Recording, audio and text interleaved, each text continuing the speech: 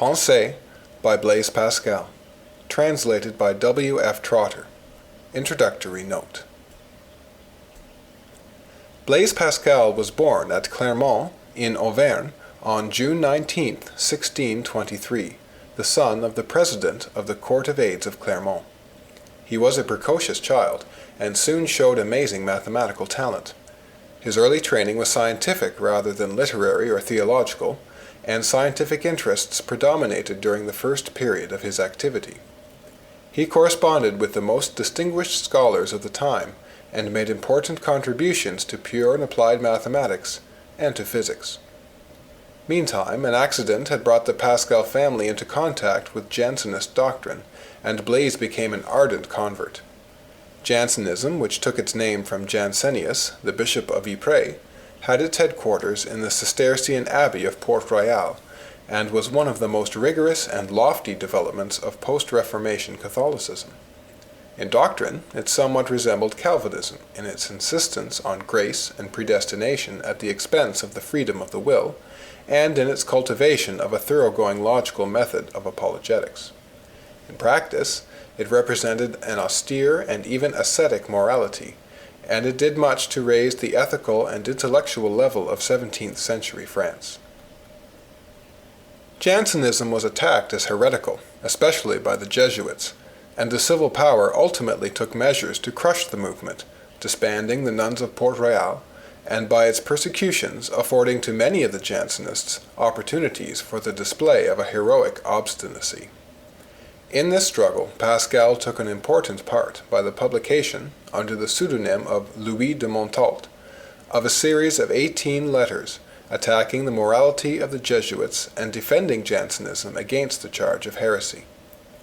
In spite of the fact that the party for which he fought was defeated, in these provincial letters, as they are usually called, Pascal inflicted a blow on the Society of Jesus from which that order has never entirely recovered. Pascal now formed the plan of writing an apology for the Christian religion, and during the rest of his life he was collecting materials and making notes for this work. But he had long been feeble in health. In the ardor of his religious devotion he had undergone incredible hardships, and on August 19, 1662, he died in his 40th year. It was from the notes for his contemplated apology that the Port Royalists compiled and edited the book known as his Pensées, or Thoughts. The early texts were much tampered with, and the material has been frequently rearranged, but now at last it is possible to read these fragmentary jottings as they came from the hand of their author. In spite of their incompleteness and frequent incoherence, the Thoughts have long held a high place among the great religious classics.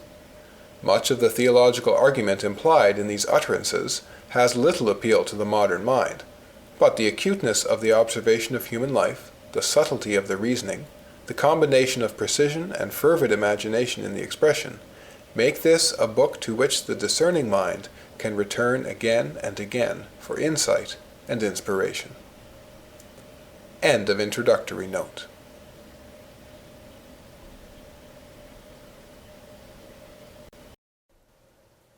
Section 1 of Pensées. Section 1. Thoughts on Mind and on Style. 1. The difference between the mathematical and the intuitive mind. In the one, the principles are palpable, but removed from ordinary use, so that for want of habit it is difficult to turn one's mind in that direction.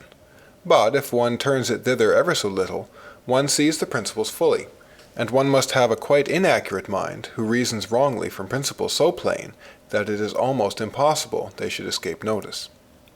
But in the intuitive mind, the principles are found in common use, and are before the eyes of everybody. One has only to look, and no effort is necessary. It is only a question of good eyesight. But it must be good, for the principles are so subtle and so numerous that it is almost impossible but that some escape notice. Now, the omission of one principle leads to error. Thus, one must have a very clear sight to see all the principles, and in the next place, an accurate mind not to draw false deductions from known principles. All mathematicians would then be intuitive if they had clear sight, for they do not reason incorrectly from principles known to them. And intuitive minds would be mathematical if they could turn their eyes to the principles of mathematics to which they are unused. The reason, therefore, that some intuitive minds are not mathematical is that they cannot at all turn their attention to the principles of mathematics. But the reason that mathematicians are not intuitive is that they do not see what is before them, and that, accustomed to the exact and plain principles of mathematics, and not reasoning till they have well inspected and arranged their principles, they are lost in matters of intuition where the principles do not allow of such arrangement. They are scarcely seen. They are felt rather than seen. There is the greatest difficulty in making them felt by those who do not of themselves perceive them. These principles are so fine and so numerous that a very delicate and very clear sense is needed to perceive them, and to judge rightly and justly when they are perceived, for without the most part being able to demonstrate them in order as in mathematics. Because the principles are not known to us in the same way, and because it would be an endless matter to undertake it.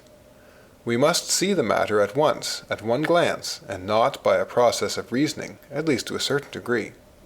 And thus it is rare that mathematicians are intuitive, and that men of intuition are mathematicians, because mathematicians wish to treat matters of intuition mathematically and make themselves ridiculous, wishing to begin with definitions and then with axioms, which is not the way to proceed in this kind of reasoning.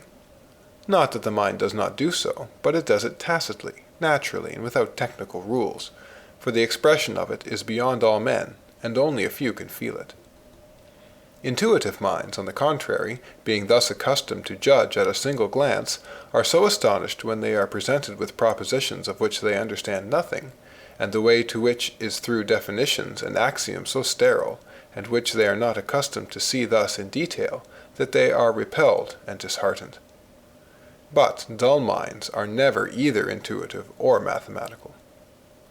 Mathematicians who are only mathematicians have exact minds, provided all things are explained to them by means of definitions and axioms. Otherwise they are inaccurate and insufferable, for they are only right when the principles are quite clear. And men of intuition who are only intuitive cannot have the patience to reach to first principles of things speculative and conceptual, which they have never seen in the world, and which are altogether out of the common. 2. There are different kinds of right understanding. Some have right understanding in a certain order of things, and not in others, where they go astray. Some draw conclusions well from a few premises, and this displays an acute judgment. Others draw conclusions well where there are many premises. For example, the former easily learn hydrostatics, where the premises are few, but the conclusions are so fine that only the greatest acuteness can reach them. And in spite of that, these persons would perhaps not be great mathematicians, because mathematics contain a great number of premises, and there is perhaps a kind of intellect that can search with ease a few premises to the bottom, and cannot in the least penetrate those matters in which there are many premises.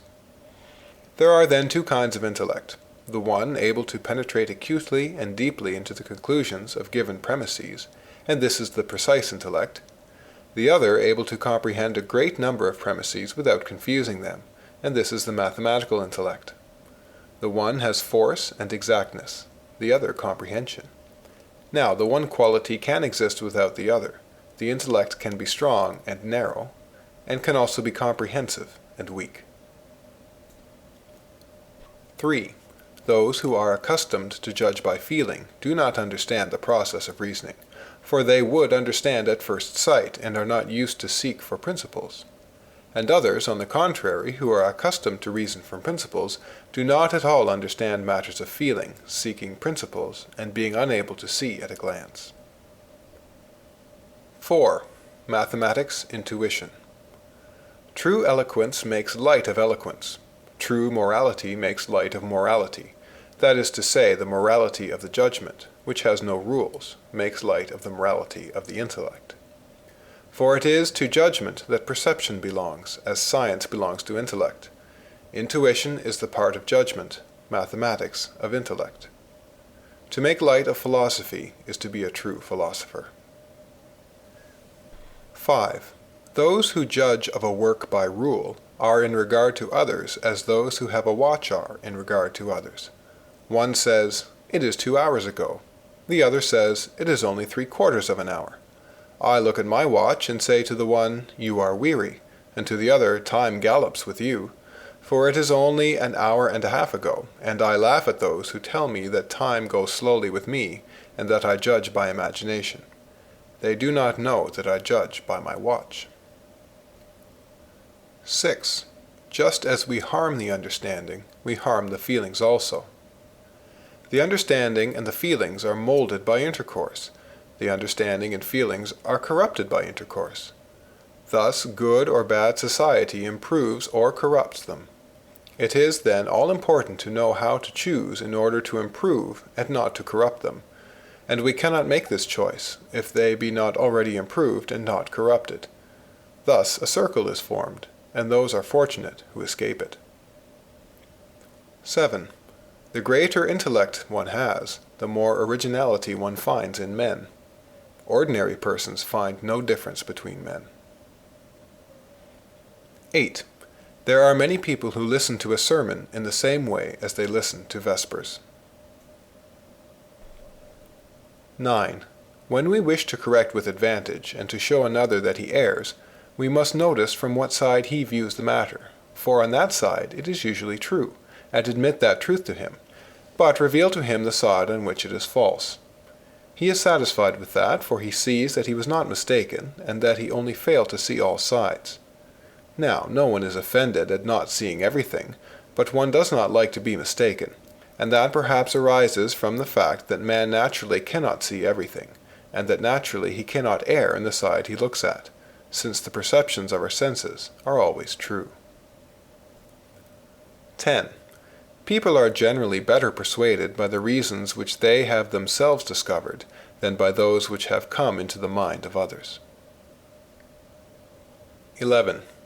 All great amusements are dangerous to the Christian life, but among all those which the world has invented there is none more to be feared than the theatre. It is a representation of the passions so natural and so delicate that it excites them and gives birth to them in our hearts, and above all to that of love, principally when it is represented as very chaste and virtuous. For the more innocent it appears to innocent souls, the more they are likely to be touched by it. Its violence pleases our self-love, which immediately forms a desire to produce the same effects which are seen so well represented, and at the same time we make ourselves a conscience founded on the propriety of the feelings which we see there, by which the fear of pure souls is removed, since they imagine that it cannot hurt their purity to love with a love which seems to them so reasonable. So we depart from the theatre with our hearts so filled with all the beauty and tenderness of love, the soul and the mind so persuaded of its innocence, that we are quite ready to receive its first impressions, or rather to seek an opportunity of awakening them in the heart of another, in order that we may receive the same pleasures and the same sacrifices which we have seen so well represented in the theatre. 12. Scaramouche, who only thinks of one thing. The doctor, who speaks for a quarter of an hour after he has said everything, so full is he of the desire of talking. Footnote: Scaramouche and the doctor were stock characters in Italian comedy. End of footnote. 13. One likes to see the error, the passion of Cleobulin, because she is unconscious of it. She would be displeasing if she were not deceived. Footnote: Cleobulin is Princess of Corinth in Mademoiselle de Scudéry's romance of Artemène ou le Grand Cyrus. End of footnote. 14. When a natural discourse paints a passion or an effect, one feels within oneself the truth of what one reads, which was there before, although one did not know it. Hence one is inclined to love him who makes us feel it, for he has not shown us his own riches, but ours. And thus this benefit renders him pleasing to us, besides that such community of intellect as we have with him necessarily inclines the heart to love. 15. Eloquence, which persuades by sweetness, not by authority, as a tyrant, not as a king. 16. Eloquence is an art of saying things in such a way, 1. That those to whom we speak may listen to them without pain and with pleasure, 2. That they feel themselves interested, so that self-love leads them more willingly to reflection upon it. It consists, then, in a correspondence which we seek to establish between the head and the heart of those to whom we speak on the one hand, and on the other between the thoughts and the expressions which we employ. This assumes that we have studied well the heart of man so as to know all its powers, and then to find the just proportions of the discourse which we wish to adapt to them. We must put ourselves in the place of those who are to hear us, and make trial on our own heart of the turn which we give to our discourse, in order to see whether one is made for the other, and whether we can assure ourselves that the hearer will be, as it were, forced to surrender. We ought to restrict ourselves, so far as possible, to the simple and natural, and not to magnify that which is little, or belittle that which is great. It is not enough that a thing be beautiful, it must be suitable to the subject, and there must be in it nothing of excess or defect. 17. Rivers are roads which move, and which carry us whither we desire to go. 18. When we do not know the truth of a thing, it is of advantage that there should exist a common error which determines the mind of man, as, for example, the moon, to which is attributed the change of seasons, the progress of disease, etc. For the chief malady of man is restless curiosity about things which he cannot understand, and it is not so bad for him to be in error as to be curious to no purpose.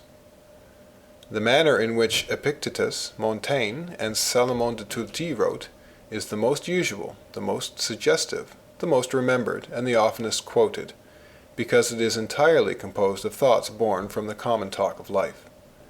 As when we speak of the common error which exists among men that the moon is the cause of everything, we never fail to say that Salomon de Tulti says that when we do not know the truth of a thing, it is of advantage that there should exist a common error, etc., which is the thought above.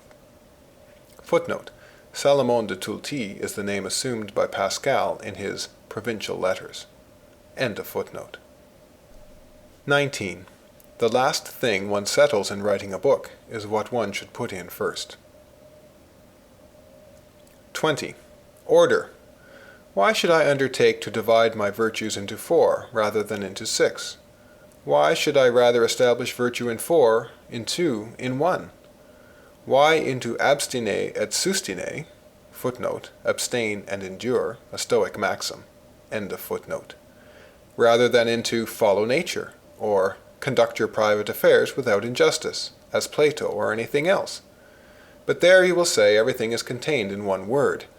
Yes, but it is useless without explanation, and when we come to explain it, as soon as we unfold this maxim which contains all the rest, they emerge in that first confusion which you desire to avoid.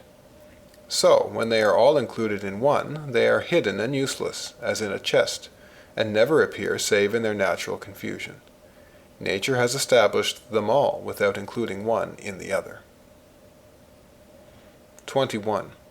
Nature has made all her truths independent of one another. Our art makes one dependent on the other, but this is not natural. Each keeps its own place. 22. Let no one say that I have said nothing new. The arrangement of the subject is new. When we play tennis, we both play with the same ball, but one of us places it better. I had as soon it said that I used words employed before.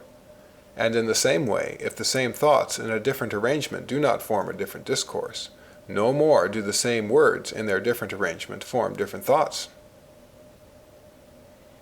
23. Words differently arranged have a different meaning, and meanings differently arranged have different effects. 24. Language. We should not turn the mind from one thing to another, except for relaxation, and that when it is necessary in the time suitable, and not otherwise. For he that relaxes out of season wearies, and he who wearies us out of season makes us languid, since we turn quite away. So much does our perverse lust like to do the contrary of what those wish to obtain from us without giving us pleasure, the coin for which we will do whatever is wanted. 25. Eloquence. It requires the pleasant and the real, but the pleasant must itself be drawn from the true. 26. Eloquence is a painting of thought, and thus those who, after having painted it, add something more, make a picture instead of a portrait. 27. Miscellaneous language.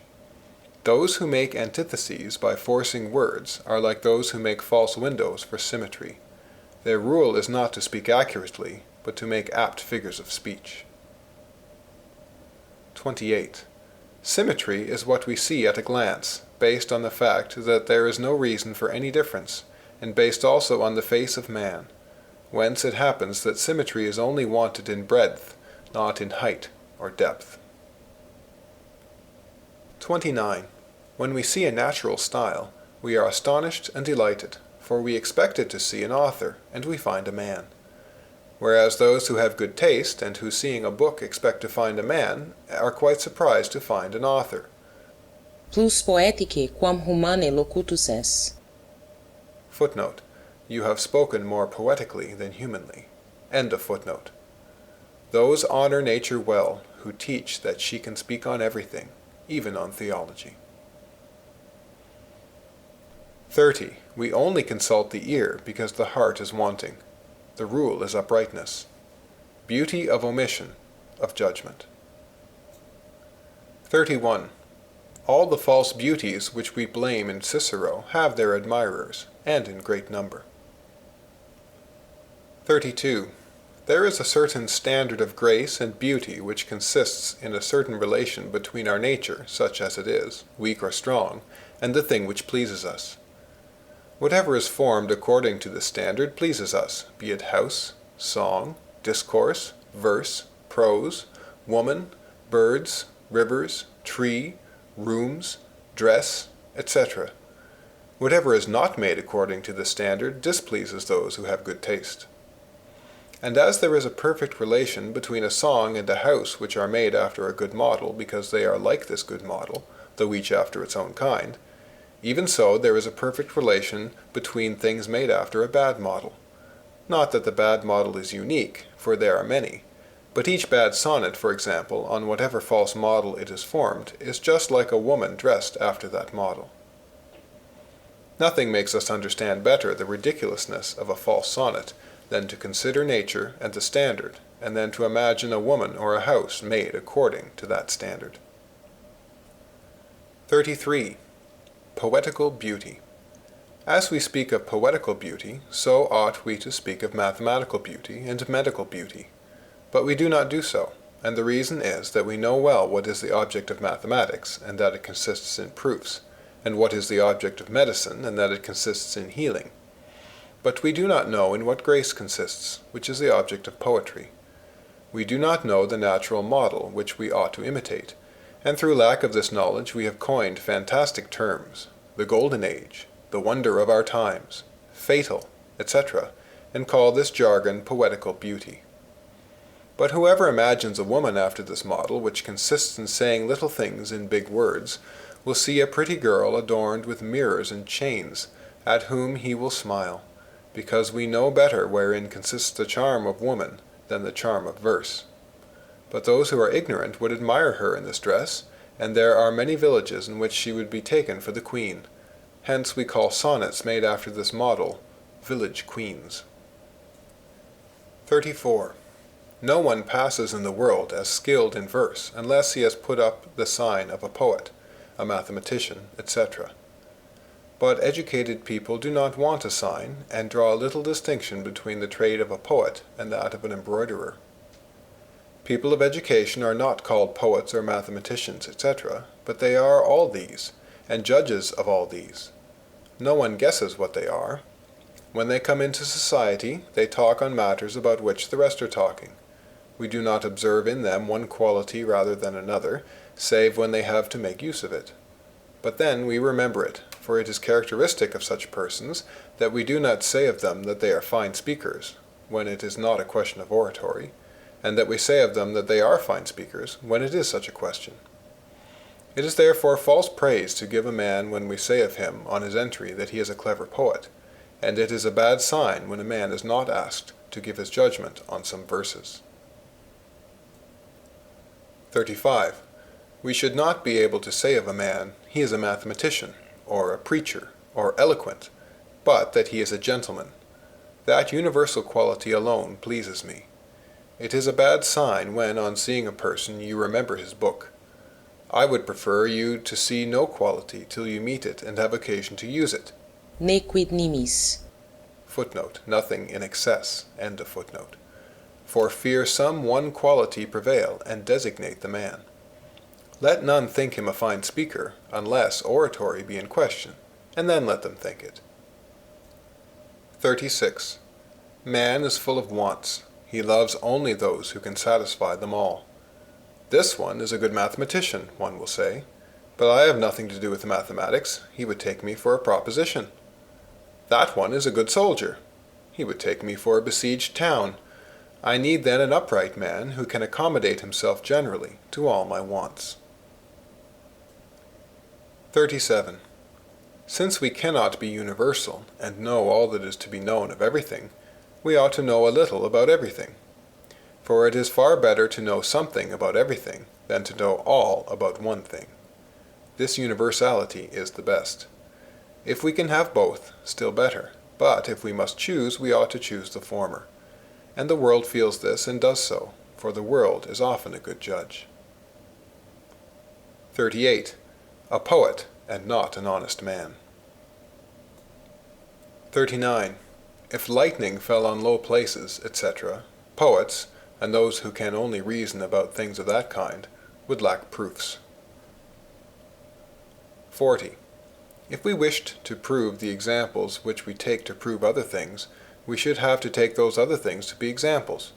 For, as we always believe the difficulty is in what we wish to prove, we find the examples clearer and a help to demonstration. Thus, when we wish to demonstrate a general theorem, we must give the rule as applied to a particular case. But if we wish to demonstrate a particular case, we must begin with the general rule. For we always find the thing obscure which we wish to prove, and that clear which we use for the proof. For when a thing is put forward to be proved, we first fill ourselves with the imagination that it is therefore obscure, and on the contrary, that what is to prove it is clear, and so we understand it easily. 41. Epigrams of Martial. Man loves malice, but not against one-eyed men, nor the unfortunate, but against the fortunate and proud. People are mistaken in thinking otherwise. For lust is the source of all our actions and humanity, etc. We must please those who have humane and tender feeling. That epigram about two one-eyed people is worthless, for it does not console them, and only gives a point to the author's glory.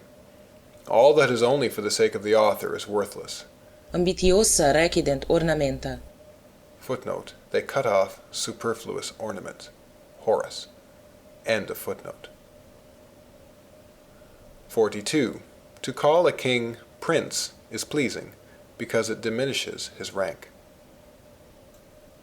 43.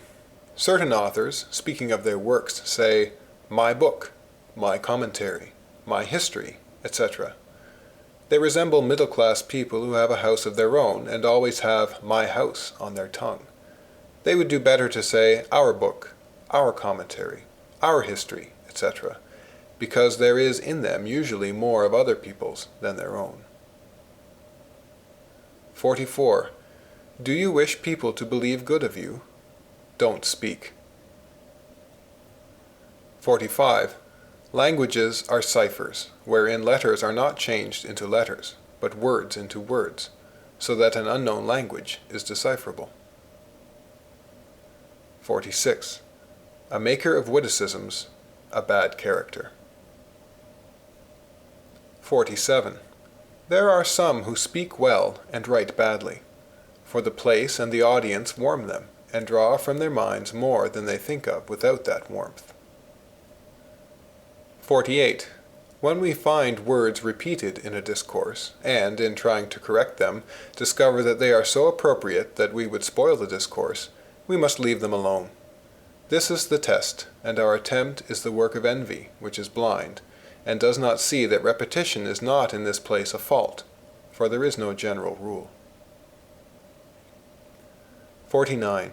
To mask nature and disguise her. No more king, pope, bishop, but august monarch, etc. Not Paris, the capital of the kingdom. There are places in which we ought to call Paris, Paris, and others in which we ought to call it the capital of the kingdom. 50. The same meaning changes with the words which express it. Meanings receive their dignity from words instead of giving it to them. Examples should be sought. 51. Skeptic for obstinate. 52. No one calls another a Cartesian but he who is not one himself, a pedant but a pedant, a provincial but a provincial, and I would wager it was the printer who put it on the title of letters to a provincial. 53. A carriage upset or overturned according to the meaning.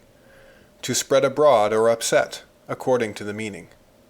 The argument by force of Monsieur le Maître over the friar. 54. Miscellaneous, a form of speech. I should have liked to apply myself to that. 55. The apparative virtue of a key, the attractive virtue of a hook. 56. To guess, the part that I take in your trouble. The cardinal, footnote, Cardinal Mazarin, end of footnote, did not want to be guessed. My mind is disquieted. I am disquieted is better. 57. I always feel uncomfortable under such compliments as these. I have given you a great deal of trouble. I am afraid I am boring you. I fear this is too long. We either carry our audience with us or irritate them.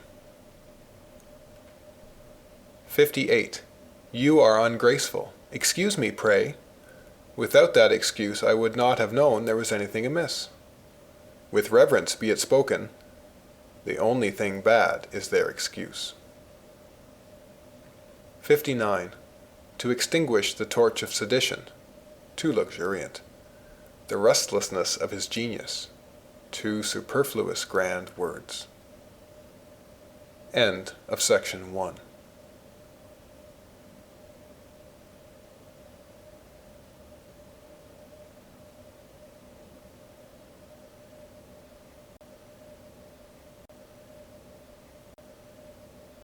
Section 2 of Pensées. Pensées by Blaise Pascal. Translated by W. F. Trotter. Section 2. The Misery of Man Without God. Part 1. 60. First part. Misery of Man Without God. Second part. Happiness of Man with God. Or, first part, that nature is corrupt, proved by nature itself. Second part, that there is a Redeemer, proved by Scripture. 61. Order. I might well have taken this discourse in an order like this, to show the vanity of all conditions of men, to show the vanity of ordinary lives, and then the vanity of philosophic lives, skeptics, Stoics. But the order would not have been kept. I know a little what it is, and how few people understand it. No human science can keep it. St. Thomas did not keep it. Mathematics keep it, but they are useless on account of their depth. 62. Preface to the first part. To speak of those who have treated of the knowledge of self, of the divisions of Charon, which sadden and weary us, of the confusion of Montaigne, that he was quite aware of his want of method, and shunned it by jumping from subject to subject, that he sought to be fashionable. His foolish project of describing himself, and this not casually and against his maxims, since every one makes mistakes, but by his maxims themselves, and by first and chief design. For to say silly things by chance and weakness is a common misfortune, but to say them intentionally is intolerable, and to say such as that. 63. Montaigne. Montaigne's faults are great. Lewd words, this is bad, notwithstanding Mademoiselle de Gournay. Footnote, Montaigne's adopted daughter, who defends him in a preface which she added to his essays. End of footnote. Credulous, people without eyes. Ignorant, squaring the circle, a greater world. His opinions on suicide, on death. He suggests an indifference about salvation, without fear and without repentance. As his book was not written with a religious purpose, he was not bound to mention religion, but it is always our duty not to turn men from it. One can excuse his rather free and licentious opinions on some relations of life, 730, 231, but one cannot excuse his thoroughly pagan views on death, for a man must renounce piety altogether if he does not at least wish to die like a Christian. Now, through the whole of his book, his only conception of death is a cowardly and effeminate one. 64. It is not in Montaigne, but in myself, that I find all that I see in him. 65. What good there is in Montaigne can only have been acquired with difficulty. The evil that is in him, I mean apart from his morality, could have been corrected in a moment if he had been informed that he made too much of trifles and spoke too much of himself. 66. One must know oneself. If this does not serve to discover truth, it at least serves as a rule of life, and there is nothing better. 67. The vanity of the sciences. Physical science will not console me for the ignorance of morality in the time of affliction, but the science of ethics will always console me for the ignorance of the physical sciences. 68. Men are never taught to be gentlemen, and are taught everything else, and they never plume themselves so much on the rest of their knowledge as on knowing how to be gentlemen. They only plume themselves on knowing the one thing they do not know. 69. The infinites, the mean. When we read too fast or too slowly, we understand nothing. 70. Nature. Nature has set us so well in the center that if we change one side of the balance, we change the other also. Eoct, Greek. Footnote, animals run. End of footnote. This makes me believe that the springs in our brain are so adjusted that he who touches one touches also its contrary. 71. Too much and too little wine. Give him none, he cannot find truth. Give him too much, the same. 72. Man's disproportion. This is where our innate knowledge leads us. If it be not true, there is no truth in man, and if it be true, he finds therein great cause for humiliation, being compelled to abase himself in one way or another. And since he cannot exist without this knowledge, I wish that, before entering on deeper researches into nature, he would consider her both seriously and at leisure, that he would reflect upon himself also, and knowing what proportion there is.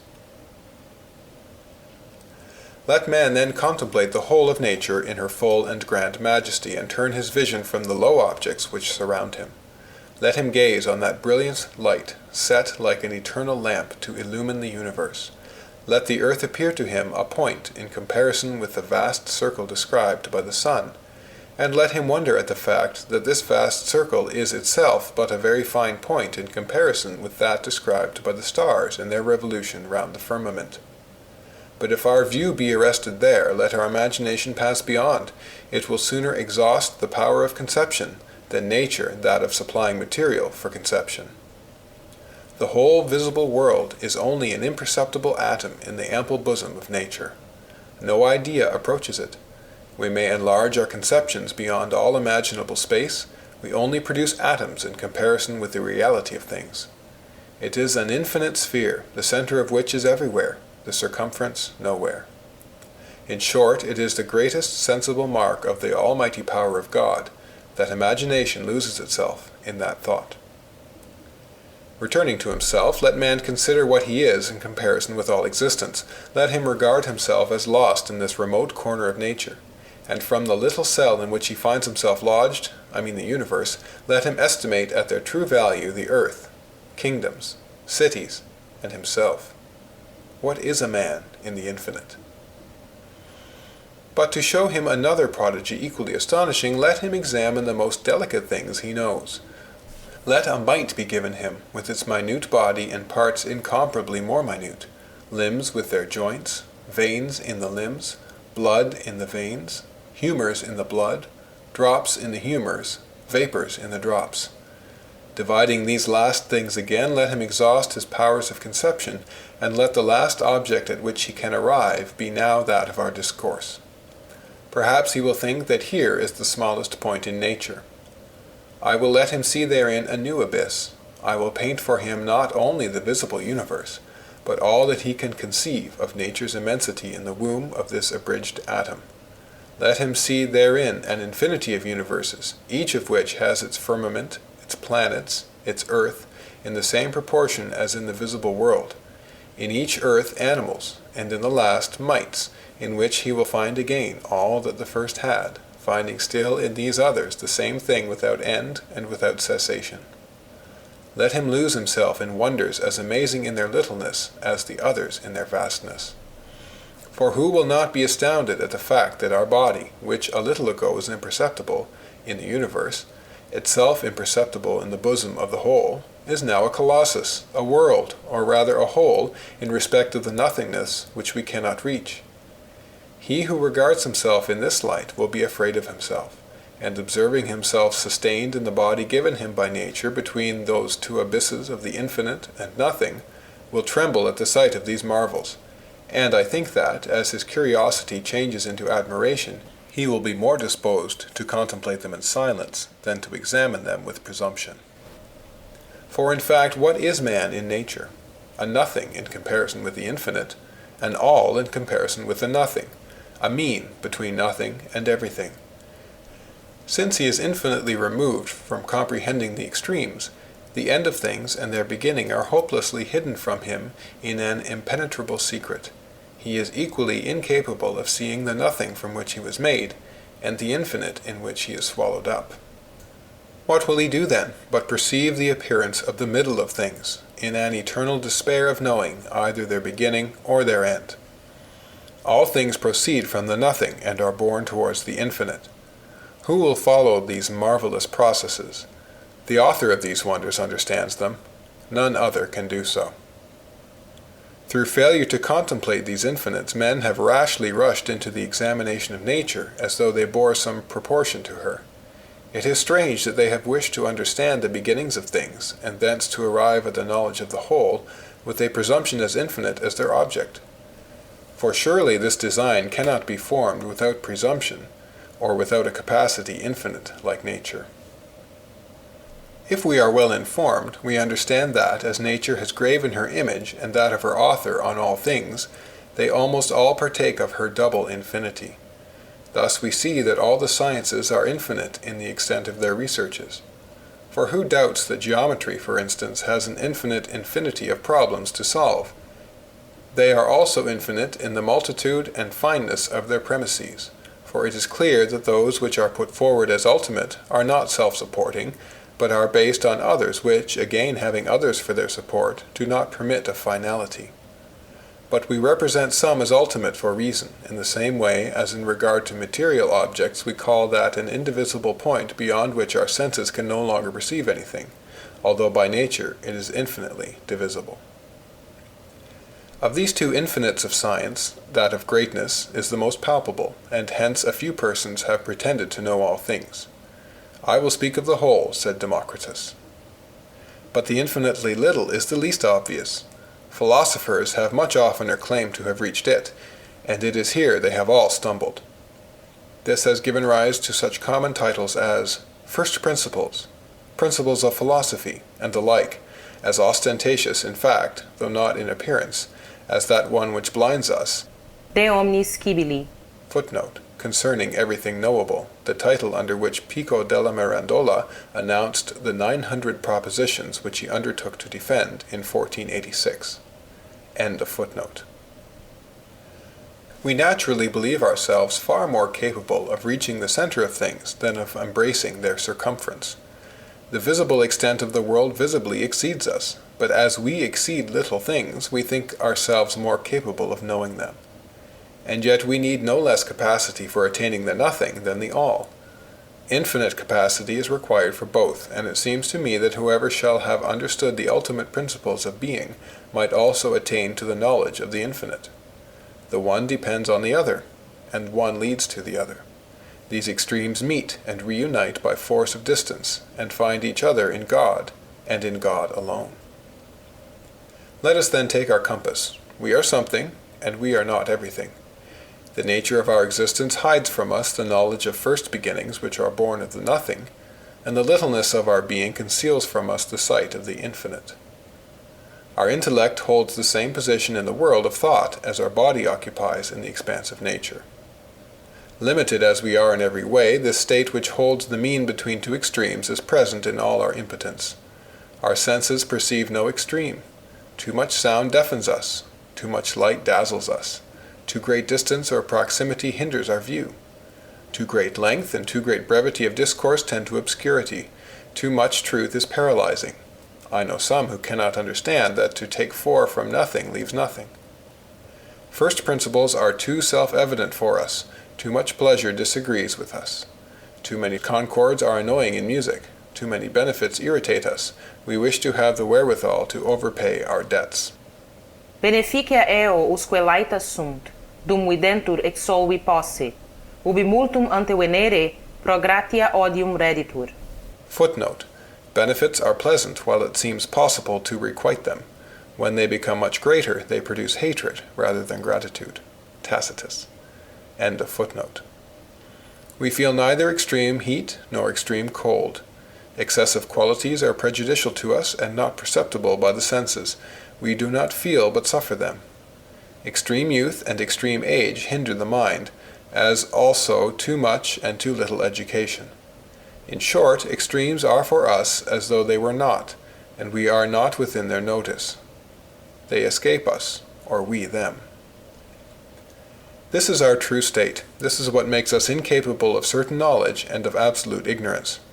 We sail within a vast sphere, ever drifting in uncertainty, driven from end to end. When we think to attach ourselves to any point and to fasten to it, it wavers and leaves us, and if we follow it, it eludes our grasp, slips past us, and vanishes forever. Nothing stays for us. This is our natural condition, and yet most contrary to our inclination. We burn with desire to find solid ground, and an ultimate sure foundation whereon to build a tower reaching to the infinite.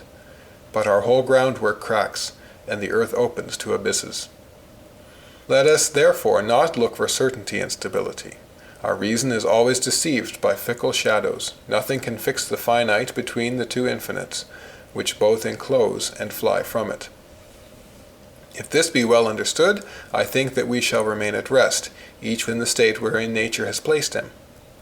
As this sphere which has fallen to us as our lot is always distant from either extreme, what matters it that man should have a little more knowledge of the universe?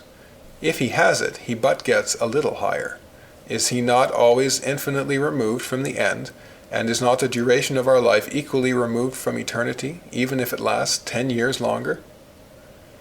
In comparison with these infinites, all finites are equal, and I see no reason for fixing our imagination on one more than on another. The only comparison which we make of ourselves to the finite is painful to us.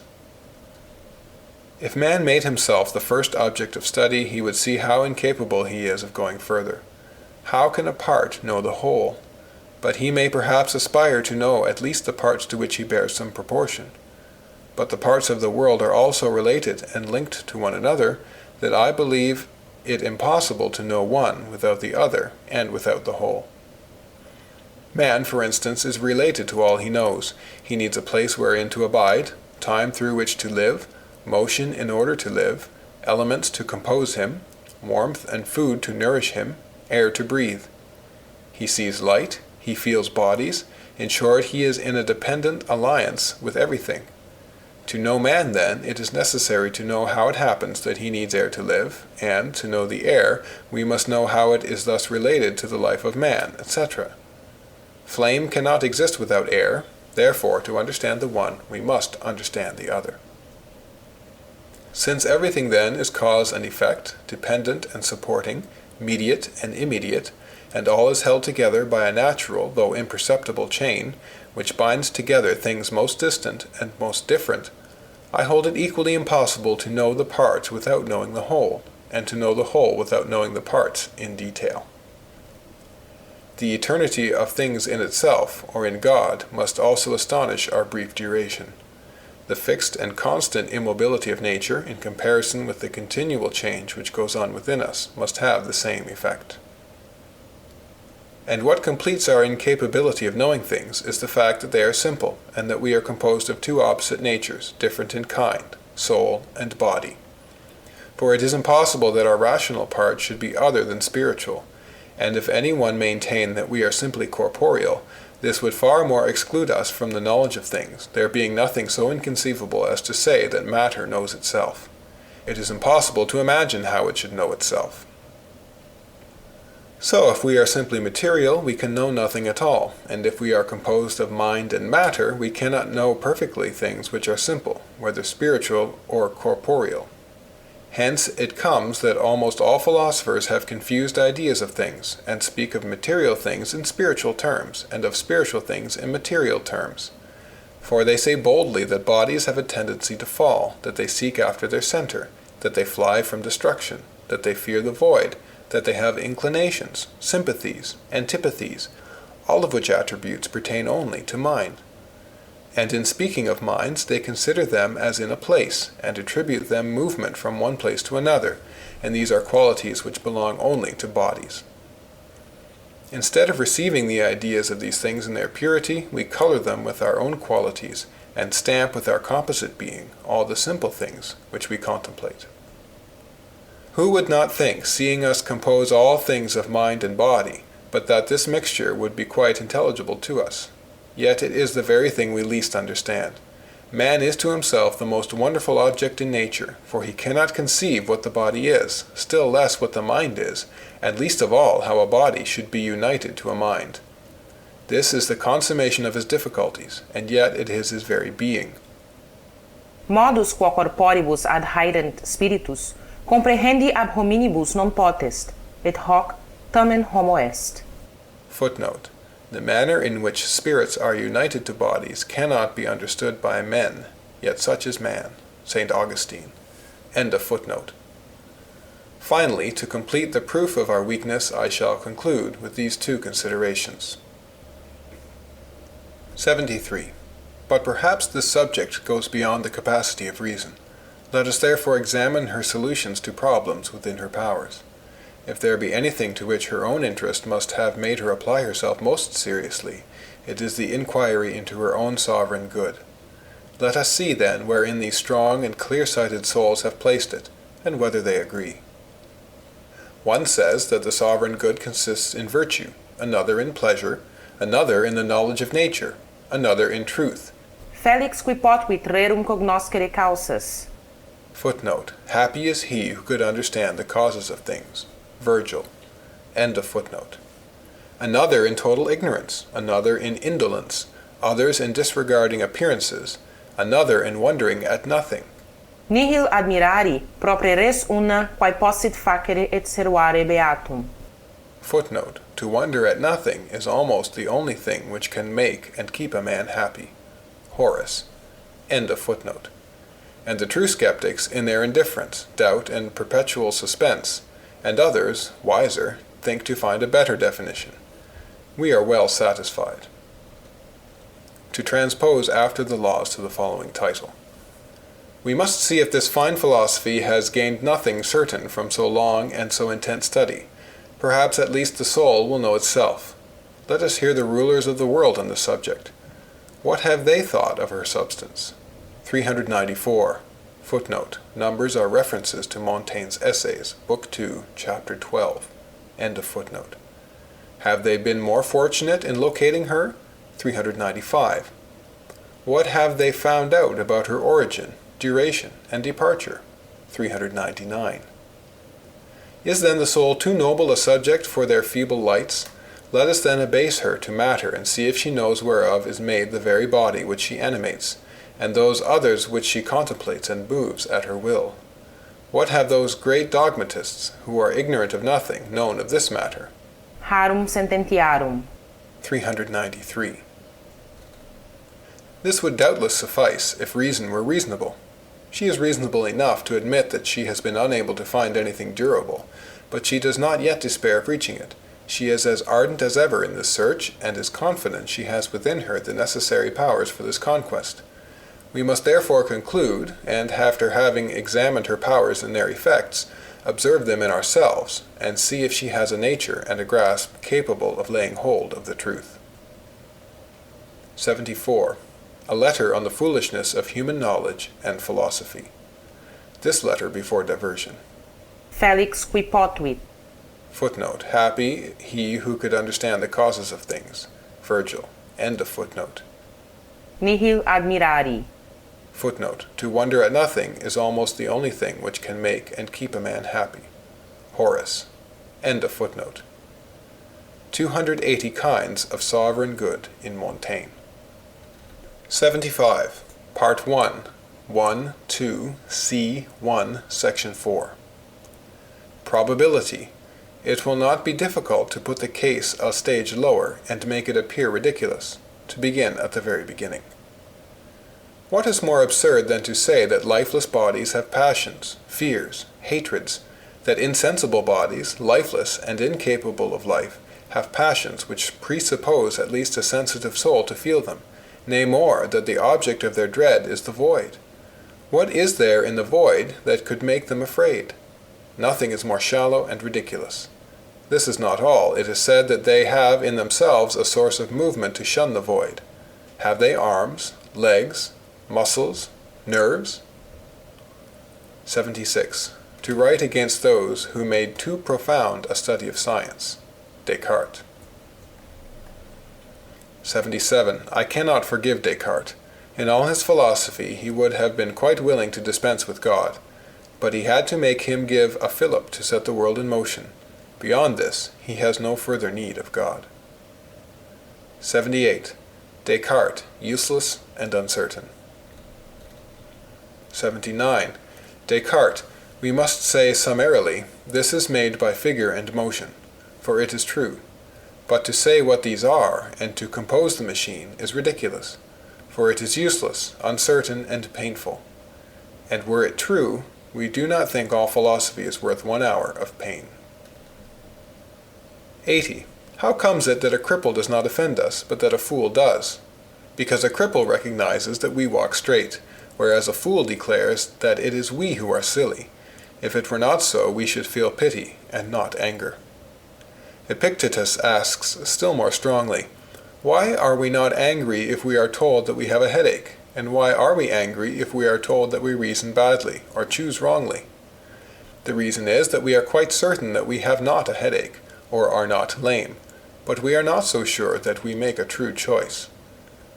So having assurance only because we see with our whole sight, it puts us into suspense and surprise when another with his whole sight sees the opposite, and still more so when 1,000 others deride our choice. For we must prefer our own lights to those of so many others, and that is bold and difficult. There is never this contradiction in the feelings towards a cripple. 81. It is natural for the mind to believe, and for the will to love, so that, for want of true objects, they must attach themselves to false. 82. Imagination. It is that deceitful part in man, that mistress of error and falsity, the more deceptive that she is not always so, for she would be an infallible rule of truth if she were an infallible rule of falsehood. But being most generally false, she gives no sign of her nature, impressing the same character on the true and the false. I do not speak of fools, I speak of the wisest men, and it is among them that the imagination has the great gift of persuasion. Reason protests in vain, it cannot set a true value on things. This arrogant power, the enemy of reason, who likes to rule and dominate it, has established in man a second nature to show how all-powerful she is. She makes men happy and sad, healthy and sick, rich and poor. She compels reason to believe, doubt, and deny. She blunts the senses or quickens them. She has her fools and sages, and nothing vexes us more than to see that she fills her devotees with a satisfaction far more full and entire than does reason. Those who have a lively imagination are a great deal more pleased with themselves than the wise can reasonably be. They look down upon men with haughtiness, they argue with boldness and confidence, others with fear and diffidence, and this gaiety of countenance often gives them the advantage in the opinion of the hearers. Such favor have the imaginary wise in the eyes of judges of like nature. Imagination cannot make fools wise, but she can make them happy, to the envy of reason, which can only make its friends miserable. The one covers them with glory, the other with shame. What but this faculty of imagination dispenses reputation, awards respect and veneration to persons, works, laws, and the great? How insufficient are all the riches of the earth without her consent? Would you not say that this magistrate, whose venerable age commands the respect of a whole people, is governed by pure and lofty reason, and that he judges causes according to their true nature, without considering those mere trifles which only affect the imagination of the weak? See him go to sermon full of devout zeal, strengthening his reason with the ardor of his love. He is ready to listen with exemplary respect. Let the preacher appear, and let nature have given him a hoarse voice, or a comical cast of countenance, or let his barber have given him a bad shave, or let by chance his dress be more dirty than usual, then, however great the truths he announces, I wager our senator lose his gravity. If the greatest philosopher in the world find himself upon a plank wider than actually necessary, but hanging over a precipice, his imagination will prevail, though his reason convince him of his safety. Many cannot bear the thought without a cold sweat. I will not state all its effects. Everyone knows that the sight of cats or rats, the crushing of a coal, etc., may unhinge the reason. The tone of voice affects the wisest, and changes the force of a discourse or a poem. Love or hate alters the aspect of justice. How much greater confidence has an advocate, retained with a large fee, in the justice of his cause? How much better does his bold manner make his case appear to the judges, deceived as they are by appearances? How ludicrous is reason, blown with a breath in every direction! I should have to enumerate almost every action of men, who scarce waver save under her assaults. For reason has been obliged to yield, and the wisest reason takes as her own principles those which the imagination of man has everywhere rashly introduced. He who would follow reason only would be deemed foolish by the generality of men. We must judge by the opinion of the majority of mankind. Because it has pleased them, we must work all day for pleasures seen to be imaginary, and after sleep has refreshed our tired reason, we must forthwith start up and rush after phantoms, and suffer the impressions of this mistress of the world. This is one of the sources of error, but it is not the only one. Our magistrates have known well this mystery. Their red robes, and ermine in which they wrap themselves like furry cats, the courts in which they administer justice, the fleur-de-lis, and all such august apparel were necessary. If the physicians had not their cassocks and their mules, if the doctors had not their square caps and their robes 4 times too wide, they would never have duped the world, which cannot resist so original an appearance. If magistrates had true justice, and if physicians had the true art of healing, they would have no occasion for square caps. The majesty of these sciences would of itself be venerable enough. But having only imaginary knowledge, they must employ those silly tools that strike the imagination with which they have to deal, and thereby, in fact, they inspire respect. Soldiers alone are not disguised in this manner, because indeed their part is the most essential. They establish themselves by force, the others by show. Therefore our kings seek out no disguises. They do not mask themselves in extraordinary costumes to appear such, but they are accompanied by guards and halberdiers. Those armed and red-faced puppets who have hands and power for them alone, those trumpets and drums which go before them, and those legions round about them, make the stoutest tremble. They have not dress only, they have might. A very refined reason is required to regard as an ordinary man the Grand Turk in his superb seraglio, surrounded by 40,000 janissaries. We cannot even see an advocate in his robe and with his cap on his head without a favorable opinion of his ability. The imagination disposes of everything. It makes beauty, justice, and happiness, which is everything in the world. I should much like to see an Italian work of which I know only the title, which alone is worth many books. Della opinione regina del mondo.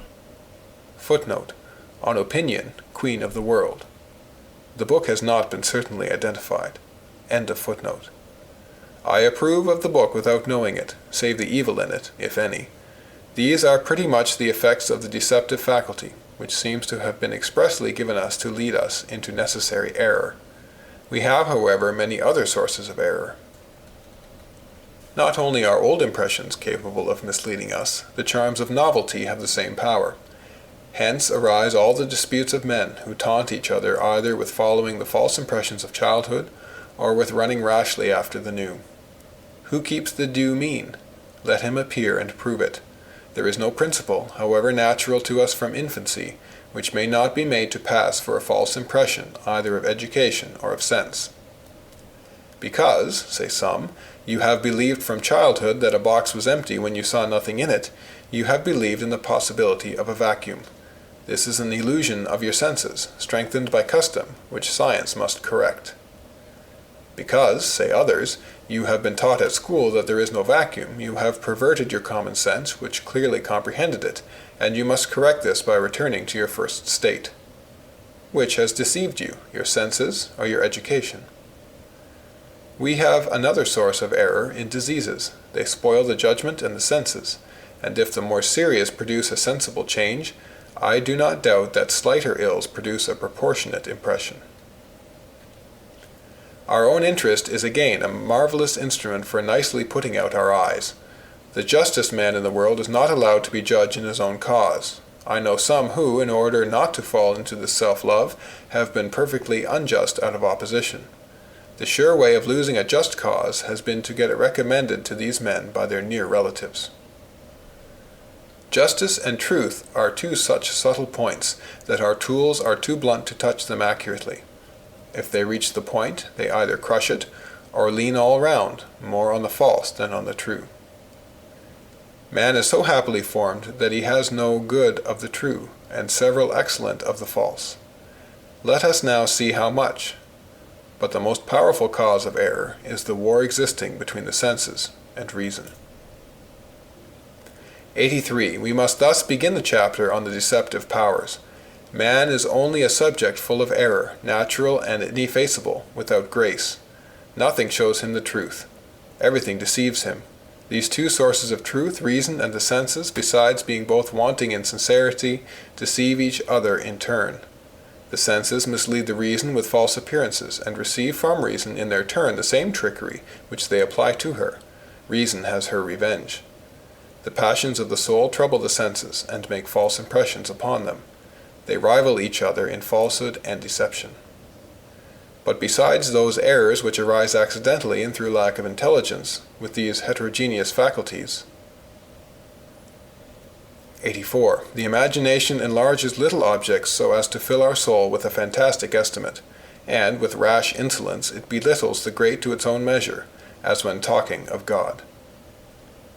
85. Things which have most hold on us as the concealment of our few possessions are often a mere nothing.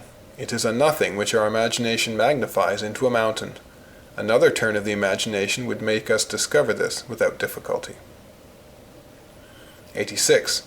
My fancy makes me hate a croaker, and one who pants when eating. Fancy has great weight.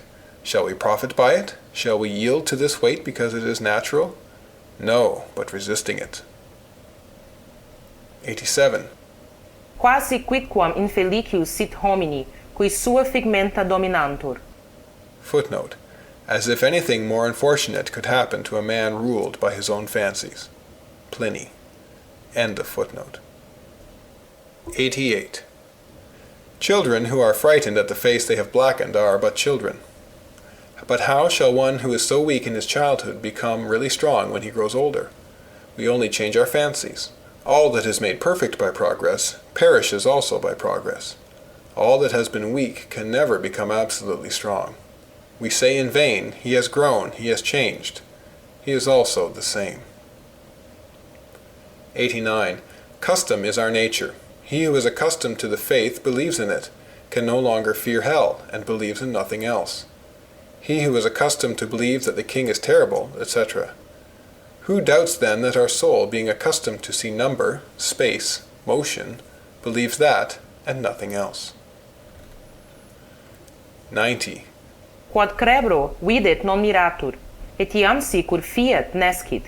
Quod ante non viderit, ipsie venerit, ostentum esse censet. Footnote.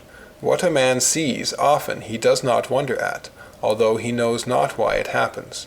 If something occurs which he has not seen before, he thinks it a marvel. Cicero. End of footnote. Nae iste magno conatu magnas nugas dixerit. Footnote. Verily, that man will have uttered great trifles with huge effort. Terence. End of footnote. 91. Spongia solis. Footnote. Spots on the sun. End of footnote. When we see the same effect always recur, we infer a natural necessity in it, as that there will be a tomorrow, etc. But nature often deceives us, and does not subject herself to her own rules. 92. What are our natural principles but principles of custom? In children they are those which they have received from the habits of their fathers, as hunting in animals. A different custom will cause different natural principles. This is seen in experience, and if there are some natural principles ineradicable by custom, there are also some customs opposed to nature, ineradicable by nature, or by a second custom. This depends on disposition. 93. Parents fear lest the natural love of their children may fade away. What kind of nature is that which is subject to decay? Custom is a second nature which destroys the former. But what is nature? For is custom not natural? I am much afraid that nature is itself only a first custom, as custom is a second nature. 94. The nature of man is wholly animal. Omne animal. Footnote. All animal. End of footnote. There is nothing he may not make natural. There is nothing natural he may not lose. 95. Memory, joy are intuitions, and even mathematical propositions become intuitions, for education produces natural intuitions, and natural intuitions are erased by education. 96. When we are accustomed to use bad reasons for proving natural effects, we are not willing to receive good reasons when they are discovered. An example may be given from the circulation of the blood as a reason why the vein swells below the ligature. 97. The most important affair in life is the choice of a calling. Chance decides it. Custom makes men masons, soldiers, slaters. He is a good slater, says one, and speaking of soldiers remarks, they are perfect fools. But others affirm, there is nothing great but war, the rest of men are good for nothing. We choose our callings according as we hear this or that praised or despised in our childhood, for we naturally love truth and hate folly. These words move us, the only error is in their application. So great is the force of custom that out of those whom nature has only made men are created all conditions of men. For some districts are full of masons, others of soldiers, etc. Certainly nature is not so uniform. It is custom then which does this, for it constrains nature. But sometimes nature gains the ascendancy and preserves man's instinct in spite of all custom, good or bad. 98. Bias leading to error. It is a deplorable thing to see all men deliberating on means alone, and not on the end. Each thinks how he will acquit himself in his condition, but as for the choice of condition, or of country, chance gives them to us. It is a pitiable thing to see so many Turks, heretics, and infidels follow the way of their fathers, for the sole reason that each has been imbued with the prejudice that it is the best, and that fixes for each man his condition of locksmith, soldier, etc. Hence savages care nothing for Provence. 99. There is a universal and essential difference between the actions of the will and all other actions. The will is one of the chief factors in belief, not that it creates belief, but because things are true or false according to the aspect in which we look at them. The will, which prefers one aspect to another, turns the mind away from considering the qualities of all that it does not like to see, and thus the mind, moving in accord with the will, stops to consider the aspect which it likes, and so judges by what it sees. 100. Self-love. The nature of self-love and of this human ego is to love self only and consider self only. But what will man do? He cannot prevent this object that he loves from being full of faults and wants. He wants to be great, and he sees himself small. He wants to be happy, and he sees himself miserable. He wants to be perfect, and he sees himself full of imperfections. He wants to be the object of love and esteem among men, and he sees that his faults merit only their hatred and contempt. This embarrassment in which he finds himself produces in him the most unrighteous and criminal passion that can be imagined, for he conceives a mortal enmity against the truth which reproves him, and which convinces him of his faults. He would annihilate it, but, unable to destroy it in its essence, he destroys it as far as possible in his own knowledge and in that of others. That is to say, he devotes all his attention to hiding his faults both from others and from himself, and he cannot endure either that others should point them out to him, or that they should see them. Truly it is an evil to be full of faults, but it is a still greater evil to be full of them and to be unwilling to recognize them, since that is to add the further fault of a voluntary illusion. We do not like others to deceive us. We do not think it fair that they should be held in higher esteem by us than they deserve. It is not then fair that we should deceive them, and should wish them to esteem us more highly than we deserve. Thus, when they discover only the imperfections and vices which we really have, it is plain they do us no wrong, since it is not they who cause them. They rather do us good, since they help us to free ourselves from an evil, namely the ignorance of these imperfections. We ought not to be angry at their knowing our faults and despising us.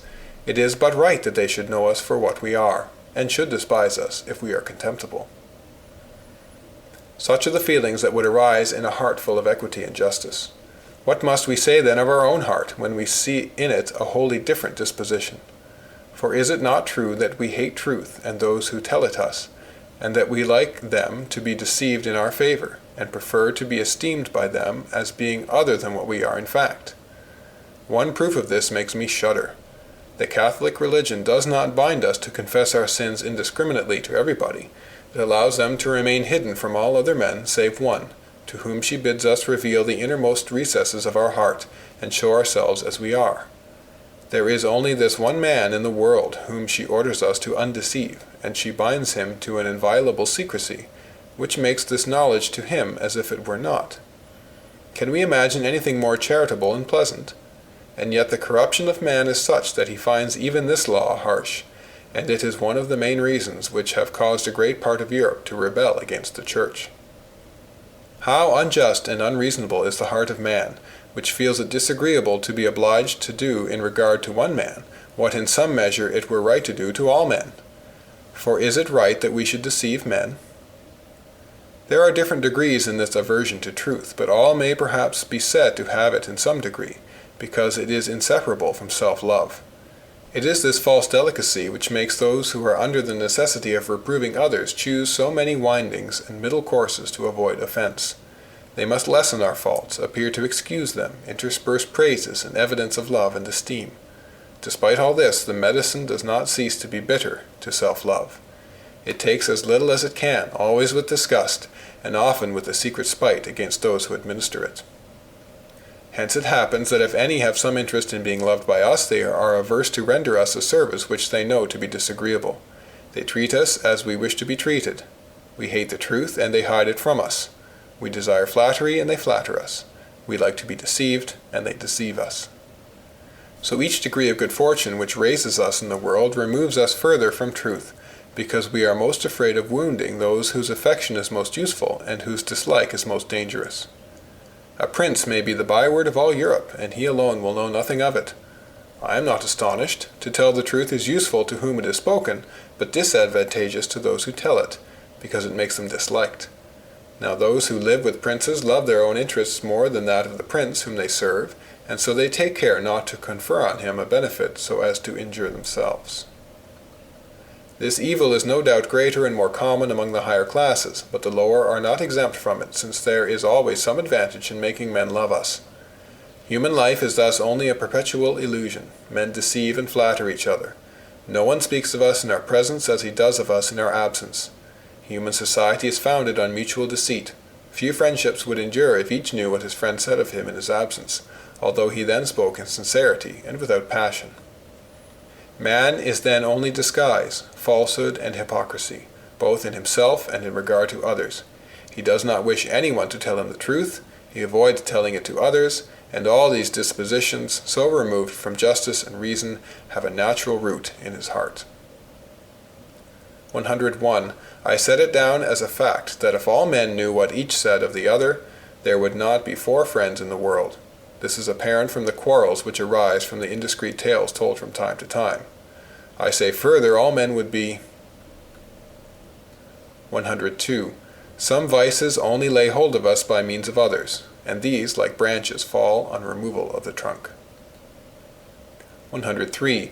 The example of Alexander's chastity has not made so many continent as that of his drunkenness has made intemperate. It is not shameful not to be as virtuous as he, and it seems excusable to be no more vicious. We do not believe ourselves to be exactly sharing in the vices of the vulgar, when we see that we are sharing in those of great men, and yet we do not observe that in these matters they are ordinary men. We hold on to them by the same end by which they hold on to the rabble, for, however exalted they are still united at some point to the lowest of men. They are not suspended in the air, quite removed from our society. No, if they are greater than we, it is because their heads are higher, but their feet are as low as ours. They are all on the same level, and rest on the same earth, and by that extremity they are as low as we are, as the meanest folk, as infants, and as the beasts. 104. When our passion leads us to do something, we forget our duty. For example, we like a book and read it, when we ought to be doing something else. Now, to remind ourselves of our duty, we must set ourselves a task we dislike. We then plead that we have something else to do, and by this means remember our duty. End of Section 2, Part 1.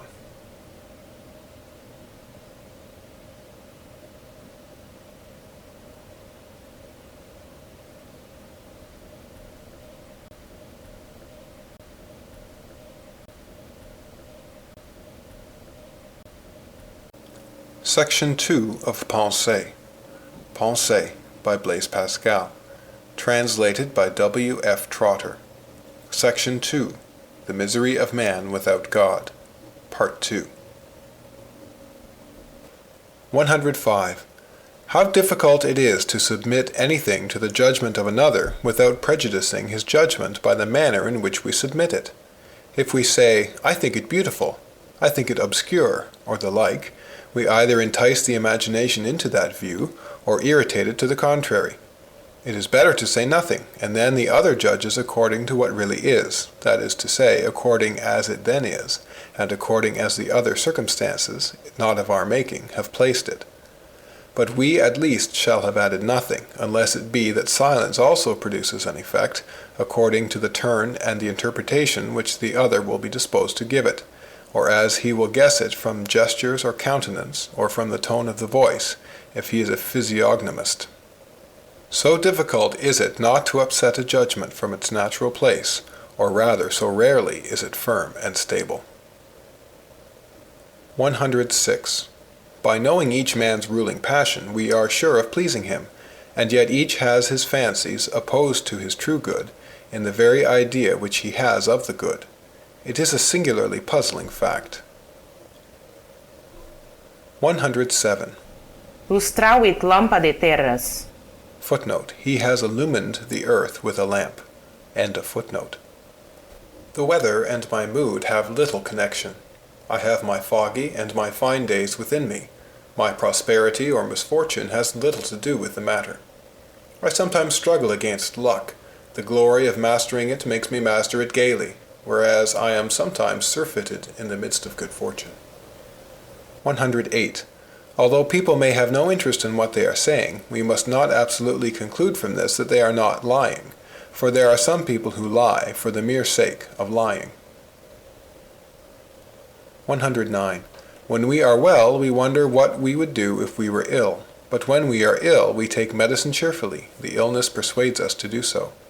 We have no longer the passions and desires for amusements and promenades which health gave to us, but which are incompatible with the necessities of illness. Nature gives us, then, passions and desires suitable to our present state. We are only troubled by the fears which we, and not nature, give ourselves, for they add to the state in which we are the passions of the state in which we are not. As nature makes us always unhappy in every state, our desires picture to us a happy state, because they add to the state in which we are the pleasures of the state in which we are not. And if we attained to these pleasures, we should not be happy after all, because we should have other desires natural to this new state. we must particularize this general proposition. 110. The consciousness of the falsity of present pleasures, and the ignorance of the vanity of absent pleasures, cause inconstancy. 111. Inconstancy. We think we are playing on ordinary organs when playing upon man. Men are organs, it is true, but odd, changeable, variable, with pipes not arranged in proper order. Those who only know how to play on ordinary organs will not produce harmonies on these. We must know where the keys are. 112. Inconstancy. Things have different qualities, and the soul different inclinations. For nothing is simple which is presented to the soul, and the soul never presents itself simply to any object. Hence it comes that we weep and laugh at the same thing. 113. Inconstancy and oddity. To live only by work and to rule over the most powerful state in the world are very opposite things. They are united in the person of the great Sultan of the Turks. 114. Variety is as abundant as all tones of the voice, all ways of walking, coughing, blowing the nose, sneezing. We distinguish vines by their fruit and call them the Condrien, the Desargues, and such a stock. Is this all? Has a vine ever produced two bunches exactly the same, and has a bunch two grapes alike, etc.? I can never judge of the same thing exactly in the same way. I cannot judge of my work while doing it. I must do as the artists, stand at a distance, but not too far. How far then? Guess. 115. Variety. Theology is a science, but at the same time, how many sciences? A man is a whole, but if we dissect him, will he be the head, the heart, the stomach, the veins, each vein, each portion of a vein, the blood, each humor in the blood? A town, a country place, is from afar a town and a country place.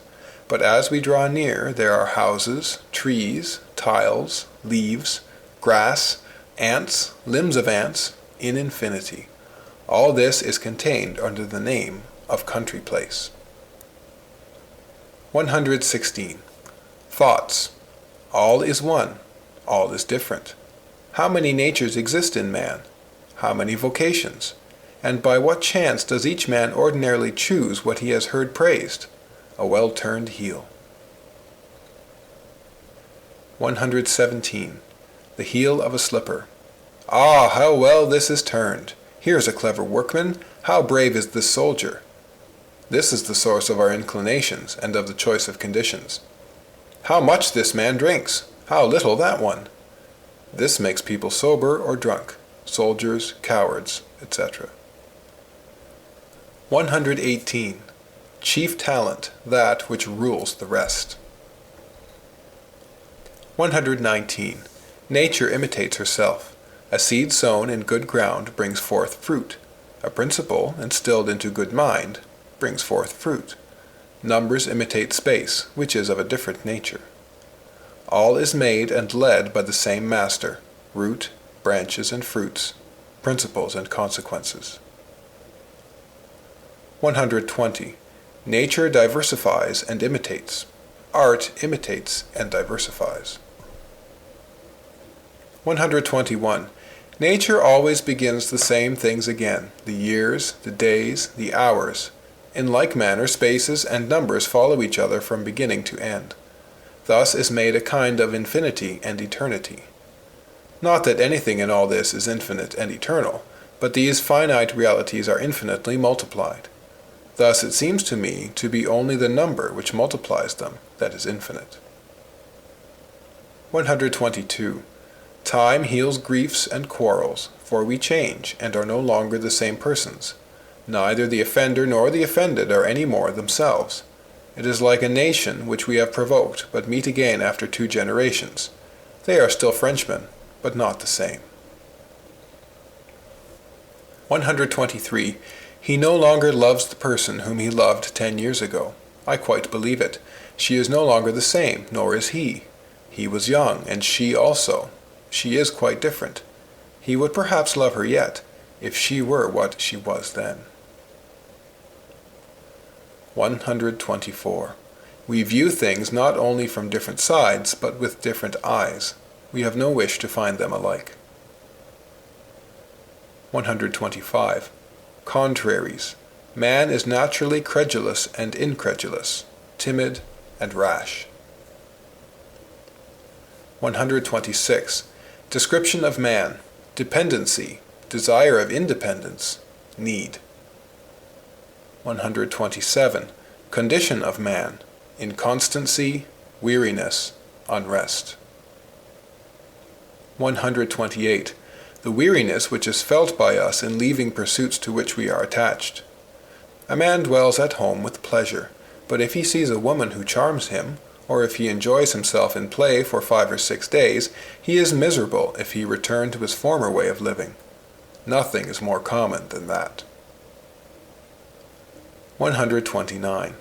Our nature consists in motion. Complete rest is death. 130. Restlessness. If a soldier or laborer complain of the hardship of his lot, set him to do nothing. 131. Weariness. Nothing is so insufferable to man as to be completely at rest, without passions, without business, without diversion, without study.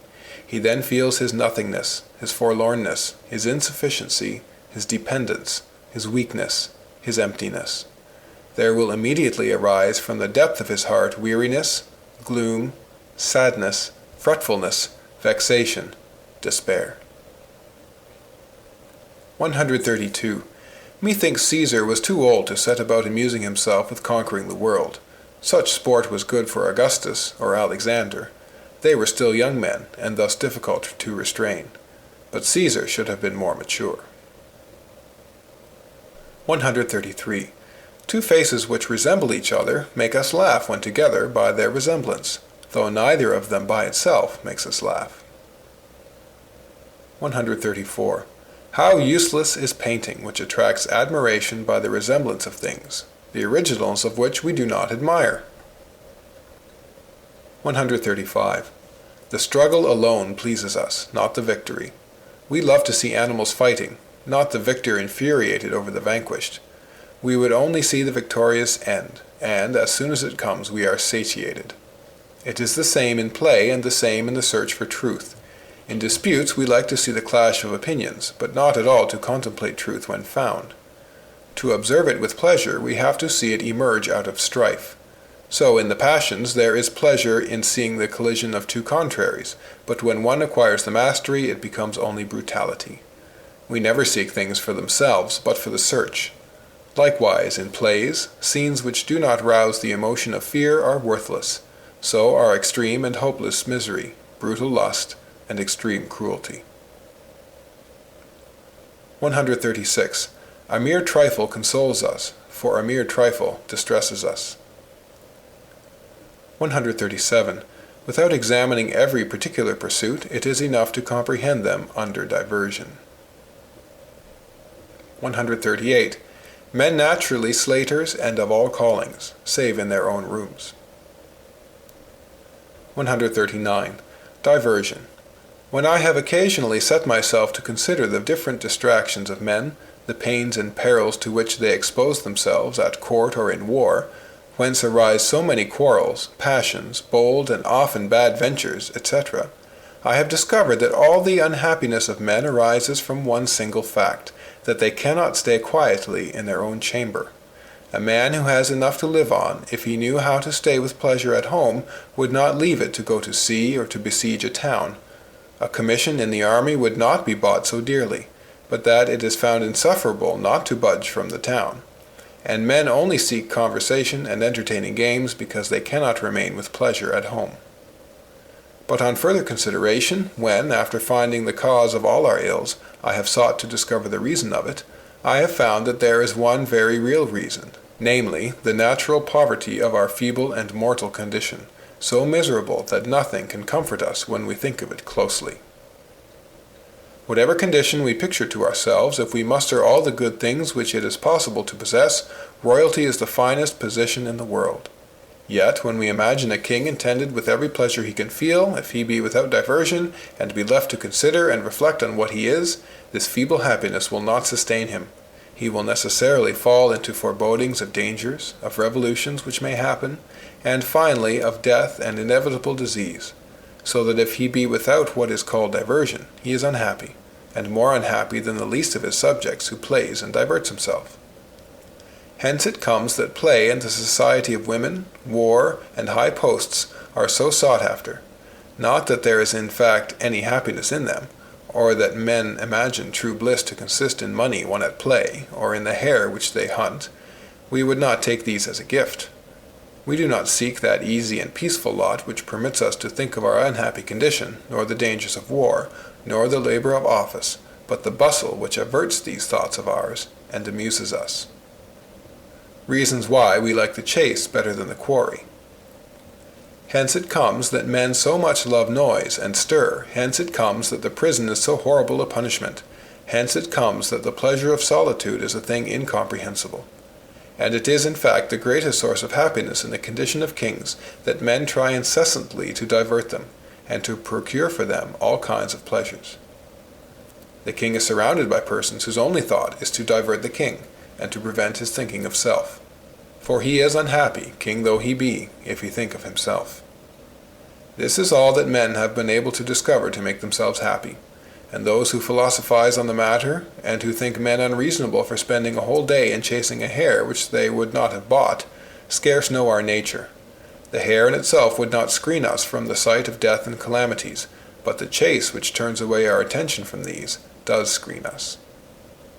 The advice given to Pyrrhus to take the rest which he was about to seek with so much labor was full of difficulties. To bid a man live quietly is to bid him live happily. It is to advise him to be in a state perfectly happy, in which he can think at leisure without finding therein a cause of distress. This is to misunderstand nature.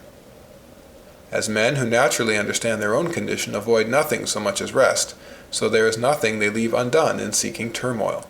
Not that they have an instinctive knowledge of true happiness. So we are wrong in blaming them. Their error does not lie in seeking excitement if they seek it only as a diversion. The evil is that they seek it as if the possession of the objects of their quest would make them really happy. In this respect, it is right to call their quest a vain one. Hence, in all this, both the censurers and the censured do not understand man's true nature. And thus, when we take the exception against them, that what they seek with such fervor cannot satisfy them, if they replied, as they should do if they considered the matter thoroughly, that they sought in it only a violent and impetuous occupation which turned their thoughts from self, and that they therefore chose an attractive object to charm and ardently attract them, they would leave their opponents without a reply. But they do not make this reply because they do not know themselves. They do not know that it is the chase, and not the quarry, which they seek. Dancing, we must consider rightly where to place our feet. A gentleman sincerely believes that hunting is great and royal sport, but a beater is not of this opinion. They imagine that if they obtain such a post, they would then rest with pleasure, and are insensible of the insatiable nature of their desire. They think they are truly seeking quiet, and they are only seeking excitement. They have a secret instinct which impels them to seek amusement and occupation abroad, and which arises from the sense of their constant unhappiness. They have another secret instinct, a remnant of the greatness of our original nature, which teaches them that happiness in reality consists only in rest, and not in stir. And of these two contrary instincts they form within themselves a confused idea, which hides itself from their view in the depths of their soul, inciting them to aim at rest through excitement, and always to fancy that the satisfaction which they have not will come to them, if, by surmounting whatever difficulties confront them, they can thereby open the door to rest. Thus passes away all man's life. Men seek rest in a struggle against difficulties, and when they have conquered these, rest becomes insufferable. For we think either of the misfortunes we have, or those which threaten us. And even if we should see ourselves sufficiently sheltered on all sides, weariness of its own accord would not fail to arise from the depths of the heart wherein it has its natural roots, and to fill the mind with its poison. Thus, so wretched is man that he would weary even without any cause for weariness from the peculiar state of his disposition. And so frivolous is he that, though full of 1,000 reasons for weariness, The least thing, such as playing billiards or hitting a ball, is sufficient to amuse him. But will you say what object has he in all this? The pleasure of bragging tomorrow among his friends that he has played better than another. So others sweat in their own rooms to show to the learned that they have solved a problem in algebra which no one had hitherto been able to solve. Many more expose themselves to extreme perils, in my opinion as foolishly, in order to boast afterwards that they have captured a town. Lastly, others wear themselves out in studying all these things, not in order to become wiser, but only in order to prove that they know them. And these are the most senseless of the band, since they are so knowingly, whereas one may suppose of the others that if they knew it, they would no longer be foolish. Thus man spends his life without weariness in playing every day for a small stake. Give him each morning the money he can win each day, on condition he does not play, you make him miserable. It will perhaps be said that he seeks the amusement of play and not the winnings. Make him then play for nothing. He will not become excited over it and will feel bored. It is then not the amusement alone that he seeks. A languid and passionless amusement will weary him. He must get excited over it, and deceive himself by the fancy that he will be happy to win what he would not have as a gift, on condition of not playing. And he must make for himself an object of passion, and excite over it his desire, his anger, his fear, to obtain his imagined end, as children are frightened at the face they have blackened. Whence comes it that this man, who lost his only son a few months ago, or who this morning was in such trouble through being distressed by lawsuits and quarrels, now no longer thinks of them? Do not wonder, he is quite taken up in looking out for the boar which his dogs have been hunting so hotly for the last 6 hours.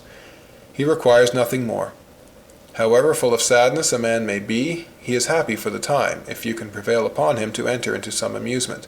And however happy a man may be, he will soon be discontented and wretched, if he be not diverted and occupied by some passion or pursuit which prevents weariness from overcoming him.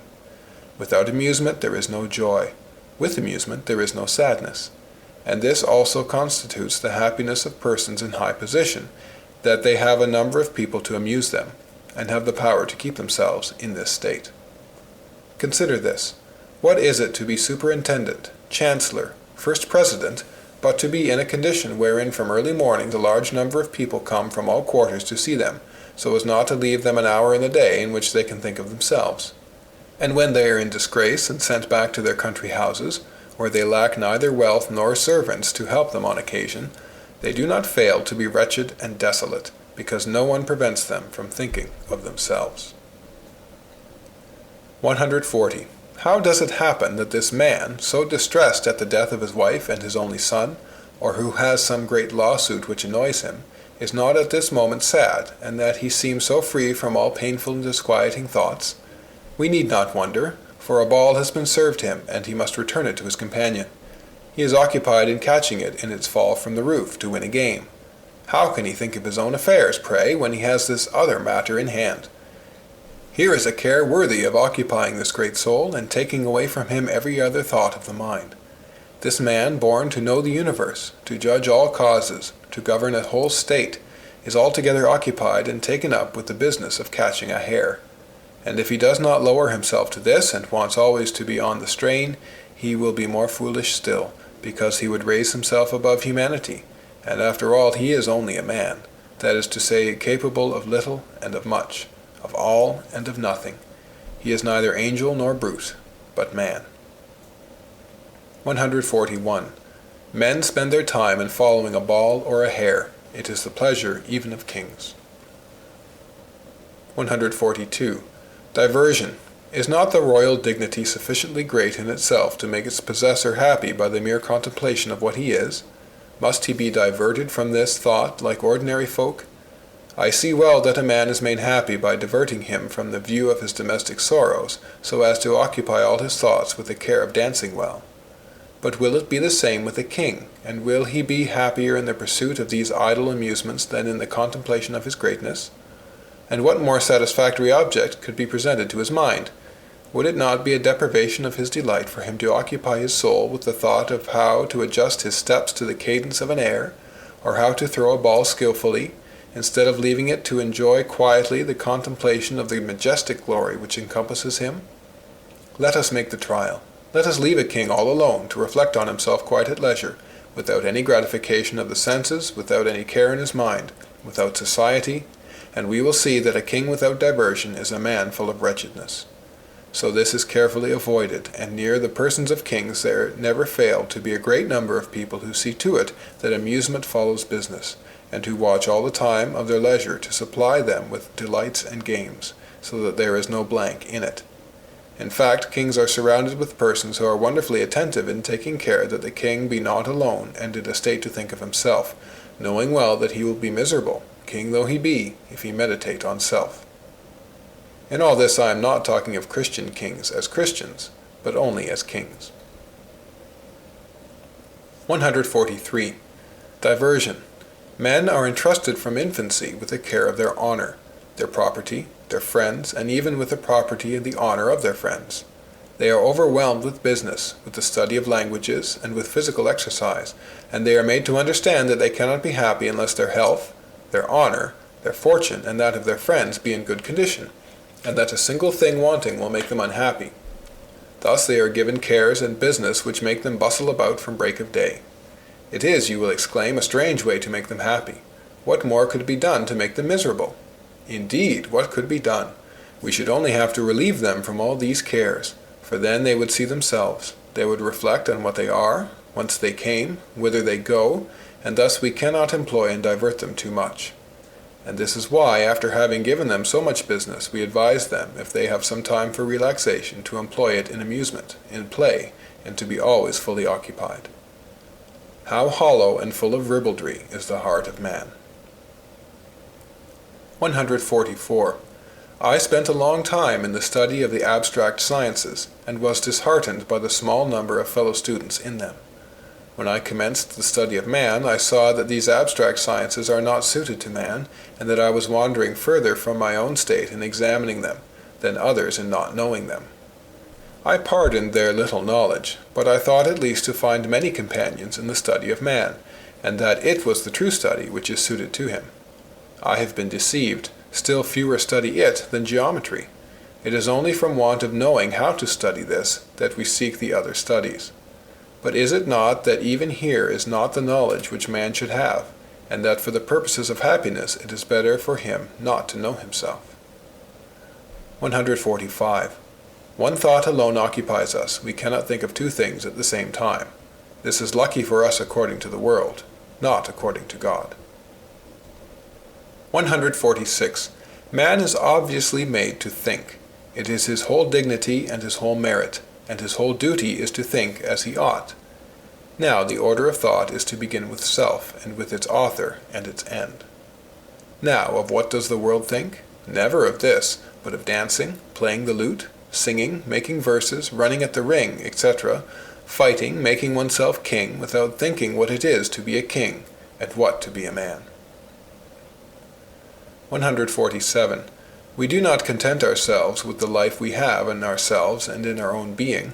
We desire to live an imaginary life in the mind of others, and for this purpose we endeavor to shine.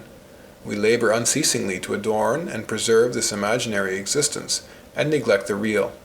And if we possess calmness, or generosity, or truthfulness, we are eager to make it known, so as to attach these virtues to that imaginary existence. We would rather separate them from ourselves to join them to it, and we would willingly be cowards in order to acquire the reputation of being brave. A great proof of the nothingness of our being, not to be satisfied with the one without the other, and to renounce the one for the other. For he would be infamous who would not die to preserve his honor. 148. We are so presumptuous that we would wish to be known by all the world, even by people who shall come after, when we shall be no more. And we are so vain that the esteem of 5 or 6 neighbors delights and contents us. 149. We do not trouble ourselves about being esteemed in the towns through which we pass, but if we are to remain a little while there, we are so concerned. How long is necessary? A time commensurate with our vain and paltry life. 150. Vanity is so anchored in the heart of man that a soldier's servant, a cook, a porter brags, and wishes to have his admirers. Even philosophers wish for them. Those who write against it want to have the glory of having written well, and those who read it desire the glory of having read it. I who write this have perhaps this desire, and perhaps those who will read it. 151. Glory. Admiration spoils all from infancy. Ah, how well said! Ah, how well done! How well behaved he is, etc. The children of Port Royal, who do not receive the stimulus of envy and glory, fall into carelessness.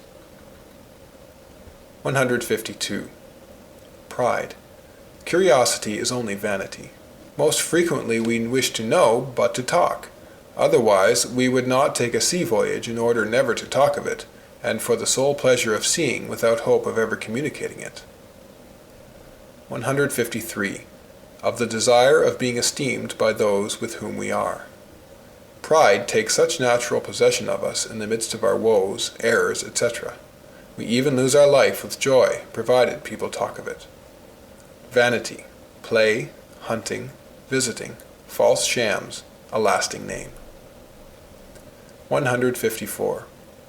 I have no friends to your advantage. 155. A true friend is so great an advantage, even for the greatest lords, in order that he may speak well of them, and back them in their absence, that they should do all to have one. But they should choose well, for if they spend all their efforts in the interests of fools, it will be of no use, however well these may speak of them, and these will not even speak well of them if they find themselves on the weakest side, for they have no influence, and thus they will speak ill of them in company. 156. Ferox gens, nullum esse vitam sine armis rati. Footnote. A fierce people, who thought life was nothing without arms. Livy. End of footnote. They prefer death to peace. Others prefer death to war. Every opinion may be held preferable to life, the love of which is so strong and so natural. 157. Contradiction. Contempt for our existence, to die for nothing, hatred of our existence. 158. Pursuits. The charm of fame is so great that we like every object to which it is attached, even death. 159. Noble deeds are most estimable when hidden. When I see some of these in history, they please me greatly. But after all, they have not been quite hidden, since they have been known. And though people have done what they could to hide them, the little publication of them spoils all, for what was best in them was the wish to hide them. 160. Sneezing absorbs all the functions of the soul, as well as work does, but we do not draw therefrom the same conclusions against the greatness of man, because it is against his will. And although we bring it on ourselves, it is nevertheless against our will that we sneeze. It is not in view of the act itself, it is for another end, and thus it is not a proof of the weakness of man, and of his slavery under that action. It is not disgraceful for man to yield to pain, and it is disgraceful to yield to pleasure. This is not because pain comes to us from without, and we ourselves seek pleasure, for it is possible to seek pain, and to yield to it purposely, without this kind of baseness. Whence comes it then that reason thinks it honorable to succumb under stress of pain, and disgraceful to yield to the attack of pleasure? It is because pain does not tempt and attract us. It is we ourselves who choose it voluntarily, and will it to prevail over us, so that we are masters of the situation, and in this man yields to himself. But in pleasure it is man who yields to pleasure. Now only mastery and sovereignty bring glory, and only slavery brings shame. 161. Vanity. How wonderful it is that a thing so evident as the vanity of the world is so little known, that it is a strange and surprising thing to say that it is foolish to seek greatness. 162. He who will know fully the vanity of man has only to consider the causes and effects of love. The cause is I know not what, Corneille, and the effects are dreadful. This I know not what, so small an object that we cannot recognize it, agitates a whole country, princes, armies, the entire world. Cleopatra's nose, had it been shorter, the whole aspect of the world would have been altered. 163. Vanity, the cause and the effects of love. Cleopatra. 164. He who does not see the vanity of the world is himself very vain. Indeed, who does not see it but youths who are absorbed in fame, diversion, and the thought of the future? But take away their diversion, and you will see them dried up with weariness. They feel then their nothingness without knowing it, for it is indeed to be unhappy, to be an insufferable sadness, as soon as we are reduced to thinking of self, and have no diversion. 165. Thoughts. In omnibus requiem quae sivi. Footnote. In all things I have sought rest. End of footnote. If our condition were truly happy, we would not need diversion from thinking of it in order to make ourselves happy. 166. Diversion. Death is easier to bear without thinking of it than is the thought of death without peril. 167. The miseries of human life have established all this. As men have seen this, they have taken up diversion. 168. Diversion. As men are not able to fight against death, misery, ignorance, they have taken it into their heads in order to be happy not to think of them at all. 169. Despite these miseries, man wishes to be happy, and only wishes to be happy, and cannot wish not to be so. But how will he set about it? To be happy, he would have to make himself immortal, but not being able to do so, it has occurred to him to prevent himself from thinking of death. 170. Diversion. If man were happy, he would be the more so the less he was diverted, like the saints and God. Yes, but is it not to be happy to have a faculty of being amused by diversion? No, for that comes from elsewhere and from without, and thus is dependent, and therefore subject to be disturbed by 1,000 accidents, which bring inevitable griefs. 171. Misery. The only thing which consoles us for our miseries is diversion, and yet this is the greatest of our miseries. For it is this which principally hinders us from reflecting upon ourselves, and which makes us insensibly ruin ourselves. Without this we should be in a state of weariness, and this weariness would spur us to seek a more solid means of escaping from it. But diversion amuses us, and leads us unconsciously to death. 172. We do not rest satisfied with the present. We anticipate the future as too slow in coming, as if in order to hasten its course. Or we recall the past, to stop its too rapid flight.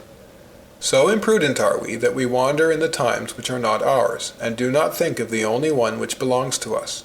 And so idle are we that we dream of those times which are no more, and thoughtlessly overlook that which alone exists. For the present is generally painful to us. We conceal it from our sight, because it troubles us, and if it be delightful to us, we regret to see it pass away. We try to sustain it by the future, and think of arranging matters which are not in our power, for a time which we have no certainty of reaching. Let each one examine his thoughts, and he will find them all occupied with the past and the future. We scarcely ever think of the present, and if we think of it, it is only to take light from it to arrange the future. The present is never our end. The past and the present are our means. The future alone is our end. So we never live, but we hope to live. And, as we are always preparing to be happy, it is inevitable we should never be so.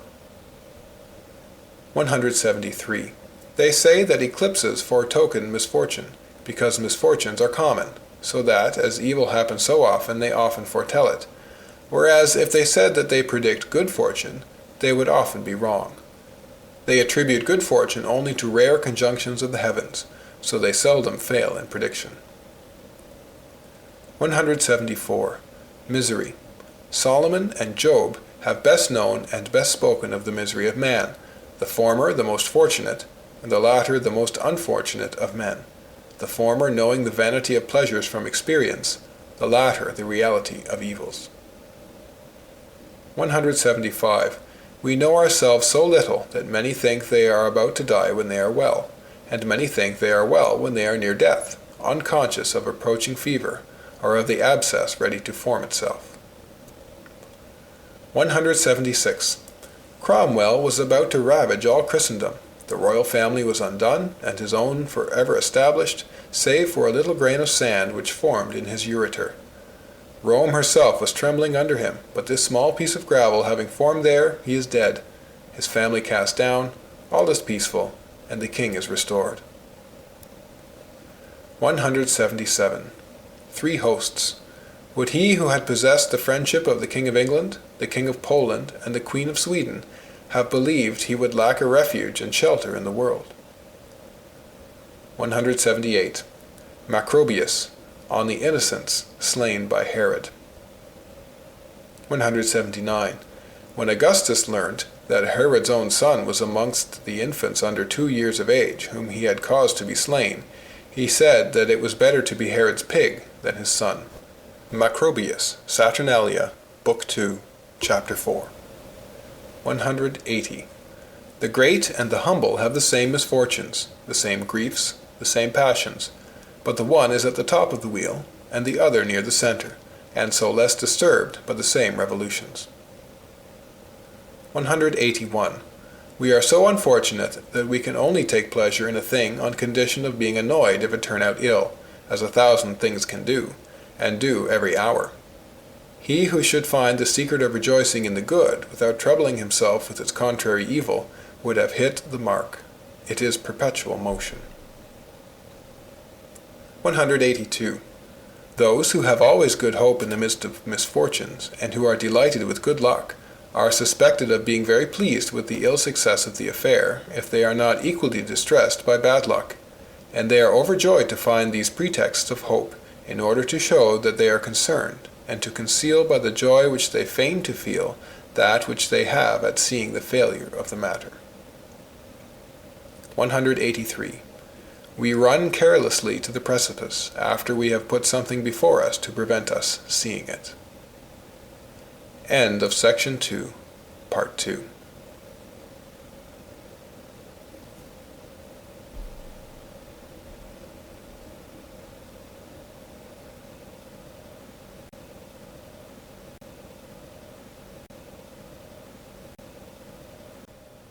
Section 3 of Pensées.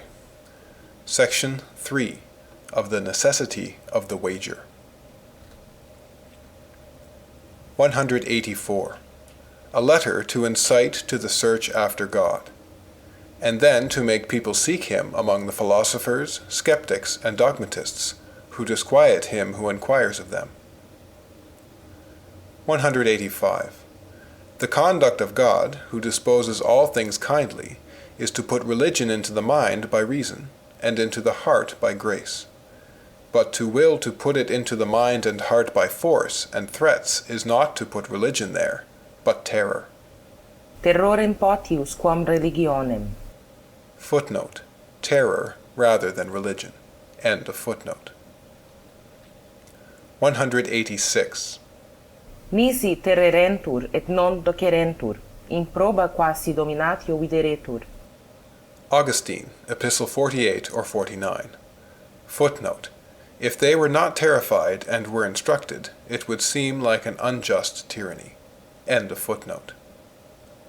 Contra mendacium ad consentium.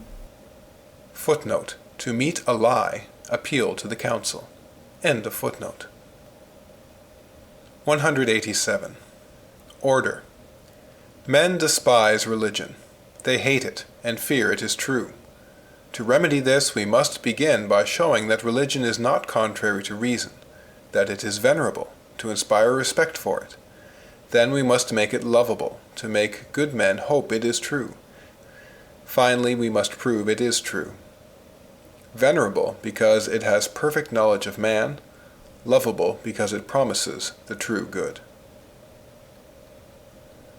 188. In every dialogue and discourse, we must be able to say to those who take offense, "Of what do you complain?" 189. To begin by pitying unbelievers. They are wretched enough by their condition. We ought only to revile them where it is beneficial, but this does them harm. 190. To pity atheists who seek, for are they not unhappy enough? To inveigh against those who make a boast of it. 191. And will this one scoff at the other? Who ought to scoff? And yet the latter does not scoff at the other, but pities him. 192. To reproach Miton with not being troubled, since God will reproach him. 193. Quid fiet hominibus qui minima contemnunt, maiora non credunt? Footnote. What will happen to men who despise the smallest things and do not believe the greater? End of footnote. 194. Let them at least learn what is the religion they attack before attacking it. If this religion boasted of having a clear view of God and of possessing it open and unveiled, it would be attacking it to say that we see nothing in the world which shows it with this clearness. But since, on the contrary, it says that men are in darkness and estranged from God, that he has hidden himself from their knowledge, that this is in fact the name which he gives himself in the Scriptures. Deus absconditus. Footnote, a hidden God, Isaiah chapter 45, verse 15. End of footnote.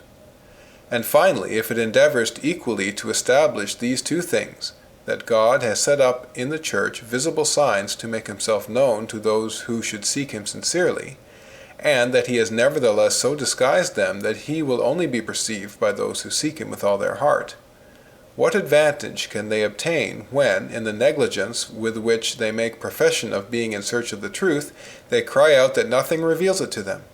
And since that darkness in which they are, and with which they upbraid the Church, establishes only one of the things which she affirms, without touching the other, and, very far from destroying, proves her doctrine. In order to attack it, they should have protested that they had made every effort to seek him everywhere, and even in that which the Church proposes for their instruction, but without satisfaction. If they talked in this manner, they would in truth be attacking one of her pretensions. But I hope here to show that no reasonable person can speak thus, and I venture even to say that no one ever has done so. We know well enough how those who are of this mind behave. They believe they have made great efforts for their instruction when they have spent a few hours in reading some book of Scripture and have questioned some priest on the truths of the faith.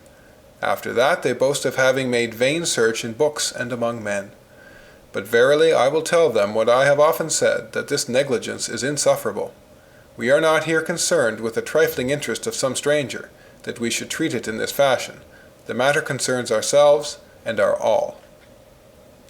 The immortality of the soul is a matter which is of so great consequence to us, and which touches us so profoundly, that we must have lost all feeling to be indifferent as to knowing what it is. All our actions and thoughts must take such different courses, according as there are or are not eternal joys to hope for, that it is impossible to take one step with sense and judgment unless we regulate our course by our view of this point, which ought to be our ultimate end. Thus our first interest and our first duty is to enlighten ourselves on this subject, whereon depends all our conduct. Therefore, among those who do not believe, I make a vast difference between those who strive with all their power to inform themselves, and those who live without troubling or thinking about it. I can have only compassion for those who sincerely bewail their doubt, who regard it as the greatest of misfortunes, and who, sparing no effort to escape it, make of this inquiry their principal and most serious occupation. But as for those who pass their life without thinking of this ultimate end of life, and who, for the sole reason that they do not find within themselves the lights which convince them of it, neglect to seek them elsewhere, and to examine thoroughly whether this opinion is one of those which people receive with credulous simplicity, or one of those which, although obscure in themselves, have nevertheless a solid and immovable foundation, I look upon them in a manner quite different. This carelessness in a matter which concerns themselves, their eternity, their all, moves me more to anger than pity. It astonishes and shocks me. It is to me monstrous. I do not say this out of the pious zeal of a spiritual devotion. I expect, on the contrary, that we ought to have this feeling from principles of human interest and self-love. For this we need only see what the least enlightened persons see. We do not require great education of the mind to understand that here is no real and lasting satisfaction, that our pleasures are only vanity, that our evils are infinite, and lastly, that death, which threatens us every moment, must infallibly place us within a few years under the dreadful necessity of being forever either annihilated or unhappy. There is nothing more real than this, nothing more terrible. Be as heroic as we like, that is the end which awaits the noblest life in the world. Let us reflect on this, and then say whether it is not beyond doubt that there is no good in this life but in the hope of another, that we are happy only in proportion as we draw near it, and that as there are no more woes for those who have complete assurance of eternity, so there is no more happiness for those who have no insight into it. Surely then it is a great evil thus to be in doubt, but it is at least an indispensable duty to seek when we are in such doubt, and thus the doubter who does not seek is altogether completely unhappy and completely wrong. And if besides this he is easy and content, professes to be so, and indeed boasts of it, if it is this state itself which is the subject of his joy and vanity, I have no words to describe so silly a creature. How can people hold these opinions? What joy can we find in the expectation of nothing but hopeless misery? What reason for boasting that we are in impenetrable darkness? And how can it happen that the following argument occurs to a reasonable man? I know not who put me into the world, nor what the world is, not what I myself am. I am in terrible ignorance of everything. I know not what my body is, nor my senses, nor my soul, nor even that part of me which thinks what I say, which reflects on all and on itself, and knows itself no more than the rest.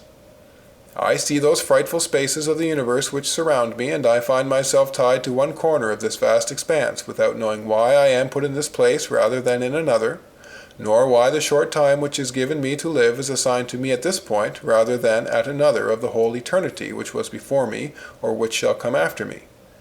I see nothing but infinites on all sides, which surround me as an atom, and as a shadow which endures only for an instant and returns no more.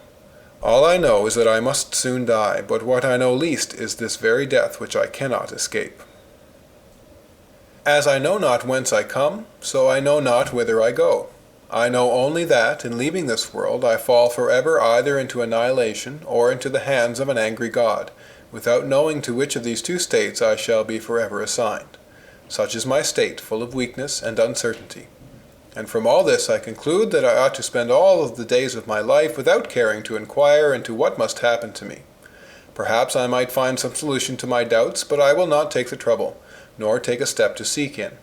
And after treating with scorn those who are concerned with this care, I will go without foresight and without fear to try the great event, and let myself be led carelessly to death, uncertain of the eternity of my future state.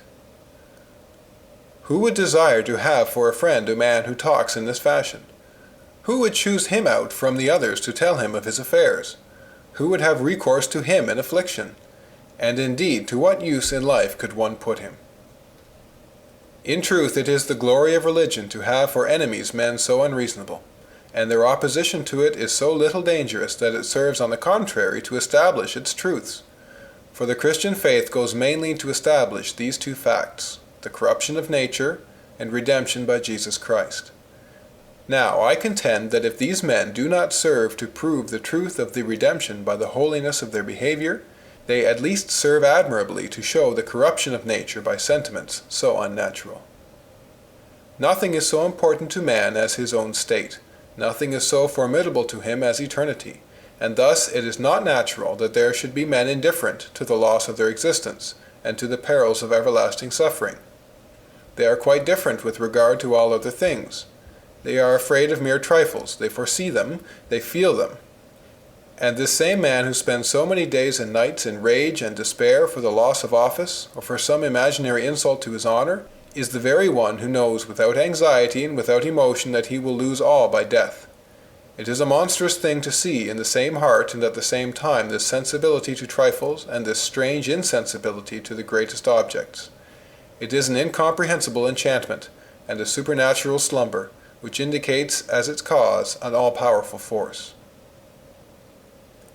There must be a strange confusion in the nature of man, that he should boast of being in that state in which it seems incredible that a single individual should be. However, experience has shown me so great a number of such persons that the fact would be surprising if we did not know that the greater part of those who trouble themselves about the matter are disingenuous, and not in fact what they say. They are people who have heard it said that it is the fashion to be thus daring. It is what they call shaking off the yoke, and they try to imitate this. But it would not be difficult to make them understand how greatly they deceive themselves in thus seeking esteem. This is not the way to gain it. Even I say among those men of the world who take a healthy view of things, and who know that the only way to succeed in this life is to make ourselves appear honorable, faithful, judicious, and capable of useful service to a friend, because naturally men love only what may be useful to them. Now, what do we gain by hearing it said of a man that he has now thrown off the yoke, that he does not believe there is a God who watches our actions, and that he considers himself the sole master of his conduct, and that he thinks he is accountable for it only to himself? Does he think that he has thus brought us to have henceforth complete confidence in him, and to look to him for consolation, advice, and help in every need of life? Do they profess to have delighted us by telling us that they hold our soul to be only a little wind and smoke, especially by telling us this in a haughty and self-satisfied tone of voice? Is this a thing to say gaily? Is it not, on the contrary, a thing to say sadly, as the saddest thing in the world? If they thought of it seriously, they would see that this is so bad a mistake, so contrary to good sense, so opposed to decency, and so removed in every respect from that good breeding which they seek, that they would be more likely to correct than to pervert those who had an inclination to follow them. And indeed, make them give an account of their opinions, and of the reasons which they have for doubting religion, and they will say to you things so feeble and so petty that they will persuade you of the contrary. The following is what a person one day said to such an one very appositely: "If you continue to talk in this manner, you will really make me religious." And he was right, for who would not have a horror of holding opinions in which he would have such contemptible persons as companions? Thus those who only feign these opinions would be very unhappy if they restrained their natural feelings in order to make themselves the most conceited of men. If at the bottom of their heart they are troubled at not having more light, let them not disguise the fact. This avowal will not be shameful. The only shame is to have none. Nothing reveals more an extreme weakness of mind than not to know the misery of a godless man. Nothing is more indicative of a bad disposition of heart than not to desire the truth of eternal promises. Nothing is more dastardly than to act the bravado before God. Let them then leave these impieties to those who are sufficiently ill-bred to be really capable of them. Let them at least be honest men, if they cannot be Christians. Finally, let them recognize that there are two kinds of people one can call reasonable: those who serve God with all their heart because they know him, and those who seek him with all their heart because they do not know him. But as for those who live without knowing him and without seeking him, they judge themselves so little worthy of their own care that they are not worthy of the care of others. And it needs all the charity of the religion which they despise not to despise them even to the point of leaving them to their folly. But because this religion obliges us always to regard them, so long as they are in this life, as capable of the grace which can enlighten them, and to believe that they may, in a little time, be more replenished with faith than we are, and that, on the other hand, we may fall into the blindness wherein they are, we must do for them what we would they should do for us if we were in their place, and call upon them to have pity upon themselves, and to take at least some steps in the endeavor to find light. Let them give to reading this some of the hours which they otherwise employ so uselessly. Whatever aversion they may bring to the task, they will perhaps gain something, and at least will not lose much. But as for those who bring to the task perfect sincerity and a real desire to meet with truth, those, I hope, will be satisfied and convinced of the proofs of our religion so divine, which I have here collected, and in which I have followed somewhat after this order. 195. Before entering into the proofs of the Christian religion, I find it necessary to point out the sinfulness of those men who live in indifference to the search for truth in a matter which is so important to them, and which touches them so nearly. Of all their errors, this doubtless is the one which most convicts them of foolishness and blindness, and in which it is easiest to confound them by the first glimmerings of common sense, and by natural feelings. For it is not to be doubted that the duration of this life is but a moment, that the state of death is eternal, whatever may be its nature, and that thus all our actions and thoughts must take such different directions according to the state of that eternity, that it is impossible to take one step without sense and judgment unless we regulate our course by the truth of that point which ought to be our ultimate end. There is nothing clearer than this, and thus, according to the principles of reason, the conduct of men is wholly unreasonable, if they do not take another course.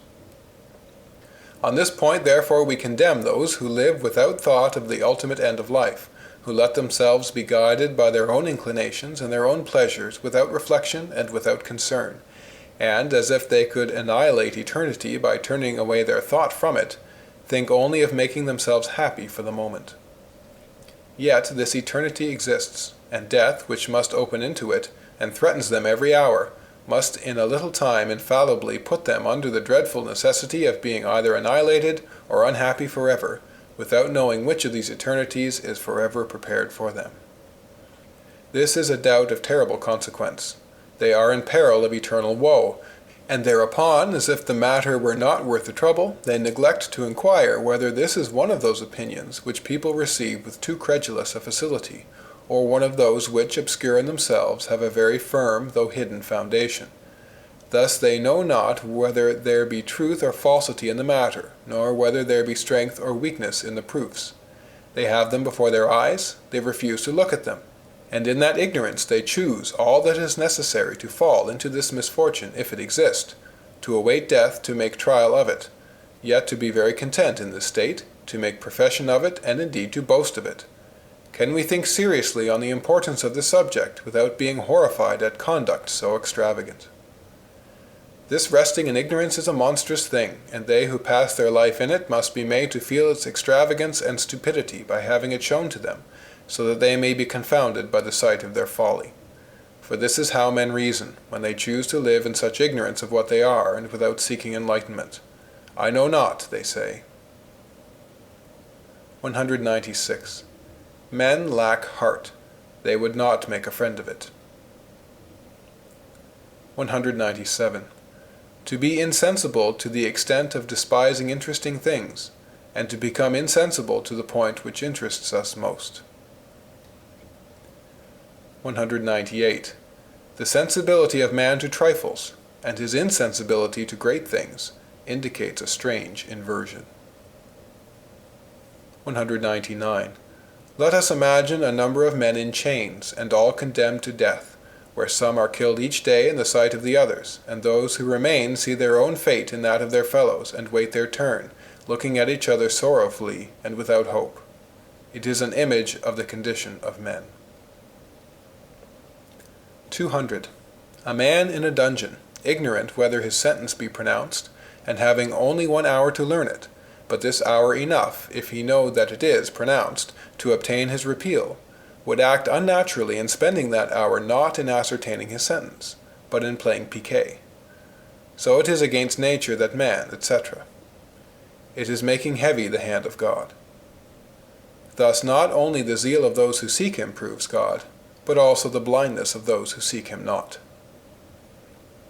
201.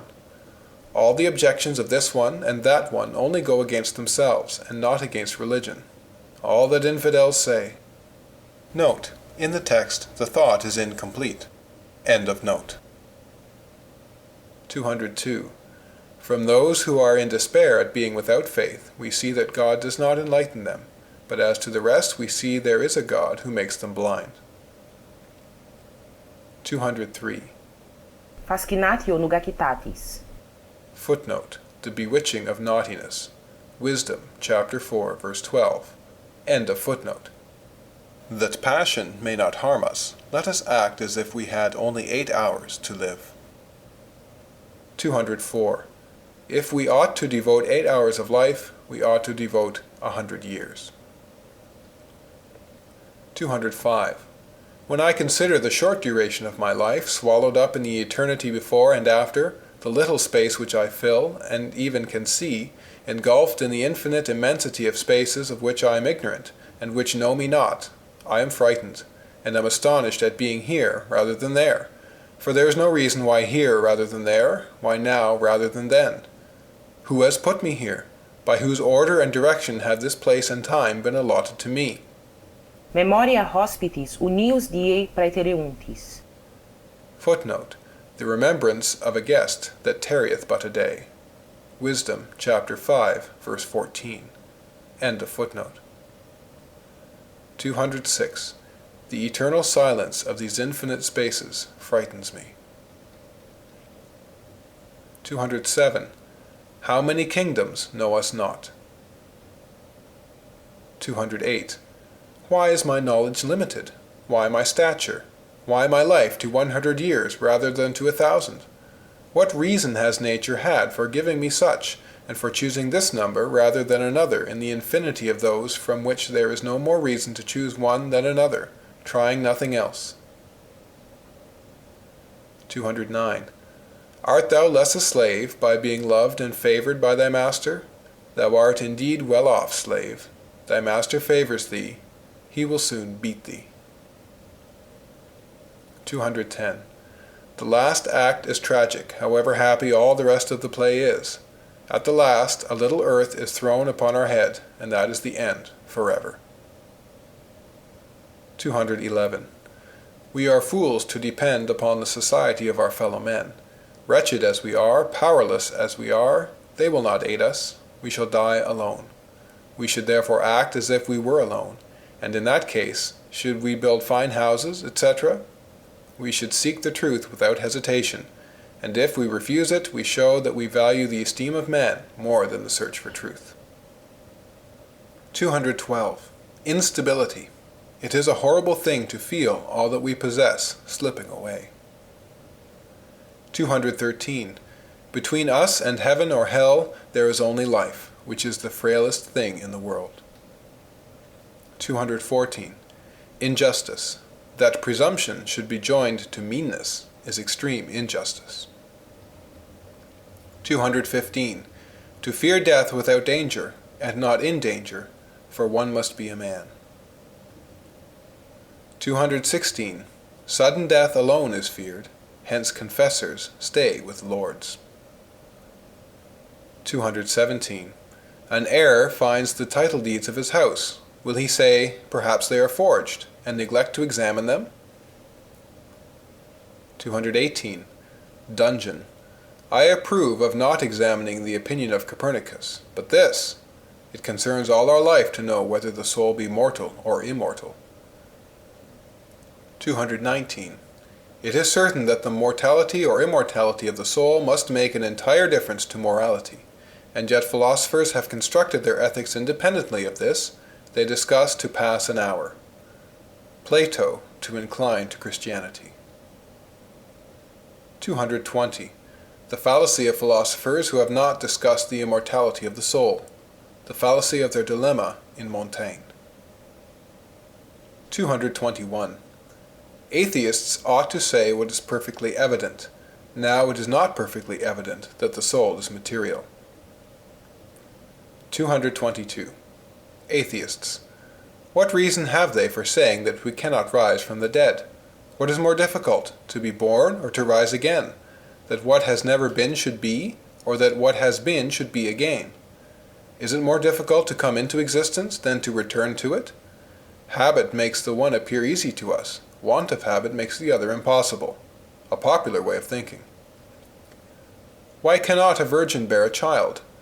Does a hen not lay eggs without a cock? What distinguishes these outwardly from others? And who has told us that the hen may not form the germ as well as the cock? 223. What have they to say against the resurrection and against the childbearing of the virgin? Which is the more difficult, to produce a man or an animal, or to reproduce it?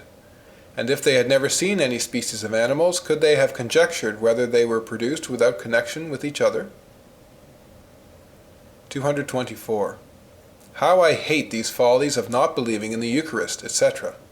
If the gospel be true, if Jesus Christ be God, what difficulty is there? 225. Atheism shows strength of mind, but only to a certain degree. 226. Infidels who profess to follow reason ought to be exceedingly strong in reason. What say they then?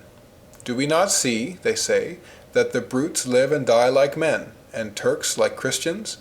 They have their ceremonies, their prophets, their doctors, their saints, their monks, like us, etc. Is this contrary to Scripture? Does it not say all this? If you care but little to know the truth, here is enough of it to leave you in repose. But if you desire with all your heart to know it, it is not enough. Look at it in detail. This would be sufficient for a question in philosophy, but not here, where it concerns your all. And yet, after a trifling reflection of this kind, we go to amuse ourselves, etc. Let us inquire of this same religion whether it does not give a reason for this obscurity. Perhaps it will teach it to us.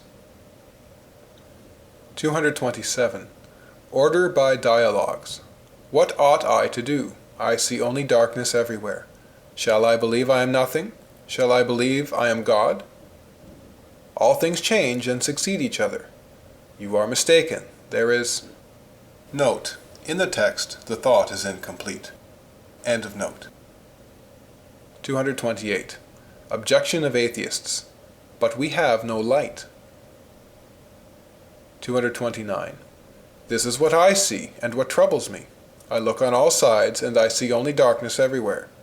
Nature presents to me nothing which is not matter of doubt and concern. If I saw nothing there which revealed a divinity, I would come to a negative conclusion. If I saw everywhere the signs of a Creator, I would remain peacefully in faith. But, seeing too much to deny, and too little to be sure, I am in a state to be pitied. Wherefore I have 100 times wished that if a God maintains nature, she should testify to him unequivocally, and that, if the signs she gives are deceptive, she should suppress them altogether, that she should say everything or nothing, that I might see which cause I ought to follow. Whereas in my present state, ignorant of what I am or what I ought to do, I know neither my condition nor my duty. My heart inclines wholly to know, where is the true good, in order to follow it. Nothing would be too dear to me for eternity. I envy those whom I see living in the faith with such carelessness, and who make such a bad use of a gift of which it seems to me I would make such a different use. 230.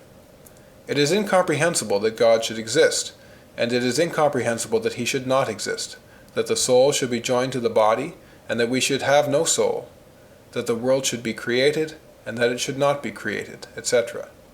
That original sin should be, and that it should not be. 231. Do you believe it to be impossible that God is infinite, without parts? Yes. I wish therefore to show you an infinite and indivisible thing. It is a point moving everywhere with an infinite velocity, for it is one in all places, and is all totality in every place. Let this effect of nature, which previously seemed to you impossible, make you know that there may be others of which you are still ignorant. Do not draw this conclusion from your experiment, that there remains nothing for you to know, but rather that there remains an infinity for you to know. 232. Infinite movement, the point which fills everything, the moment of rest, infinite without quantity, indivisible, and infinite. 233. Infinite, nothing. Our soul is cast into a body, where it finds number, time, dimension. Thereupon it reasons and calls this nature necessity, and can believe nothing else. Unity joined to infinity adds nothing to it, no more than 1 foot to an infinite measure. The finite is annihilated in the presence of the infinite, and becomes a pure nothing. So our spirit before God, so our justice before divine justice. There is not so great a disproportion between our justice and that of God, as between unity and infinity. The justice of God must be vast like his compassion. Now justice to the outcast is less vast, and ought less to offend our feelings than mercy towards the elect. We know that there is an infinite, and are ignorant of its nature. As we know it to be false that numbers are finite, it is therefore true that there is an infinity in number. But we do not know what it is. It is false that it is even. It is false that it is odd, for the addition of a unit can make no change in its nature. Yet it is a number, and every number is odd or even. This is certainly true of every finite number. So we may well know that there is a God, without knowing what he is. Is there not one substantial truth, seeing there are so many things which are not the truth itself?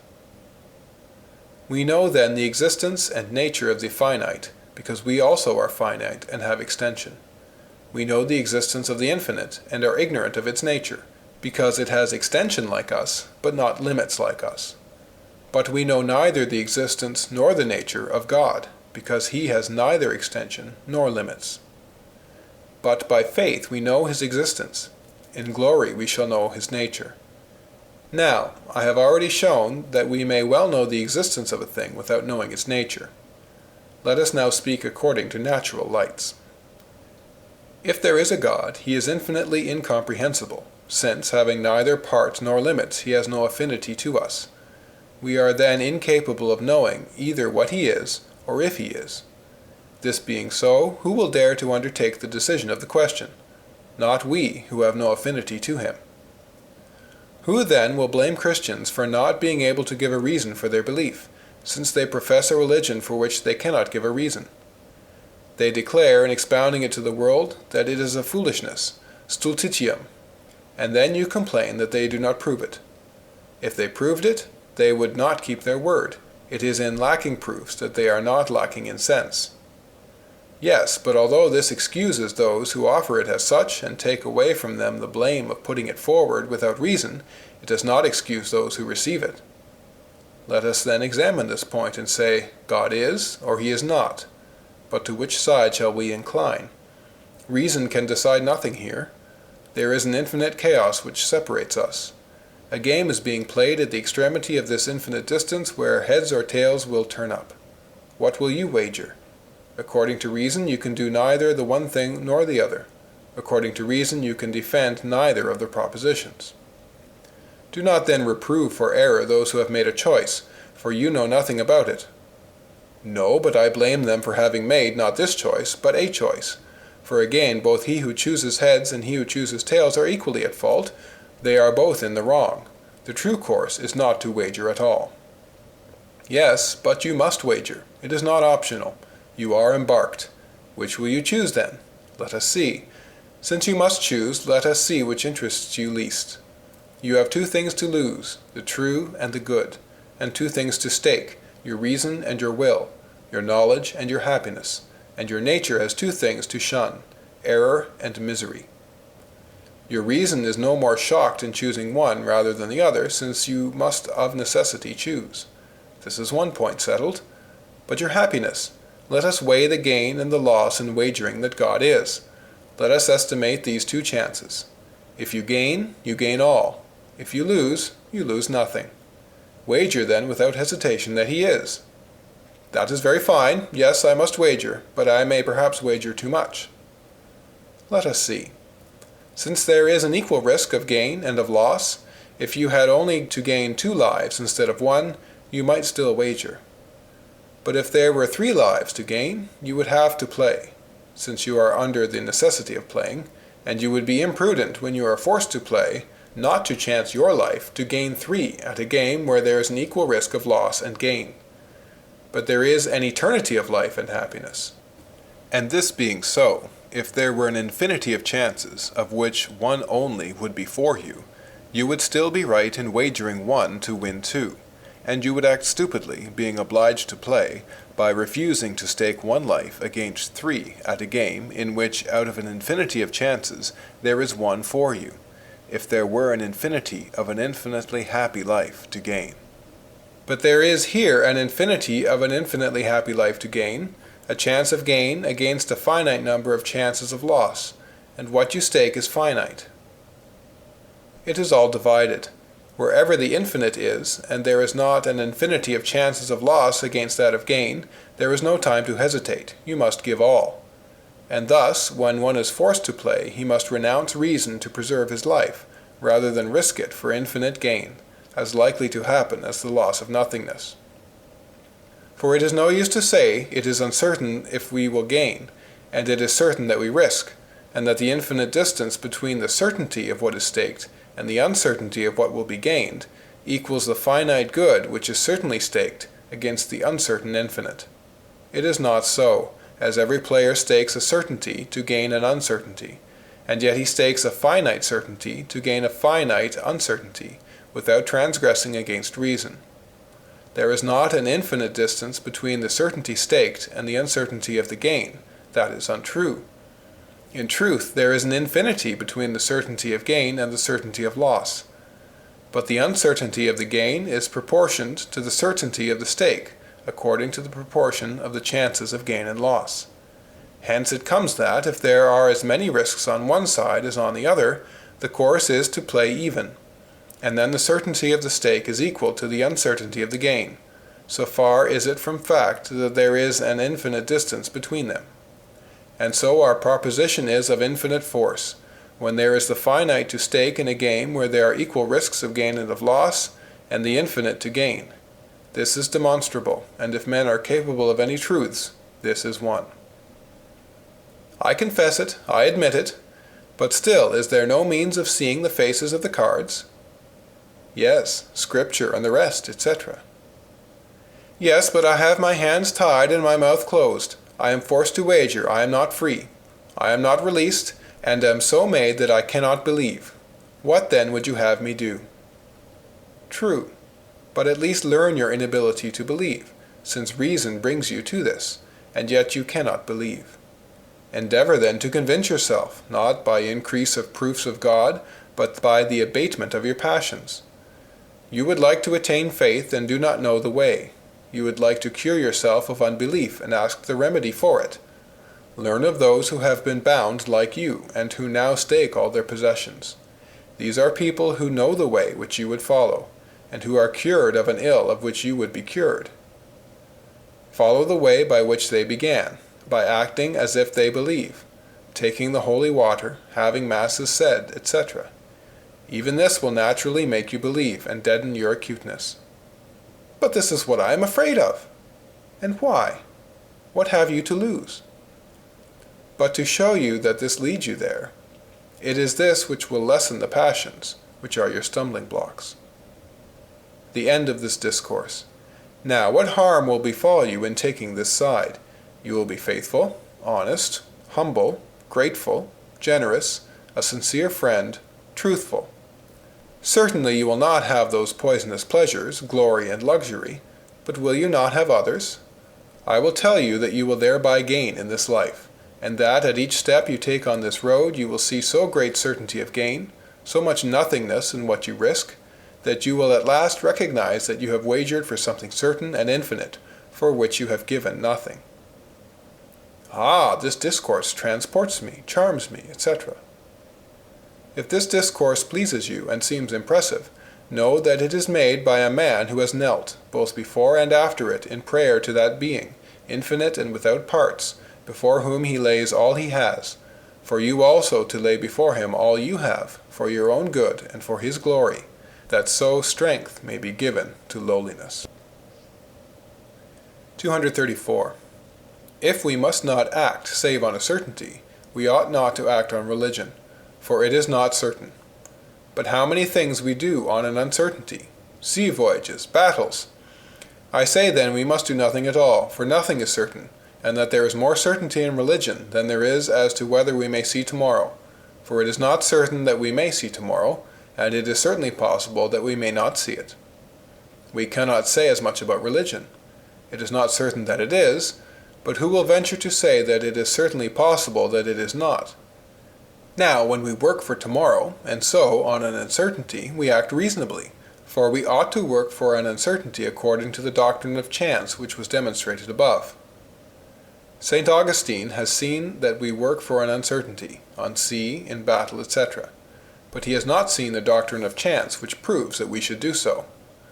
Montaigne has seen that we are shocked at a fool, and that habit is all-powerful, but he has not seen the reason of this effect.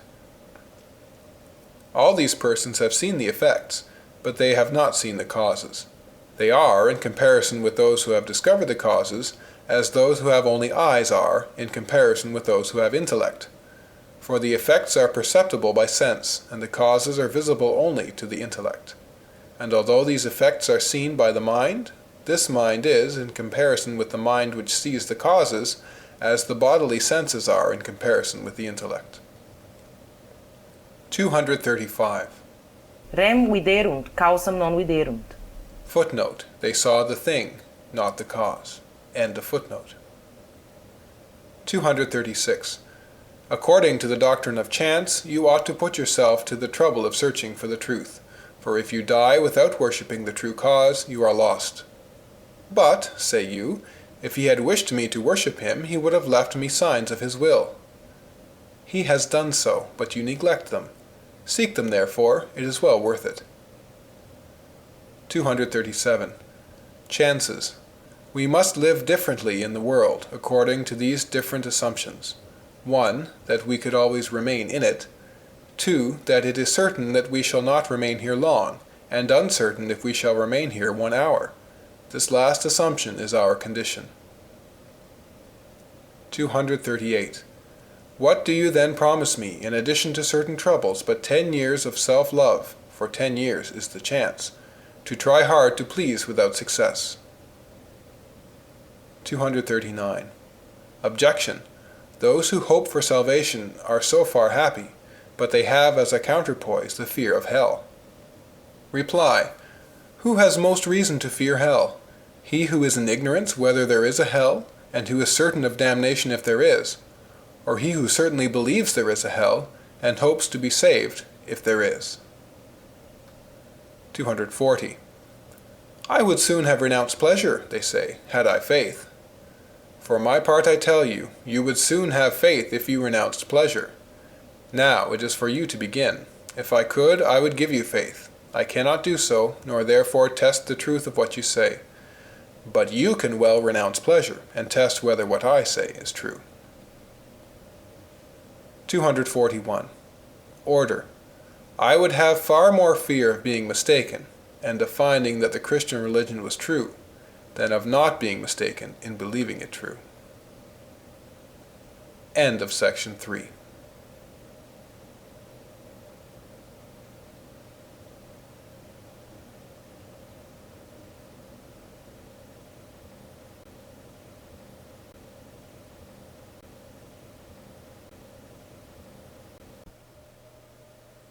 Section 4 of Pensées. Pensées by Blaise Pascal. Translated by W. F. Trotter. Section 4 of the Means of Belief. 242. Preface to the second part. To speak of those who have treated of this matter. I admire the boldness with which these persons undertake to speak of God. In addressing their argument to infidels, their first chapter is to prove divinity from the works of nature. I should not be astonished at their enterprise, if they were addressing their argument to the faithful, for it is certain that those who have the living faith in their heart see at once that all existence is none other than the work of the God whom they adore. But for those in whom this light is extinguished, and in whom we purpose to rekindle it, persons destitute of faith and grace, who, seeking with all their light whatever they see in nature that can bring them to this knowledge, find only obscurity and darkness. To tell them that they have only to look at the smallest things which surround them, and they will see God openly, to give them as a complete proof of this great and important matter the course of the moon and planets, and to claim to have concluded the proof with such an argument, is to give them ground for believing that the proofs of our religion are very weak. And I see by reason and experience that nothing is more calculated to arouse their contempt. It is not after this manner that Scripture speaks, which has a better knowledge of the things that are of God. It says, on the contrary, that God is a hidden God, and that, since the corruption of nature, he has left men in a darkness from which they can escape only through Jesus Christ, without whom all communion with God is cut off.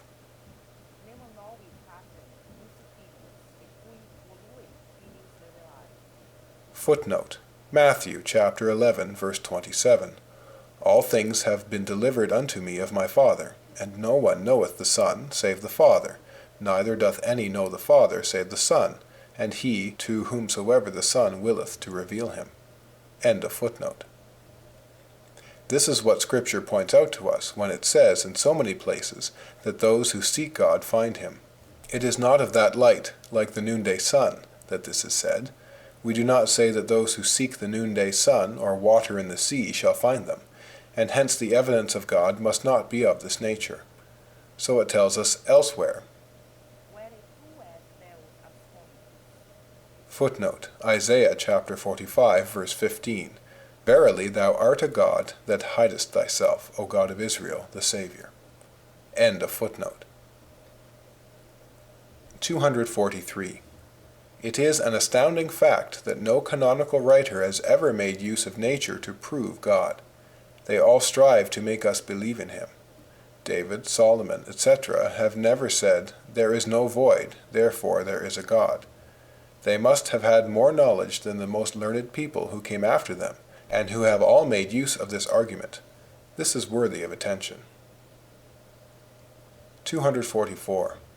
Why, do you not say yourself that the heavens and birds prove God? No. And does your religion not say so? No. For although it is true in a sense for some souls to whom God gives this light, yet it is false with respect to the majority of men. 245. There are three sources of belief: reason, custom, inspiration. The Christian religion, which alone has reason, does not acknowledge as her true children those who believe without inspiration. It is not that she excludes reason and custom.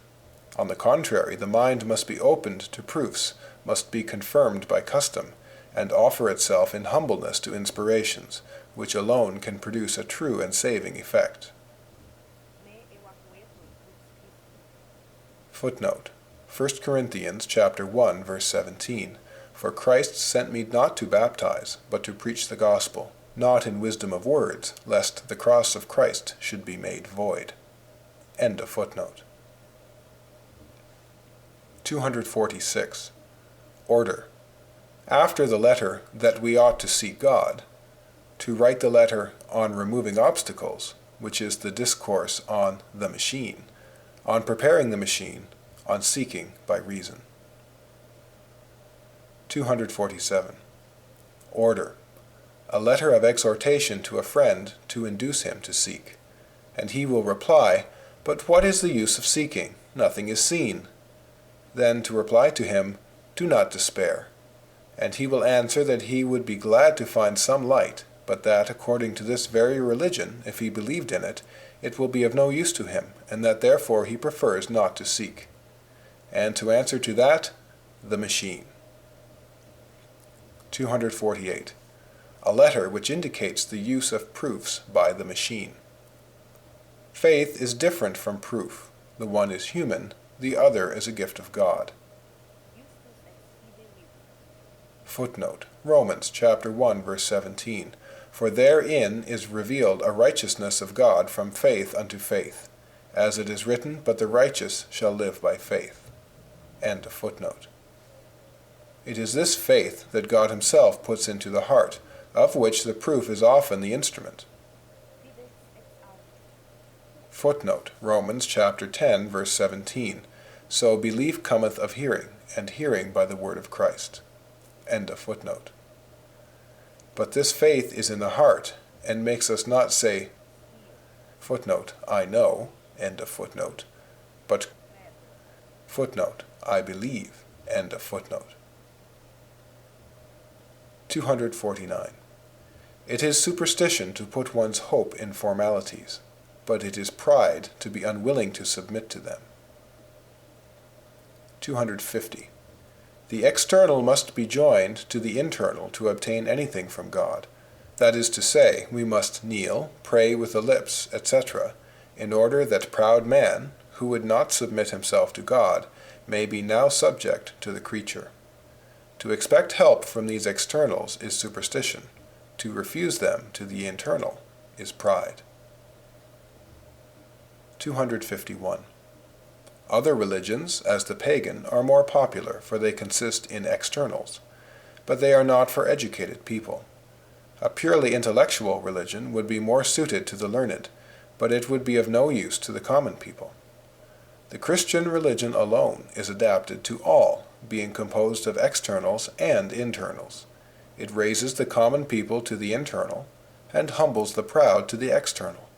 It is not perfect without the two, for the people must understand the spirit of the letter, and the learned must submit their spirit to the letter. 252. For we must not misunderstand ourselves. We are as much automatic as intellectual, and hence it comes that the instrument by which conviction is attained is not demonstration alone. How few things are demonstrated! Proofs only convince the mind. Custom is the source of our strongest and most believed proofs. It bends the automaton, which persuades the mind without its thinking about the matter. Who has demonstrated that there will be a tomorrow, and that we shall die? And what is more believed? It is then custom which persuades us of it. It is custom that makes so many men Christians, custom that makes them Turks, heathens, artisans, soldiers, etc. Faith in baptism is more received among Christians than among Turks. Finally, we must have recourse to it when once the mind has seen where the truth is, in order to quench our thirst, and steep ourselves in that belief which escapes us at every hour. For always to have proofs ready is too much trouble. We must get an easier belief, which is that of custom, which, without violence, without art, without argument, makes us believe things, and inclines all our powers to this belief, so that our soul falls naturally into it. It is not enough to believe only by force of conviction, when the automaton is inclined to believe the contrary. Both our parts must be made to believe, the mind by reasons which it is sufficient to have seen once in a lifetime, and the automaton by custom, and by not allowing it to incline to the contrary. Footnote: Psalm 119, verse 36. Incline my heart unto thy testimonies, and not to covetousness. End of footnote. The reason acts slowly, with so many examinations, and on so many principles, which must be always present, that at every hour it falls asleep, or wanders, through want of having all its principles present. Feeling does not act thus. It acts in a moment, and is always ready to act. We must then put our faith in feeling, otherwise it will be always vacillating. 253. Two extremes: to exclude reason, to admit reason only. 254. It is not a rare thing to have to reprove the world for too much docility. It is a natural vice, like credulity, and as pernicious. Superstition. 255. Piety is different from superstition. To carry piety as far as superstition is to destroy it. The heretics reproach us for this superstitious submission. This is to do what they reproach us for. Infidelity, not to believe in the Eucharist because it is not seen. Superstition, to believe propositions, faith, etc. 256. I say there are few true Christians, even as regards faith. There are many who believe, but from superstition. There are many who do not believe solely from wickedness. Few are between the two. In this I do not include those who are of truly pious character, nor all those who believe from a feeling in their heart. 257. There are only three kinds of persons: those who serve God, having found him; others who are occupied in seeking him, having not found him; while the remainder live without seeking him, and without having found him. The first are reasonable and happy; the last are foolish and unhappy; those between are unhappy and reasonable. 258. Footnote: Each one makes a god for himself. End of footnote. Discussed. 259. Ordinary people have the power of not thinking of that about which they do not wish to think. Do not meditate on the passages about the Messiah, said the Jew to his son. Thus our people often act. Thus are false religions preserved, and even the true one in regard to many persons.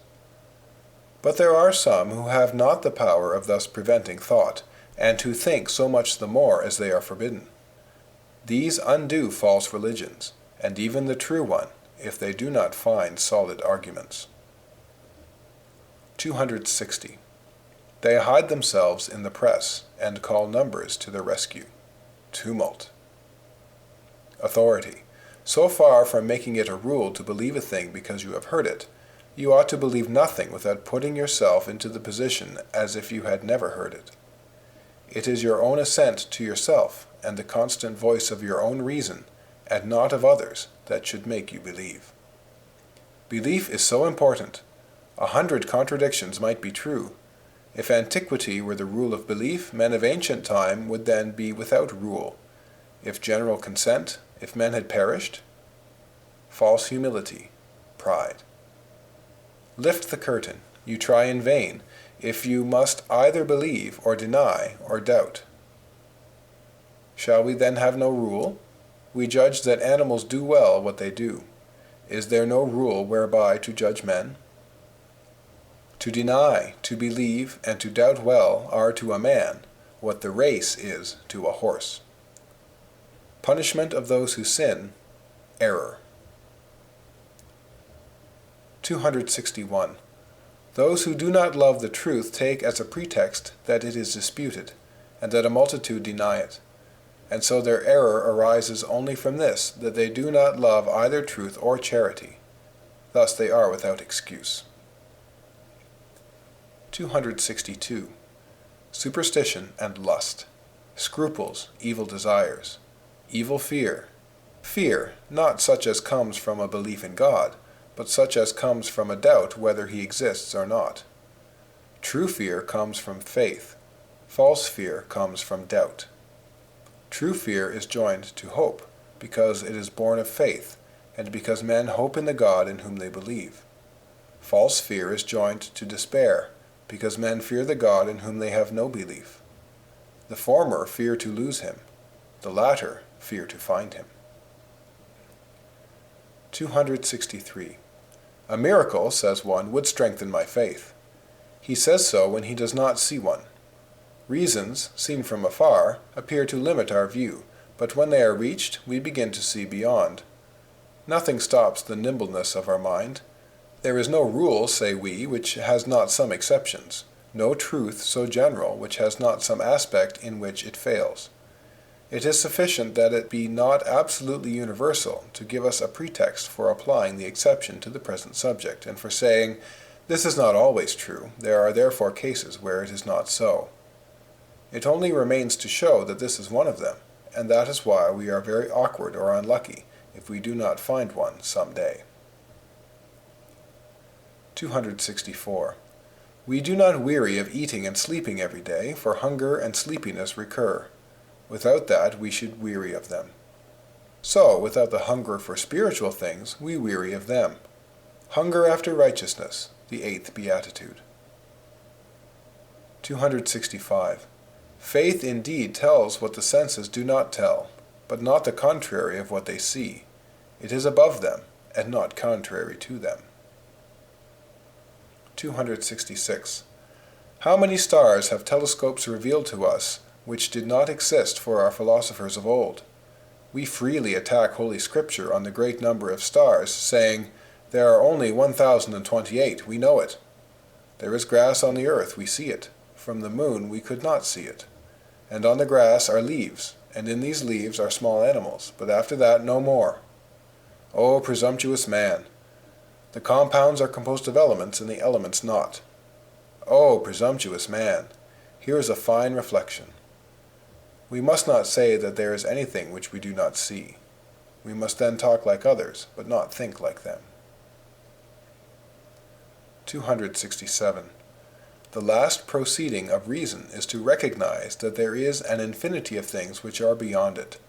It is but feeble if it does not see so far as to know this.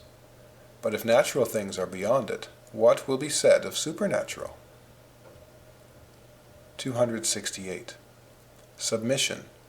We must know where to doubt, where to feel certain, where to submit. He who does not do so understands not the force of reason.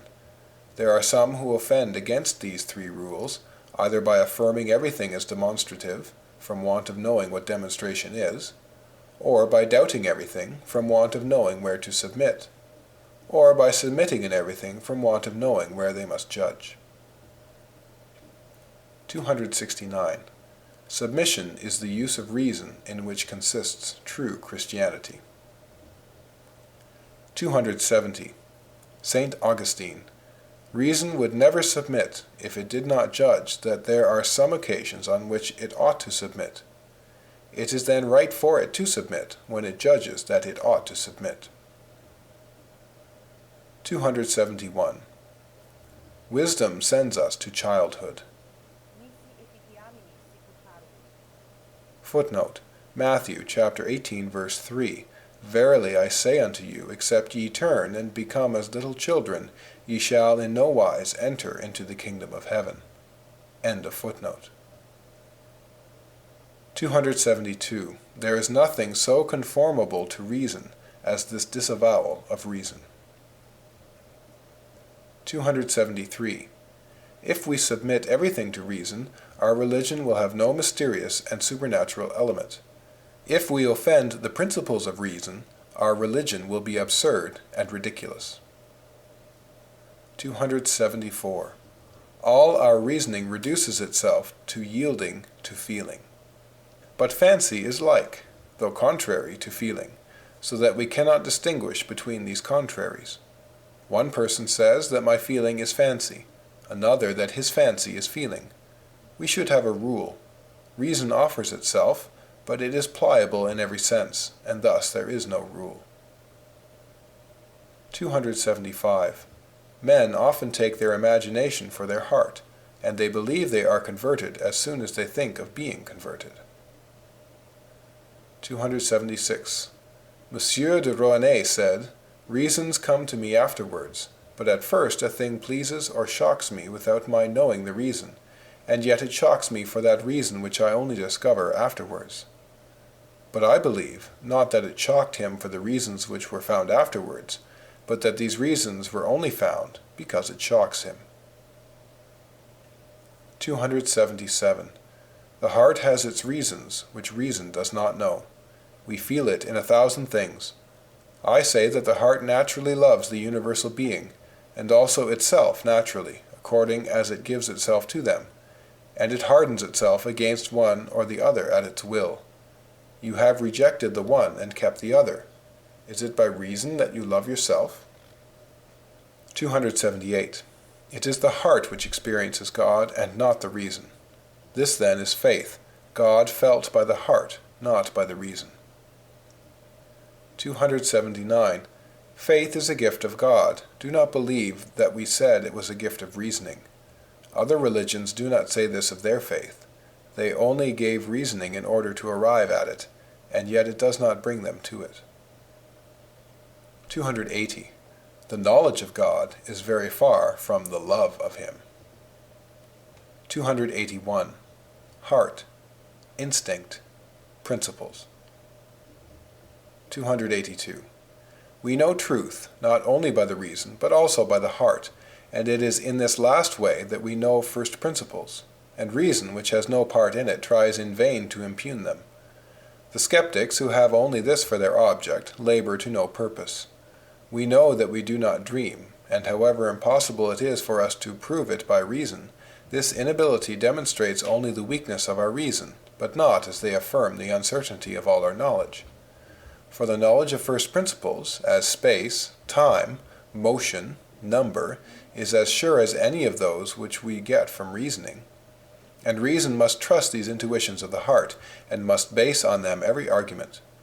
We have intuitive knowledge of the tridimensional nature of space, and of the infinity of number, and reason then shows that there are two square numbers, one of which is double of the other. Principles are intuited, propositions are inferred, all with certainty, though in different ways. And it is as useless and absurd for reason to demand from the heart proofs of her first principles before admitting them, as it would be for the heart to demand from reason an intuition of all demonstrated propositions before accepting them.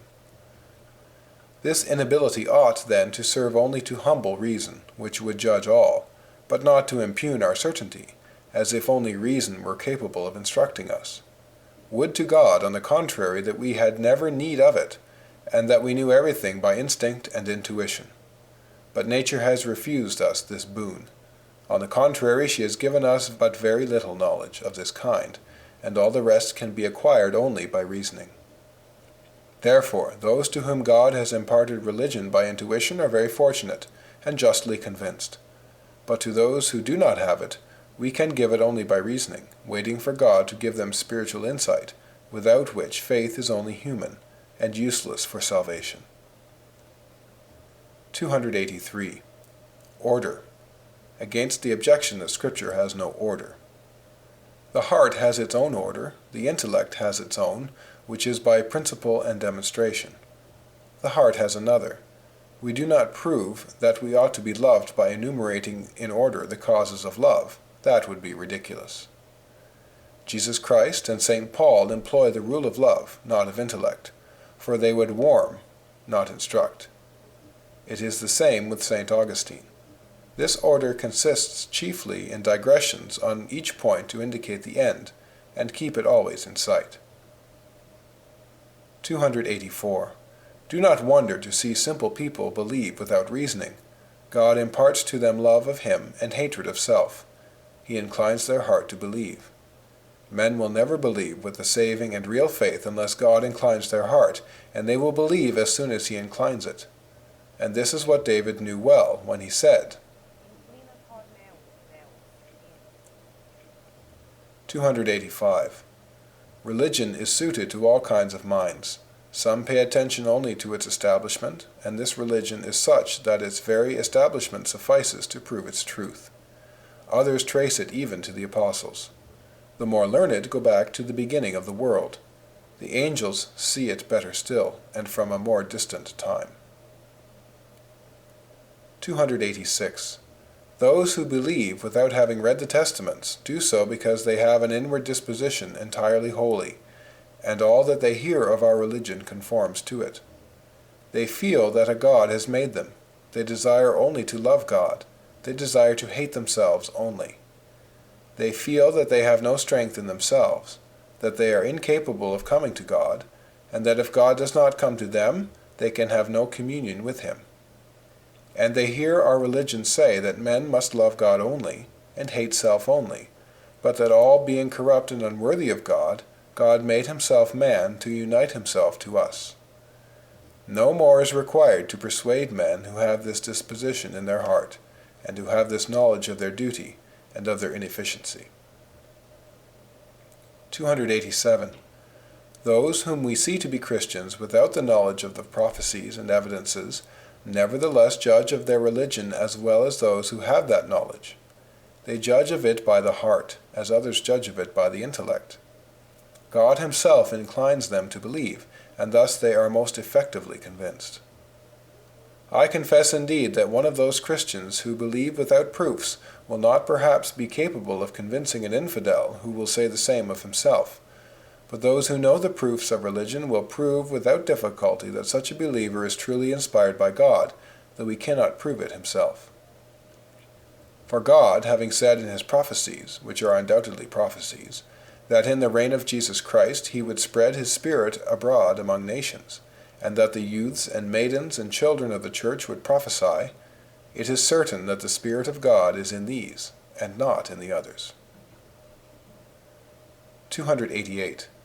Instead of complaining that God has hidden Himself, you will give Him thanks for having revealed so much of Himself, and you will also give Him thanks for not having revealed Himself to haughty sages, unworthy to know so holy as God.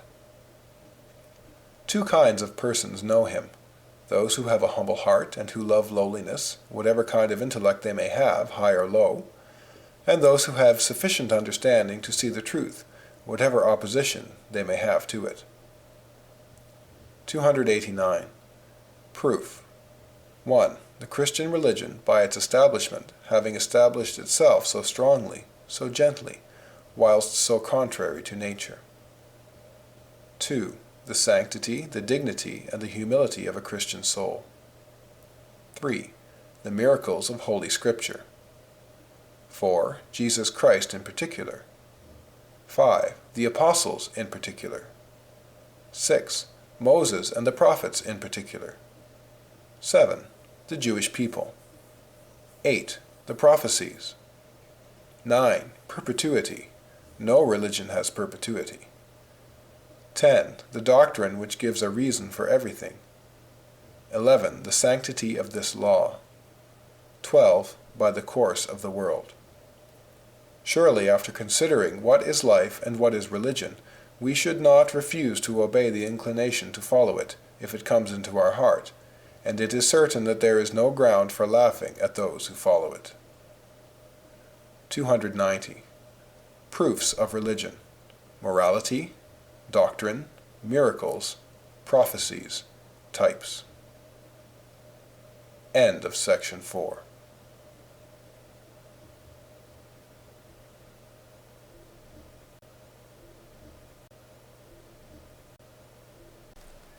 Section 5 of Pensées. Pensées by Blaise Pascal. Translated by W.F. Trotter. Section 5. Justice and the Reason of Effects. 291. In the letter on injustice can come the ridiculousness of the law that the elder gets all. My friend, you were born on this side of the mountain. It is therefore just that your elder brother gets everything. Why do you kill me? 292. He lives on the other side of the water. 293. Why do you kill me? What, do you not live on the other side of the water? If you lived on this side, my friend, I should be an assassin, and it would be unjust to slay you in this manner. But since you live on the other side, I am a hero, and it is just. 294. On what shall man found the order of the world which he would govern? Shall it be on the caprice of each individual? What confusion! Shall it be on justice? Man is ignorant of it. Certainly, had he known it, he would not have established this maxim, the most general of all that obtain among men, that each should follow the customs of his own country. The glory of true equity would have brought all nations under subjection, and legislators would not have taken as their model the fancies and caprice of Persians and Germans instead of this unchanging justice. We should have seen it set up in all the states on earth and in all times, whereas we see neither justice nor injustice, which does not change its nature with change in climate. 3 degrees of latitude reverse all jurisprudence. A meridian decides the truth. Fundamental laws change after a few years of possession. Right has its epochs. The entry of Saturn into the lion marks to us the origin of such and such a crime. A strange justice that is bounded by a river. Truth on this side of the Pyrenees, error on the other side. Men admit that justice does not consist in these customs, but that it resides in natural laws common to every country. They would certainly maintain it obstinately if reckless chance, which has distributed human laws, had encountered even one which was universal. But the farce is that the caprice of men has so many vagaries that there is no such law. Theft, incest, infanticide, patricide have all had a place among virtuous actions. Can anything be more ridiculous than that a man should have the right to kill me because he lives on the other side of the water, and because his ruler has a quarrel with mine, though I have none with him? Doubtless there are natural laws, but good reason once corrupted has corrupted all. Nihil amplius nostrum est, quod nostrum dicimus artis est. Footnote: we can claim nothing more. What we call ours is arts. End of footnote. Ex senatus consultis et plebiscitis crimina exercentur. Footnote: decrees of the Senate and of the people are responsible for crimes. End of footnote. Ut olim vitiis sic nunc legibus laboramus. Footnote: as once we suffered from vices, so now from laws. End of footnote. The result of this confusion is that one affirms the essence of justice to be the authority of the legislator, another the interest of the sovereign, another present custom, and this is the most sure. Nothing, according to reason alone, is just in itself. All changes with time. Custom creates the whole of equity for the simple reason that it is accepted. It is the mystical foundation of its authority. Whoever carries it back to first principles destroys it.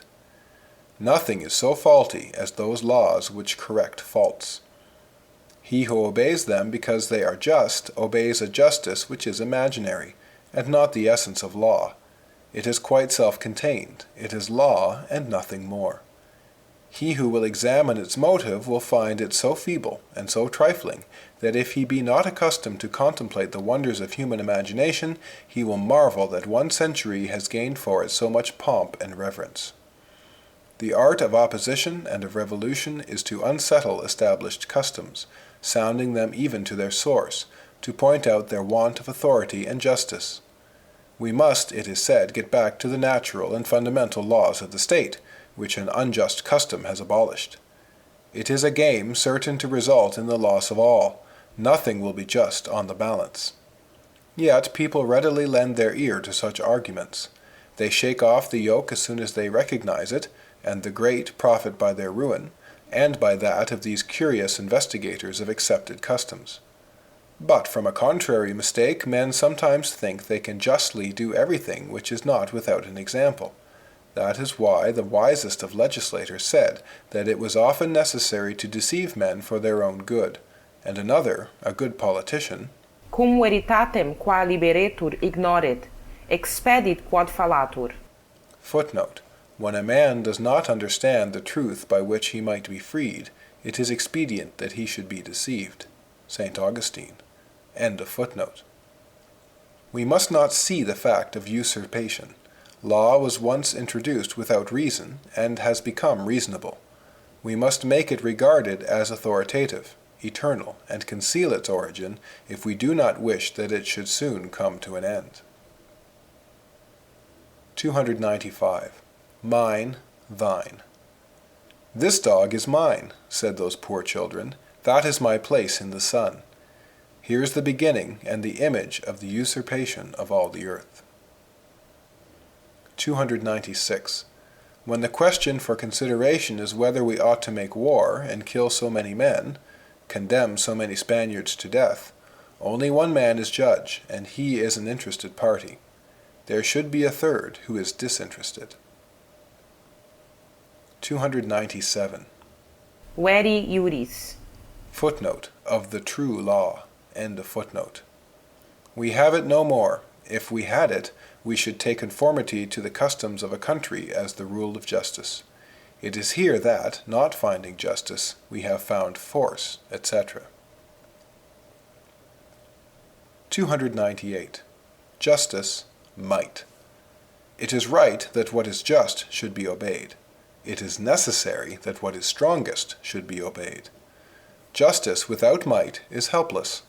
Might without justice is tyrannical. Justice without might is gainsaid, because there are always offenders.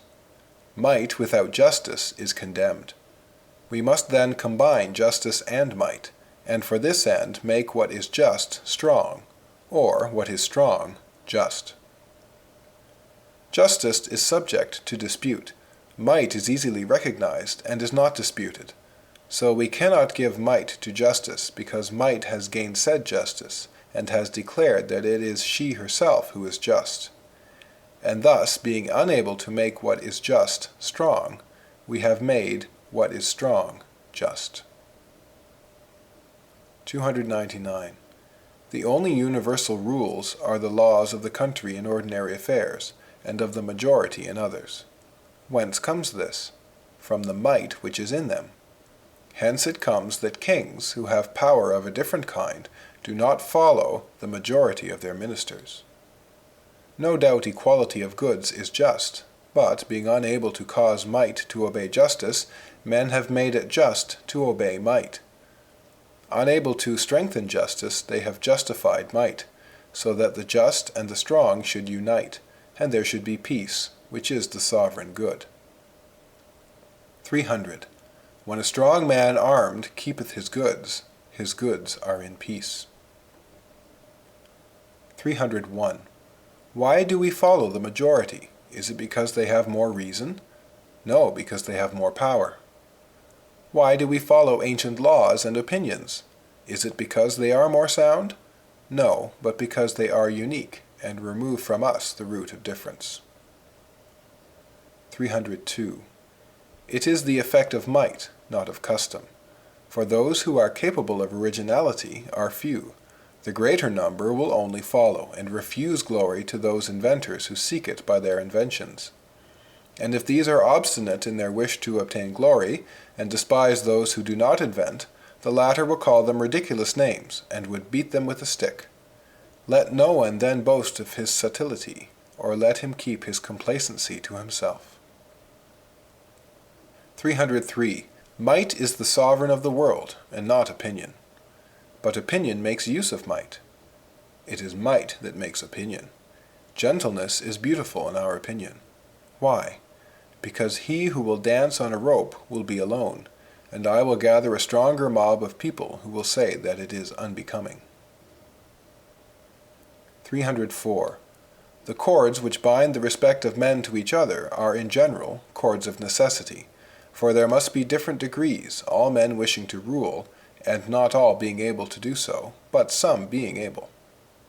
Let us then imagine we see society in the process of formation.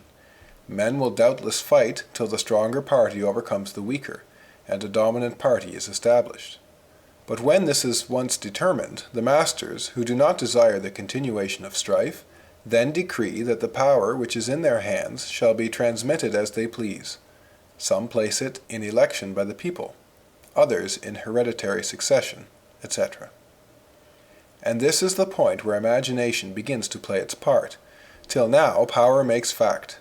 Now power is sustained by imagination in a certain party, in France in the nobility, in Switzerland in the burgesses, etc.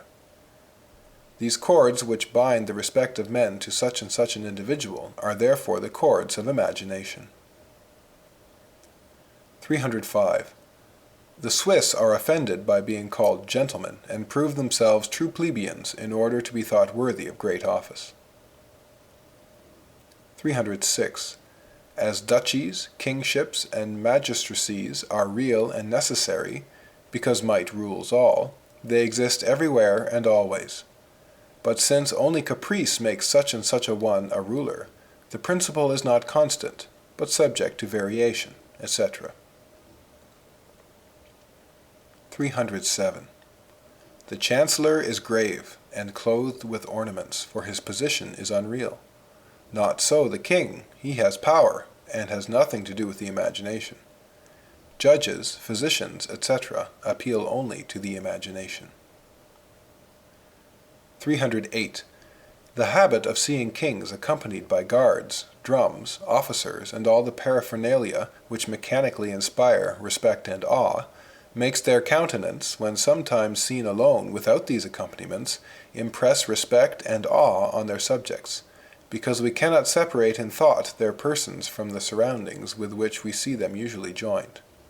And the world, which knows not that this effect is the result of habit, believes that it arises by a natural force, whence come these words, "The character of divinity is stamped on his countenance," etc. 309. Justice. As custom determines what is agreeable, so also does it determine justice. 310. King and tyrant. I too will keep my thoughts secret. I will take care on every journey. Greatness of establishment, respect for establishment. The pleasure of the great is the power to make people happy. The property of riches is to be given liberally. The property of each thing must be sought. The property of power is to protect. When force attacks humbug, when a private soldier takes the square cap off a first president and throws it out of the window. 311. The government founded on opinion and imagination reigns for some time, and this government is pleasant and voluntary. That founded on might lasts forever. Thus, opinion is the queen of the world, but might is its tyrant. 312. Justice is what is established, and thus all our established laws will necessarily be regarded as just without examination, since they are established. 313. Sound opinions of the people. Civil wars are the greatest of evils. They are inevitable if we wish to reward desert, for all will say that they are deserving. The evil we have to fear from a fool who succeeds by right of birth is neither so great nor so sure. 314. God has created all for himself. He has bestowed upon himself the power of pain and pleasure. You can apply it to God or to yourself. If to God, the gospel is the rule. If to yourself, you will take the place of God. As God is surrounded by persons full of charity, who ask of him the blessings of charity that are in his power, so recognize then and learn that you are only a king of lust, and take the ways of lust. 315. The reason of effects. It is wonderful that men would not have me honor a man clothed in brocade, and followed by 7 or 8 lackeys. Why? He will have me thrashed if I do not salute him. This custom is a force. It is the same with a horse in fine trappings in comparison with another. Montaigne is a fool not to see what difference there is, to wonder at our finding any, and to ask the reason. Indeed, says he, how comes it, etc. 316. Sound opinions of the people. To be spruce is not altogether foolish, for it proves that a great number of people work for one. It shows by one's hair that one has a valet, a perfumer, etc., by one's band, thread, lace, etc. Now it is not merely superficial, nor merely outward show, to have many arms at command. The more arms one has, the more powerful one is. To be spruce is to show one's power. 317. Deference means put yourself to inconvenience. This is apparently silly, but is quite right. For it is to say, I would indeed put myself to inconvenience if you required it, since indeed I do so when it is of no service to you. Deference further serves to distinguish the great. Now, if deference was displayed by sitting in an armchair, we should show deference to everybody, and so no distinction would be made. But, being put to inconvenience, we distinguish very well. 318. He has 4 lackeys. 319. How rightly do we distinguish men by external appearances rather than by internal qualities? Which of us two shall have precedence? Who will give place to the other? The least clever. But I am as clever as he. We should have to fight over this. He has 4 lackeys, and I have only 1. This can be seen, we have only to count. It falls to me to yield, and I am a fool if I contest the matter. By this means we are at peace, which is the greatest of boons. 320. The most unreasonable things in the world become most reasonable because of the unruliness of men. What is less reasonable than to choose the eldest son of a queen to rule a state? We do not choose as captain of a ship the passenger who is of the best family. This law would be absurd and unjust, but because men are so themselves, and always will be so, it becomes reasonable and just. For whom will men choose as the most virtuous and able? We at once come to blows, as each claims to be the most virtuous and able. Let us then attach this quality to something indisputable. This is the king's eldest son. That is clear, and there is no dispute. Reason can do no better, for civil war is the greatest of evils. 321. Children are astonished to see their comrades respected. 322. To be of noble birth is a great advantage. In 18 years it places a man within the select circle, known and respected, as another would have merited in 50 years. It is a gain of 30 years without trouble. 323. What is the ego? Suppose a man puts himself at a window to see those who pass by. If I pass by, can I say that he placed himself there to see me? No, for he does not think of me in particular. But does he who loves someone on account of beauty really love that person? No, for the smallpox, which will kill beauty without killing the person, will cause him to love her no more. And if one loves me for my judgment, memory, he does not love me, for I can lose these qualities without losing myself. Where then is this ego, if it be neither in the body nor in the soul? And how love the body or the soul, except for these qualities which do not constitute me, since they are perishable? For it is impossible, and would be unjust, to love the soul of a person in the abstract, and whatever qualities might be therein. We never then love a person, but only qualities. Let us then jeer no more at those who are honored on account of rank and office, for we love a person only on account of borrowed qualities. 324. The people have very sound opinions. For example, 1. In having preferred diversion and hunting to poetry. The half-learned laugh at it, and glory in being above the folly of the world. But the people are right for a reason which these do not fathom. 2. In having distinguished men by external marks, as birth or wealth. The world again exults in showing how unreasonable this is, but it is very reasonable. Savages laugh at an infant king. 3. In being offended at a blow, or in desiring glory so much. But it is very desirable on account of the other essential goods which are joined to it, and a man who has received a blow without resenting it is overwhelmed with taunts and indignities. 4. In working for the uncertain, in sailing on the sea, in walking over a plank. 325. Montaigne is wrong. Custom should be followed only because it is custom, and not because it is reasonable or just. But people follow it for this sole reason, that they think it just. Otherwise they would follow it no longer, although it were the custom, for they will only submit to reason or justice. Custom without this would pass for tyranny, but the sovereignty of reason and justice is no more tyrannical than that of desire. They are principles natural to man. It would therefore be right to obey laws and customs because they are laws, but we should know that there is neither truth nor justice to introduce into them, that we know nothing of these, and so must follow what is accepted. By this means we would never depart from them. But the people cannot accept this doctrine, and as they believe that truth can be found, and that it exists in law and custom, they believe them, and take their antiquity as a proof of their truth, and not simply of their authority apart from truth.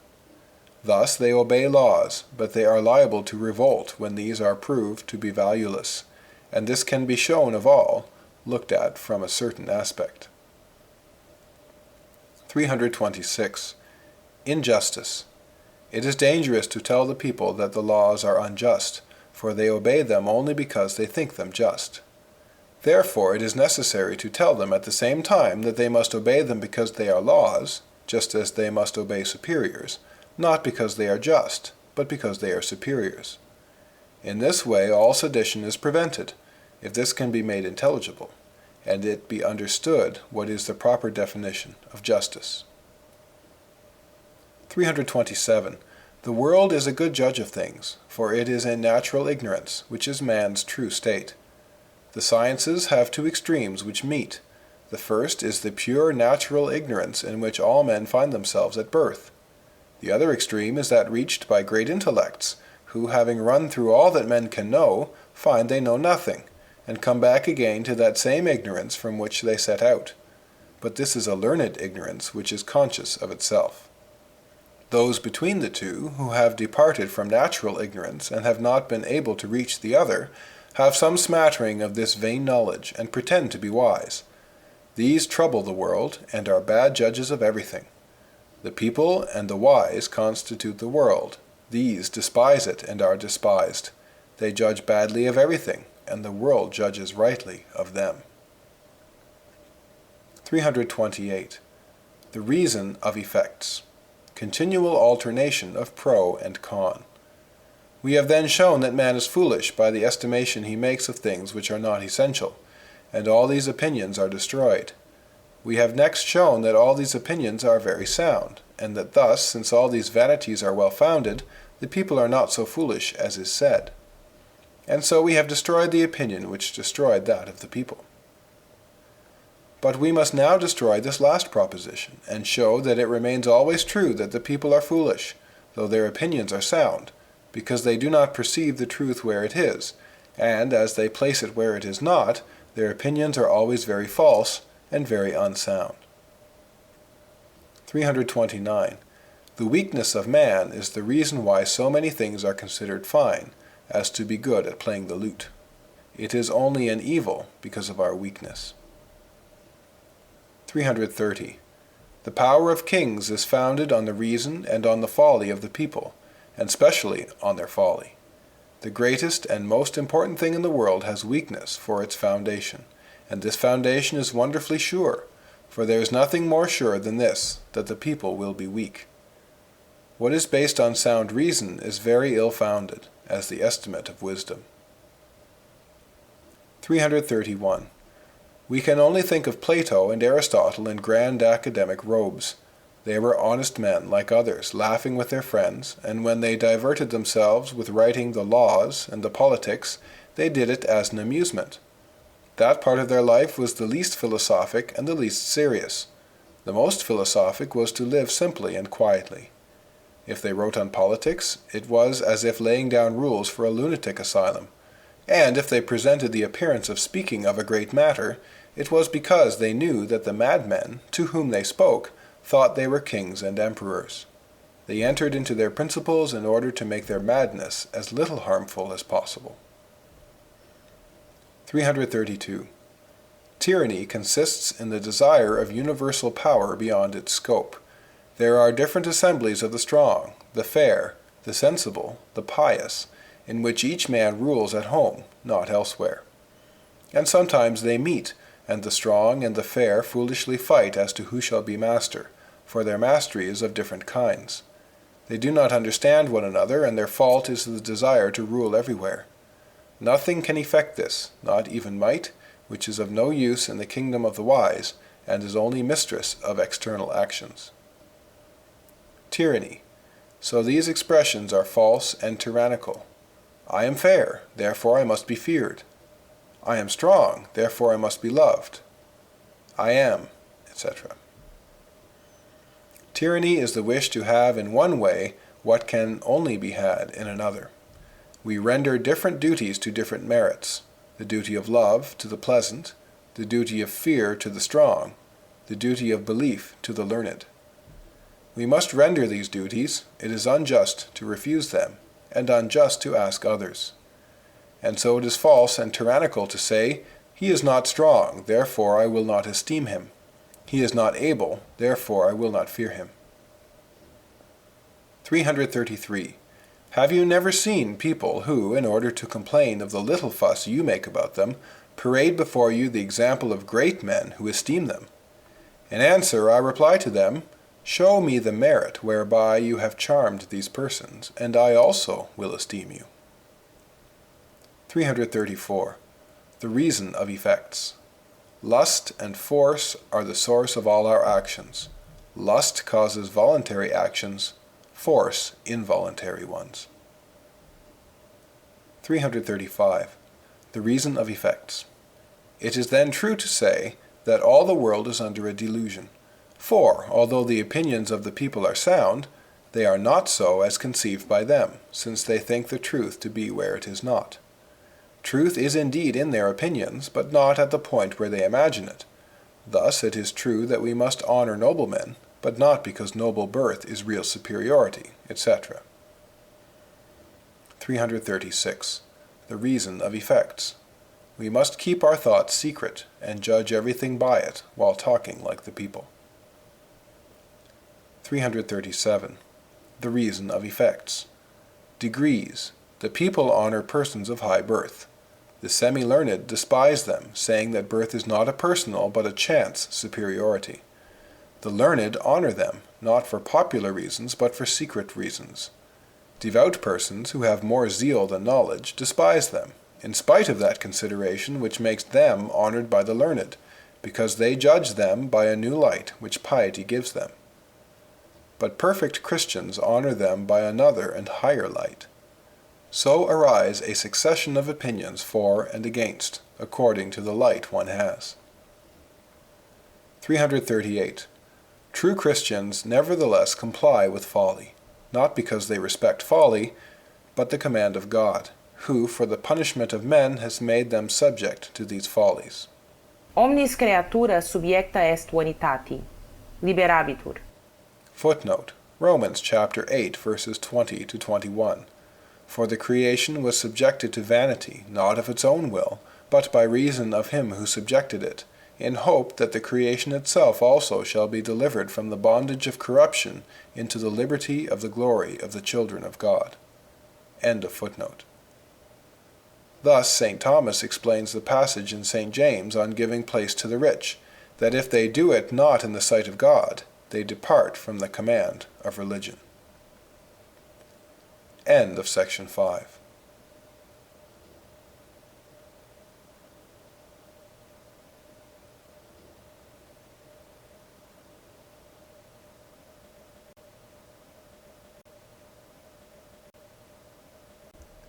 Section 6 of Pensées. Pensées by Blaise Pascal. Translated by W. F. Trotter. Section 6. The Philosophers. 339. I can well conceive a man without hands, feet, head, for it is only experience which teaches us that the head is more necessary than feet. But I cannot conceive man without thought. He would be a stone or a brute. 340. The arithmetical machine produces effects which approach nearer to thought than all the actions of animals, but it does nothing which would enable us to attribute will to it, as to the animals. 341. The account of the pike and frog of Liancourt. They do it always, and never otherwise, nor any other thing showing mind. 342. If an animal did by mind what it does by instinct, and if it spoke by mind what it speaks by instinct, in hunting and in warning its mates that the prey is found or lost, it would indeed also speak in regard to those things which affect it closer. As example, gnaw me this cord which is wounding me, and which I cannot reach. 343. The beak of the parrot, which it wipes, although it is clean. 344. Instinct and reason, marks of two natures. 345. Reason commands us far more imperiously than a master, for in disobeying the one we are unfortunate, and in disobeying the other we are fools. 346. Thought constitutes the greatness of man. 347. Man is but a reed, the most feeble thing in nature, but he is a thinking reed. The entire universe need not arm itself to crush him. A vapor, a drop of water, suffices to kill him. But if the universe were to crush him, man would still be more noble than that which killed him, because he knows that he dies, and the advantage which the universe has over him. The universe knows nothing of this. All our dignity consists then in thought. By it we must elevate ourselves, and not by space and time which we cannot fill. Let us endeavor then to think well. This is the principle of morality. 348. A thinking reed. It is not from space that I must seek my dignity, but from the government of my thought. I shall have no more if I possess worlds.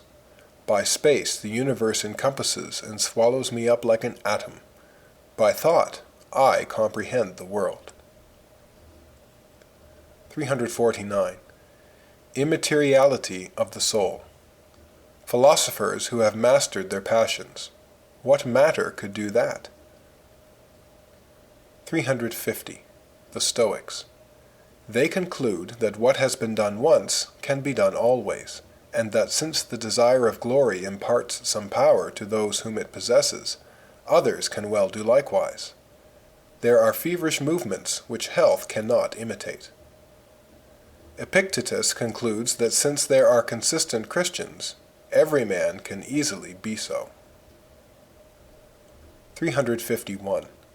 Those great spiritual efforts which the soul sometimes essays are things on which it does not lay hold. It only leaps to them, not as upon a throne, forever, but merely for an instant. 352. The strength of a man's virtue must not be measured by his efforts, but by his ordinary life. 353. I do not admire the excess of a virtue as of valor, except I see at the same time the excess of the opposite virtue, as in Epaminondas, who had the greatest valor and the greatest kindness. For otherwise it is not to rise, it is to fall. We do not display greatness by going to one other extreme, but in touching both at once, and filling all the intervening space. But perhaps this is only a sudden movement of the soul, from one to the extreme, and in fact it is ever at one point only, as in the case of a firebrand. Be it so, but at least this indicates agility, if not expanse of soul. 354. Man's nature is not always to advance. It has its advances and retreats. Fever has its cold and hot fits, and the cold proves as well as the hot the greatness of the fire of fever. The discoveries of men from age to age turn out the same. The kindness and the malice of the world in general are the same. Plerumque gratae principibus vices. Footnote.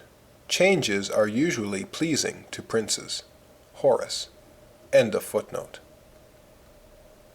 355. Continuous eloquence wearies. Princes and kings sometimes play. They are not always on their thrones. They weary there. Grandeur must be abandoned to be appreciated. Continuity in everything is unpleasant. Cold is agreeable that we may get warm. Nature acts by progress. Itus et reditus. It goes and returns, then advances further, then twice as much backwards, then more forward than ever, etc.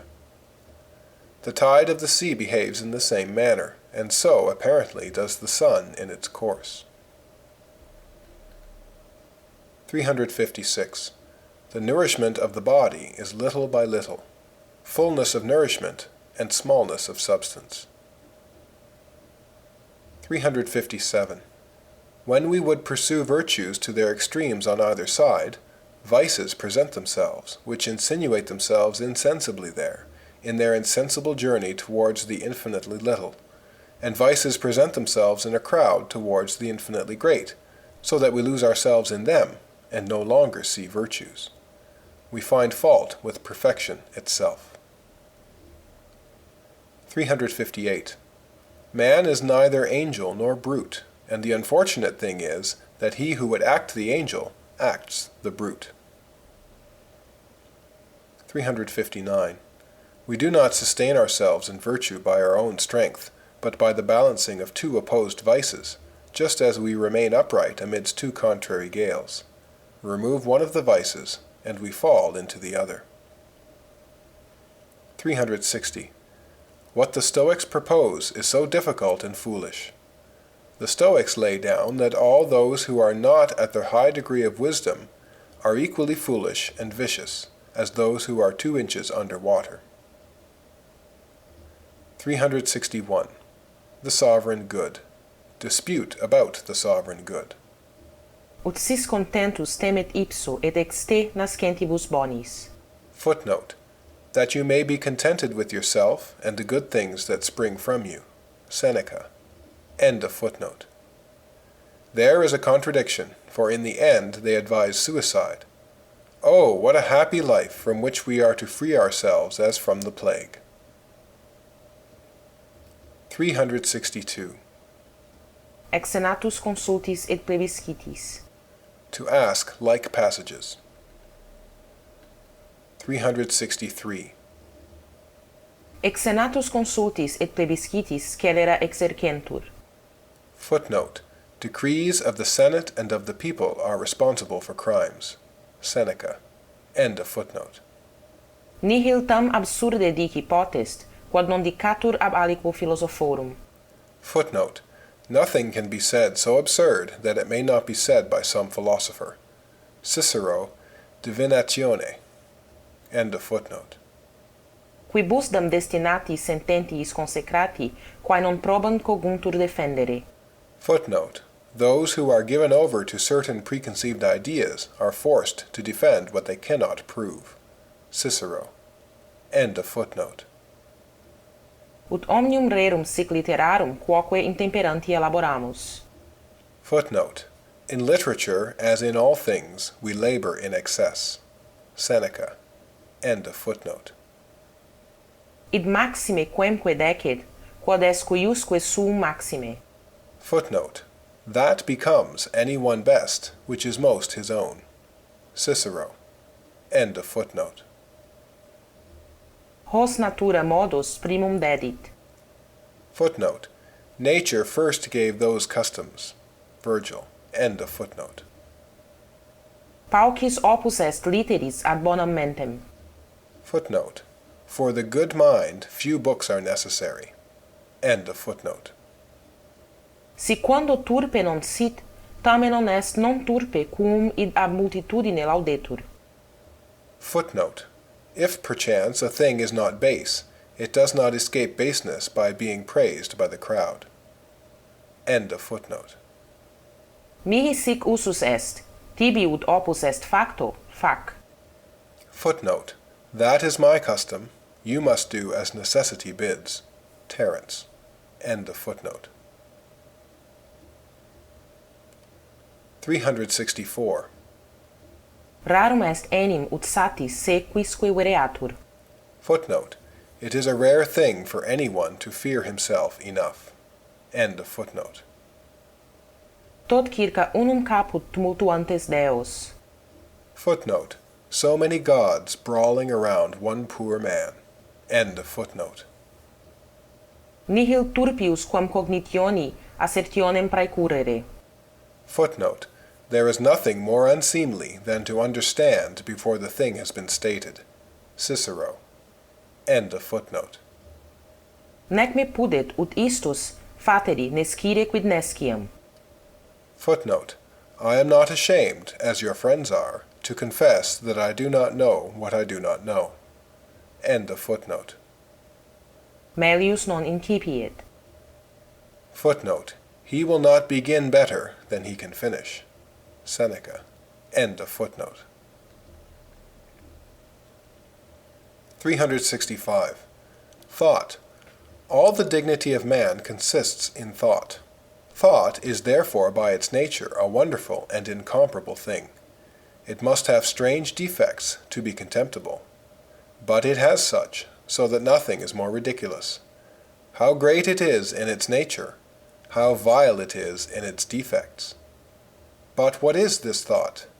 How foolish it is! 366. The mind of this sovereign judge of the world is not so independent that it is not liable to be disturbed by the first din about it. The noise of a cannon is not necessary to hinder its thoughts. It needs only the creaking of a weathercock or a pulley. Do not wonder if at present it does not reason well. A fly is buzzing in its ears. That is enough to render it incapable of good judgment. If you wish it to be able to reach the truth, chase away that animal which holds its reason in check and disturbs that powerful intellect which rules towns and kingdoms. Here is a comical god. O ridiculosissimo eroe. Footnote. O most ridiculous hero. End of footnote. 367. The power of flies. They win battles, hinder our soul from acting, eat our body. 368. When it is said that heat is only the motion of certain molecules, and light the Conatus recedendi. which we feel, it astonishes us. What? Is pleasure only the ballet of our spirits? We have conceived so different an idea of it, and these sensations seem so removed from those others which we say are the same as those with which we compare them. The sensation from the fire, that warmth which affects us in a manner wholly different from touch, the reception of sound and light, all this appears to us mysterious, and yet it is material like the blow of a stone. It is true that the smallness of the spirits which enter into the pores touches other nerves, but there are always some nerves touched. 369. Memory is necessary for all the operations of reason. 370. Chance gives rise to thoughts, and chance removes them. No art can keep or acquire them. A thought has escaped me. I wanted to write it down. I write instead that it has escaped me. 371. When I was small, I hugged my book, and because it sometimes happened to me to... Note, in the text, the thought is incomplete. End of note. In believing I hugged it, I doubted. 372. In writing down my thought, it sometimes escapes me, but this makes me remember my weakness, that I constantly forget. This is as instructive to me as my forgotten thought, for I strive only to know my nothingness. 373. Skepticism. I shall here write my thoughts without order, and not perhaps in unintentional confusion. That is true order, which will always indicate my object by its very disorder. I should do too much honor to my subject if I treated it with order, since I want to show that it is incapable of it. 374. What astonishes me most is to see that all the world is not astonished at its own weakness. Men act seriously, and each follows his own mode of life, not because it is in fact good to follow, since it is the custom, but as if each man knew certainly where reason and justice are. They find themselves continually deceived, and by a comical humility think it is their own fault, and not that of the art which they claim always to possess. But it is well there are so many such people in the world who are not skeptics for the glory of skepticism, in order to show that man is quite capable of the most extravagant opinions, since he is capable of believing that he is not in a state of natural and inevitable weakness, but, on the contrary, of natural wisdom. Nothing fortifies skepticism more than that there are some who are not skeptics. If all were so, they would be wrong. 375. I have passed a great part of my life believing that there was justice, and in this I was not mistaken, for there is justice according as God has willed to reveal it to us. But I did not take it so, and this is where I made a mistake, for I believe that our justice was essentially just, and that I had that whereby to know and judge of it. But I have so often found my right judgment at fault, that at last I have come to distrust myself, and then others. I have seen changes in all nations and men, and thus after many changes of judgment regarding true justice, I have recognized that our nature was but in continual change, and I have not changed since. And if I changed, I would confirm my opinion. The skeptic Arcesilaus, who became a dogmatist. 376. This sect derives more strength from its enemies than from its friends, for the weakness of man is far more evident in those who know it not than in those who know it. 377. Discourses on humility are a source of pride in the vain, and of humility in the humble. So those on skepticism cause believers to affirm. Few men speak humbly of humility, chastely of chastity, few doubtingly of skepticism. We are only falsehood, duplicity, contradiction. We both conceal and disguise ourselves from ourselves. 378. Skepticism. Excess, like defective intellect, is accused of madness. Nothing is good but mediocrity. The majority has settled that, and finds fault with him who escapes it at whichever end. I will not oppose it. I quite consent to put myself there and refuse to be at the lower end, not because it is low, but because it is an end, for I would likewise refuse to be placed at the top. To leave the mean is to abandon humanity. The greatness of the human soul consists in knowing how to preserve the mean. So far from greatness consisting in leaving it, it consists in not leaving it. 379. It is not good to have too much liberty. It is not good to have all one wants. 380. All good maxims are in the world. We only need to apply them. For instance, we do not doubt that we ought to risk our lives in defense of the public good. But for religion, no. It is true there must be inequality among men, but if this be conceded, the door is opened not only to the highest power, but to the highest tyranny. We must relax our minds a little, but this opens the door to the greatest debauchery. Let us mark the limits. There are no limits in things. Laws would put them there, and the mind cannot suffer it. 381. When we are too young, we do not judge well. So also when we are too old. If we do not think enough, or if we think too much on any matter, we get obstinate and infatuated about it. If one considers one's work immediately after having done it, one is entirely prepossessed in its favor. By delaying too long, one can no longer enter into the spirit of it. So with pictures seen from too far or too near. There is but one exact point which is the true place wherefrom to look at them. The rest are too near, too far, too high, or too low. Perspective determines that point in the art of painting. But who shall determine it in truth and morality? 382.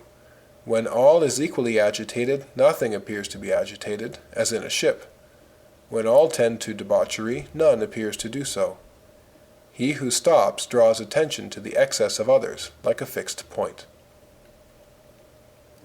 383.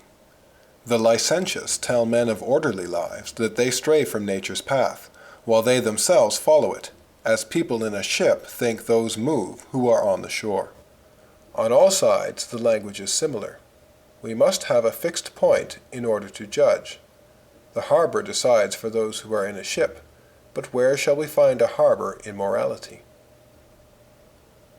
384. Contradiction is a bad sign of truth. Several things which are certain are contradicted. Several things which are false pass without contradiction. Contradiction is not a sign of falsity, nor the want of contradiction a sign of truth. 385. Skepticism. Each thing here is partly true and partly false. Essential truth is not so. It is altogether pure and altogether true.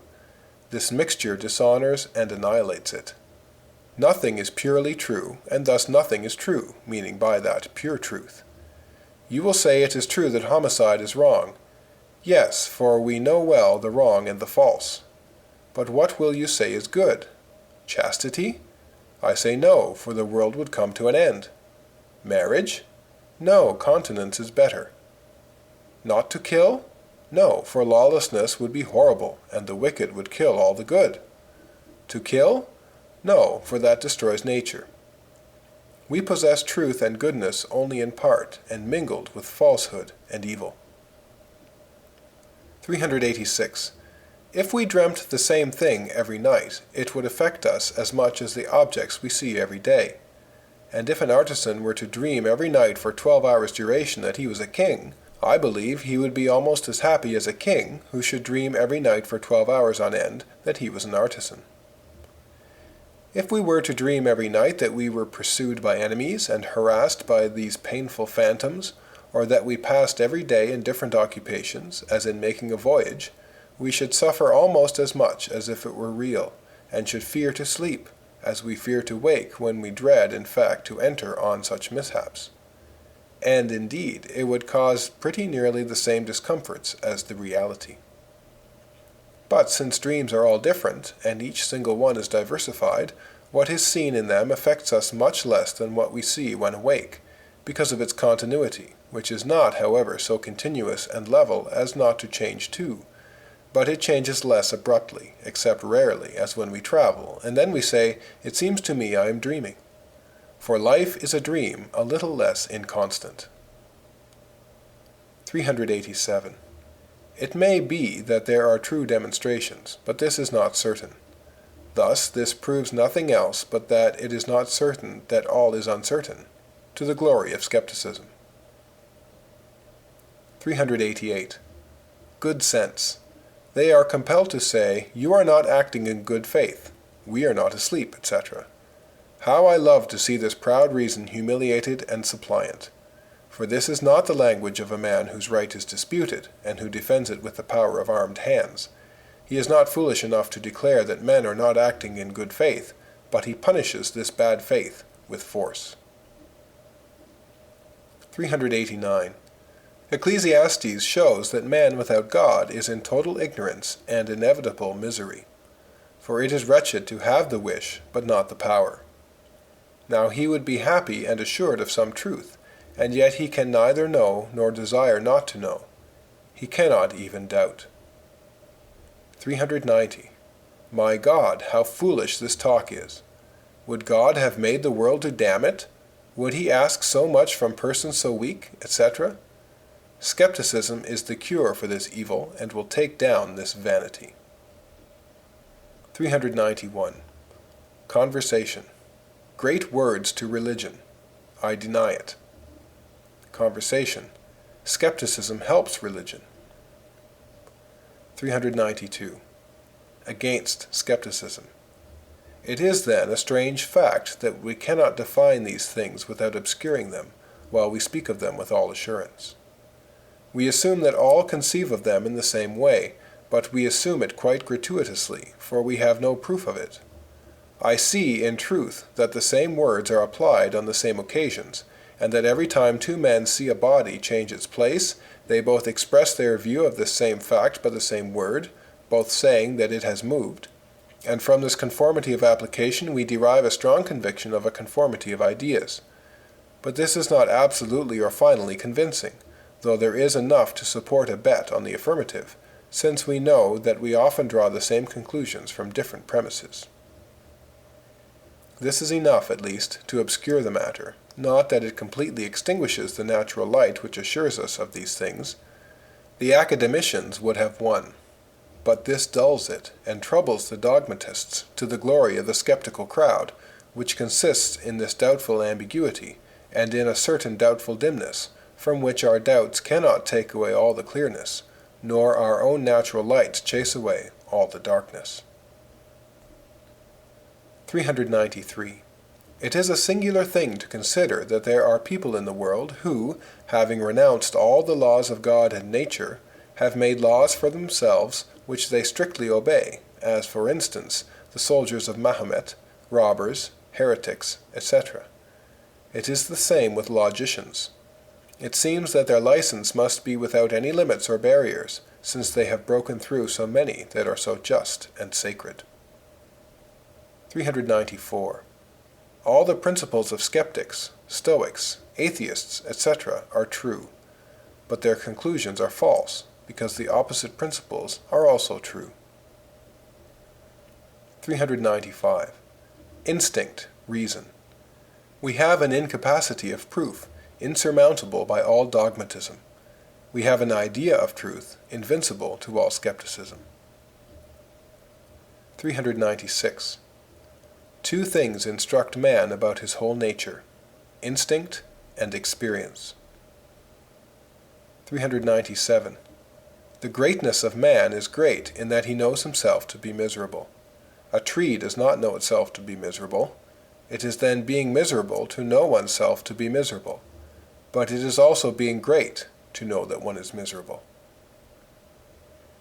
398. All these same miseries prove man's greatness.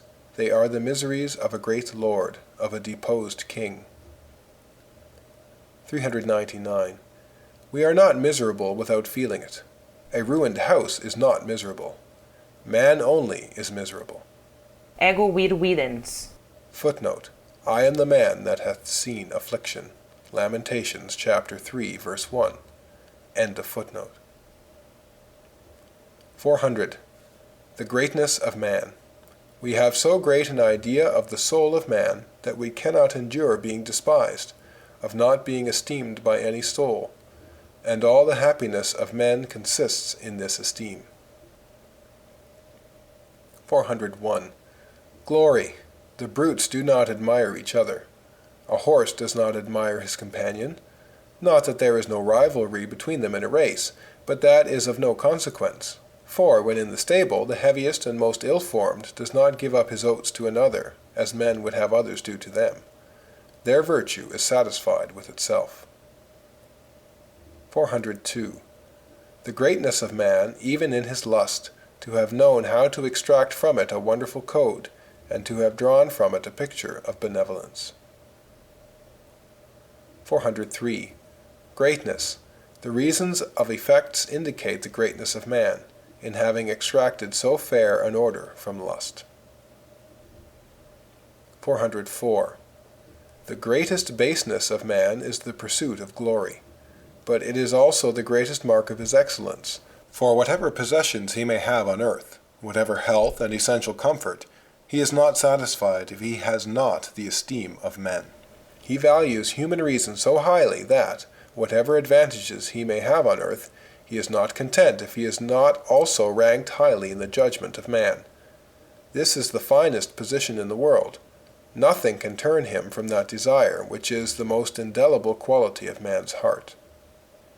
And those who most despise men and put them on a level with the brutes, yet wish to be admired and believed by men, and contradict themselves by their own feelings, their nature, which is stronger than all, convincing them of the greatness of man more forcibly than reason convinces them of their baseness. 405. Contradiction. Pride counterbalancing all miseries. Man either hides his miseries, or, if he disclose them, glories in knowing them. 406. Pride counterbalances and takes away all miseries. Here is a strange monster, and a very plain aberration. He is fallen from his place, and is anxiously seeking it. This is what all men do. Let us see who will have found it. 407. When malice has reason on its side, it becomes proud, and parades reason in all its splendor. When austerity or stern choice has not arrived at the true good, and must needs return to follow nature, it becomes proud by reason of this return. 408. Evil is easy, and has infinite forms. Good is almost unique. But a certain kind of evil is as difficult to find as what we call good, and often on this account such particular evil gets passed off as good. An extraordinary greatness of soul is needed in order to attain to it as well as to good. 409. The greatness of man. The greatness of man is so evident that it is even proved by his wretchedness.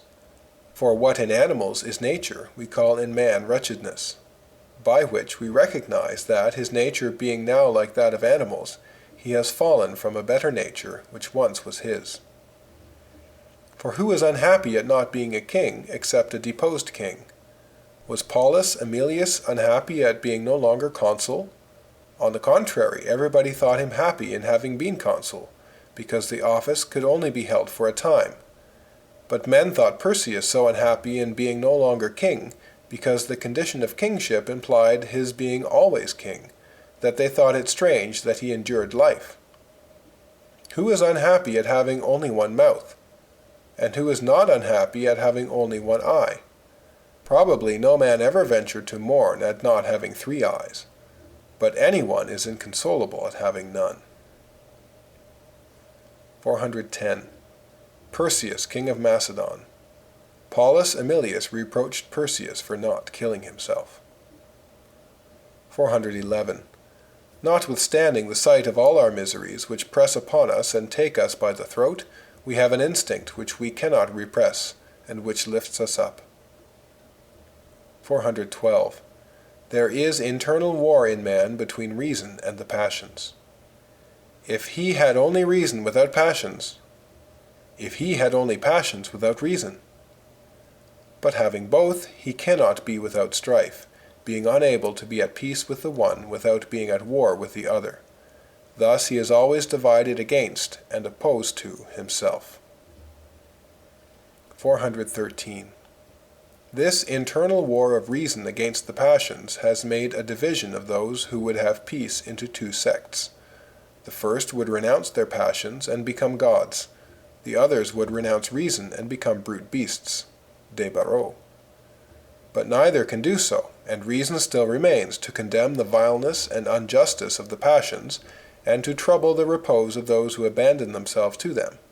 And the passions keep always alive in those who would renounce them. 414. Men are so necessarily mad that not to be mad would amount to another form of madness. 415. The nature of man may be viewed in 2 ways, the one according to its end, and then he is great and incomparable, the other according to the multitude, just as we judge of the nature of the horse and the dog, popularly, by seeing its fleetness. Et animo marcendi. Footnote, and instinct of guarding. End of footnote. And then man is abject and vile. These are the two ways which make us judge of him differently, and which occasion such disputes among philosophers. For one denies the assumption of the other. One says he is not born for this end, for all his actions are repugnant to it. The other says he forsakes his end when he does these base actions. 416. For Port Royal, greatness and wretchedness. Wretchedness being deduced from greatness, and greatness from wretchedness, some have inferred man's wretchedness all the more because they have taken his greatness as a proof of it, and others have inferred his greatness with all the more force because they have inferred it from his very wretchedness. All that the one party has been able to say in proof of his greatness has only served as an argument of his wretchedness to the others, because the greater our fall, the more wretched we are, and vice versa.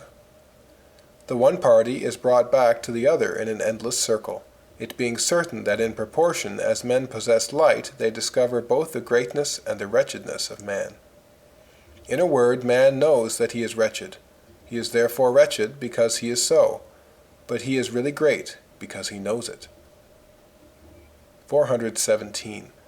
This twofold nature of man is so evident that some have thought that we had two souls.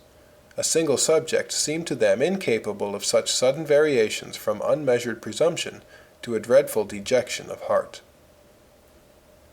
418. It is dangerous to make man see too clearly his equality with the brutes, without showing him his greatness.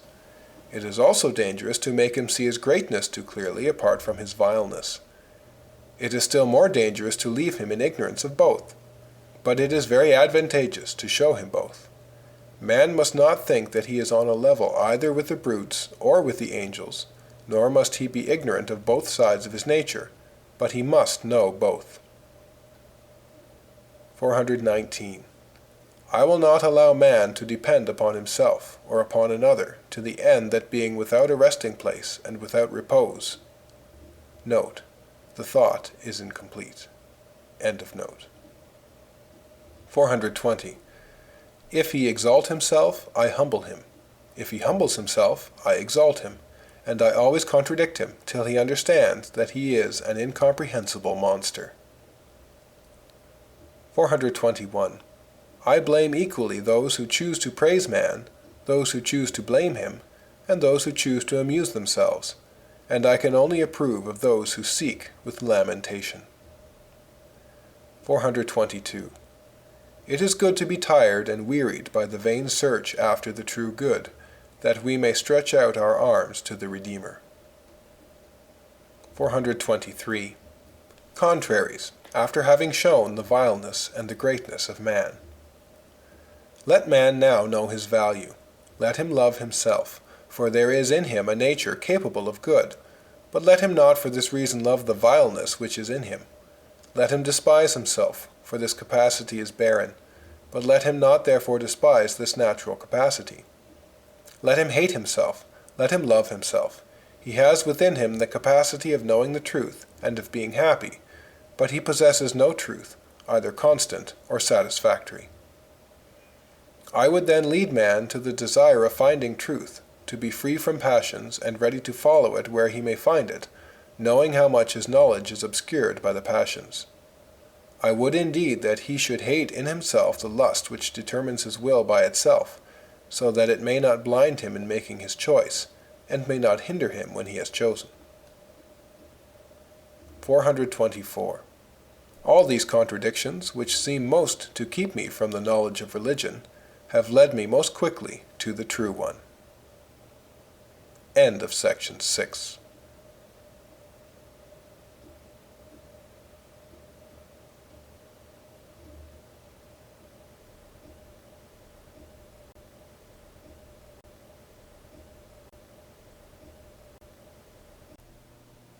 Section 7 of Pensées. Pensées by Blaise Pascal. Translated by W. F. Trotter. Section 7. Morality and Doctrine. Part 1. 425. Second part. That man without faith cannot know the true good, nor justice. All men seek happiness. This is without exception. Whatever different means they employ, they all tend to this end. The cause of some going to war, and of others avoiding it, is the same desire in both, attended with different views. The will never takes the least step but to this object. This is the motive of every action of every man, even of those who hang themselves.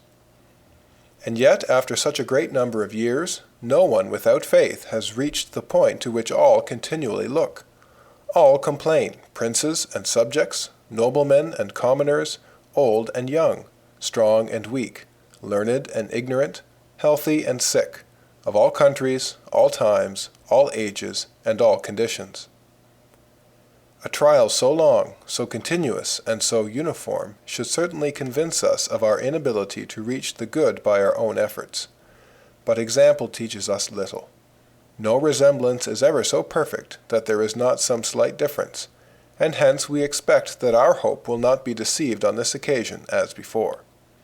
And thus, while the present never satisfies us, experience dupes us, and from misfortune to misfortune leads us to death, their eternal crown. What is it then that this desire and this inability proclaim to us, but that there was once in man a true happiness, of which there now remain to him only the mark and empty trace, which he in vain tries to fill from all his surroundings, seeking from things absent the help he does not obtain in things present? But these are all inadequate, because the infinite abyss can only be filled by an infinite and immutable object, that is to say, only by God himself. He only is our true good, and since we have forsaken him, it is a strange thing that there is nothing in nature which has not been serviceable in taking his place. The stars, the heavens, earth, the elements, plants, cabbages, leeks, animals, insects, calves, serpents, fever, pestilence, war, famine, vices, adultery, incest. And since man has lost the true good, everything can appear equally good to him, even his own destruction, though so opposed to God, to reason, and to the whole course of nature.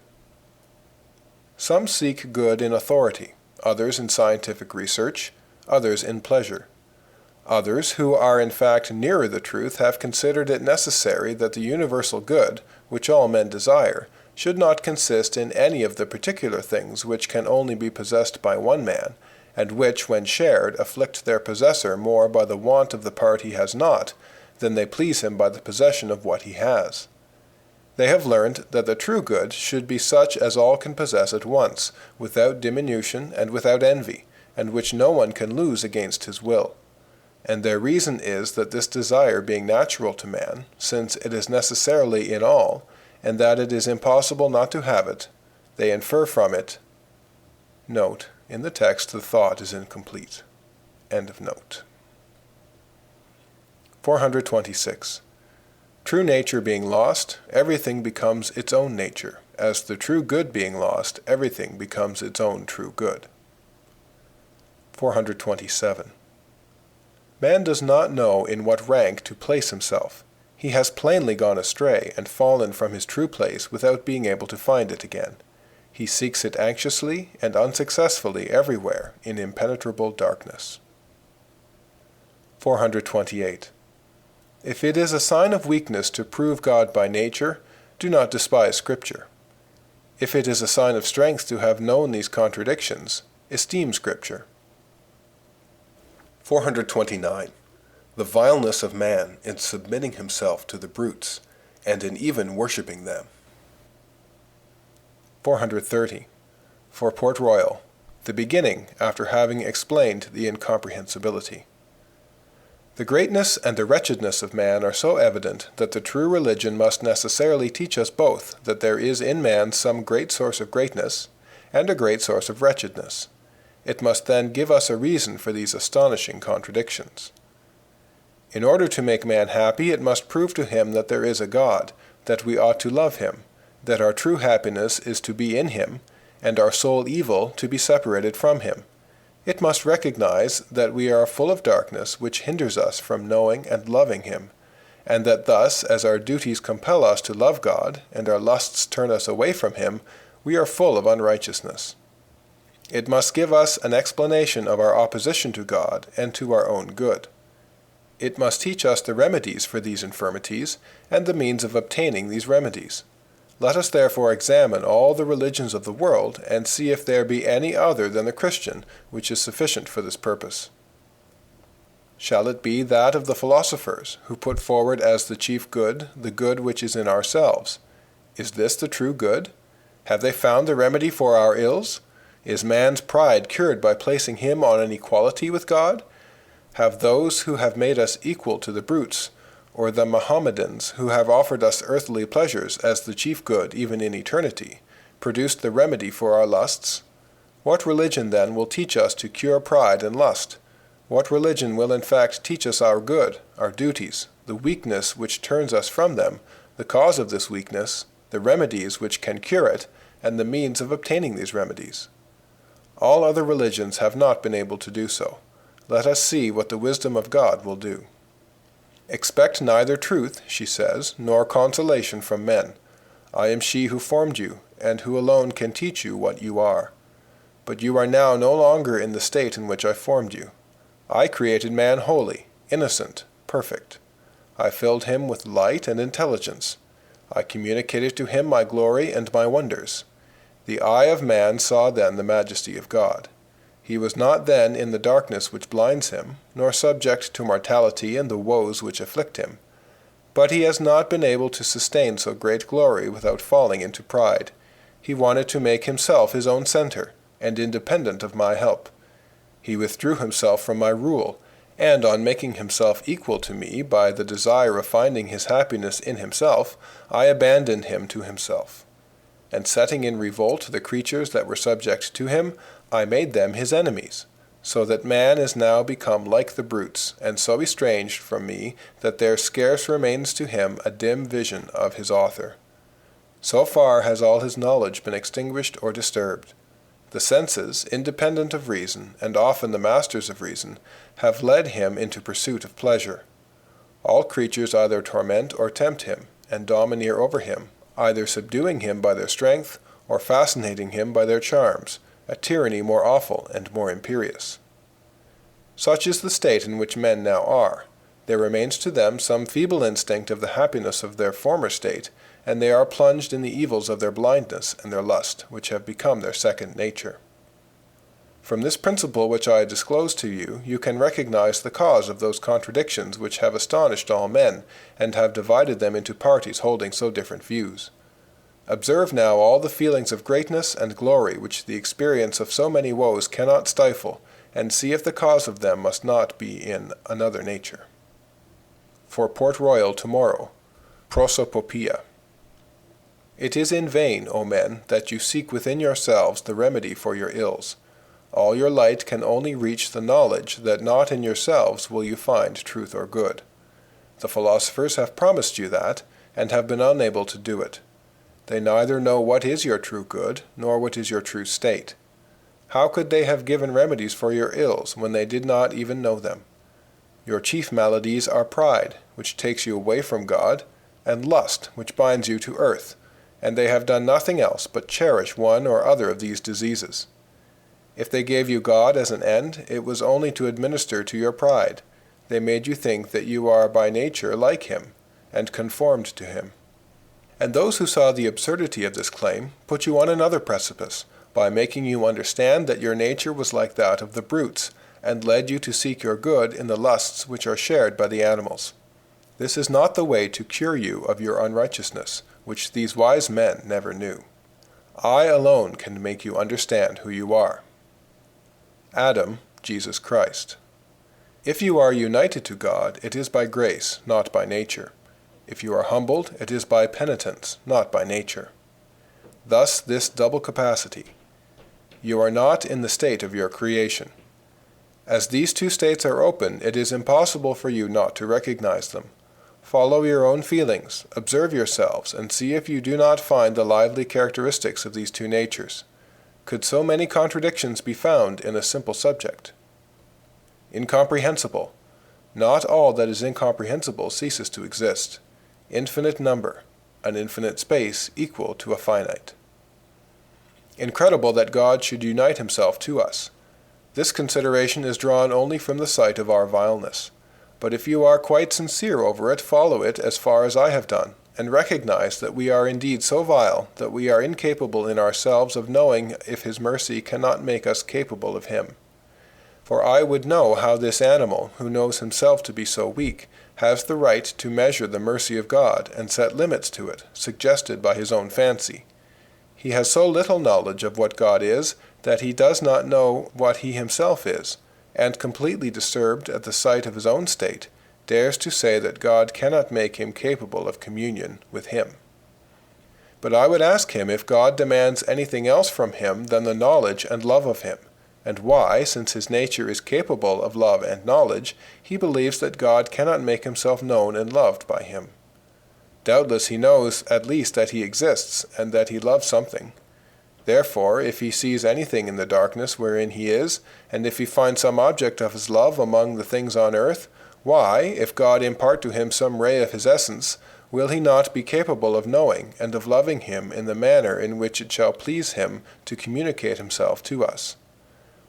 There must then be certainly an intolerable presumption in this sort of arguments, although they seem founded on an apparent humility, which is neither sincere nor reasonable, if it does not make us admit that, not knowing of ourselves what we are, we can only learn it from God.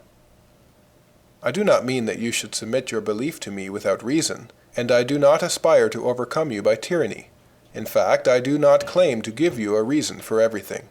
And to reconcile these contradictions, I intend to make you see clearly, by convincing proofs, those divine signs in me which may convince you of what I am, and may gain authority for me by wonders and proofs which you cannot reject, so that you may then believe without the things which I teach you, since you will find no other ground for rejecting them, except that you cannot know of yourselves if they are true or not. God has willed to redeem men and to open salvation to those who seek it. But men render themselves so unworthy of it that it is right that God should refuse to some, because of their obduracy, what he grants to others from a compassion which is not due to them. If he had willed to overcome the obstinacy of the most hardened, he could have done so by revealing himself so manifestly to them that they could not have doubted of the truth of his essence, as it will appear at the last day, with such thunders and such a convulsion of nature that the dead will rise again, and the blindest will see him. It is not in this manner that he has willed to appear in his advent of mercy, because, as so many make themselves unworthy of his mercy, he has willed to leave them in the loss of the good which they do not want. It was not then right that he should appear in a manner manifestly divine, and completely capable of convincing all men, but it was also not right that he should come in so hidden a manner that he could not be known by those who should sincerely seek him. He has willed to make himself quite recognizable by those, and thus, willing to appear openly to those who seek him with all their heart, and to be hidden from those who flee from him with all their heart, he so regulates the knowledge of himself that he has given signs of himself, visible to those who seek him, and not to those who seek him not. There is enough light for those who only desire to see, and enough obscurity for those who have a contrary disposition. 431. No other religion has recognized that man is the most excellent creature. Some, which have quite recognized the reality of his excellence, have considered as mean and ungrateful the low opinions which men naturally have of themselves, and others, which have thoroughly recognized how real is this vileness, have treated with proud ridicule those feelings of greatness which are equally natural to man. Lift your eyes to God, say the first. See him whom you resemble, and who has created you to worship him. You can make yourselves like unto him. Wisdom will make you equal to him, if you will follow it. Raise your heads, free men, says Epictetus. And others say, bend your eyes to the earth, wretched worm that you are, and consider the brutes whose companions you are. What then will man become? Will he be equal to God, or the brutes? What a frightful difference! What then shall we be? Who does not see from all this that man has gone astray, that he has fallen from his place, that he anxiously seeks it, and that he cannot find it again? And who shall then direct him to it? The greatest men have failed. 432. Skepticism is true, for, after all, men before Jesus Christ did not know where they were, nor whether they were great or small. And those who have said the one or the other knew nothing about it, and guessed without reason and by chance. They also erred always in excluding the one or the other. Quod ergo ignorantes quaeritis religio annuntiat vobis. Footnote. What therefore ye ignorantly seek, religion proclaims to you. Compare Acts chapter 17, verse 23. End of footnote. 433. After having understood the whole nature of man. That a religion may be true, it must have knowledge of our nature. It ought to know its greatness and littleness, and the reason of both. What religion but the Christian has known this? 434. The chief arguments of the skeptics, I pass over the lesser ones, are that we have no certainty of the truth of these principles apart from faith and revelation, except in so far as we naturally perceive them in ourselves. Now this natural intuition is not a convincing proof of their truth, since, having no certainty apart from faith whether man was created by a good God, or by a wicked demon, or by chance, it is doubtful whether these principles given to us are true, or false, or uncertain according to our origin. Again, no person is certain, apart from faith, whether he is awake or sleeps, seeing that during sleep we believe as firmly as we do that we are awake. We believe that we see space, figure, and motion. We are aware of the passage of time. We measure it. And in fact, we act as if we were awake. So that half our life being passed in sleep, we have on our own admission no idea of truth, whatever we may imagine. As all our intuitions are then illusions, who knows whether the other half of our life, in which we think we are awake, is not another sleep a little different from the former, from which we awake when we suppose ourselves asleep? And who doubts that, if we dreamt in company, and the dreams chanced to agree, which is common enough, and if we were always alone when awake, we should believe that matters were reversed? In short, as we often dream that we dream, heaping dream upon dream, may it not be that this half of our life, wherein we think ourselves awake, is itself only a dream on which the others are grafted, from which we wake at death, during which we have as few principles of truth and good as during natural sleep, these different thoughts which disturb us being perhaps only illusions, like the flight of time and the vain fancies of our dreams. These are the chief arguments on one side and the other. I omit minor ones, such as the skeptical talk against the impressions of custom, education, manners, country, and the like. Though these influence the majority of common folk, who dogmatize only on shallow foundations, they are upset by the least breath of the skeptics. We have only to see their books if we are not sufficiently convinced of this, and we shall very quickly become so, perhaps too much. I notice the only strong point of the dogmatists, namely that, speaking in good faith and sincerely, we cannot doubt natural principles. Against this the skeptics set up in one word the uncertainty of our origin, which includes that of our nature. The dogmatists have been trying to answer this objection ever since the world began. So there is open war among men, in which each must take a part, and side either with dogmatism or skepticism. For he who thinks to remain neutral is above all a skeptic. This neutrality is the essence of the sect. He who is not against them is essentially for them. In this appears their advantage. They are not for themselves. They are neutral, indifferent, in suspense as to all things, even themselves being no exception. What then shall man do in this state? Shall he doubt everything? Shall he doubt whether he is awake, whether he is being pinched, or whether he is being burned? Shall he doubt whether he doubts? Shall he doubt whether he exists? We cannot go so far as that, and I lay down as a fact that there never has been a real complete skeptic. Nature sustains our feeble reason and prevents it raving to this extent. Shall he then say, on the contrary, that he certainly possesses truth, he who, when pressed ever so little, can show no title to it, and is forced to let go his hold? What a chimera, then, is man! What a novelty! What a monster! What a chaos! What a contradiction! What a prodigy! Judge of all things, imbecile worm of the earth, depository of truth, a sink of uncertainty and error, the pride and refuse of the universe. Who will unravel this tangle? Nature confutes the skeptics, and reason confutes the dogmatists. What then will you become, O men, who try to find out by your natural reason what is your true condition?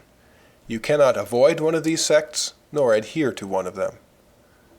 Know then, proud man, what a paradox you are to yourself. Humble yourself, weak reason. Be silent, foolish nature. Learn that man infinitely transcends man, and learn from your master your true condition, of which you are ignorant. Hear God. For in fact, if man had never been corrupt, he would enjoy in his innocence both truth and happiness with assurance, and if man had always been corrupt, he would have no idea of truth or bliss. But, wretched as we are, and more so than if there were no greatness in our condition, we have an idea of happiness and cannot reach it. We perceive an image of truth and possess only a lie. Incapable of absolute ignorance and of certain knowledge, we have thus been manifestly in a degree of perfection from which we have unhappily fallen. It is, however, an astonishing thing that the mystery furthest removed from our knowledge, namely that of the transmission of sin, should be a fact without which we can have no knowledge of ourselves. For it is beyond doubt that there is nothing which more shocks our reason than to say that the sin of the first man has rendered guilty those who, being so removed from this source, seem incapable of participation in it. This transmission does not only seem to us impossible, it seems also very unjust. For what is more contrary to the rules of our miserable justice than to damn eternally an infant incapable of will for a sin wherein he seems to have so little a share, that it was committed 6,000 years before he was in existence? Certainly nothing offends us more rudely than this doctrine, and yet, without this mystery, the most incomprehensible of all, we are incomprehensible to ourselves. The knot of our condition takes its twists and turns in this abyss, so that man is more inconceivable without this mystery than this mystery is inconceivable to man. Whence it seems that God, willing to render the difficulty of our existence unintelligible to ourselves, has concealed the knot so high, or better speaking, so low, that we are quite incapable of reaching it, so that it is not by the proud exertions of our reason, but by the simple submission of reason, that we can truly know ourselves. These foundations, solidly established on the inviolable authority of religion, make us know that there are two truths of faith equally certain. The one, that man in the state of creation, or in that of grace, is raised above all nature, made like unto God and sharing in his divinity. The other, that in the state of corruption and sin he is fallen from this state, and made like unto the beasts. These two propositions are equally sound and certain. Scripture manifestly declares this to us, when it says in some places, Deliciae meae esse cum filiis hominum. Footnote: Proverbs chapter 8, verse 31. Rejoicing in his habitable earth, and my delight was with the sons of men. End of footnote. Effundum spiritum meum super omnem carnem. Footnote: Isaiah chapter 44, verse 3. For I will pour water upon him that is thirsty, and streams upon the dry ground. I will pour my spirit upon thy seed, and my blessing upon thine offspring. Joel chapter 2, verse 28. And it shall come to pass afterward that I will pour out my spirit upon all flesh, and your sons and your daughters shall prophesy, your old men shall dream dreams, your young men shall see visions. End of footnote. Dii estis. Footnote: Psalm 82, verse 6. I said, Ye are gods, and all of you sons of the Most High. End of footnote. And in other places, Omnis caro foenum. Footnote: Isaiah chapter 40, verse 6. The voice of one saying, Cry. And one said, What shall I cry? All flesh is grass, and all the goodliness thereof is as the flower of the field. End of footnote. Homo assimilatus est iumentis incipientibus, et similis factus est illis. Footnote: Psalm 49, verse 20. Man that is in honor and understandeth not is like the beasts that perish. End of footnote. Dixi in corde meo de filiis hominum. Ecclesiastes chapter 3. Whence it clearly seems that man by grace is made like unto God, and a partaker in his divinity, and that without grace he is like unto the brute beasts. 435. Without this divine knowledge, what could men do but either become elated by the inner feeling of their past greatness, which still remains to them, or become despondent at the sight of their present weakness. For, not seeing the whole truth, they could not attain to perfect virtue. Some, considering nature as incorrupt, others as incurable, they could not escape either pride or sloth, the two sources of all vice, since they cannot but either abandon themselves to it through cowardice, or escape it by pride. For if they knew the excellence of man, they were ignorant of his corruption, so that they easily avoided sloth, but fell into pride. And if they recognized the infirmity of nature, they were ignorant of its dignity, so that they could easily avoid vanity, but it was to fall into despair. Thence arise the different schools of the Stoics and Epicureans, the dogmatists, academicians, etc. The Christian religion alone has been able to cure these two vices, not by expelling the one through means of the other according to the wisdom of the world, but by expelling both according to the simplicity of the gospel. For it teaches the righteous that it raises them even to a participation in divinity itself, that in this lofty state they still carry the source of all corruption, which renders them during all their life subject to error, misery, death, and sin, and it proclaims to the most ungodly that they are capable of the grace of their Redeemer. So making those tremble whom it justifies, and consoling those whom it condemns, religion so justly tempers fear with hope through that double capacity of grace and of sin, common to all, that it humbles infinitely more than reason alone can do, but without despair, and it exalts infinitely more than natural pride, but without inflating, thus making it evident that alone being exempt from error and vice, it alone fulfills the duty of instructing and correcting men. Who then can refuse to believe and adore this heavenly light? For is it not clearer than day that we perceive within ourselves ineffaceable marks of excellence? And is it not equally true that we experience every hour the results of our deplorable condition? What does this chaos and monstrous confusion proclaim to us but the truth of these two states, with a voice so powerful that it is impossible to resist it? 436. Weakness. Every pursuit of men is to get wealth, and they cannot have a title to show that they possess it justly, for they have only that of human caprice, nor have they strength to hold it securely. It is the same with knowledge, for disease takes it away. We are incapable both of truth and goodness. 437. We desire truth and find within ourselves only uncertainty. We seek happiness and find only misery and death. We cannot but desire truth and happiness, and are incapable of certainty or happiness. This desire is left to us, partly to punish us, partly to make us perceive wherefrom we are fallen. 438. If man is not made for God, why is he only happy in God? If man is made for God, why is he so opposed to God? 439. Nature corrupted. Man does not act by reason, which constitutes his being. 440. The corruption of reason is shown by the existence of so many different and extravagant customs. It was necessary that truth should come, in order that man should no longer dwell within himself. 441. For myself, I confess that so soon as the Christian religion reveals the principle that human nature is corrupt and fallen from God, that opens my eyes to see everywhere the mark of this truth. For nature is such that she testifies everywhere, both within man and without him, to a lost God and a corrupt nature. 442. Man's true nature, his true good, true virtue, and true religion are things of which the knowledge is inseparable. 443. Greatness, wretchedness. The more light we have, the more greatness and the more baseness we discover in man. Ordinary men, those who are more educated, philosophers, they astonish ordinary men. Christians, they astonish philosophers. Who will then be surprised to see that religion only makes us know profoundly what we already know in proportion to our light? 444. This religion taught to her children what men have only been able to discover by their greatest knowledge. 445. Original sin is foolishness to men, but it is admitted to be such. You must not then reproach me for the want of reason in this doctrine, since I admit it to be without reason. But this foolishness is wiser than all the wisdom of men.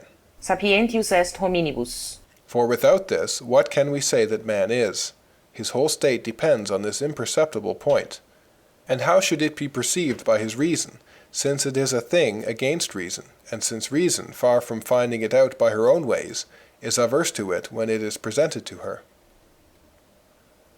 446. Of original sin. Ample tradition of original sin according to the Jews.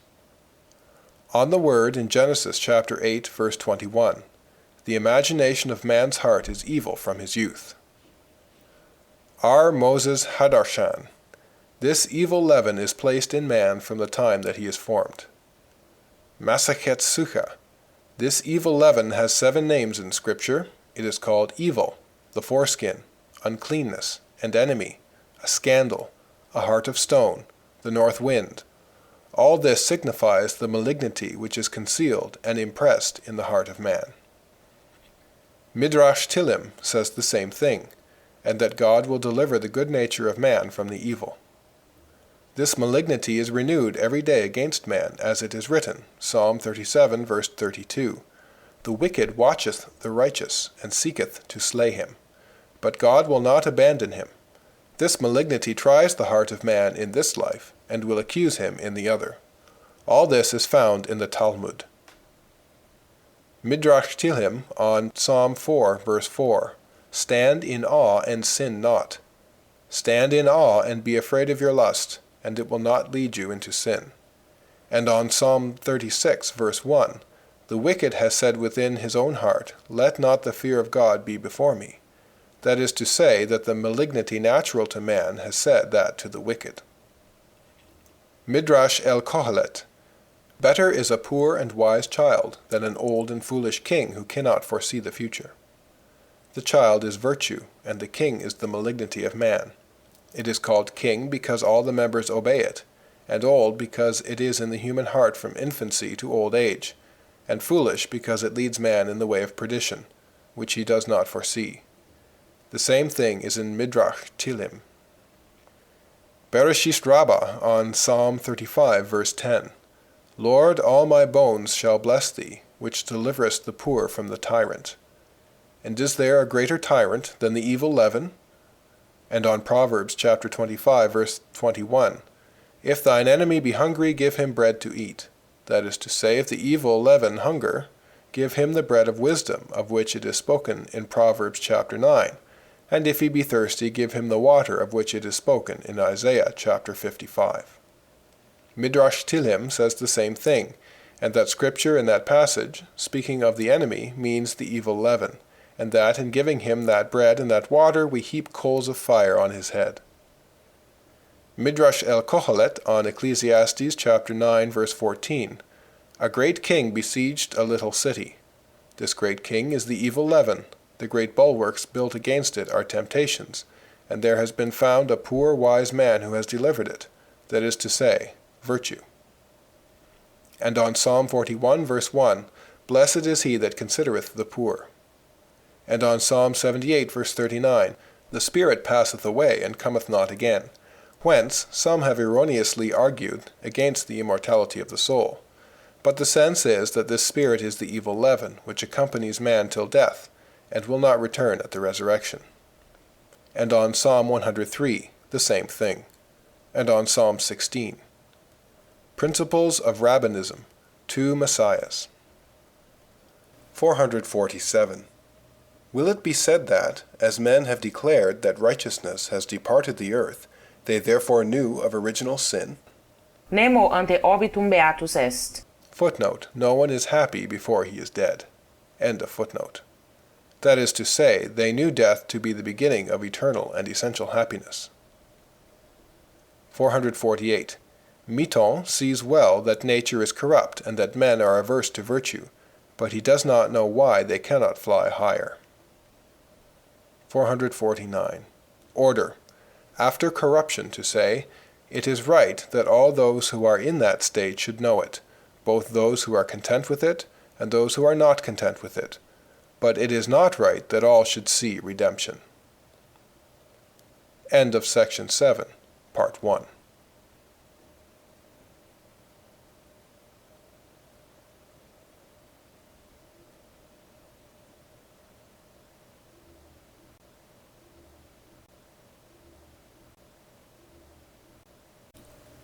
Section 7 of Pensées. Pensées by Blaise Pascal. Translated by W. F. Trotter. Section 7. Morality and Doctrine. Part 2. 450. If we do not know ourselves to be full of pride, ambition, lust, weakness, misery, and injustice, we are indeed blind. And if, knowing this, we do not desire deliverance, what can we say of a man? What then can we have but esteem for a religion which knows so well the defects of man, and desire for the truth of a religion which promises remedies so desirable? 451. All men naturally hate one another. They employ lust as far as possible in the service of the public weal. But this is only a pretense and a false image of love, for at bottom it is only hate. 452. To pity the unfortunate is not contrary to lust. On the contrary, we can quite well give such evidence of friendship and acquire the reputation of kindly feeling without giving anything. 453. From lust men have found and extracted excellent rules of policy, morality, and justice. But in reality this vile root of man, this Figmentum malum, footnote, evil creation, end of footnote, is only covered, it is not taken away. 454. Injustice. They have not found any other means of satisfying lust without doing injury to others. 455. Self is hateful. You, Miton, conceal it. You do not for that reason destroy it. You are, then, always hateful. No, for in acting as we do to oblige everybody, we give no more occasion for hatred of us. That is true, if we only hated in self the vexation which comes to us from it. But if I hate it because it is unjust, and because it makes itself the center of everything, I shall always hate it. In a word, the self has two qualities. It is unjust in itself, since it makes itself the center of everything. It is inconvenient to others, since it would enslave them. For each self is the enemy, and would like to be the tyrant of all others. You take away its inconvenience, but not its injustice, and so you do not render it lovable to those who hate injustice. You render it lovable only to the unjust, who do not any longer find in it an enemy. And thus you remain unjust, and can please only the unjust. 456. It is a perverted judgment that makes every one place himself above the rest of the world, and prefer his own good, and the continuance of his own good fortune and life, to that of the rest of the world. 457. Each one is all in all to himself, for he being dead, all is dead to him. Hence it comes that each believes himself to be all in all to everybody. We must not judge of nature by ourselves, but by it. 458. All that is in the world is the lust of the flesh, or the lust of the eyes, or the pride of life. libido sentiendi, libido sciendi, libido dominandi. Wretched is the cursed land which these three rivers of fire inflame, rather than water. Happy they who, on these rivers, are not overwhelmed, nor carried away, but are immovably fixed, not standing, but seated on a low and secure base, whence they do not rise before the light, but, having rested in peace, stretch out their hands to him who must lift them up, and make them stand upright and firm in the porches of the holy Jerusalem. There pride can no longer assail them, nor cast them down, and yet they weep, not to see all those perishable things swept away by the torrents, but at the remembrance of their loved country, the heavenly Jerusalem, which they remember without ceasing during their prolonged exile. 459. The rivers of Babylon rush and fall and sweep away. O holy Zion, where all is firm and nothing falls.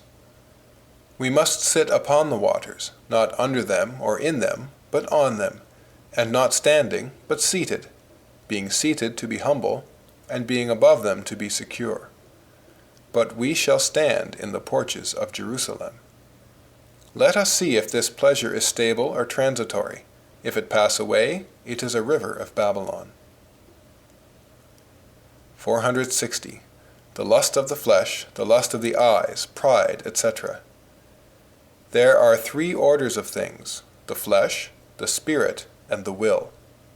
The carnal are the rich and kings. They have the body as their object. Inquirers and scientists, they have the mind as their object. The wise, they have righteousness as their object. God must reign over all, and all men must be brought back to him. In things of the flesh, lust reigns specially. In intellectual matters, inquiry specially. In wisdom, pride specially. Not that a man cannot boast of wealth or knowledge, but it is not the place for pride. For in granting to a man that he is learned, it is easy to convince him that he is wrong to be proud. The proper place for pride is in wisdom, for it cannot be granted to a man that he has made himself wise, and that he is wrong to be proud, for that is right. Now God alone gives wisdom, and that is why Qui gloriatur in Domino glorietur. Footnote: 1 Corinthians chapter 1, verse 31. He that glorieth, let him glory in the Lord. End of footnote. 461. The three lusts have made three sects, and the philosophers have done no other thing than follow one of the three lusts. 462. Search for the true good. Ordinary men place the good in fortune and external goods, or at least in amusement. Philosophers have shown the vanity of all this, and have placed it where they could. 463. Against the philosophers who believe in God without Jesus Christ. Philosophers. They believe that God alone is worthy to be loved and admired, and they have desired to be loved and admired of men, and do not know their own corruption. If they feel full of feelings of love and adoration, and find therein their chief delight, very well, let them think themselves good.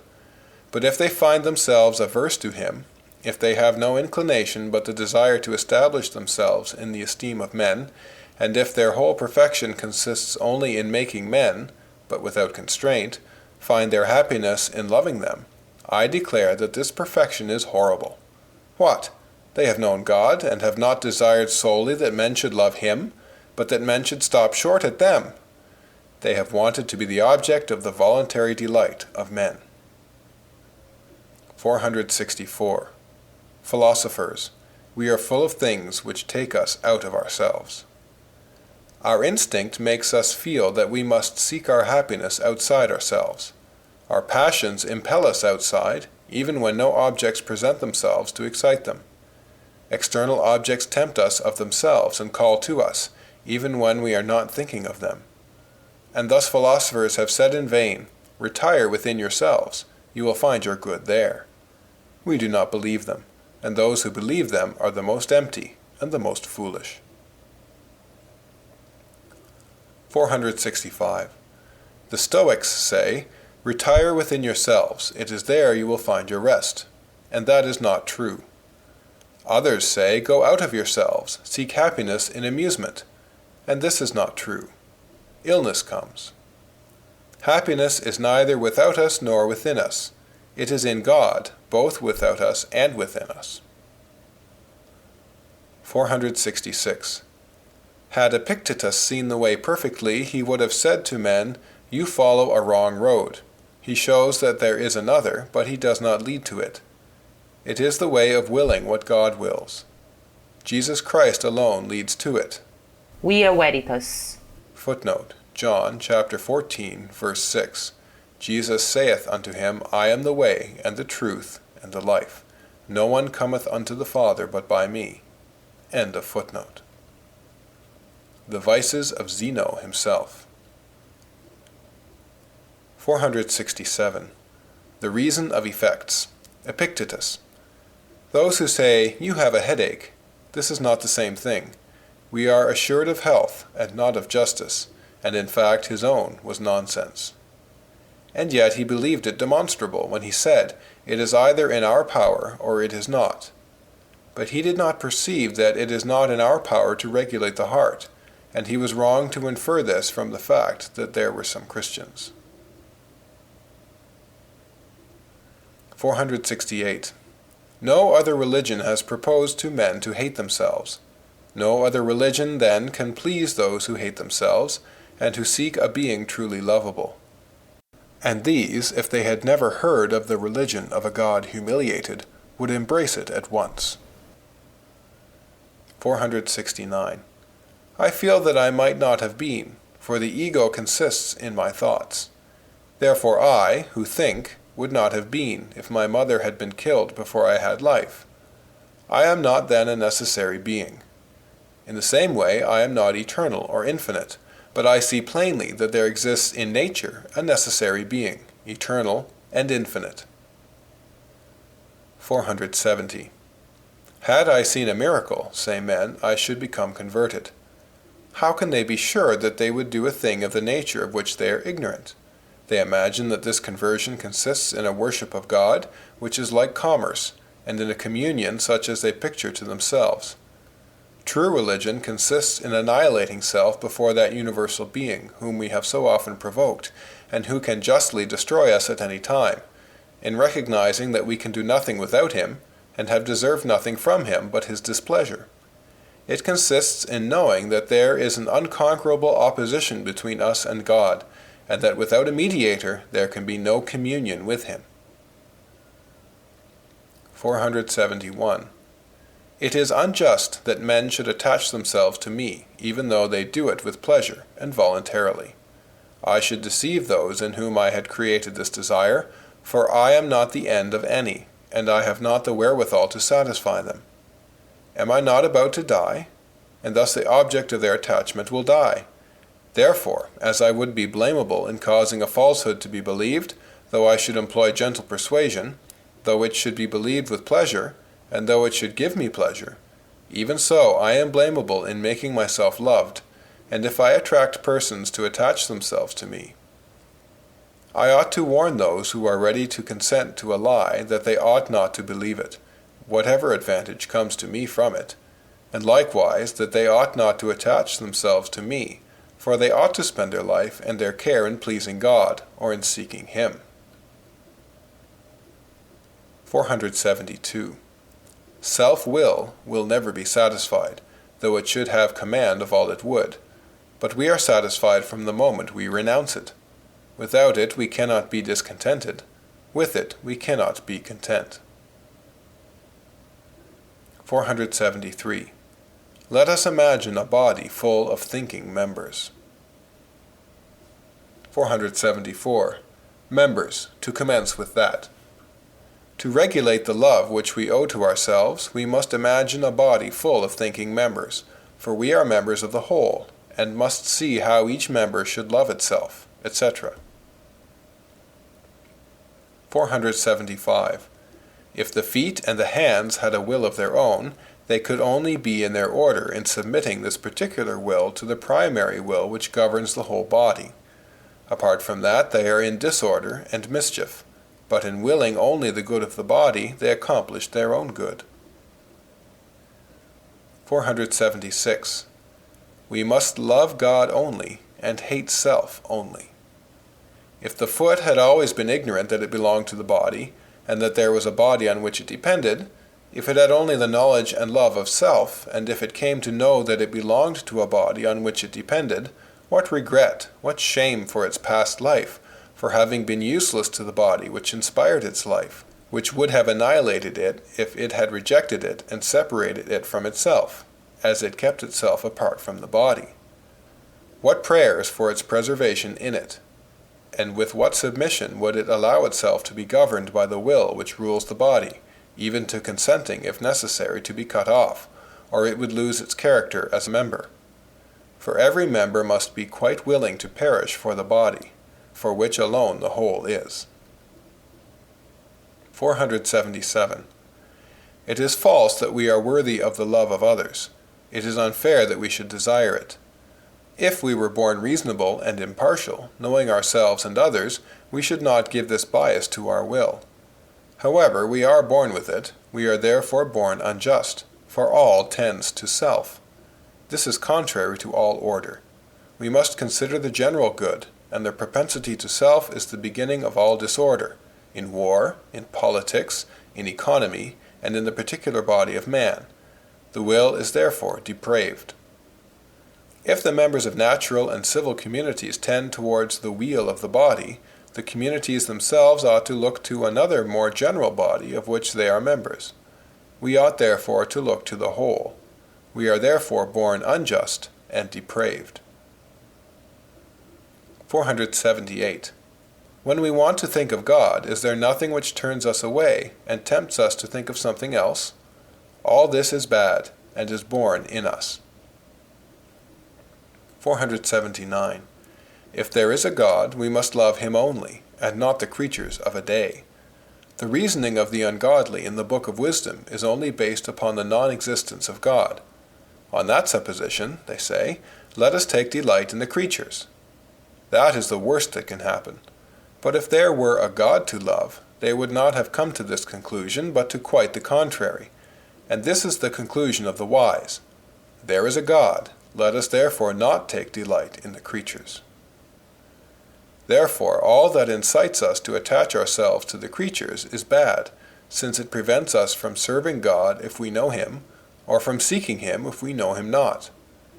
Now we are full of lust, therefore we are full of evil.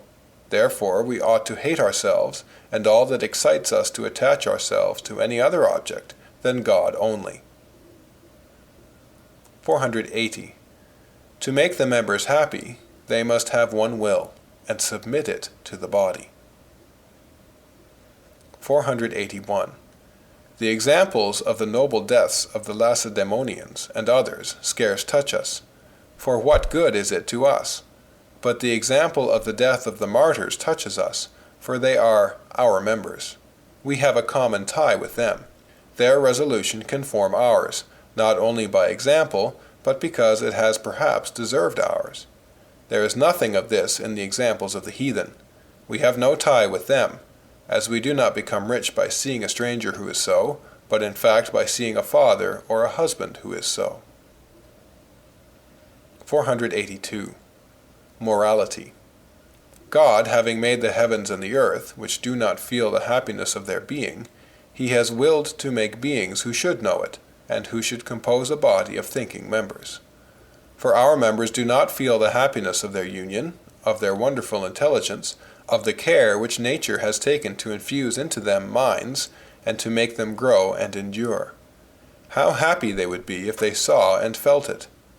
But for this they would need to have intelligence to know it, and goodwill to consent to that of the universal soul.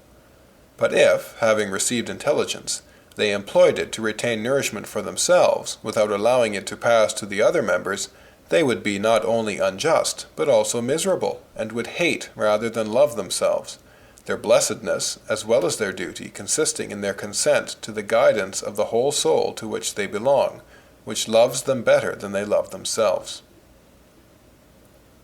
483.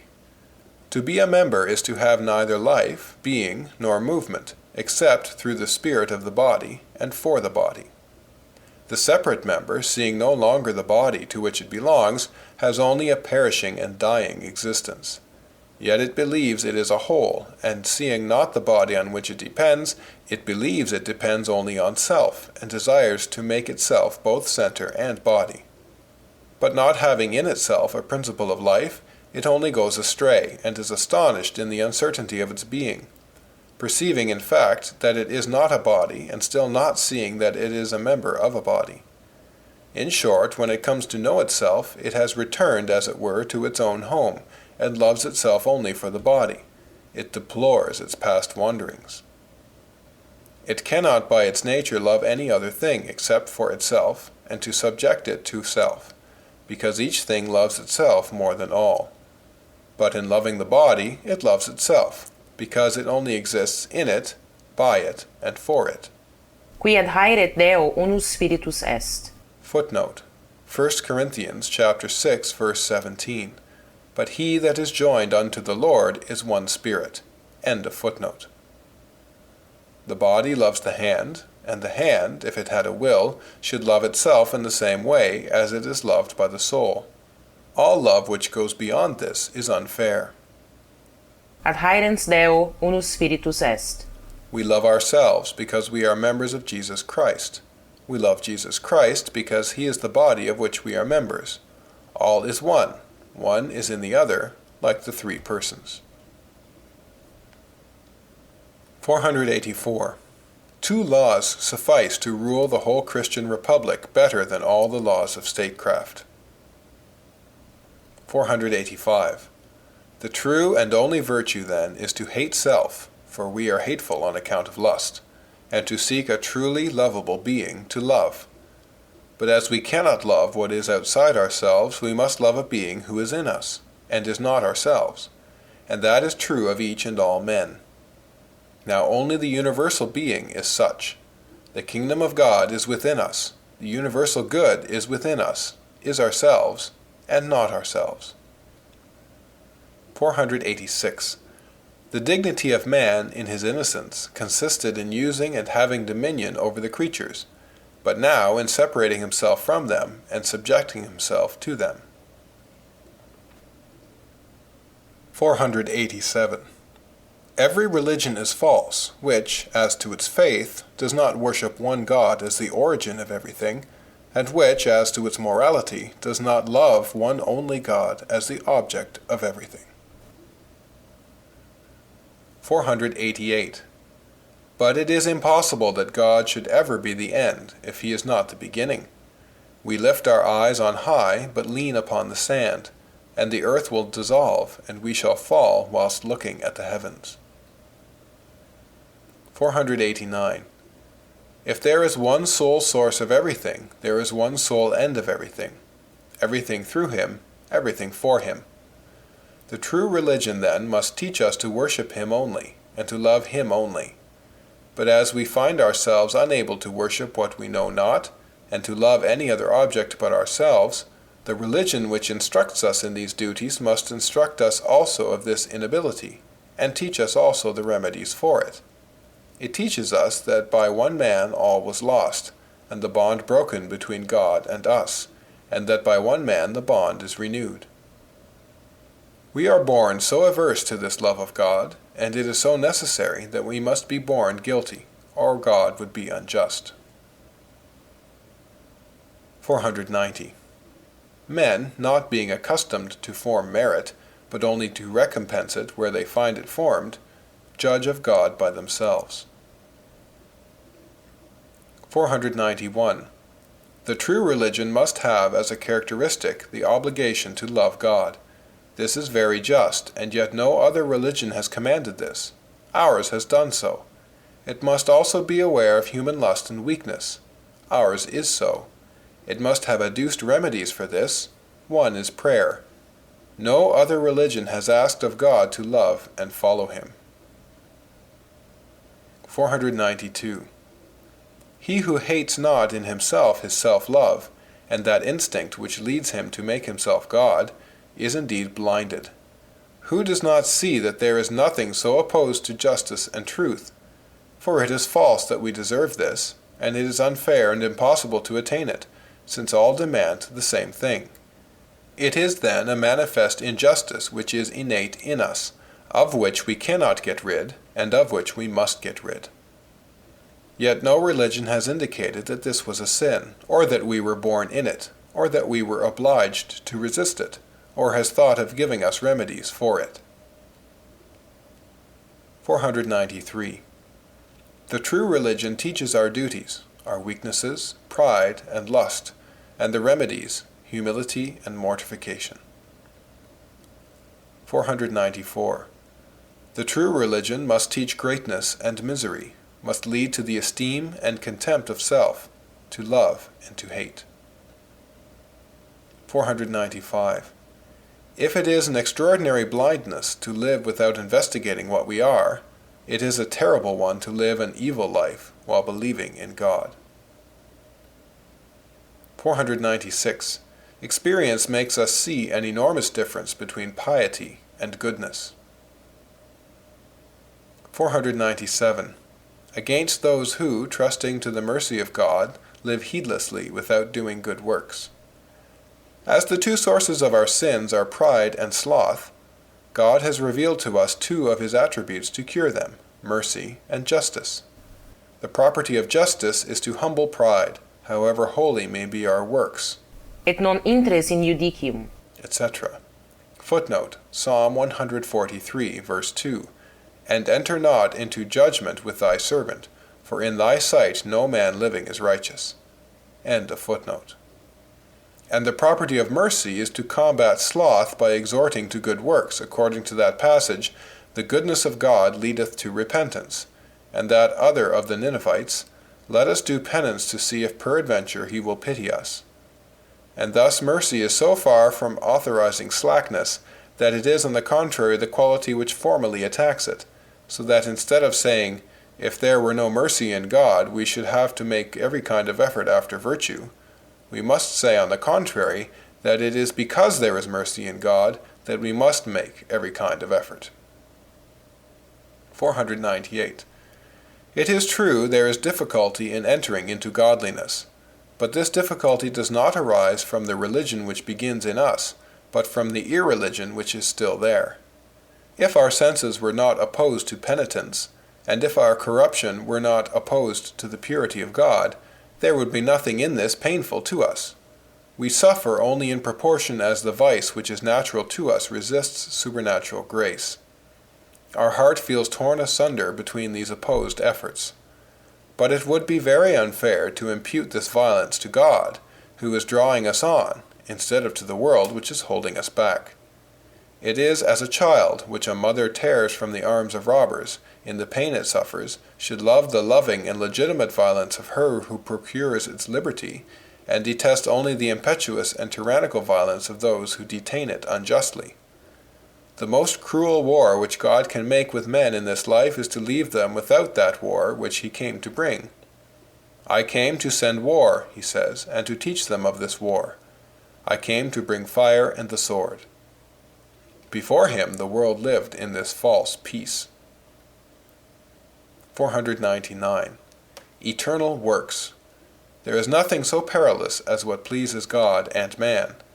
For those states which please God and man have one property which pleases God, and another which pleases men, as the greatness of St. Teresa.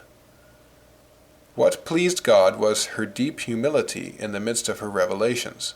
What pleased men was her light. And so we torment ourselves to imitate her discourses, thinking to imitate her conditions, and not so much to love what God loves, and to put ourselves in the state which God loves. It is better not to fast, and be thereby humbled, than to fast and be self-satisfied therewith. The Pharisee and the Publican. What use will memory be to me, if it can alike hurt and help me? And all depends upon the blessing of God, who gives only to things done for him, according to his rules and in his ways, the manner being thus as important as the thing, and perhaps more. Since God can bring forth good out of evil, and without God we bring forth evil out of good. 500. The meaning of the words good and evil. 501.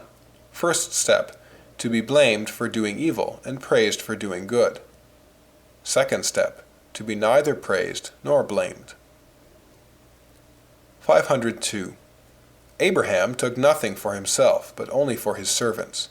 So the righteous man takes for himself nothing of the world, nor of the applause of the world, but only for his passions, which he uses as their master, saying to the one, Go, and to another, Come. Sub te erit appetitus tuus.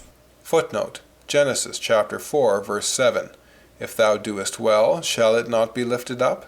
And if thou doest not well, sin coucheth at the door, and unto thee shall be its desire, but do thou rule over it.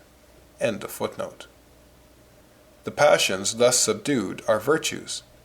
Even God attributes to himself avarice, jealousy, anger, and these are virtues as well as kindness, pity, constancy, which are also passions.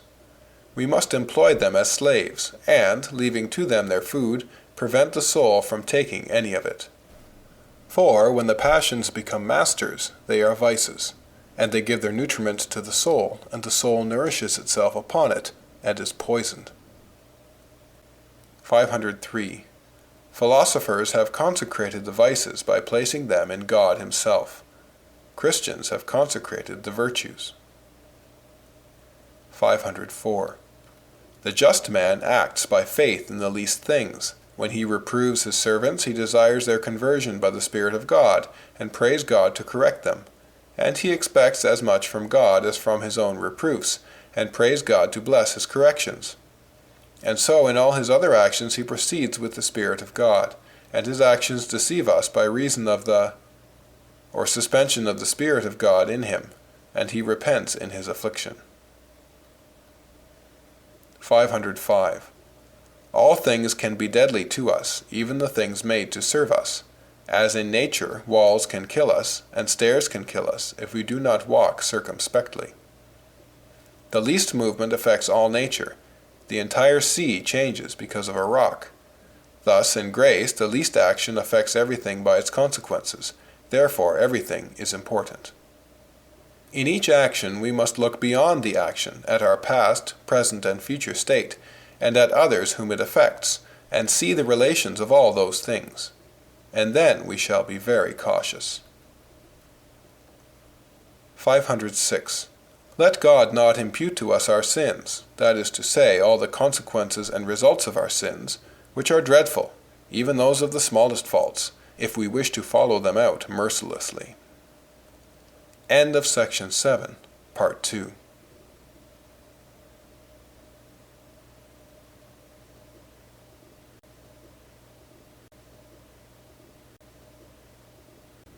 Section 7 of Pensées. Pensées, by Blaise Pascal. Translated by W. F. Trotter. Section 7. Morality and Doctrine. Part 3. 507. The Spirit of Grace. The Hardness of the Heart. External Circumstances. 508. Grace is indeed needed to turn a man into a saint, and he who doubts it does not know what a saint or a man is. 509. Philosophers.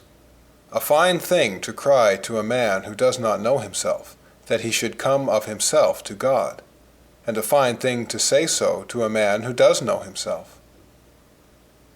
510. Man is not worthy of God, but he is not incapable of being made worthy. It is unworthy of God to unite himself to wretched man, but it is not unworthy of God to pull him out of his misery. 511. If we would say that man is too insignificant to deserve communion with God, we must indeed be very great to judge of it. 512. It is, in peculiar phraseology, wholly the body of Jesus Christ, but it cannot be said to be the whole body of Jesus Christ. The union of two things without change does not enable us to say that one becomes the other, the soul thus being united to the body, the fire to the timber, without change. But change is necessary to make the form of the one become the form of the other, thus the union of the Word to man.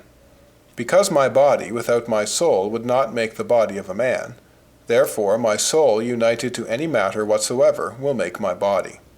It does not distinguish the necessary condition from the sufficient condition. The union is necessary but not sufficient. The left arm is not the right. Impenetrability is a property of matter. Identity of number in regard to the same time requires the identity of matter.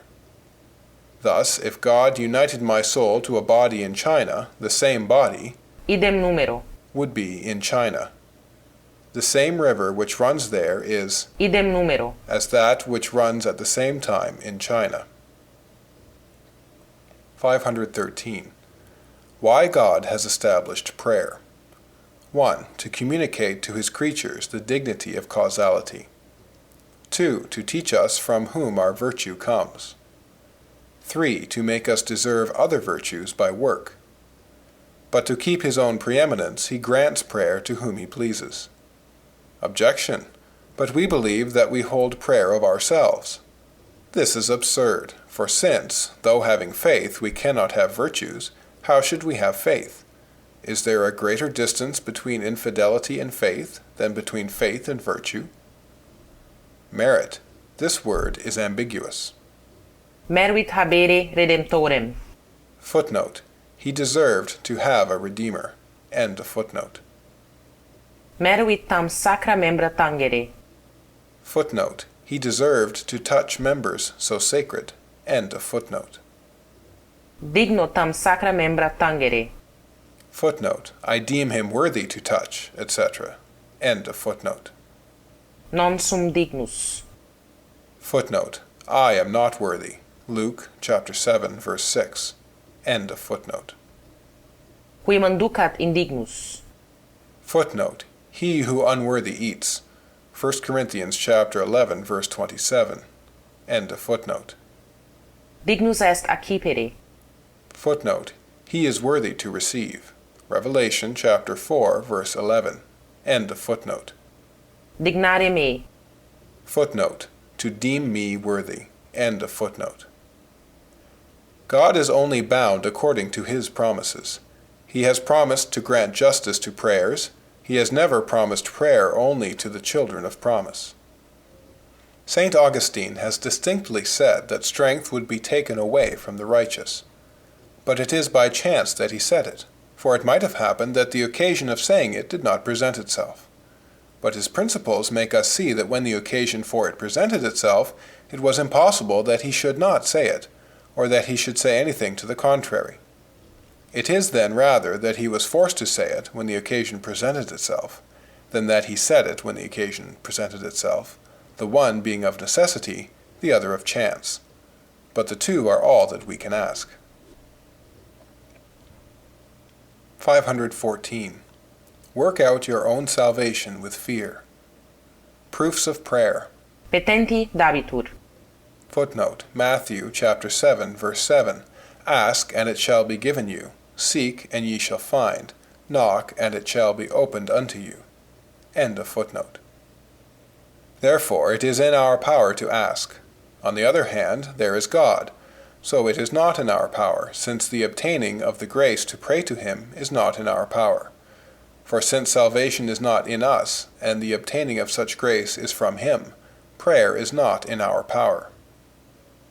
The righteous man should then hope no more in God, for he ought not to hope, but to strive to obtain what he wants. Let us conclude then that, since man is now unrighteous since the first sin, and God is unwilling that he should thereby not be estranged from him, it is only by a first effect that he is not estranged. Therefore, those who depart from God have not this first effect, without which they are not estranged from God, and those who do not depart from God have this first effect. Therefore, those whom we have seen possessed for some time of grace by this first effect cease to pray, for want of this first effect. Then God abandons the first in this sense. 515. The elect will be ignorant of their virtues, and the outcast of the greatness of their sins. Lord, when saw we thee an hungered, thirsty, etc.? 516. Romans chapter 3, verse 27. Boasting is excluded. By what law? Of works? Nay, but by faith. Then faith is not within our power like the deeds of the law, and it is given to us in another way. 517. Comfort yourselves. It is not from yourselves that you should expect grace, but, on the contrary, it is in expecting nothing from yourselves that you must hope for it. 518. Every condition, and even the martyrs, have to fear according to Scripture. The greatest pain of purgatory is the uncertainty of the judgment. Deus absconditus. Footnote. A hidden God. End of footnote. 519. John chapter 8. Multi crediderunt in eum. Dicebat ergo Iesus. Si manseritis, vere mei discipuli eritis, et veritas liberabit vos. Responderunt. Semen Abrahae sumus, et nemini servimus unquam. There is a great difference between disciples and true disciples. We recognize them by telling them that the truth will make them free, for if they answer that they are free, and that it is in their power to come out of slavery to the devil, they are indeed disciples, but not true disciples. 520. The law has not destroyed nature, but has instructed it. Grace has not destroyed the law, but has made it act. Faith received at baptism is the source of the whole life of Christians and of the converted. 521. Grace will always be in the world, and nature also, so that the former is in some sort natural. And thus there will always be Pelagians, and always Catholics, and always strife, because the first birth makes the one, and the grace of the second birth the other. 522. The law imposed what it did not give. Grace gives what it imposes. 523. All faith consists in Jesus Christ and in Adam, and all morality in lust and in grace. 524. There is no doctrine more appropriate to man than this, which teaches him his double capacity of receiving and of losing grace, because of the double peril to which he is exposed, of despair or of pride. 525. The philosophers did not prescribe feelings suitable to the two states. They inspired feelings of pure greatness, and that is not man's state. They inspired feelings of pure littleness, and that is not man's state. There must be feelings of humility, not from nature, but from penitence, not to rest in them, but to go on to greatness. There must be feelings of greatness, not from merit, but from grace, and after having passed through humiliation. 526. Misery induces despair. Pride induces presumption. The Incarnation shows man the greatness of his misery by the greatness of the remedy which he required. 527. The knowledge of God without that of man's misery causes pride. The knowledge of man's misery without that of God causes despair. The knowledge of Jesus Christ constitutes the middle course, because in him we find both God and our misery. 528. Jesus Christ is a God whom we approach without pride, and before whom we humble ourselves without despair. 529. Not a degradation which renders us incapable of good, nor a holiness exempt from evil. 530. A person told me one day that on coming from confession he felt great joy and confidence. Another told me he remained in fear. Whereupon I thought that these two together would make one good man, and that each was wanting in that he had not the feeling of the other. The same often happens in other things. 531.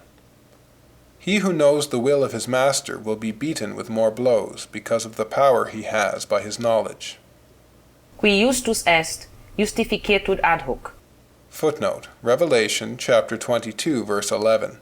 He that is unrighteous, let him do unrighteousness still, and he that is filthy, let him be made filthy still, and he that is righteous, let him do righteousness still, and he that is holy, let him be made holy still.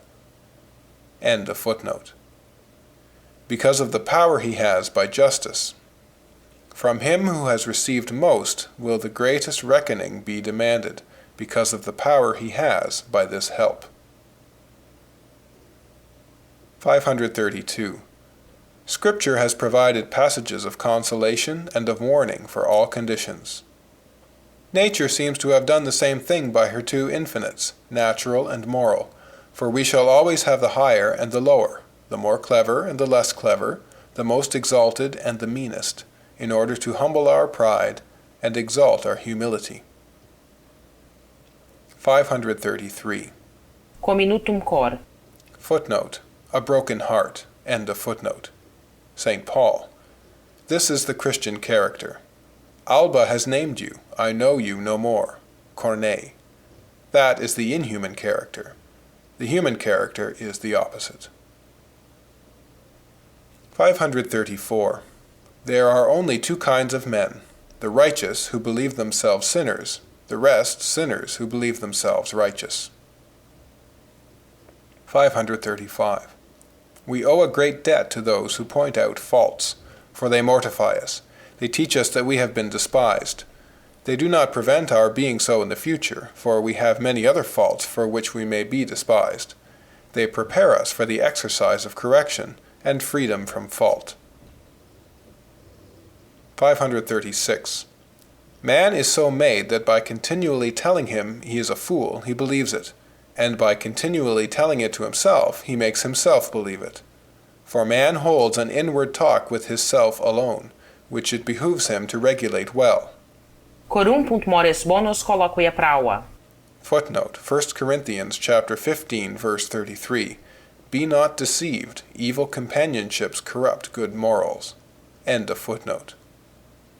We must keep silent as much as possible, and talk with ourselves only of God, whom we know to be true, and thus we convince ourselves of the truth.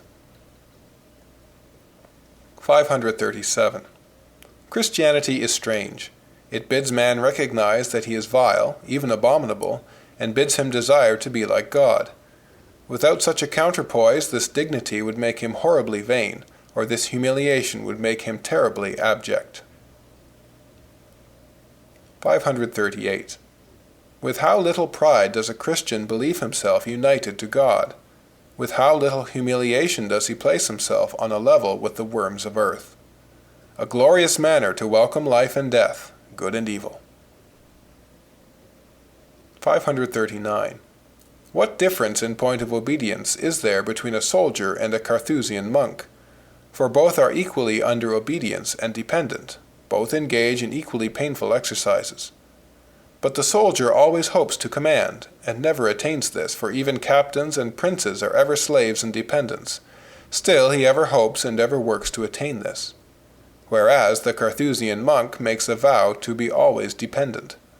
So they do not differ in their perpetual thraldom, in which both of them always exist, but in the hope, which one always has, and the other never. 540. The hope which Christians have of possessing an infinite good is mingled with real enjoyment as well as with fear. For it is not as with those who should hope for a kingdom, of which they, being subjects, would have nothing, but they hope for holiness, for freedom from injustice, and they have something of this. 541. None is so happy as a true Christian, nor so reasonable, virtuous, or amiable. 542. The Christian religion alone makes man altogether lovable and happy. In honesty, we cannot, perhaps, be altogether lovable and happy. 543. Preface.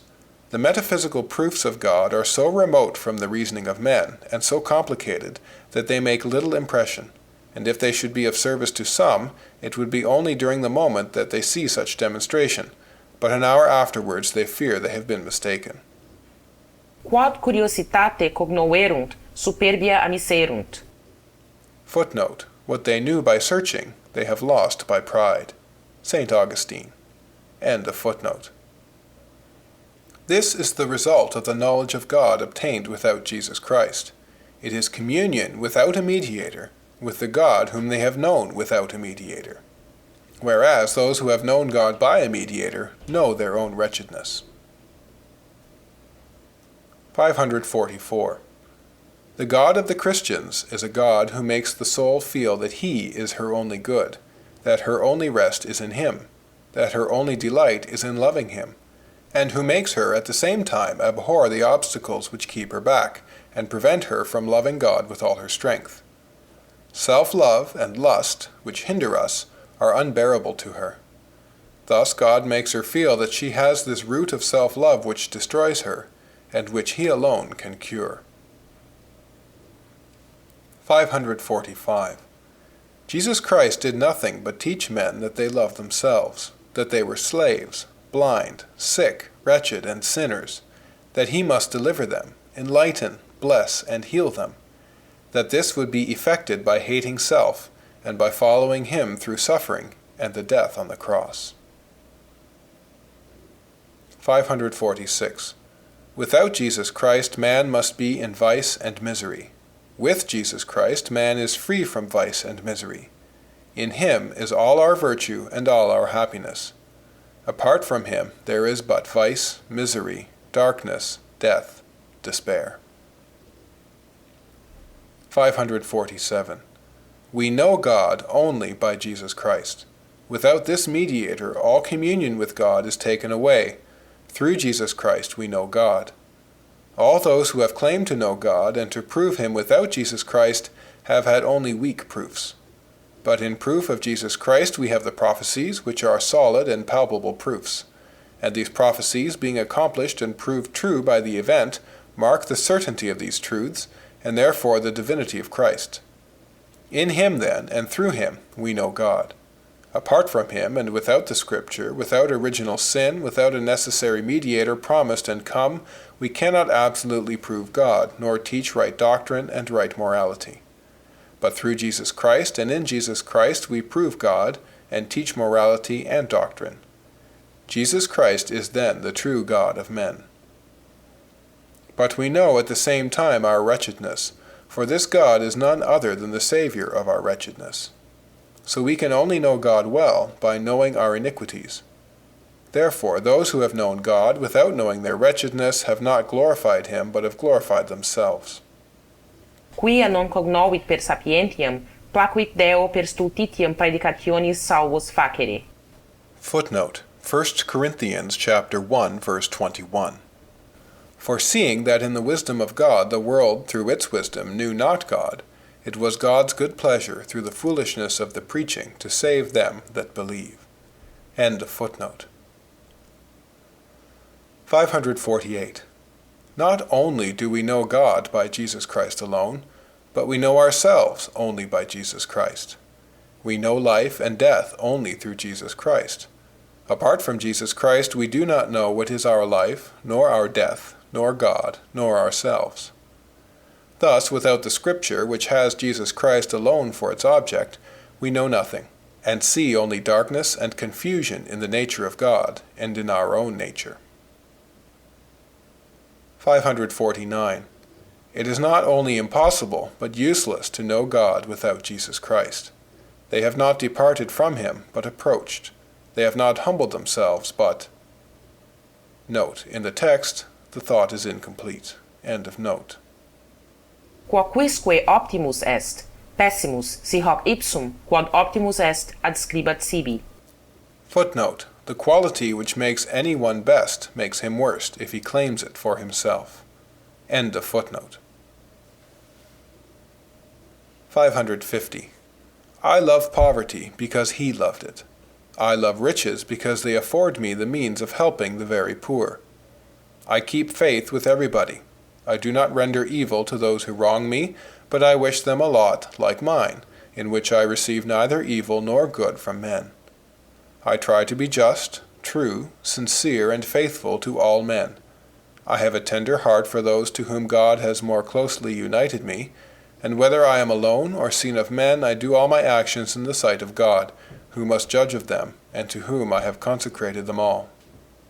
These are my sentiments, and every day of my life I bless my Redeemer, who has implanted them in me, and who, of a man full of weaknesses, of miseries, of lust, of pride, and of ambition, has made a man free from all these evils by the power of his grace, to which all the glory of it is due, as of myself I have only misery and error. 551. Dignor plagis quam osculis non timio quia amo. Footnote: though I deserve blows rather than kisses, I do not fear, because I love. End of footnote. 552. The sepulchre of Jesus Christ. Jesus Christ was dead, but seen on the cross. He was dead and hidden in the sepulchre. Jesus Christ was buried by the saints alone. Jesus Christ wrought no miracle at the sepulchre. Only the saints entered it. It is there, not on the cross, that Jesus Christ takes a new life. It is the last mystery of the Passion and the Redemption.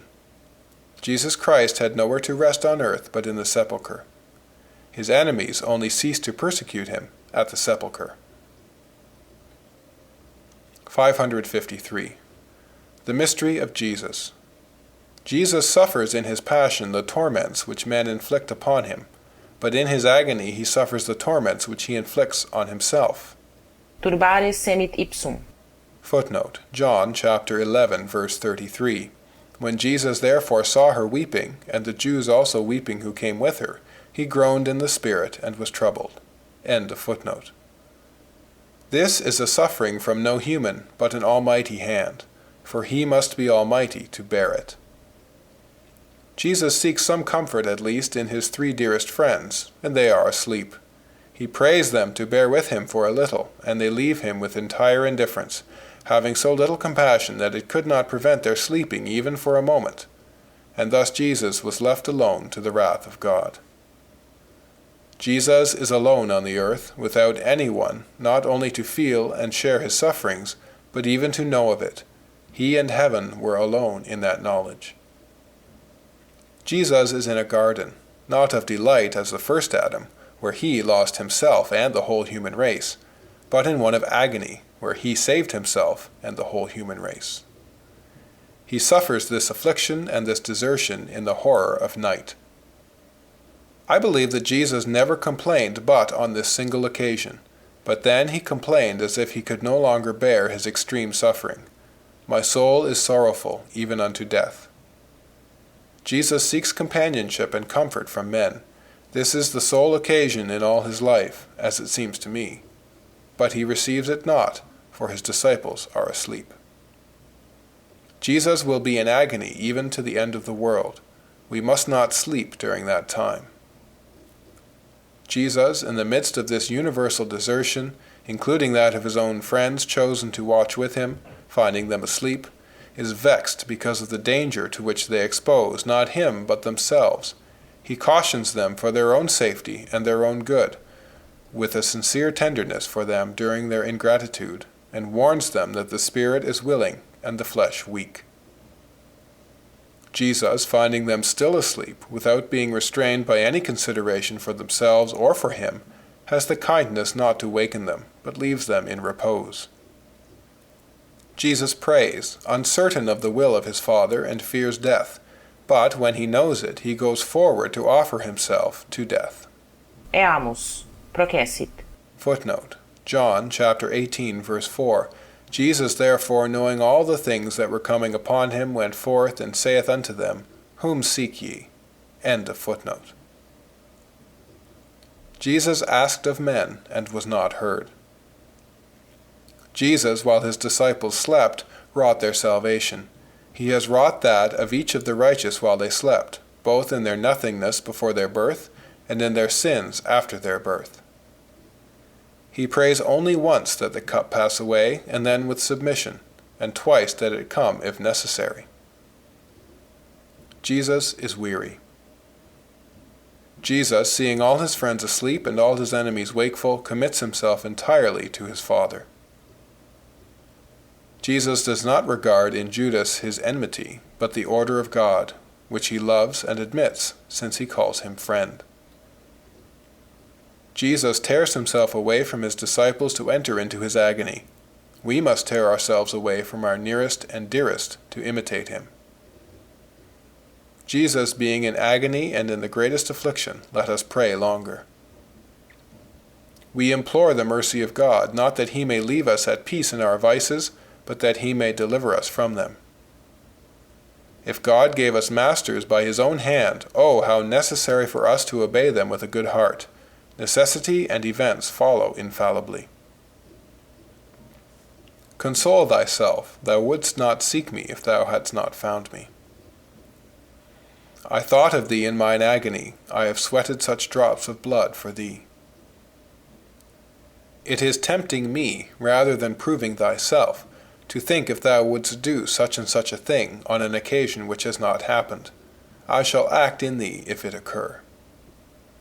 Let thyself be guided by my rules. See how well I have led the Virgin and the saints who have let me act in them. The Father loves all that I do. Dost thou wish that it always cost me the blood of my humanity, without thy shedding tears? Thy conversion is my affair. Fear not, and pray with confidence as for me. I am present with thee by my word in Scripture, by my Spirit in the church, and by inspiration, by my power in the priests, by my prayer in the faithful. Physicians will not heal thee, for thou wilt die at last, but it is I who heal thee, and make the body immortal. Suffer bodily chains and servitude, I deliver thee at present only from spiritual servitude. I am more a friend to thee than such and such an one, for I have done for thee more than they. They would not have suffered what I have suffered from thee, and they would not have died for thee as I have done in the time of thine infidelities and cruelties, and as I am ready to do, and do among my elect, and at the holy sacrament. If thou knewest thy sins, thou wouldst lose heart. I shall lose it then, Lord, for on thy assurance I believe their malice. No, for I, by whom thou learnest, can heal thee of them, and what I say to thee is a sign that I will heal thee. In proportion to thy expiation of them, thou wilt know them, and it will be said to thee, Behold, thy sins are forgiven thee. Repent then for thy hidden sins, and for the secret malice of those which thou knowest. Lord, I give thee all. I love thee more ardently than thou hast loved thine abominations. Ut immundus proluto. Footnote, as foul with clay. End of footnote. To me be the glory, not to thee, worm of the earth. Ask thy confessor when my own words are to the occasion of evil, vanity, or curiosity. I see in me depths of pride, curiosity, and lust. There is no relation between me and God, nor Jesus Christ the righteous. But he has been made sin for me. All thy scourges are fallen upon him. He is more abominable than I, and far from abhorring me, he holds himself honored that I go to him and succor him. But he has healed himself, and still more so will he heal me. I must add my wounds to his, and join myself to him, and he will save me in saving himself. But this must not be postponed to the future. Erit sicut diis scientis bonum et malum. Footnote, Genesis chapter 3, verse 5. For God doth know that in the day ye eat thereof, then your eyes shall be opened, and ye shall be as God, knowing good and evil. End of footnote. Each one creates his God when judging. This is good or bad, and men mourn or rejoice too much at events. Do little things as though they were great, because of the majesty of Jesus Christ who does them in us, and who lives our life. And do the greatest things as though they were little and easy, because of his omnipotence. 554. It seems to me that Jesus Christ only allowed his wounds to be touched after his resurrection. Noli me tangere. Footnote, John chapter 20, verse 17. Jesus saith to her, Touch me not, for I am not yet ascended unto the Father. But go unto my brethren, and say to them, I ascend unto my Father and your Father, and to my God and your God. End of footnote. We must unite ourselves only to his sufferings. At the Last Supper he gave himself in communion as about to die, to the disciples at Emmaus as risen from the dead, to the whole church as ascended into heaven. 555. Compare not thyself with others, but with me. If thou dost not find me in those with whom thou comparest thyself to one who is abominable. If thou findest me in them, compare thyself to me. But whom wilt thou compare, thyself or me in thee? If it is thyself, it is one who is abominable. If it is I, thou comparest me to myself. Now I am God in all. I speak to thee, and often counsel thee, because thy director cannot speak to thee, for I do not want thee to lack a guide. And perhaps I do so at his prayers, and thus he leads thee without thy seeing it. Thou wouldst not seek me, if thou didst not possess me. Be not, therefore, troubled. End of section 7.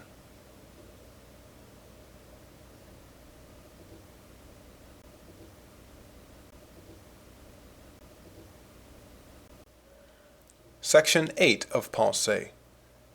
Pensées by Blaise Pascal, translated by W. F. Trotter. Section 8.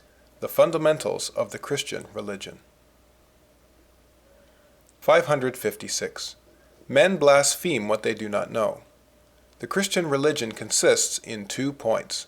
It is of equal concern to men to know them, and it is equally dangerous to be ignorant of them. And it is equally of God's mercy that he has given indications of both. And yet they take occasion to conclude that one of these points does not exist from that which should have caused them to infer the other. The sages who have said there is only one God have been persecuted. The Jews were hated, and still more the Christians. They have seen by the light of nature that if there be a true religion on earth, the course of all things must tend to it as to a center. The whole course of things must have for its object the establishment and the greatness of religion. Men must have within them feelings suited to what religion teaches us. And finally, religion must so be the object and center to which all things tend, that whoever knows the principles of religion can give an explanation both of the whole nature of man in particular, and of the whole course of the world in general. And on this ground they take occasion to revile the Christian religion, because they misunderstand it. They imagine that it consists simply in the worship of a God considered as great, powerful, and eternal, which is strictly deism, almost as far removed from the Christian religion as atheism, which is its exact opposite. And thence they conclude that this religion is not true, because they do not see that all things concur to the establishment of this point, that God does not manifest himself to men with all the evidence which he could show.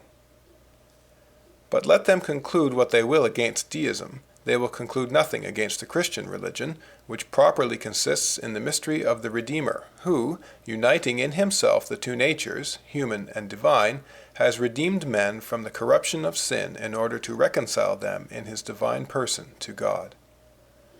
The Christian religion then teaches men these 2 truths, that there is a God whom men can know, and that there is a corruption in their nature which renders them unworthy of him. It is equally important to men to know both these points, and it is equally dangerous for man to know God without knowing his own wretchedness, and to know his own wretchedness without knowing the Redeemer who can free him from it. The knowledge of only one of these points gives rise either to the pride of philosophers who have known God and not their own wretchedness, or to the despair of atheists who know their own wretchedness but not the Redeemer. And as it is alike necessary to man to know these 2 points, so is it alike merciful of God to have made us know them. The Christian religion does this. It is in this that it consists. Let us herein examine the order of the world, and see if all things do not tend to establish these 2 chief points of this religion. Jesus Christ is the end of all, and the center to which all tends. Whoever knows him knows the reason of everything. Those who fall into error err only through failure to see one of these 2 things. We can then have an excellent knowledge of God without that of our own wretchedness, and of our own wretchedness without that of God. But we cannot know Jesus Christ without knowing at the same time both God and our own wretchedness. Therefore I shall not undertake here to prove by natural reasons either the existence of God, or the Trinity, or the immortality of the soul, or anything of that nature, not only because I should not feel myself sufficiently able to find in nature arguments to convince hardened atheists, but also because such knowledge without Jesus Christ is useless and barren. Though a man should be convinced that numerical proportions are immaterial truths, eternal and dependent on a first truth in which they subsist, and which is called God, I should not think him far advanced towards his own salvation. The God of Christians is not a God who is simply the author of mathematical truths, or of the order of the elements. That is the view of heathens and Epicureans. He is not merely a God who exercises his providence over the life and fortunes of men, to bestow on those who worship him a long and happy life. That was the portion of the Jews. But the God of Abraham, the God of Isaac, the God of Jacob, the God of Christians, is a God of love and comfort, a God who fills the soul and heart of those whom he possesses, a God who makes them conscious of their inward wretchedness and his infinite mercy, who unites himself to their inmost soul, who fills it with humility and joy, with confidence and love, who renders them incapable of any other end than himself. All who seek God without Jesus Christ and who rest in nature either find no light to satisfy them, or come to form for themselves a means of knowing God and serving him without a mediator. Thereby they fall either into atheism or into deism, two things which the Christian religion abhors almost equally. Without Jesus Christ the world would not exist, for it should needs be either that it would be destroyed or be a hell. If the world existed to instruct man of God, his divinity would shine through every part in it in an indisputable manner. But as it exists only by Jesus Christ and for Jesus Christ, and to teach men both their corruption and their redemption, all displays the proofs of these two truths. All appearance indicates neither a total exclusion nor a manifest presence of divinity, but the presence of a God who hides himself. Everything bears this character.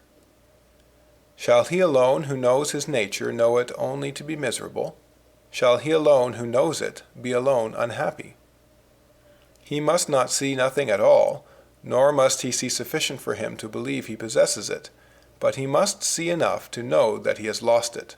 For to know of his loss he must see and not see, and that is exactly the state in which he naturally is.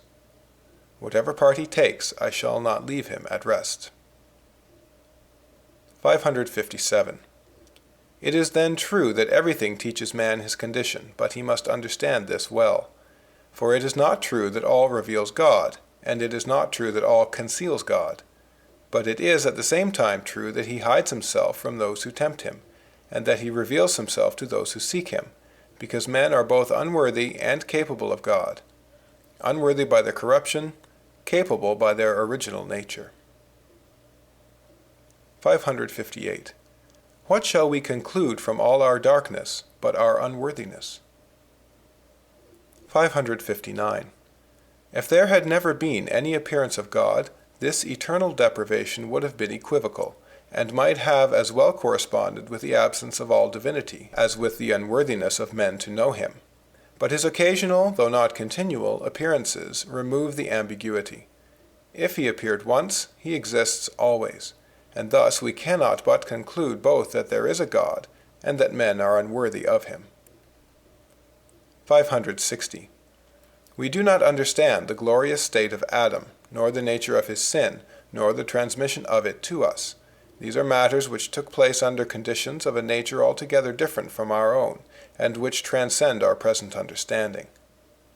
The knowledge of all this is useless to us as a means of escape from it, and all that we are concerned to know is that we are miserable, corrupt, separated from God, but ransomed by Jesus Christ, whereof we have wonderful proofs on earth. So the two proofs of corruption and redemption are drawn from the ungodly, who live in indifference to religion, and from the Jews, who are irreconcilable enemies. 561. There are two ways of proving the truths of our religion, one by the power of reason, the other by the authority of him who speaks. We do not make use of the latter, but of the former. We do not say this must be believed for Scripture which says it is divine. But we say that it must be believed for such and such a reason, which are feeble arguments, as reason may be bent to everything. 562. There is nothing on earth that does not show either the wretchedness of man or the mercy of God, either the weakness of man without God or the strength of man with God. 563. It will be one of the confusions of the damned to see that they are condemned by their own reason, by which they claimed to condemn the Christian religion. 564. The prophecies, the very miracles and proofs of our religion, are not of such a nature that they can be said to be absolutely convincing. But they are also of such a kind that it cannot be said that it is unreasonable to believe them. Thus there is both evidence and obscurity to enlighten some and confuse others. But the evidence is such that it surpasses, or at least equals, the evidence to the contrary, so that it is not reason which can determine men not to follow it, and thus it can only be lust or malice of heart. And by this means there is sufficient evidence to condemn, and insufficient to convince, so that it appears in those who follow it that it is grace, and not reason, which makes them follow it, and in those who shun it that it is lust, not reason, which makes them shun it. Vere discipuli, vere Israelita, vere liberi, vere quibus. Footnote. In allusion to John chapter 8 verse 31, chapter 1 verse 47, chapter 8 verse 36, chapter 6 verse 32. Verily disciples, verily an Israelite, verily children, verily food. End of footnote. 565. Recognize then the truth of religion in the very obscurity of religion, in the little light we have of it, and in the indifference which we have to knowing it. 566. We understand nothing of the works of God, if we do not take as a principle that he has willed to blind some and enlighten others.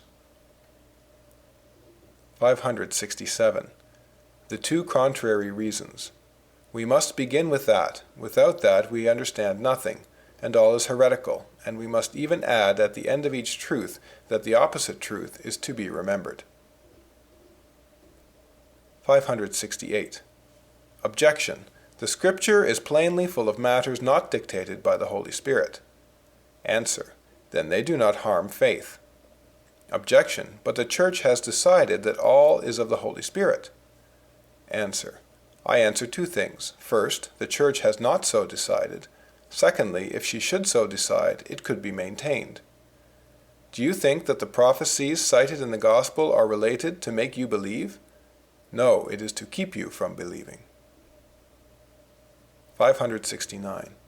Canonical. The heretical books in the beginning of the Church serve to prove the canonical. 570.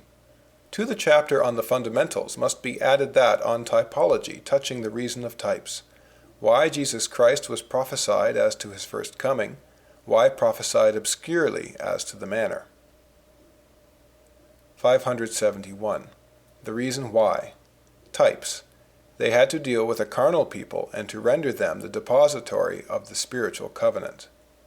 To give faith to the Messiah it was necessary there should have been precedent prophecies, and that these should be conveyed by persons above suspicion, diligent, faithful, unusually zealous, and known to all the world.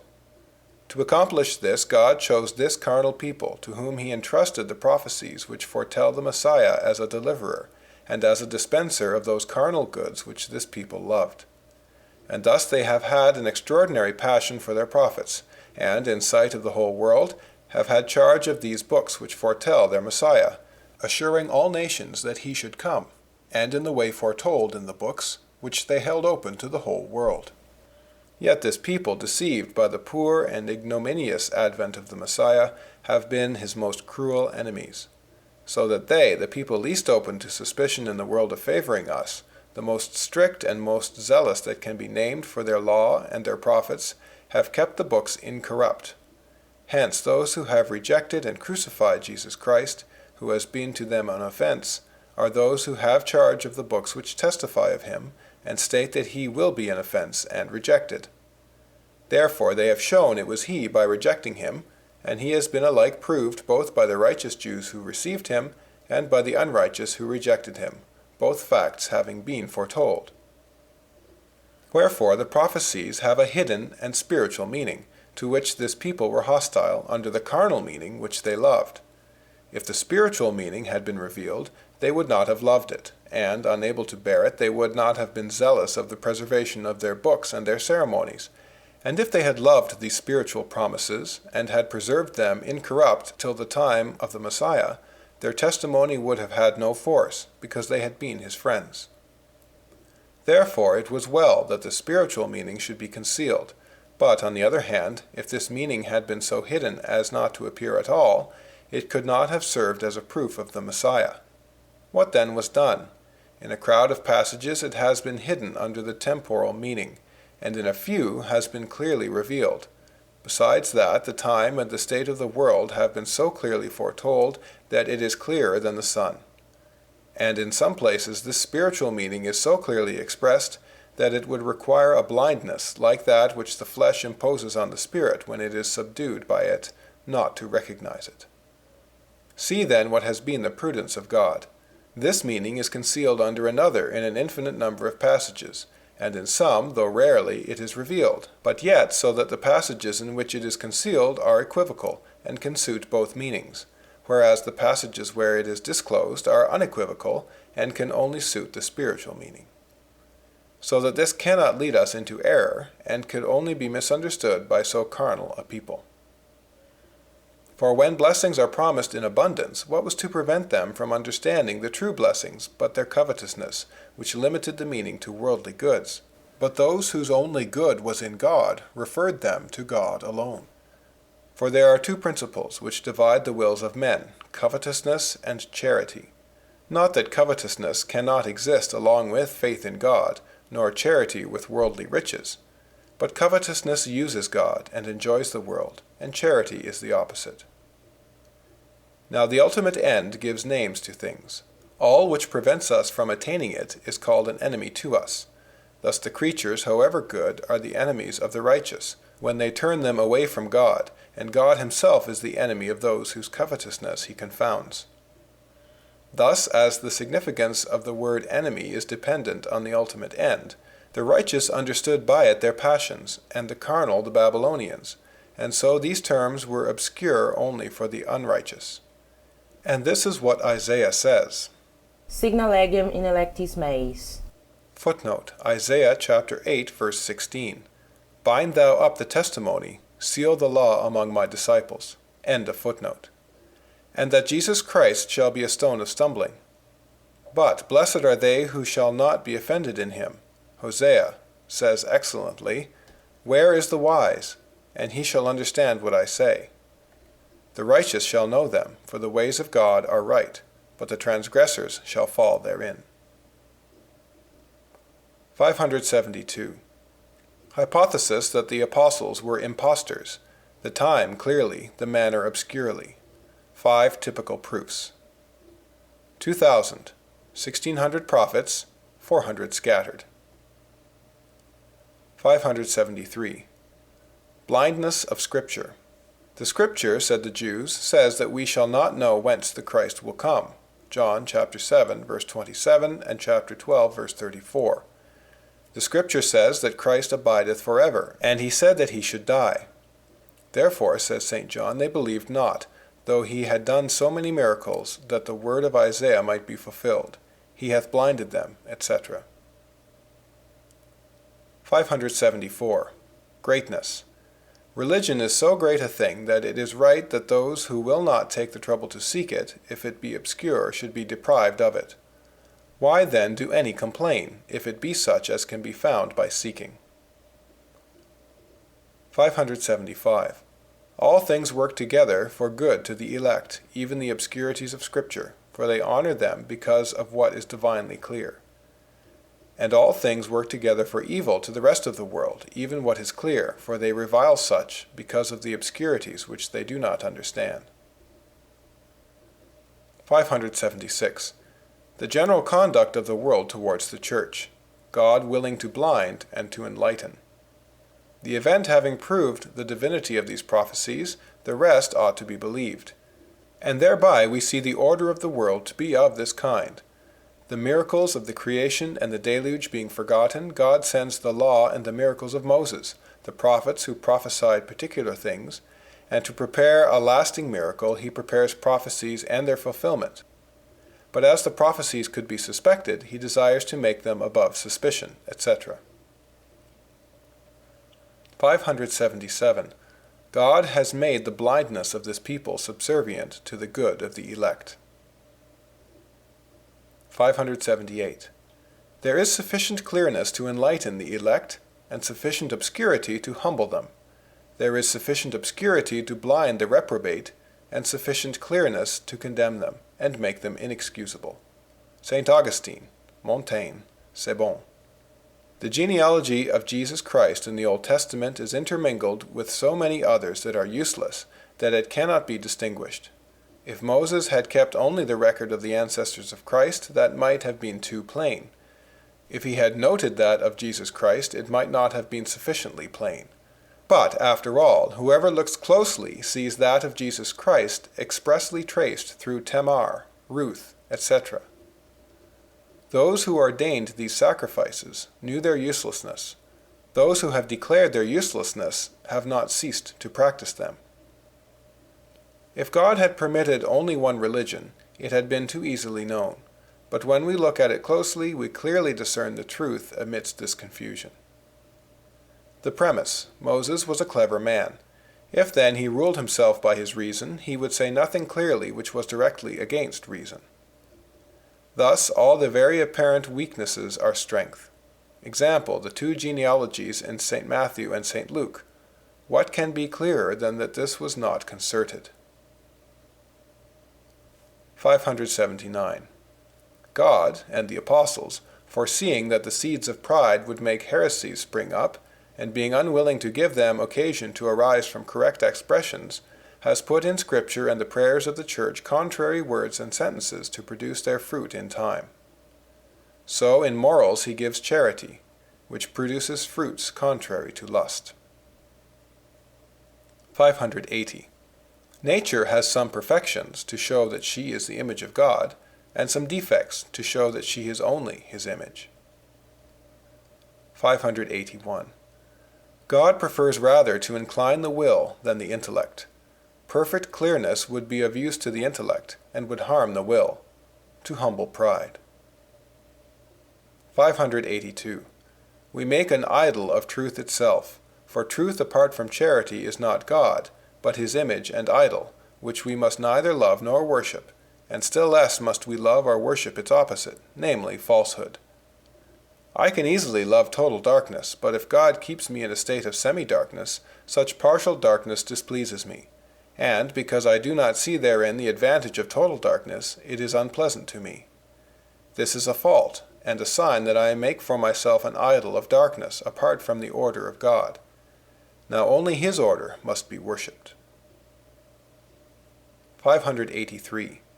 The feeble-minded are people who know the truth, but only affirm it so far as consistent with their own interest.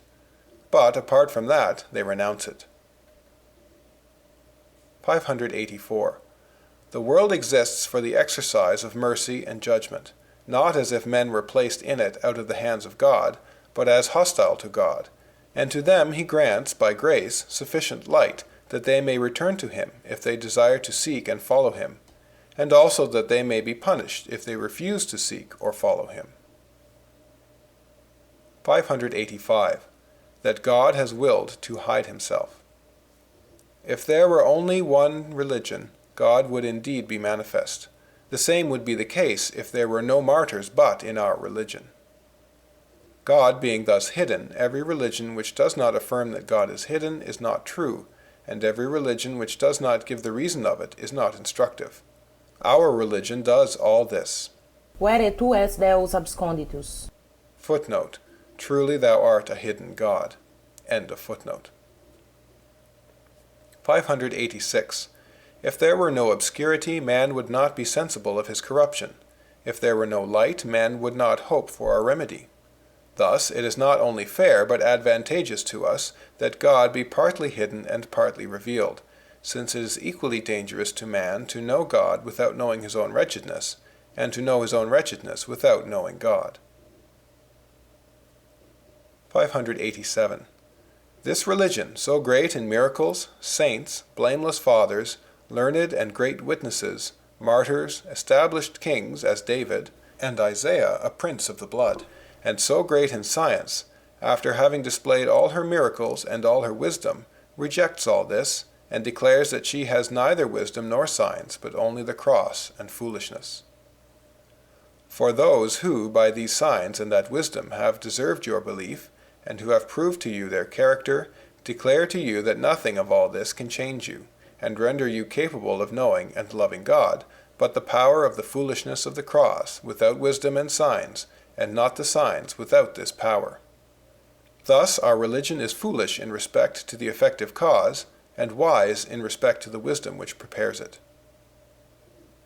588. Our religion is wise and foolish. wise because it is the most learned, and the most founded on miracles, prophecies, etc. Foolish because it is not all this which makes us belong to it. This makes us indeed condemn those who do not belong to it, but it does not cause belief in those who do belong to it. It is the cross that makes them believe. Ne evacuata sit crux. Footnote: 1 Corinthians chapter 1, verse 17.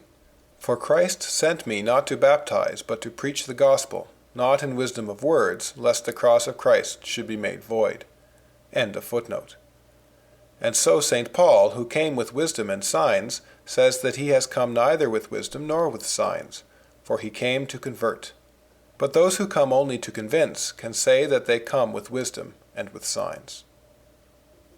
End of section 8.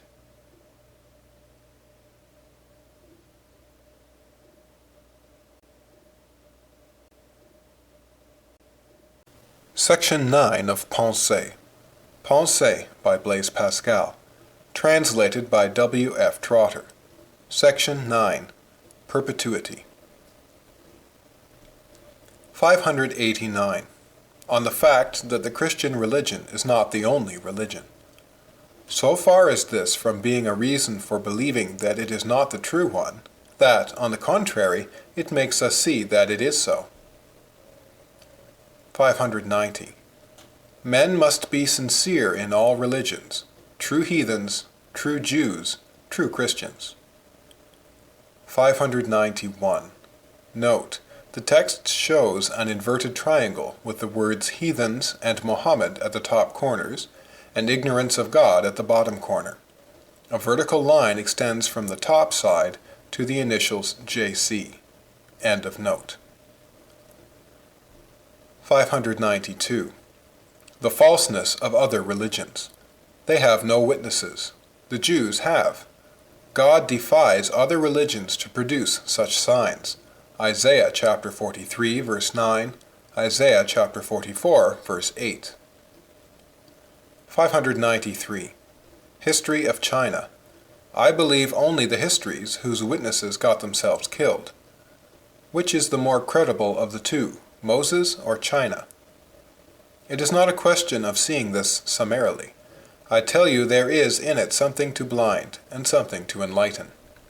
By this one word I destroy all your reasoning. But China obscures, say you, and I answer, China obscures, but there is clearness to be found. Seek it. Thus all that you say makes for one of the views, and not at all against the other. So this serves and does no harm. We must then see this in detail. We must put the papers on the table. 594. Against the history of China. The historians of Mexico, the 5 sons, of which the last is only 800 years old. The difference between a book accepted by a nation and one which makes a nation. 595. Muhammad was without authority. His reasons then should have been very strong, having only their own force. What does he say then, that we must believe him?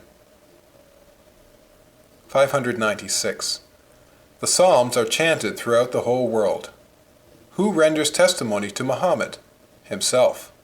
Jesus Christ desires his own testimony to be as nothing. The quality of witnesses necessitates their existence always and everywhere, and he, miserable creature, is alone. 597. Against Muhammad. The Quran is not more of Muhammad than the Gospel is of St. Matthew, for it is cited by many authors from age to age. Even its very enemies, Celsus and Porphyry, never denied it. The Quran says St. Matthew was an honest man. Therefore Muhammad was a false prophet for calling honest men wicked, or for not agreeing with what they have said of Jesus Christ. 598. It is not by that which is obscure in Muhammad, and which may be interpreted in a mysterious sense, that I would have him judged, but by what is clear, as his paradise and the rest. In that he is ridiculous. And since what is clear is ridiculous, it is not right to take his obscurities for mysteries. It is not the same with the Scripture. I agree that there are in it obscurities as strange as those of Muhammad, But there are admirably clear passages, and the prophecies are manifestly fulfilled. The cases are therefore not on a par. We must not confound and put on one level things which only resemble each other in their obscurity, and not in the clearness which requires us to reverence the obscurities. 599. The difference between Jesus Christ and Muhammad. Muhammad was not foretold. Jesus Christ was foretold. Muhammad slew. Jesus Christ caused his own to be slain. Muhammad forbade reading. The apostles ordered reading. In fact, the two are so opposed that if Muhammad took the way to succeed from a worldly point of view, Jesus Christ from the same point of view took the way to perish. And instead of concluding that, since Muhammad succeeded, Jesus Christ might well have succeeded, we ought to say that since Muhammad succeeded, Jesus Christ should have failed. 600. Any man can do what Muhammad has done, for he performed no miracles, he was not foretold. No man can do what Christ has done. 601. The heathen religion has no foundation at the present day. It is said once to have had a foundation by the oracles which spoke. But what are the books which assure us of this? Are they so worthy of belief on account of the virtue of their authors? Have they been preserved with such care that we can be sure that they have not been meddled with? The Mohammedan religion has for a foundation the Quran and Muhammad. But has this prophet, who was to be the last hope of the world, been foretold? What sign has he that every other man has not who chooses to call himself a prophet? What miracles does he himself say that he has done?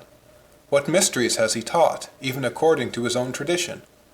What was the morality, what the happiness held out by him? The Jewish religion must be differently regarded in the tradition of the Holy Bible and in the tradition of the people. Its morality and happiness are absurd in the tradition of the people, but are admirable in that of the Holy Bible. And all religion is the same, for the Christian religion is very different in the Holy Bible and in the casuists. The foundation is admirable. It is the most ancient book in the world, and the most authentic. And whereas Muhammad, in order to make his own book continue in existence, forbade men to read it, Moses, for the same reason, ordered everyone to read his. Our religion is so divine that another divine religion has only been the foundation of it. 602. Order. To see what is clear and indisputable in the whole state of the Jews. 603. The Jewish religion is wholly divine in its authority, its duration, its perpetuity, its morality, its doctrine, and its effects. 604. The only science contrary to common sense and human nature is that alone which has always existed among men. 605. The only religion contrary to nature, to common sense, and to our pleasure is that alone which has always existed. 606. No religion but our own has taught that man is born in sin. No sect of philosophers has said this. Therefore none have declared the truth. No sect or religion has always existed on earth but the Christian religion. 607. Whoever judges of the Jewish religion by its coarser forms will misunderstand it. It is to be seen in the Holy Bible and in the tradition of the prophets, who have made it plain enough that they did not interpret the law according to the letter. So our religion is divine in the gospel, in the apostles, and in tradition, but it is absurd in those who tamper with it. The Messiah, according to the carnal Jews, was to be a great temporal prince. Jesus Christ, according to carnal Christians, has come to dispense us from the love of God, and to give us sacraments which shall do everything without our help. Such is not the Christian religion, nor the Jewish. True Jews and true Christians have always expected a Messiah who should make them love God, and by that love triumph over their enemies. 608. The carnal Jews hold a midway place between Christians and heathens. The heathens know not God, and love the world only. The Jews know the true God, and love the world only. The Christians know the true God, and love not the world. Jews and heathens love the same good. Jews and Christians know the same God. The Jews were of two kinds. The first had only heathen affections, the other had Christian affections. 609. There are two kinds of men in each religion. Among the heathen, worshippers of beasts, and the worshippers of the one only God of natural religion. Among the Jews, the carnal and the spiritual, who were the Christians of the old law. Among Christians, the coarser-minded, who are the Jews of the new law. The carnal Jews looked for a carnal Messiah. The coarser Christians believed that the Messiah has dispensed them from the love of God. True Jews and true Christians worship a Messiah who makes them love God. 610. To show that the true Jews and the true Christians have but the same religion. The religion of the Jews seemed to consist essentially in the fatherhood of Abraham, in circumcision, in sacrifices, in ceremonies, in the ark, in the temple, in Jerusalem, and finally in the law, and in the covenant with Moses. I say that it consisted in none of those things, but only in the love of God, and that God disregarded all the other things. That God did not accept the posterity of Abraham. That the Jews were to be punished like strangers if they transgressed. Deuteronomy chapter 8, verse 19. If thou do at all forget the Lord thy God, and walk after other gods, I testify against you this day that ye shall surely perish, as the nations which the Lord destroyeth before your face. That strangers, if they loved God, were to be received by him as the Jews. Isaiah chapter 56, verse 3. Let not the strangers say, the Lord will not receive me. The strangers who join themselves unto the Lord to serve him and love him will I bring unto my holy mountain, and accept therein sacrifices, for mine house is a house of prayer. That the true Jews consider their merit to be from God only, and not from Abraham. Isaiah chapter 63, verse 16. Doubtless thou art our father, though Abraham be ignorant of us, and Israel acknowledge us not. Thou art our father and our Redeemer. Moses himself told them that God would not accept persons. Deuteronomy chapter 10, verse 17. God, said he, regardeth neither persons nor sacrifices. The Sabbath was only a sign. Exodus chapter 31, verse 13. And in memory of the escape from Egypt, Deuteronomy chapter 5, verse 15. Therefore it is no longer necessary, since Egypt must be forgotten. Circumcision was only a sign. Genesis chapter 17, verse 11. And thence it came to pass that, being in the desert, they were not circumcised, because they could not be confounded with other peoples. And after Jesus Christ came, it was no longer necessary. That the circumcision of the heart is commanded. Deuteronomy chapter 10, verse 16, Jeremiah chapter 4, verse 4. Be ye circumcised in heart, take away the superfluities of your heart, and harden yourselves not. For your God is a mighty God, strong and terrible, who accepteth not persons. That God said he would one day do it. Deuteronomy chapter 30, verse 6. God will circumcise thine heart, and the heart of thy seed, that thou mayest love him with all thine heart. That the uncircumcised in heart shall be judged. Jeremiah chapter 9, verse 26. For God will judge the uncircumcised peoples, and all the people of Israel, because he is uncircumcised in heart. That the external is of no avail apart from the internal. Joel chapter 2, verse 13. Scindite corda vestra, etc. Isaiah chapter 58, verses 3, 4, etc. The love of God is enjoined in the whole of Deuteronomy. Deuteronomy chapter 30, verse 19. I call heaven and earth to record that I have set before you life and death, that you should choose life, and love God, and obey him, for God is your life. That the Jews, for lack of that love, should be rejected for their offenses, and the heathen chosen in their stead. Hosea chapter 1, verse 10, Deuteronomy chapter 32, verse 20. I will hide myself from them in view of their latter sins, for they are a froward generation without faith.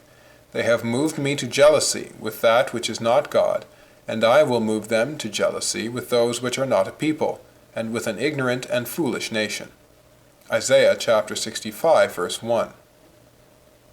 That temporal goods are false. and that the true good is to be united to God. Psalm 143, verse 15. That their feasts are displeasing to God. Amos, verse 21. That the sacrifices of the Jews displeased God. Isaiah chapter 66, verses 1 to 3, chapter 1, verse 11, Jeremiah chapter 6, verse 20, David, miserere, even on the part of the good, expectavi, Psalm 49, verses 8, 9, 10, 11, 12, 13, and 14. That he has established them only for their hardness. Micah, admirably, chapter 6, 1 Kings chapter 15, verse 22, Hosea chapter 6, verse 6. That the sacrifices of the Gentiles will be accepted of God, and that God will take no pleasure in the sacrifices of the Jews. Malachi chapter 1, verse 11. That God will make a new covenant with the Messiah, and the old will be annulled. Jeremiah chapter 31, verse 31. mandata non bona, Ezekiel. That the old things will be forgotten. Isaiah chapter 43, verses 18 and 19. Chapter 65, verses 17 and 18. That the ark will no longer be remembered. Jeremiah chapter 3, verse 15. That the temple should be rejected. Jeremiah chapter 7, verses 12, 13, 14. That the sacrifices should be rejected and other pure sacrifices established. Malachi chapter 1, verse 11. That the order of Aaron's priesthood should be rejected and that of Melchizedek introduced by the Messiah. dixit Dominus, That this priesthood should be eternal. Ibid. That Jerusalem should be rejected and Rome admitted. dixit Dominus, That the name of the Jews should be rejected and a new name given. Isaiah chapter 65, verse 15. That this last name should be more excellent than that of the Jews, and eternal. Isaiah chapter 56, verse 5. That the Jews should be without prophets. Amos. Without a king, without princes, without sacrifice, without an idol. That the Jews should nevertheless always remain a people. Jeremiah chapter 31, verse 36. 611. Republic. The Christian republic, and even the Jewish, has only had God for ruler, as Philo the Jew notices, on monarchy. When they fought, it was for God only. Their chief hope was in God only. They considered their towns as belonging to God only, and kept them for God. 1 Chronicles chapter 19, verse 13. 612. Genesis chapter 17, verse 7. statuam pactum meum inter me et te foedere sempiterno, ut sim Deus tuus. Note, and I will establish my covenant between me and thee and thy seed after thee throughout their generations for an everlasting covenant, to be a God unto thee and to thy seed after thee. End of note. Verse 9. Et tu ergo custodies pactum meum. Note, and God said unto Abraham, and as for thee, thou shalt keep my covenant, thou and thy seed after thee throughout their generations. End of note. 613. Perpetuity.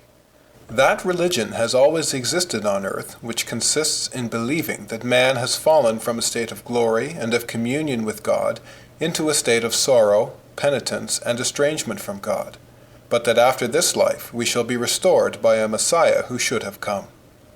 All things have passed away, and this has endured, for which all things are.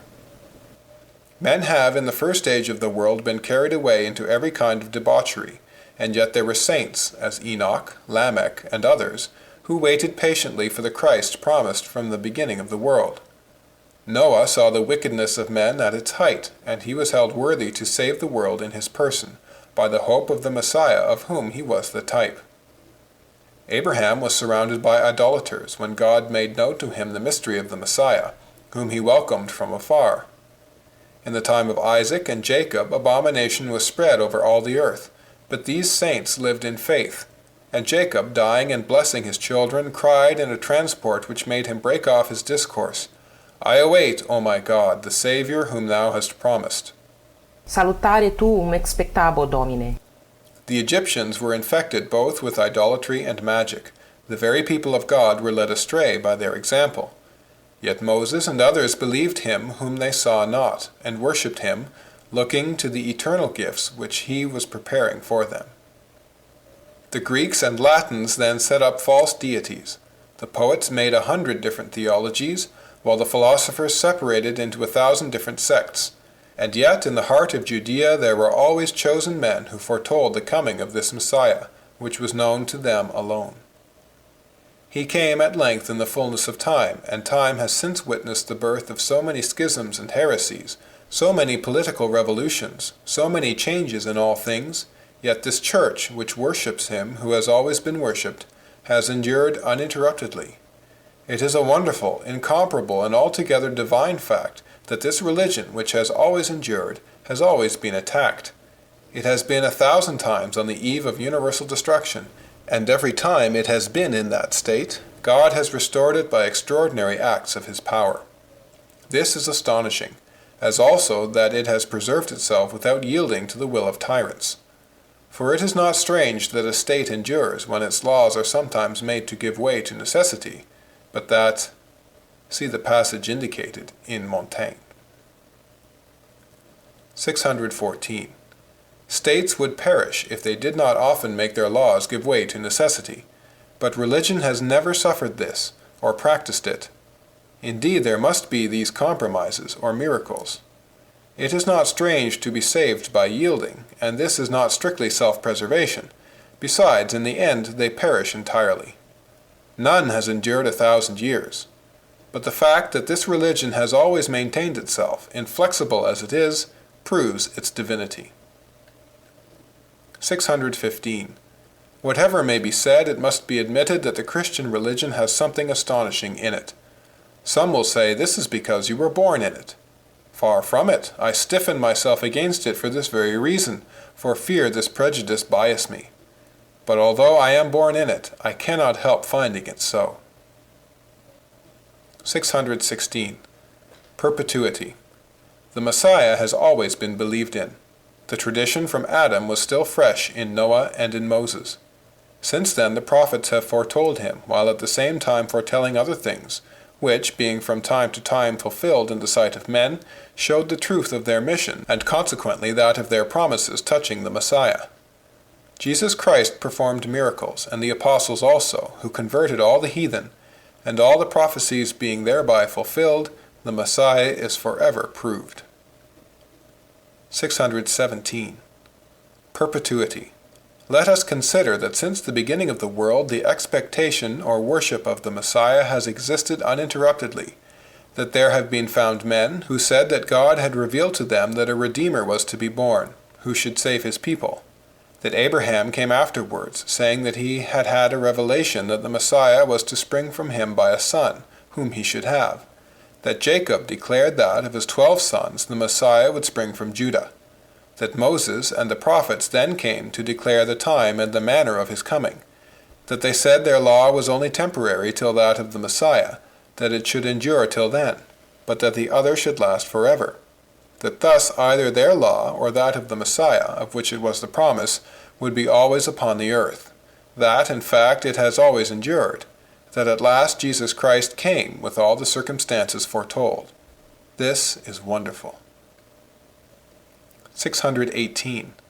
This is positive fact.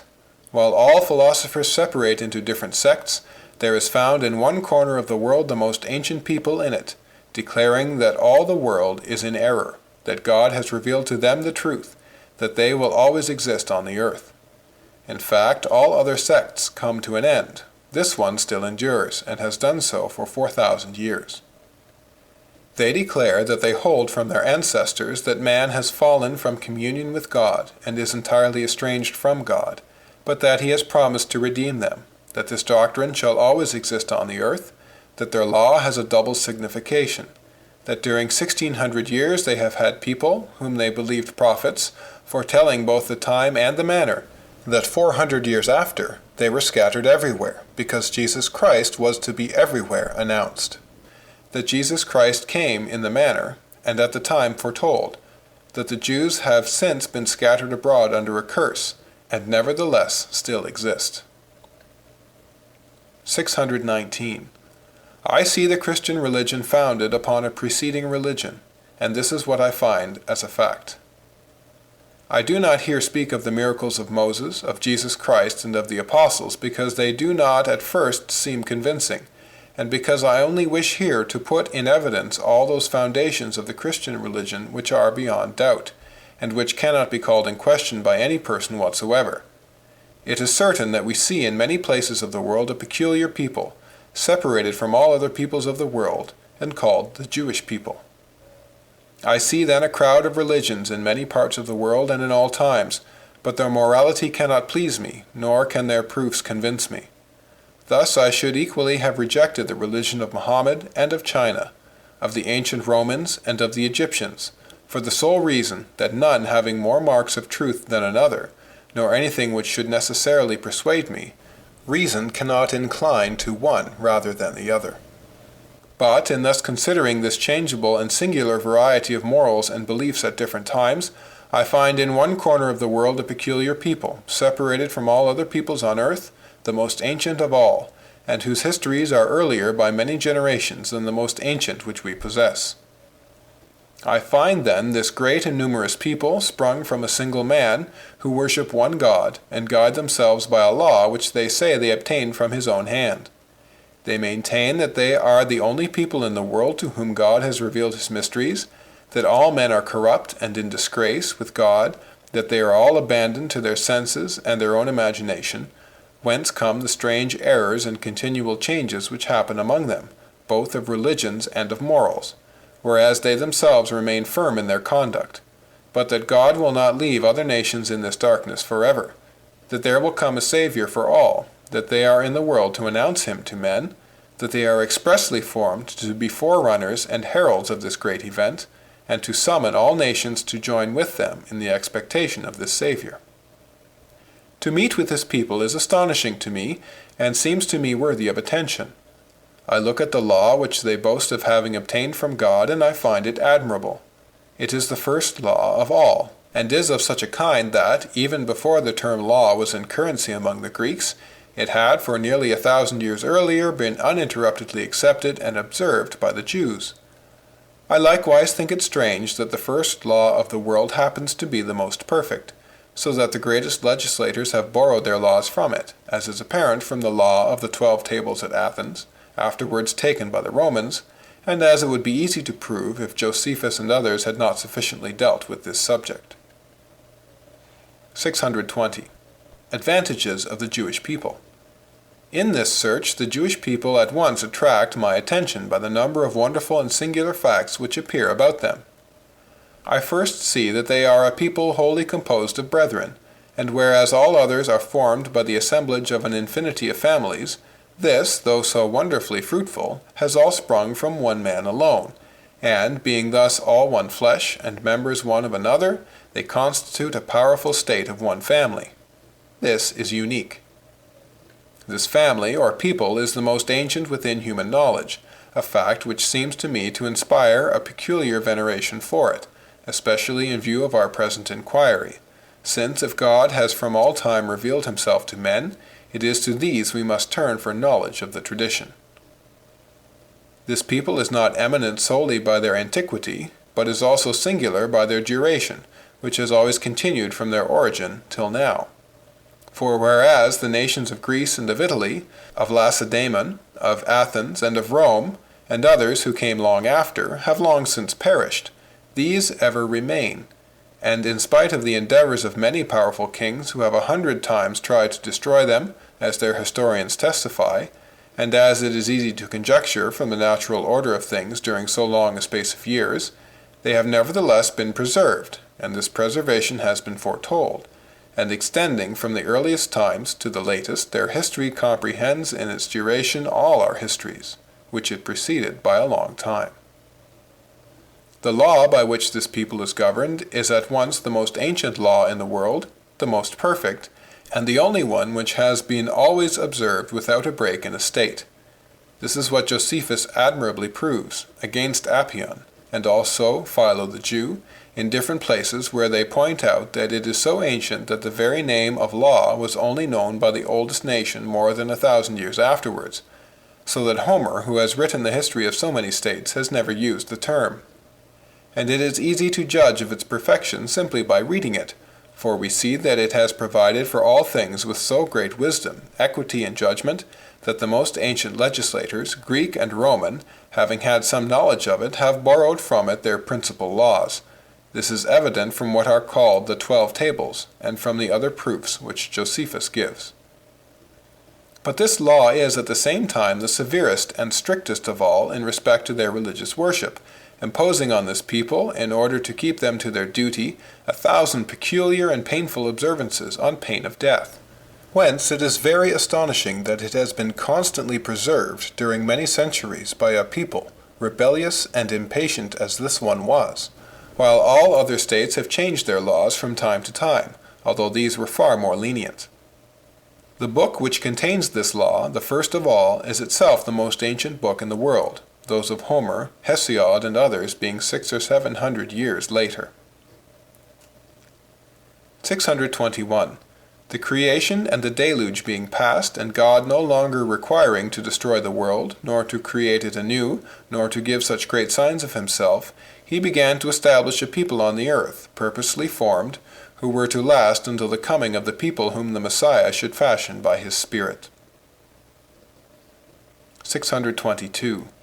The creation of the world beginning to be distant, God provided a single contemporary historian, and appointed a whole people as guardians of this book, in order that this history might be the most authentic in the world, and that all men might thereby learn a fact so necessary to know, and which could only be known through that means.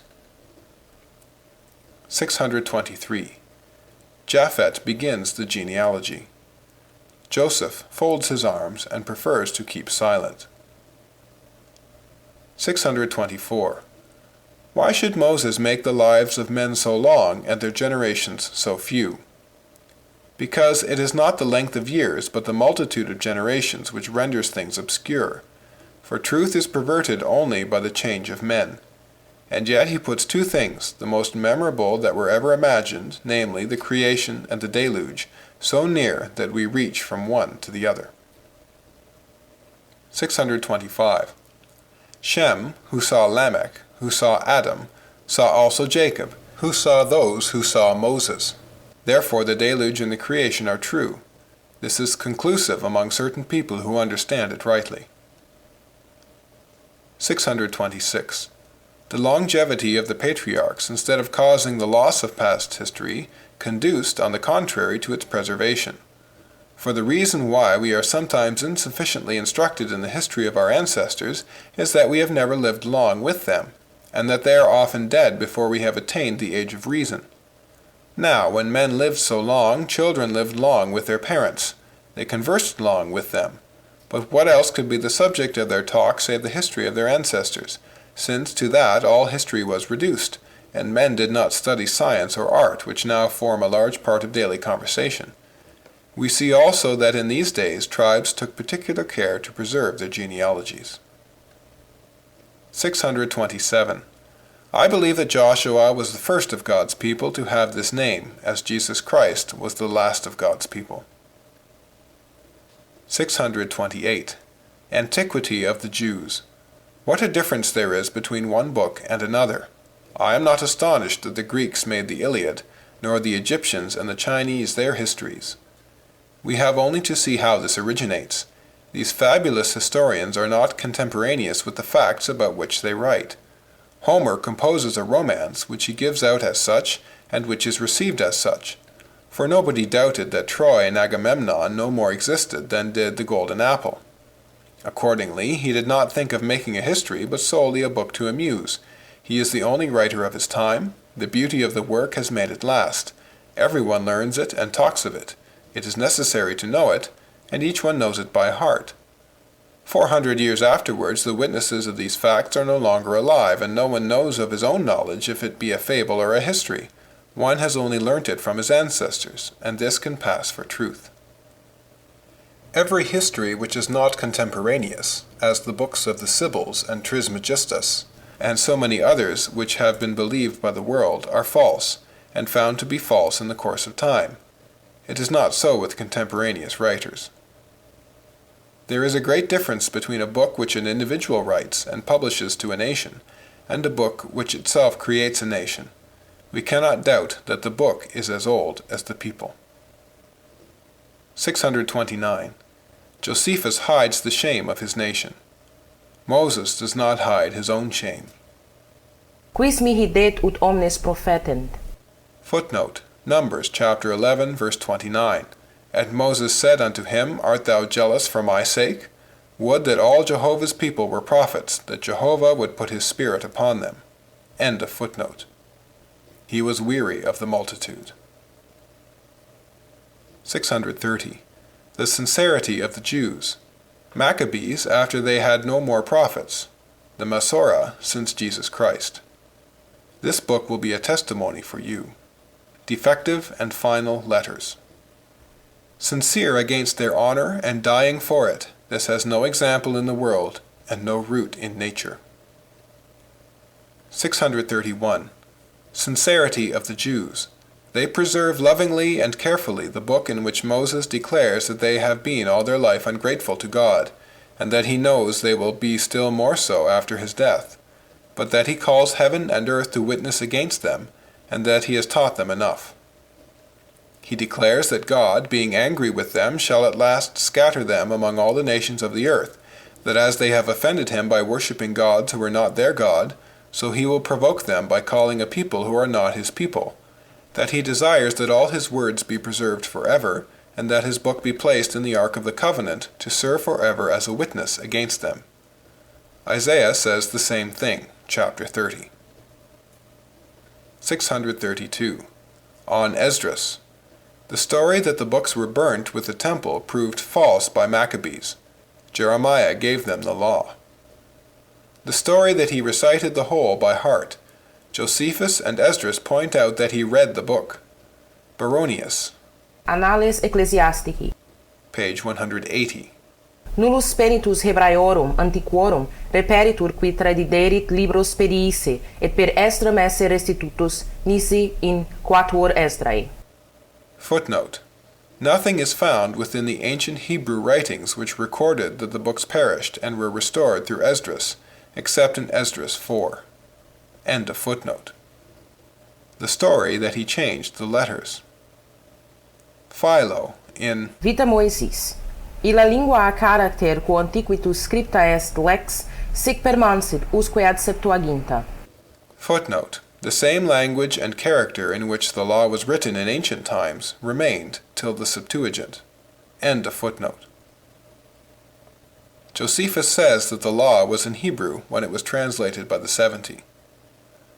Under Antiochus and Vespasian, when they wanted to abolish the books, and when there was no prophet, they could not do so. And under the Babylonians, when no persecution had been made, and when there were so many prophets, would they have let them be burnt? Josephus laughs at the Greeks who would not bear. Note: in the text, the thought is incomplete. End of note. Tertullian.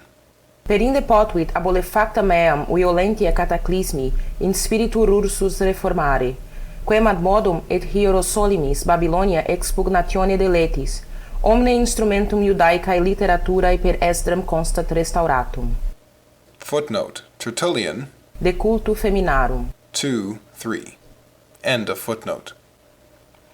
He says that Noah could as easily have restored in spirit the book of Enoch, destroyed by the deluge, as Esdras could have restored the scriptures lost during the captivity. Theos ente epi Nabucodonosor aigmaloia tu lau diaphthareison ton graphon. Enepneu se Esdra toierei ectes lules leui tus ton progelonoton propheton pantas anataxastai logos. Kai apokatastesai tolao tendia museos nomothesian. Footnote: Eusebius, History, Book 5, 58. He alleges this to prove that it is not incredible that the 70 may have explained the Holy Scriptures with that uniformity which we admire in them, and he took that from St. Irenaeus. St. Hilary, in his preface to the Psalms, says that Esdras arranged the Psalms in order. The origin of this tradition comes from the 14th chapter of the 4th book of Esdras.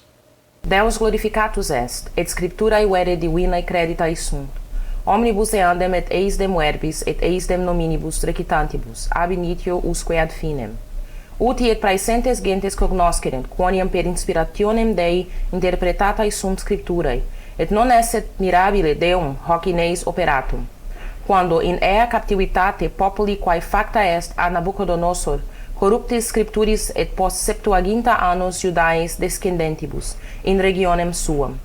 Et post deinde temporibus, Artaxerxes persarum regis, inspiravit Esdras sacerdoti, tribus Levi, praeteritorum prophetarum omnes rememorare sermones, et restituere populo eam legem quae data est per Moisen. Note, this quotation is from Irenaeus against Heresies, chapter 21. God was indeed glorified, and the Scriptures were acknowledged as truly divine.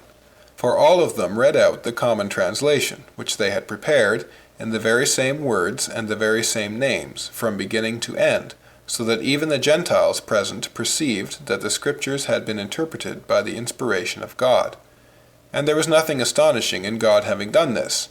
He who, when, during the captivity of the people under Nebuchadnezzar, the Scriptures had been corrupted, and when, after 70 years, the Jews had returned to their own land, then, in the times of Artaxerxes, king of the Persians, inspired Esdras, the priest, of the tribe of Levi, to recast all the words of the former prophets, and to re-establish with the people the Mosaic legislation. End of note. 633. Against the story in Esdras, Book 2, Maccabees 2. Josephus, Antiquities, Book 2, 1. Cyrus took occasion from the prophecy of Isaiah to release the people. The Jews held their property in peace under Cyrus in Babylon, hence they could well have the law. Josephus in the whole history of Esdras does not say one word about this restoration. 2 Kings chapter 17, verse 27. 634. If the story in Esdras is credible, then it must be believed that the Scripture is Holy Scripture, for this story is based only on the authority of those who assert that of the 70, which shows that the Scripture is holy. Therefore, if this account be true, we have what we want therein. If not, we have it elsewhere. And thus those who would ruin the truth of our religion, founded on Moses, establish it by the same authority by which they attack it. So by this providence it still exists. 635. Chronology of Rabbinism. The citations of pages are from the book Pugio. Page 27. R. Hakadosh, Anno 200, author of the Mishnah, or Vocal Law, or Second Law. Commentaries on the Mishnah, Anno 340. The One Sifra, Barajatot, Talmud Hirosol, Toseftot, Bereshit Rabbah by R. Osea Rabbah, commentary on the Mishnah. Bereshit Rabbah bar Nakoni are subtle and pleasant discourses, historical and theological. This same author wrote the books called Rabbot. 100 years after the Talmud Hirosol, 440 A.D., was composed the Babylonian Talmud by R. Ase, by the universal consent of all the Jews, who are necessarily obliged to observe all that is contained therein. The edition of R. Ase is called the Gemara, that is to say, the commentary on the Mishnah, and the Talmud includes together the Mishnah and the Gemara. 636. It does not indicate indifference. Malachi, Isaiah. Isaías si volumus, in quacumque die. 637. Prophecies. The scepter was not interrupted by the captivity in Babylon because the return was promised and foretold. 638. Proofs of Jesus Christ. Captivity, with the assurance of deliverance within 70 years, was not real captivity, but now they are captives without any hope. God has promised them that even though he should scatter them to the ends of the earth, nevertheless, if they were faithful to his law, he would assemble them together again. They are very faithful to it and remain oppressed. 639. When Nebuchadnezzar carried away the people, for fear they should believe that the scepter had departed from Judah, they were told beforehand that they would be there for a short time, and that they would be restored. They were always consoled by the prophets, and their kings continued. But the second destruction is without promise of restoration, without prophets, without kings, without consolation, without hope, because the scepter is taken away forever. 640. It is a wonderful thing, and worthy of particular attention, to see this Jewish people existing so many years in perpetual misery, it being necessary as a proof of Jesus Christ, both that they should exist to prove him, and that they should be miserable because they crucified him. And though to be miserable and to exist are contradictory, they nevertheless still exist in spite of their misery. 641. They are visibly a people expressly created to serve as a witness to the Messiah. Isaiah chapter 43 verse 9, chapter 44 verse 8. They keep the books and love them and do not understand them. And all this was foretold, that God's judgments are entrusted to them, but as a sealed book. End of section 9.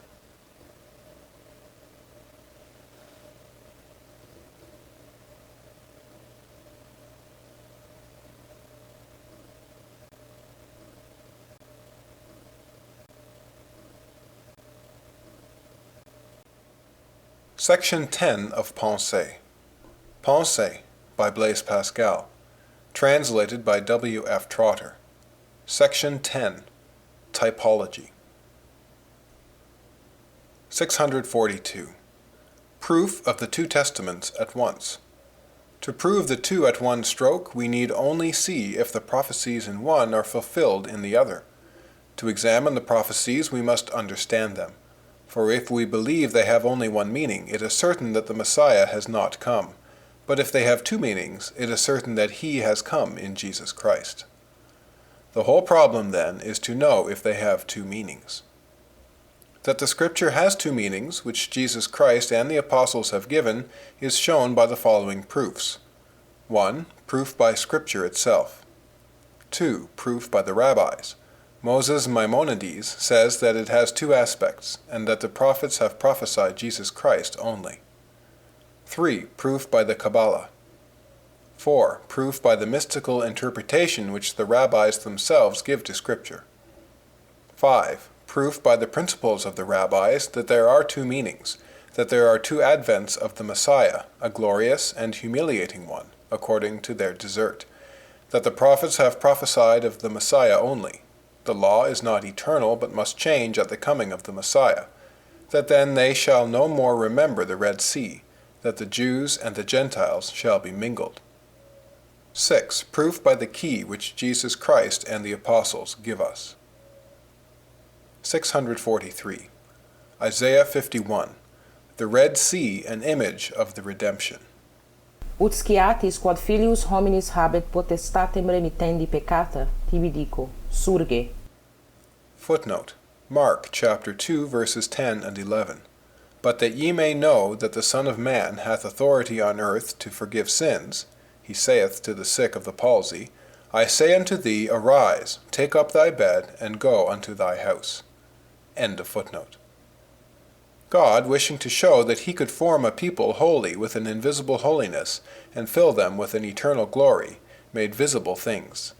As nature is an image of grace, he has done in the bounties of nature what he would do in those of grace, in order that we might judge that he could make the invisible, since he made the visible excellently. Therefore he saved this people from the deluge. He has raised them up from Abraham, redeemed them from their enemies, and set them at rest. The object of God was not to save them from the deluge and raise up a whole people from Abraham, only in order to bring them into a rich land. And even grace is only the type of glory, for it is not the ultimate end. It has been symbolized by the law, and itself symbolizes glory. But it is the type of it, and the origin or cause. The ordinary life of men is like that of the saints. They all seek their satisfaction, and differ only in the object in which they place it. They call those their enemies who hinder them, etc. God has then shown the power which he has of giving invisible blessings, by that which he has shown himself to have over things visible. 644. Types. God, wishing to form for himself a holy people, whom he should separate from all other nations, whom he should deliver from their enemies and should put into a place of rest, has promised to do so, and has foretold by his prophets the time and the manner of his coming. And yet, to confirm the hope of his elect, he has made them see it in an image through all time, without leaving them devoid of assurances of his power and of his will to save them. For at the creation of man, Adam was the witness and guardian of the promise of a Savior, who should be born of woman, when men were still so near the creation that they could not have forgotten their creation and their fall. When those who had seen Adam were no longer in the world, God sent Noah, whom he saved, and drowned the whole earth by a miracle which sufficiently indicated the power which he had to save the world, and the will which he had to do so, and to raise up from the seed of woman him whom he had promised. This miracle was enough to confirm the hope of men. The memory of the deluge being so fresh among men, while Noah was still alive, God made promises to Abraham, and, while Shem was still living, sent Moses, etc. 645. Types. God, willing to deprive his own of perishable blessings, created the Jewish people in order to show that this was not owing to lack of power. 646.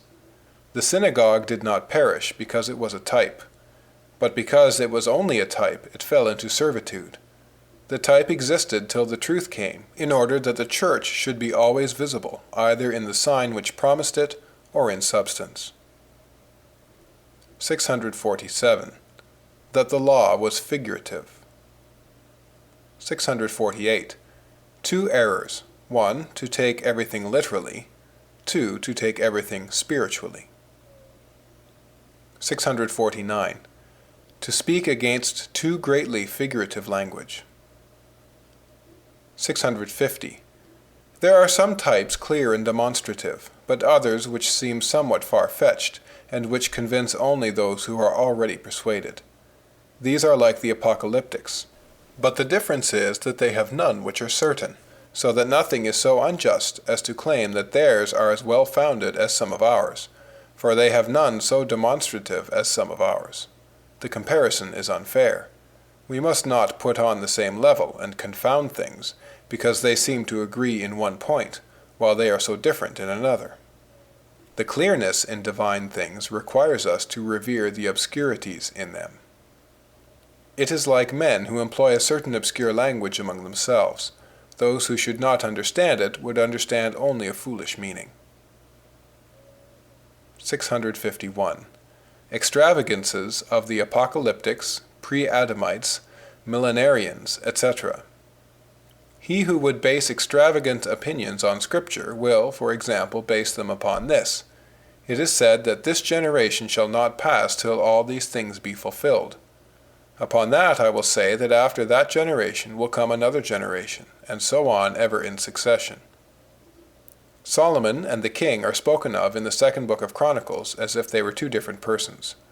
I will say that they were two. 652. Particular types.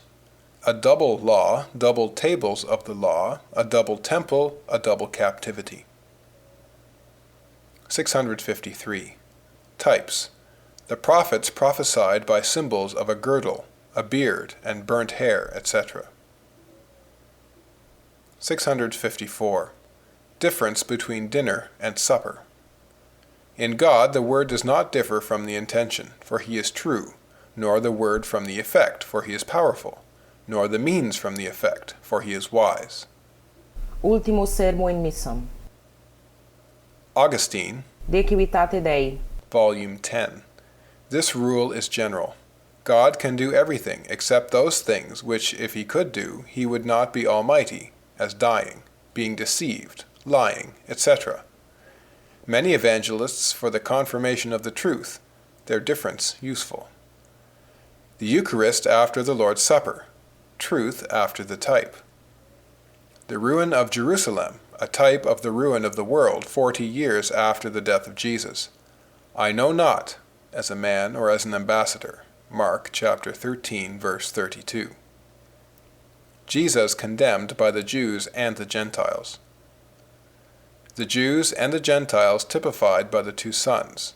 Augustine, De Civitate Dei. Book 20, chapter 29. 655. The 6 ages, the 6 fathers of the 6 ages, the 6 wonders at the beginning of the 6 ages, the 6 mornings at the beginning of the 6 ages. 656. Adam, Forma Futuri. footnote, Romans chapter 5, verse 14.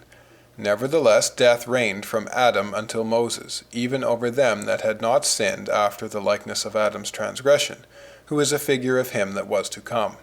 End of footnote. The 6 days to form the one, the 6 ages to form the other. The 6 days which Moses represents for the formation of Adam are only the picture of the 6 ages to form Jesus Christ and the Church.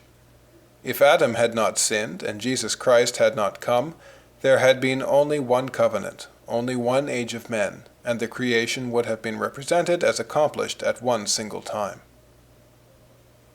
657. Types. The Jewish and Egyptian peoples were plainly foretold by the 2 individuals whom Moses met, the Egyptian beating the Jew, Moses avenging him and killing the Egyptian, and the Jew being ungrateful. 658. The symbols of the gospel for the state of the sick soul are sick bodies. But because one body cannot be sick enough to express it well, several have been needed. Thus there are the deaf, the dumb, the blind, the paralytic, the dead Lazarus, the possessed. All this crowd is in the sick soul. 659. Types. To show that the Old Testament is only figurative, and that the prophets understood by temporal blessings other blessings, this is the proof. First, that this would be unworthy of God. Secondly, that their discourses express very clearly the promise of temporal blessings, and that they say nevertheless that their discourses are obscure, and that their meaning will not be understood. Whence it appears that this secret meaning was not that which they openly expressed, and that consequently they meant to speak of other sacrifices, of another deliverer, etc. They say that they will be understood only in the fullness of time. Jeremiah chapter 30. The third proof is that their discourses are contradictory and neutralize each other, so that if we think that they did not mean by the words law and sacrifice anything else than that of Moses, there is a plain and gross contradiction. Therefore they meant something else, sometimes contradicting themselves in the same chapter. Now, to understand the meaning of an author, note, in the text the thought is incomplete. End of note. 660. Lust has become natural to us and has made our second nature. Thus there are 2 natures in us, the one good, the other bad. Where is God? Where you are not, and the kingdom of God is within you. The Rabbis. 661. Penitence, alone of all these mysteries, has been manifestly declared to the Jews, and by St. John, the forerunner, and then the other mysteries, to indicate that in each man, as in the entire world, this order must be observed. 662. The carnal Jews understood neither the greatness nor the humiliation of the Messiah foretold in their prophecies. They misunderstood him in his foretold greatness, as when he said that the Messiah should be Lord of David, though his son, and that he was before Abraham, who had seen him. They did not believe him so great as to be eternal, and they likewise misunderstood him in his humiliation and in his death. The Messiah, said they, abideth forever, and this man says that he shall die. Therefore they believed him neither mortal nor eternal. They only sought in him for a carnal greatness. 663. Typical. Nothing is so like charity as covetousness, and nothing is so opposed to it. Thus the Jews, full of possessions which flattered their covetousness, were very like Christians, and very contrary. And by this means they had the 2 qualities which it was necessary they should have, to be very like the Messiah to typify him, and very contrary not to be suspected witnesses. 664. Typical. God made use of the lust of the Jews to make them minister to Jesus Christ, who brought the remedy for their lust. 665. Charity is not a figurative precept. It is dreadful to say that Jesus Christ, who came to take away types in order to establish the truth, came only to establish the type of charity, in order to take away the existing reality which was there before. If the light be darkness, how great is that darkness? 666. Fascination. Somnum suum. Footnote. Psalm 76, verse 5. The stout-hearted are made a spoil. They have slept their sleep, and none of the men of might have found their hands. End of footnote. Figura huius mundi. Footnote. 1 Corinthians chapter 7, verse 31. And those that use the world, as not using it to the full, for the fashion of this world passeth away. End of footnote. The Eucharist. Comedes panem tuum. Footnote. Deuteronomy chapter 8, verse 9. A land wherein thou shalt eat bread without scarceness, thou shalt not lack anything in it. A land whose stones are iron, and out of whose hills thou mayest dig copper. End of footnote. Panem nostrum. Footnote. Luke chapter 11, verse 3. Give us day by day our daily bread. End of footnote. Inimici Dei terram dingent. Footnote. Psalm 72, verse 9. They that dwell in the wilderness shall bow before him, and his enemies shall lick the dust. End of footnote. Sinners lick the dust, that is to say, love earthly pleasures. The Old Testament contained the types of future joy, and the New contains the means of arriving at it. The types were of joy, the means of penitence, and nevertheless the paschal lamb was eaten with bitter herbs. Cum amaritudinibus. Footnote. Exodus chapter 12, verse 8. And they shall eat the flesh in that night, roast with fire, and unleavened bread, with bitter herbs they shall eat it. End of footnote. Singularis sum ego donec transeam. Footnote. Psalm 141, verse 10. Let the wicked fall into their own nets, whilst that I withal escape. End of footnote. Jesus Christ, before his death, was almost the only martyr. 667. Typical. The expressions sword, shield. Potentissime. 668. We are estranged only by departing from charity. Our prayers and our virtues are abominable before God, if they are not the prayers and the virtues of Jesus Christ. And our sins will never be the object of mercy, but of the justice of God, if they are not those of Jesus Christ. He has adopted our sins and has admitted us into union with him, for virtues are his own, and sins are foreign to him, while virtues are foreign to us, and our sins are our own. Let us change the rule which we have hitherto chosen for judging what is good.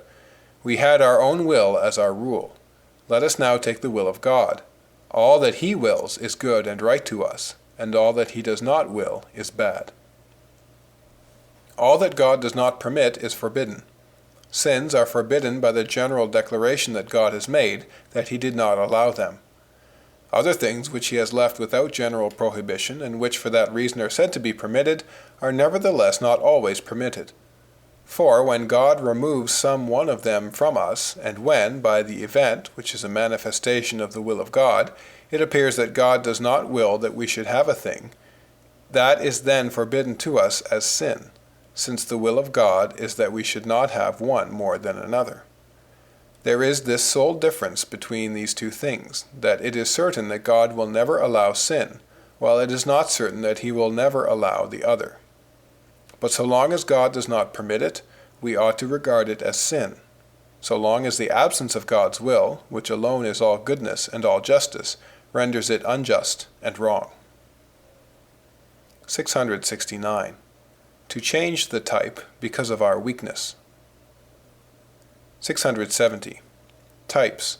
The Jews had grown old in these earthly thoughts, that God loved their father Abraham, his flesh and what sprung from it, that on account of this he had multiplied them, and distinguished them from all other nations, without allowing them to intermingle, that when they were languishing in Egypt, he brought them out with all these great signs in their favor, that he fed them with manna in the desert, and led them into a very rich land, that he gave them kings and a well-built temple, in order to offer up beasts before him, by the shedding of whose blood they should be purified, and that at last he was to send them the Messiah to make them masters of all the world, and foretold the time of his coming.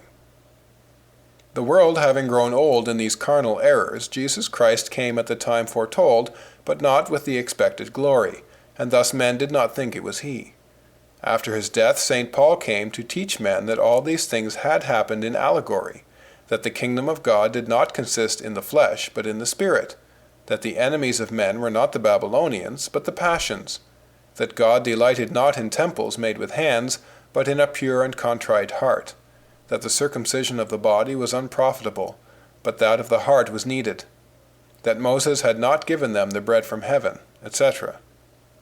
But God, not having desired to reveal these things to this people who were unworthy of them, and having nevertheless desired to foretell them, in order that they might be believed, foretold the time clearly, and expressed the things sometimes clearly, but very often in figures, in order that those who loved symbols might consider them, and those who loved what was symbolized might see it therein. All that tends not to charity is figurative. The sole aim of the Scripture is charity. All which tends not to the sole end is the type of it. For since there is only one end, all which does not lead to it in express terms is figurative. God thus varies that sole precept of charity to satisfy our curiosity, which seeks for variety, by that variety which still leads us to the one thing needful. For one thing alone is needful, and we love variety, and God satisfies both by these varieties, which lead to the one thing needful. The Jews have so much loved the shadows, and have so strictly expected them, that they have misunderstood the reality when it came in the time and manner foretold. The rabbis take the breasts of the spouse for types, and all that does not express the only end they have, namely temporal good. And Christians take even the Eucharist as a type of the glory at which they aim. 671.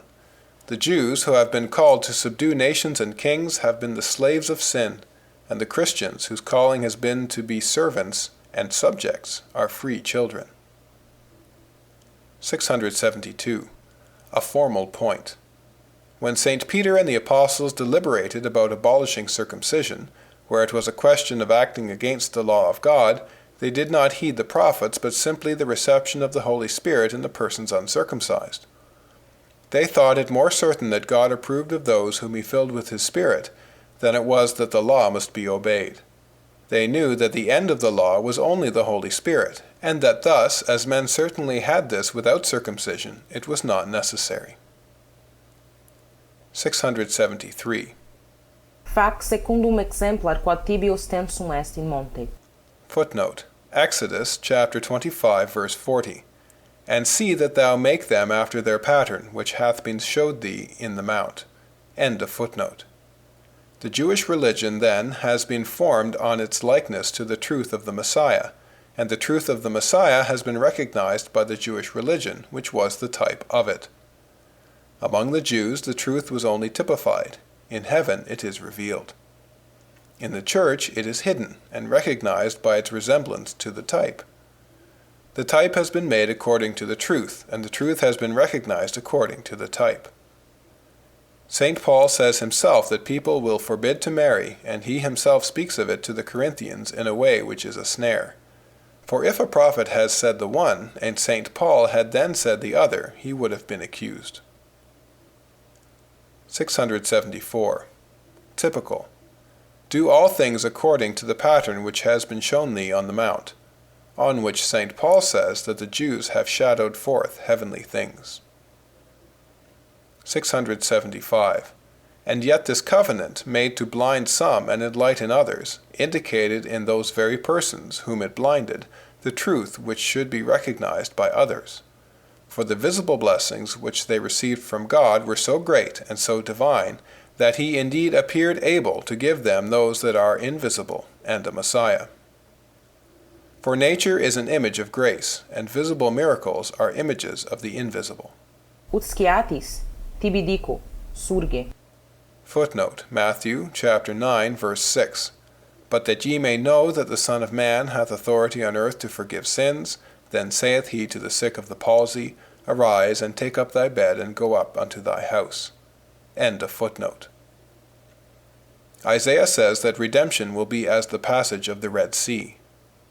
God has then shown by the deliverance from Egypt, and from the sea by the defeat of kings, by the manna, by the whole genealogy of Abraham, that he was able to save, to send down bread from heaven, etc., so that the people hostile to him are the type and the representation of the very Messiah whom they know not, etc.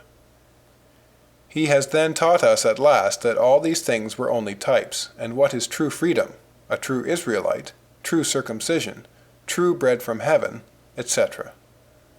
In these promises each one finds what he has most at heart, temporal benefits or spiritual, God or the creatures, but with this difference, that those who therein seek the creatures find them, but with many contradictions, with a prohibition against loving them, with the command to worship God only, and to love Him only, which is the same thing. And finally, that the Messiah came not for them, whereas those who therein seek God find Him, without any contradiction, with the command to love Him only, and that the Messiah came in the time foretold, to give them the blessings which they ask. Thus the Jews had miracles and prophecies, which they saw fulfilled, and the teaching of their law was to worship and love God only. It was also perpetual. Thus it had all the marks of the true religion, and so it was. But the Jewish teaching must be distinguished from the teaching of the Jewish law. Now the Jewish teaching was not true, although it had miracles and prophecy and perpetuity, because it had not this other point of worshipping and loving God only. 676. The veil, which is upon these books for the Jews, is there also for evil Christians, and for all who do not hate themselves. But how well disposed men are to understand them and to know Jesus Christ, when they truly hate themselves. 677. A type conveys absence and presence, pleasure and pain. A cipher has a double meaning, one clear, and one in which it is said that the meaning is hidden. 678. Types. A portrait conveys absence and presence, pleasure and pain. The reality excludes absence and pain. To know if the law and the sacrifices are a reality or a type, we must see if the prophets, in speaking of these things, confined their view and their thought to them, so that they saw only the Old Covenant, or if they saw therein something else of which they were the representation, for in a portrait we see the thing figured. For this we need only examine what they say of them. When they say that it will be eternal, do they mean to speak of that covenant which they say will be changed, and so of the sacrifices, etc.? A cipher has two meanings. When we find out an important letter in which we discover a clear meaning, and in which it is nevertheless said that the meaning is veiled and obscure, that it is hidden, so that we might read the letter without seeing it, and interpret it without understanding it, what must we think but that here is a cipher with a double meaning, and the more so if we find obvious contradictions in the literal meaning. The prophets have clearly said that Israel would be always loved by God, and that the law would be eternal, and they have said that their meaning would not be understood, and that it was veiled. How greatly, then, ought we to value those who interpret the cipher, and teach us to understand the hidden meaning, especially if the principles which they educe are perfectly clear and natural. This is what Jesus Christ did, and the apostles. They broke the seal, He rent the veil, and revealed the Spirit. They have taught us through this that the enemies of man are his passions, that the Redeemer would be spiritual, and his reign spiritual, that there would be two advents, one in lowliness to humble the proud, the other in glory to exalt the humble, that Jesus Christ would be both God and man. 679. Types. Jesus Christ opened their mind to understand the Scriptures. Two great revelations are these.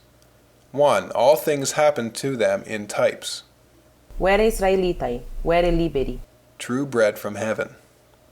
2. A God humbled to the cross. It was necessary that Christ should suffer in order to enter into glory, that he should destroy death through death. 2 Advents. 680. Types. When once this secret is disclosed, it is impossible not to see it.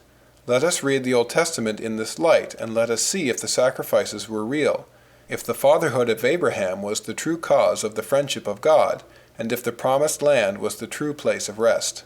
No, they are therefore types. Let us in the same way examine all those ordained ceremonies, all those commandments which are not of charity, and we shall see that they are types.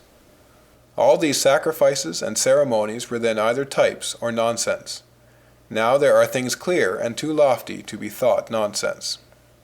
To know if the prophets confined their view in the Old Testament or saw therein other things. 681. Typical. The key of the cipher. Veri adoratores. Footnote, John chapter 4, verse 23. But the hour cometh, and now is, when the true worshippers shall worship the Father in spirit and truth.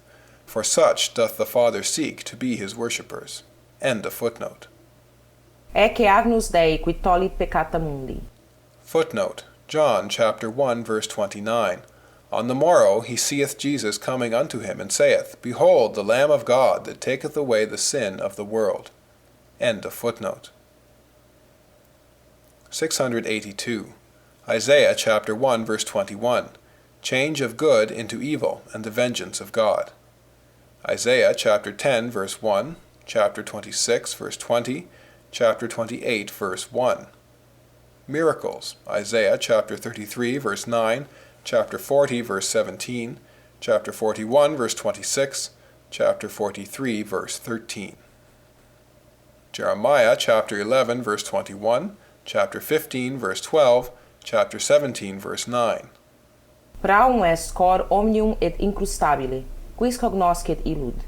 That is to say, who can know all its evil? For it is already known to be wicked. Ego Dominus. Etc.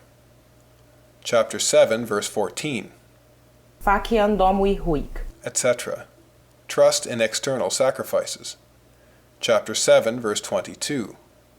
Quia non sum locutus. Etc. Outward sacrifice is not the essential point. Chapter 11, verse 13.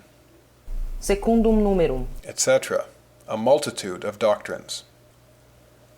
Isaiah chapter 44, verses 20 to 24, chapter 54, verse 8, chapter 63, verses 12 to 17, chapter 66, verse 17.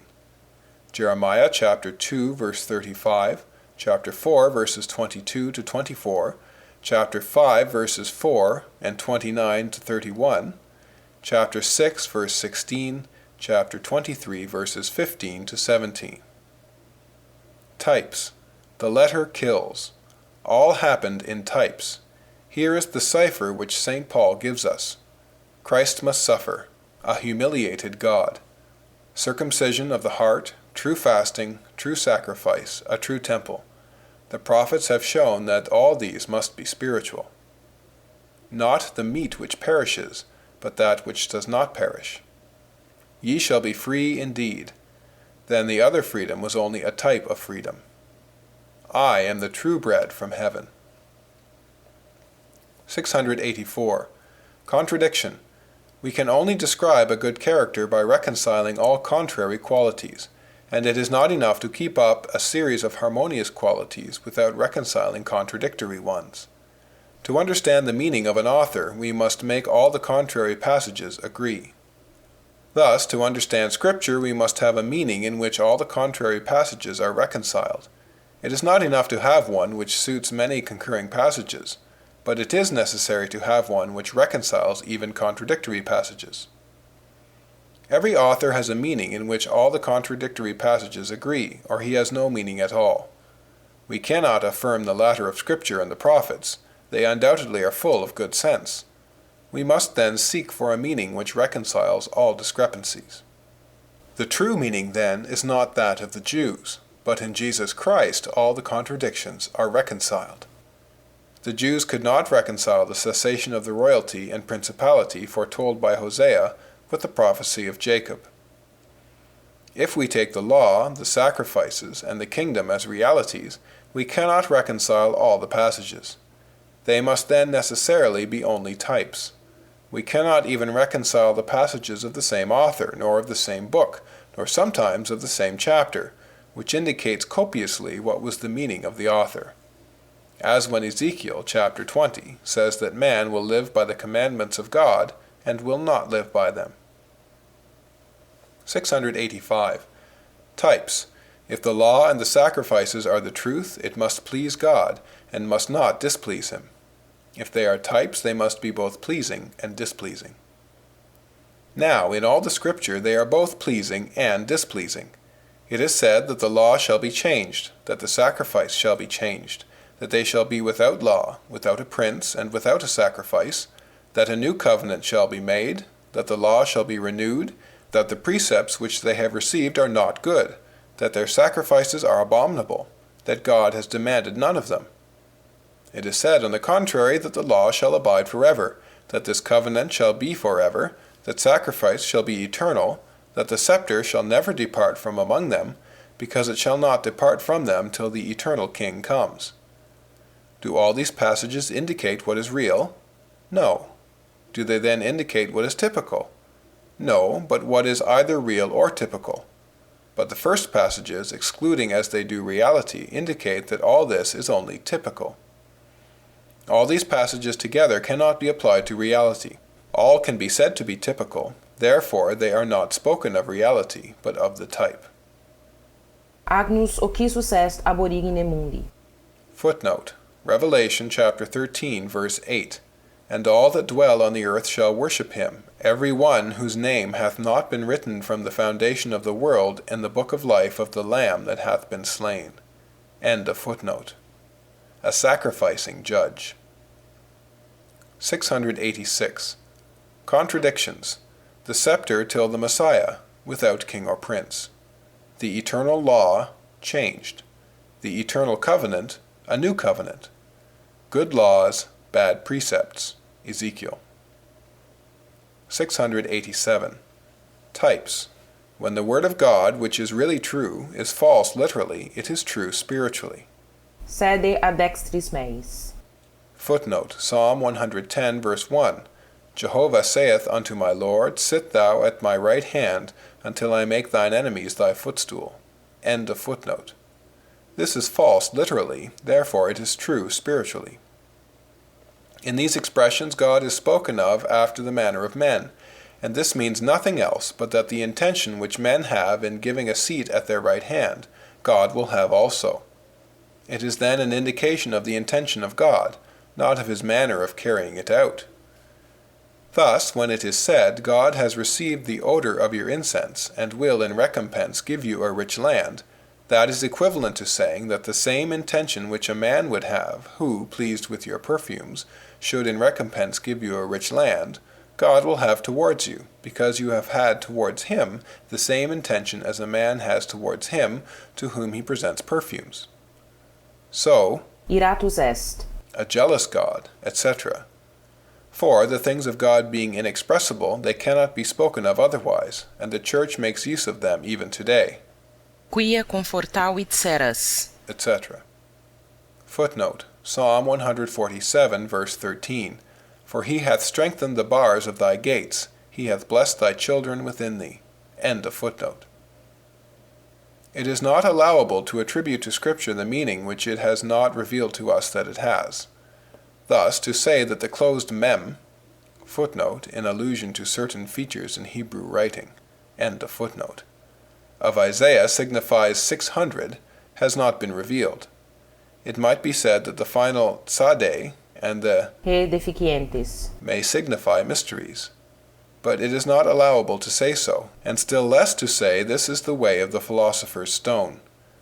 But we say that the literal meaning is not the true meaning, because the prophets have themselves said so.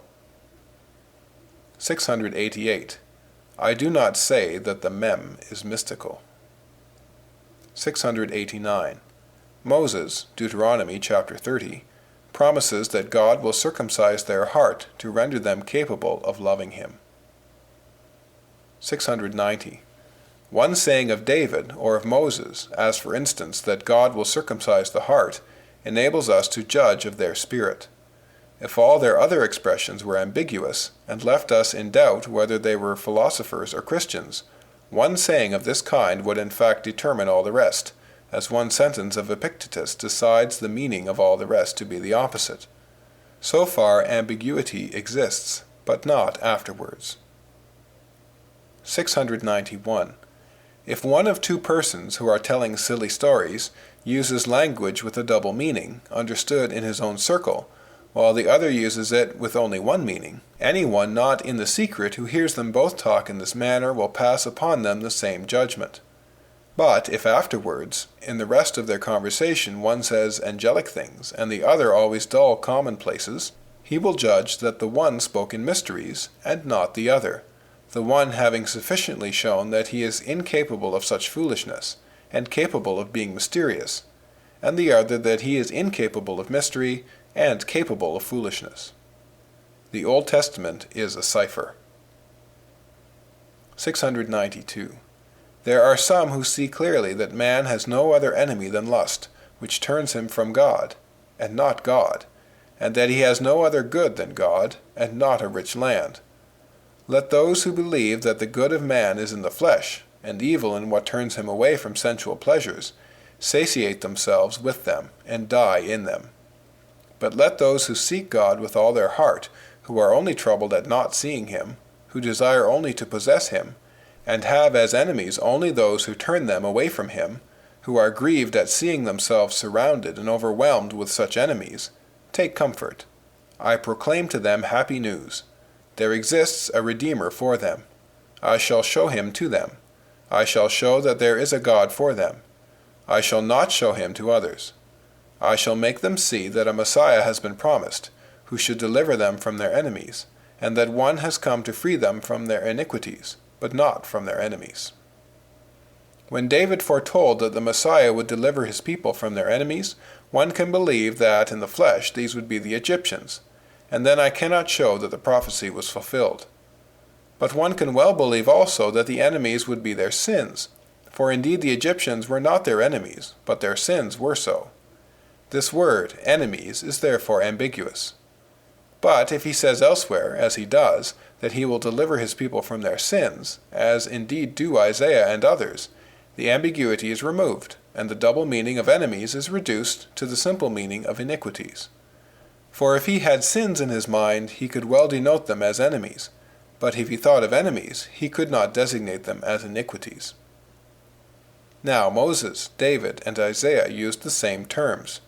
Who will say then that they have not the same meaning, and that David's meaning, which is plainly iniquities when he spoke of enemies, was not the same as that of Moses when speaking of enemies? Daniel, chapter 9, prays for the deliverance of the people from the captivity of their enemies. But he was thinking of sins, and to show this, he says that Gabriel came to tell him that his prayer was heard, and that there were only 70 weeks to wait, after which the people would be freed from iniquity, sin would have an end, and the Redeemer, the Holy of Holies, would bring eternal justice, not legal, but eternal.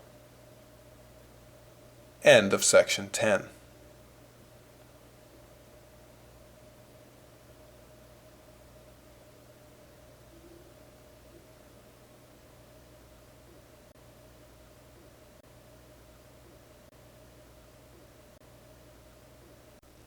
Section 11 of Pensées. Pensées by Blaise Pascal. Translated by W. F. Trotter. Section 11. The Prophecies, Part 1. 693. When I see the blindness and the wretchedness of man, when I regard the whole silent universe and man without light, left to himself and, as it were, lost in this corner of the universe, without knowing who has put him there, what he has come to do, what will become of him at death, and incapable of all knowledge, I become terrified, like a man who should be carried in his sleep to a dreadful desert island, and should awake without knowing where he is, and without means of escape. And thereupon I wonder how people in a condition so wretched do not fall into despair. I see other persons around me of a like nature. I ask them if they are better informed than I am. They tell me that they are not. And thereupon these wretched and lost beings, having looked around them and seen some pleasing objects, have given and attached themselves to them. For my own part, I have not been able to attach myself to them, and considering how strongly it appears that there is something else than what I see, I have examined whether this God has not left some sign of himself. I see many contradictory religions, and consequently all false save one. Each wants to be believed on its own authority, and threatens unbelievers. I do not therefore believe them. Everyone can say this. Everyone can call himself a prophet. But I see the Christian religion wherein prophecies are fulfilled, and that is what every one cannot do. 694. And what crowns all this is prediction, so that it should not be said that it is chance which has done it. Whosoever, having only a week to live, will not find out that it is expedient to believe that all this is not a stroke of chance. Now, if the passions had no hold on us, a week and 100 years would amount to the same thing. 695. Prophecies. Great Pan is dead. 696. Susceperunt verbum cum omni aviditate, scrutantes scripturas, si ita se haberent. Footnote. Acts chapter 17, verse 11. Now these were more noble than those in Thessalonica, in that they received the word with all readiness of the mind, examining the Scriptures daily, whether these things were so. End of footnote. 697. Prodita lege, in pleta cerne, in plenda collige. Footnote. Read what has been handed down. Note what has been fulfilled. Bring together what is to be fulfilled. End of footnote. 698. We understand the prophecies only when we see the events happen. Thus the proofs of retreat, discretion, silence, etc. are proofs only to those who know and believe them. Joseph so internal, in a law so external. Outward penances disposed to inward, as humiliations to humility. Thus the Note, in the text the thought is incomplete. End of note. 699. The synagogue has preceded the church, the Jews the Christians. The prophets have foretold the Christians, St. John, Jesus Christ. 700. It is glorious to see with the eyes of faith the history of Herod and of Caesar. 701. The zeal of the Jews for their law and their temple, Josephus and Philo the Jew ad Caum. What other people had such a zeal? It was necessary they should have it. Jesus Christ foretold as to the time and the state of the world, the ruler taken from the thigh and the fourth monarchy. How lucky we are to see this light amidst this darkness. How fine it is to see, with the eyes of faith, Darius and Cyrus, Alexander, the Romans, Pompey and Herod working, without knowing it, for the glory of the gospel. 702.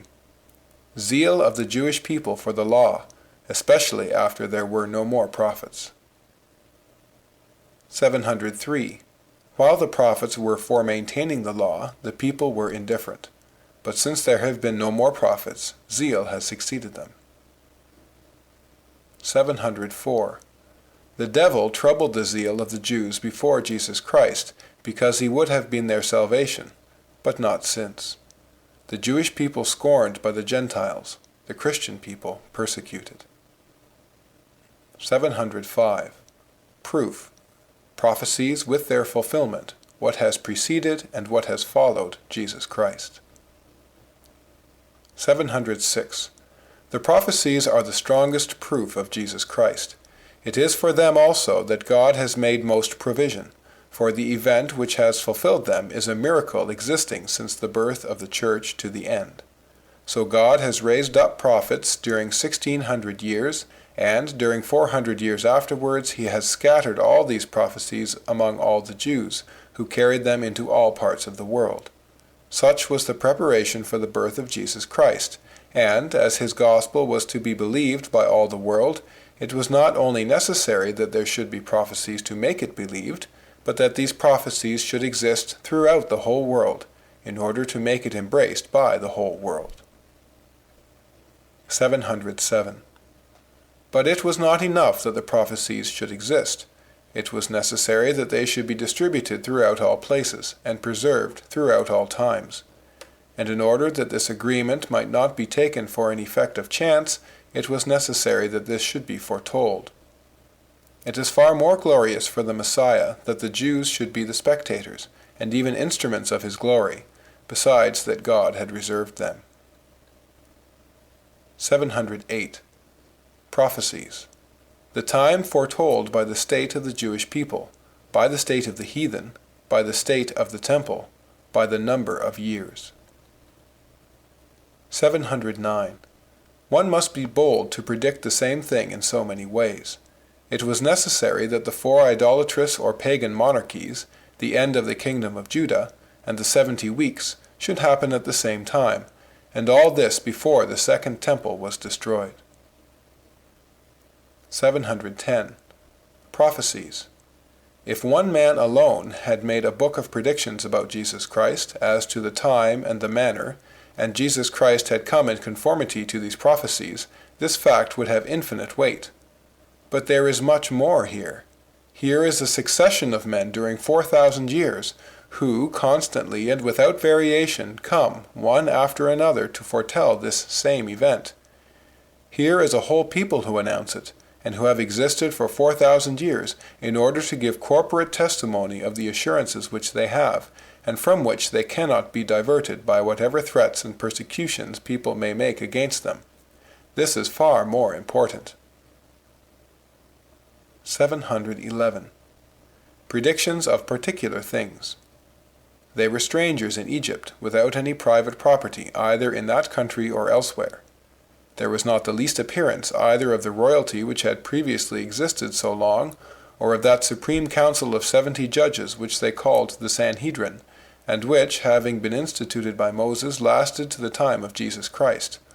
All these things were as far removed from their state at that time as they could be. When Jacob, dying and blessing his 12 children, declared to them that they would be proprietors of a great land, and foretold in particular to the family of Judah that the kings who would one day rule them should be of this race, and that all his brethren should be their subjects, and that even Messiah, who was to be the expectation of nations, should spring from him, and that the kingship should not be taken away from Judah, nor the ruler and lawgiver of his descendants, till the expected Messiah should arrive in his family. This same Jacob, disposing of this future land as though he had been its ruler, gave a portion to Joseph more than to the others. I give you, said he, 1 part more than to your brothers. And blessing his 2 children, Ephraim and Manasseh, whom Joseph had presented to him, the elder Manasseh on his right, and the young Ephraim on his left, he put his arms crosswise, and placing his right hand on the head of Ephraim, and his left on Manasseh, he blessed them in this manner. And upon Joseph's representing to him that he was preferring the younger, he replied to him with admirable resolution, I know it well, my son, but Ephraim will increase more than Manasseh. This has been indeed so true in the result, that, being alone almost as fruitful as the 2 entire lines, which composed a whole kingdom, they have been usually called by the name of Ephraim alone. This same Joseph, when dying, bade his children carry his bones with them when they should go into the land, to which they only came 200 years afterwards.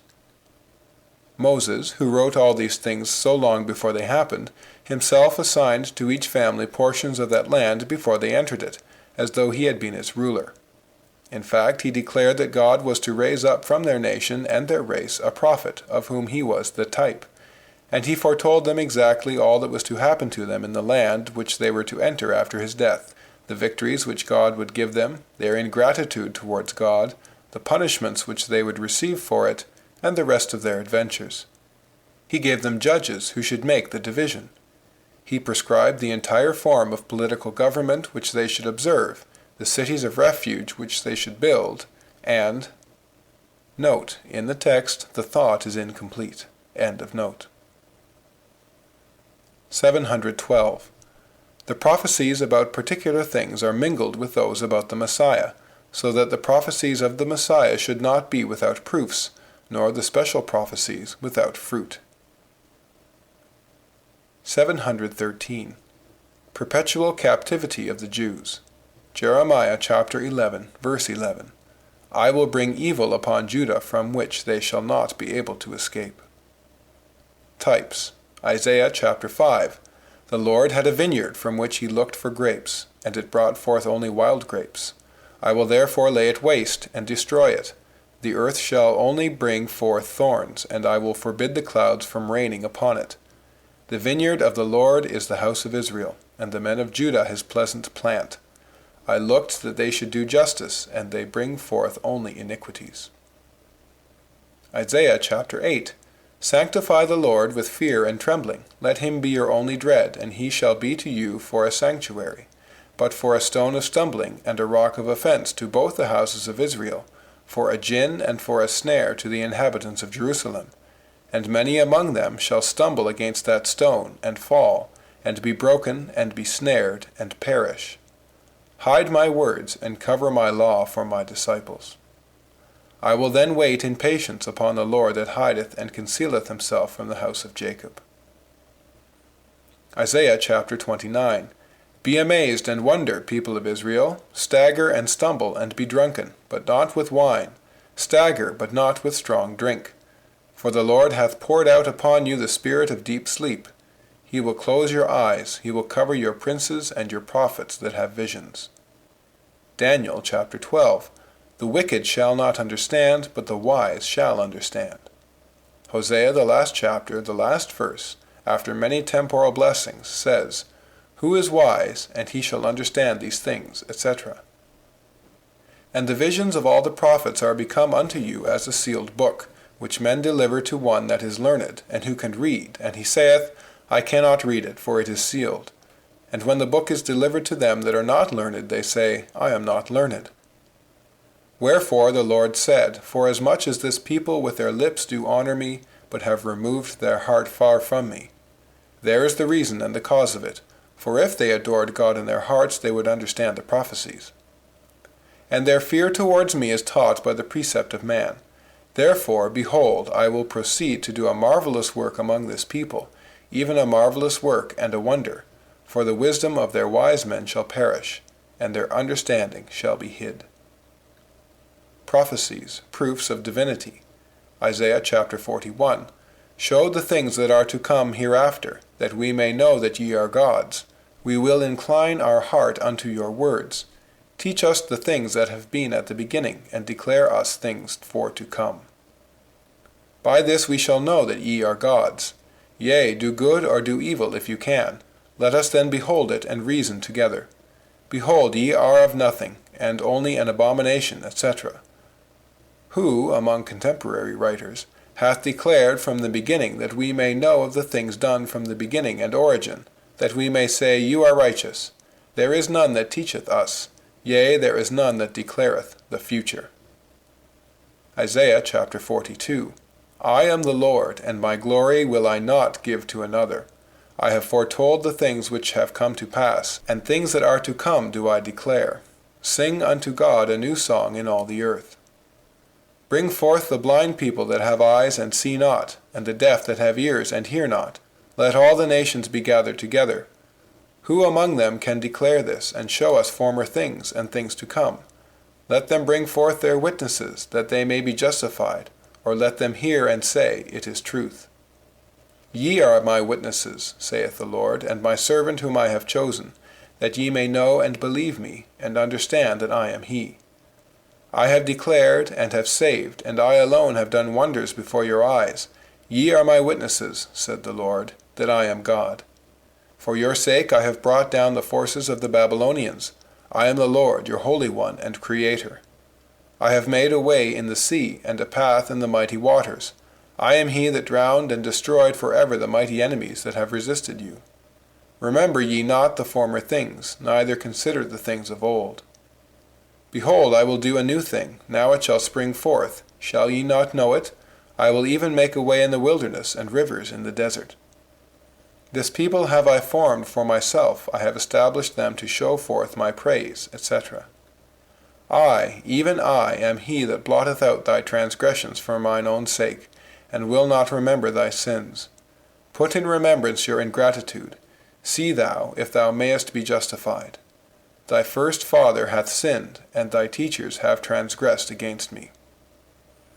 Isaiah chapter 44.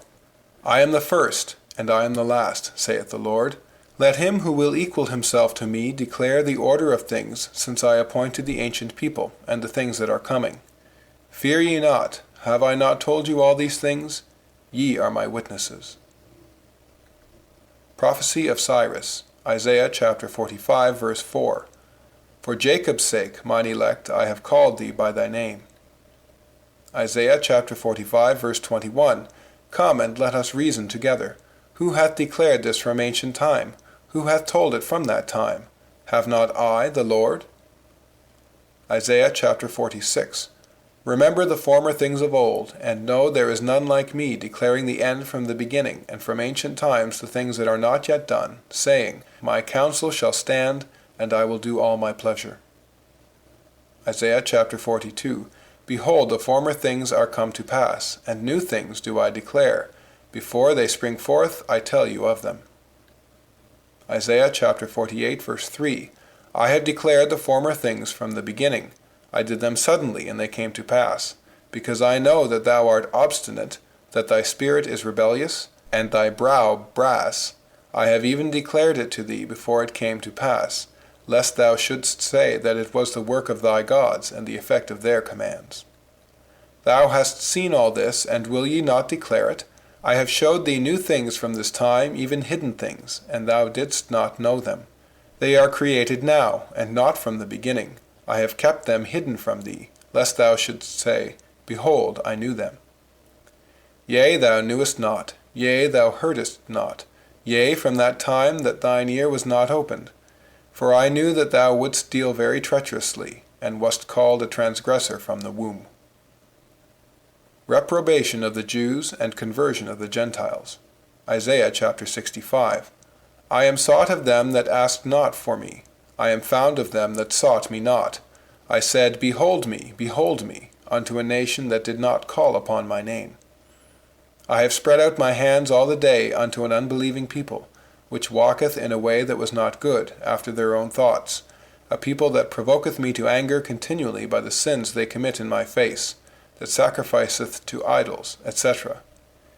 These shall be scattered like smoke in the day of my wrath, etc. Your iniquities and the iniquities of your fathers will I assemble together, and will recompense you for all according to your works. Thus saith the Lord, as the new wine is found in the cluster, and one saith, Destroy it not, for a blessing is in it, and the promise of fruit. For my servant's sake I will not destroy all Israel. Thus I will bring forth a seed out of Jacob and out of Judah, an inheritor of my mountains, and mine elect and my servants shall inherit it, and my fertile and abundant plains. But I will destroy all others, because you have forgotten your God to serve strange gods. I called, and ye did not answer. I spake, and ye did not hear, and ye did choose the thing which I forbade. Therefore thus saith the Lord, Behold, my servants shall eat, but ye shall be hungry. My servants shall rejoice, but ye shall be ashamed. My servants shall sing for joy of heart, but ye shall cry and howl for vexation of spirit. And ye shall leave your name for a curse unto my chosen, for the Lord shall slay thee, and call his servants by another name, that he who blesseth himself in the earth shall bless himself in God, etc., because the former troubles are forgotten. For behold, I create new heavens and a new earth, and the former things shall not be remembered, nor come into mind. But be ye glad and rejoice for ever in that which I create, for behold, I create Jerusalem a rejoicing, and her people a joy. And I will rejoice in Jerusalem, and joy in my people, and the voice of weeping shall no more be heard in her, nor the voice of crying. Before they call, I will answer, and while they are yet speaking, I will hear. The wolf and the lamb shall feed together, and the lion shall eat straw like the bullock, and dust shall be the serpent's meat. They shall not hurt nor destroy in all my holy mountain. Isaiah chapter 56, verse 3. Thus saith the Lord, Keep ye judgment, and do justice, for my salvation is near to come, and my righteousness to be revealed. Blessed is the man that doeth this, that keepeth the Sabbath, and keepeth his hand from doing any evil. Neither let the strangers that have joined themselves to me say, God will separate me from his people. For thus saith the Lord, Whoever will keep my Sabbath, and choose the things that please me, and take hold of my covenant, even unto them will I give in mine house a place and a name better than that of sons and of daughters. I will give them an everlasting name that shall not be cut off. Isaiah chapter 59, verse 9. Therefore, for our iniquities is justice far from us. We wait for light, but behold obscurity. For brightness, but we walk in darkness.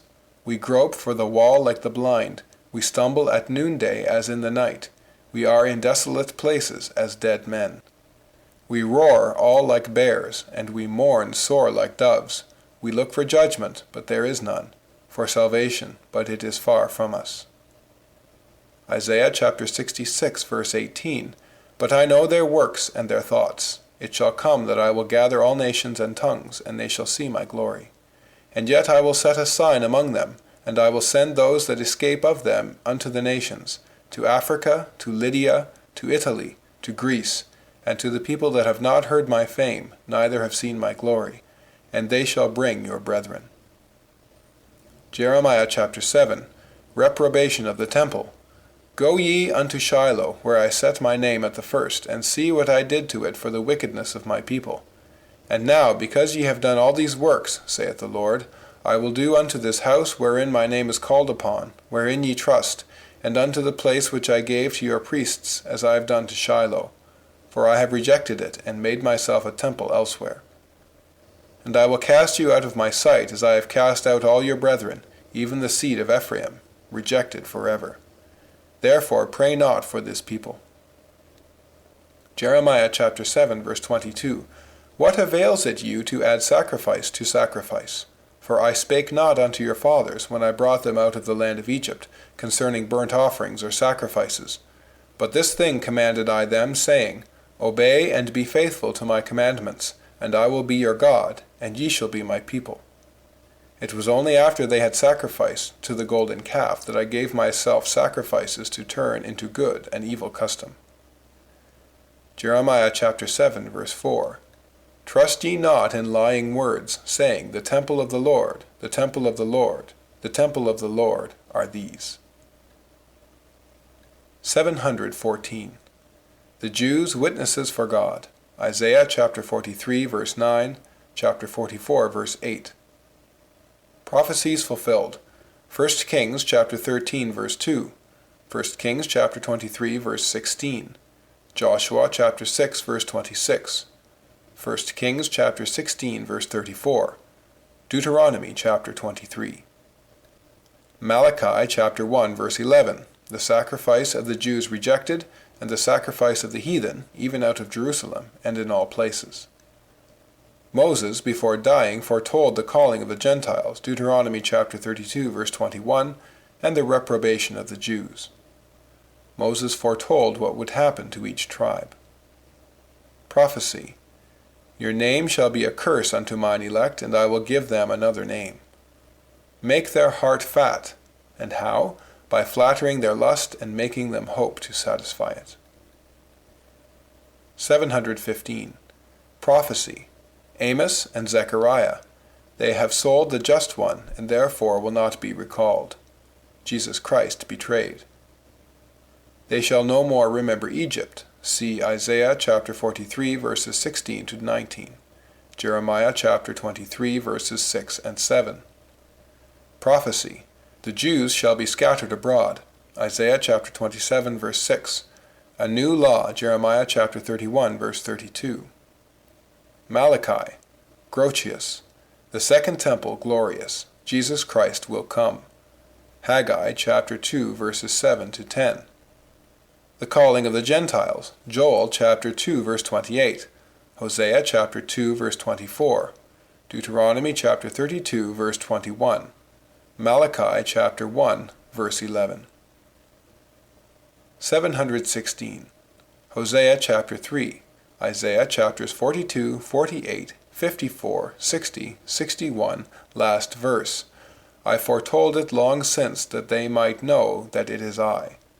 Jadis to Alexander. 717. Prophecies. The promise that David will always have descendants. Jeremiah chapter 13, verse 13. 718. The external reign of the race of David. 2 Chronicles, by all the prophecies, and with an oath, and it was not temporarily fulfilled. Jeremiah chapter 23, verse 20. 719. We might perhaps think that, when the prophets foretold that the scepter should not depart from Judah until the eternal king came, they spoke to flatter the people, and that their prophecy was proved false by Herod. But to show that this was not their meaning, and that on the contrary they knew well that this temporal kingdom should cease, they said that they would be without a king and without a prince, and for a long time. Hosea chapter 3, verse 4. 720. Non habemus regem, nisi Caesarem. Footnote, John chapter 19, verse 15. They therefore cried out, Away with him! Away with him! Crucify him! Pilate saith unto them, Shall I crucify your king? The chief priests answered, We have no king but Caesar. End of footnote. Therefore Jesus Christ was the Messiah, since they had no longer any king but a stranger, and would have no other. 721. We have no king but Caesar. End of section 11, part 1.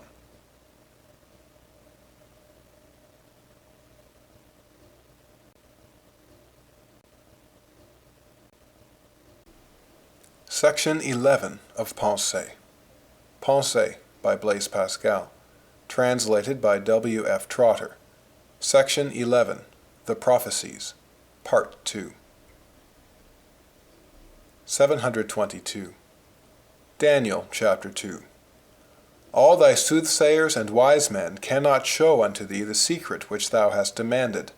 But there is a God in heaven who can do so, and hath revealed to thee in thy dream what shall be in the latter days. This dream must have caused him much misgiving.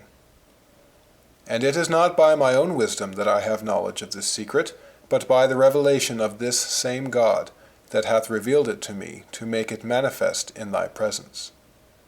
Thy dream was then of this kind. Thou sawest a great image, high and terrible, which stood before thee.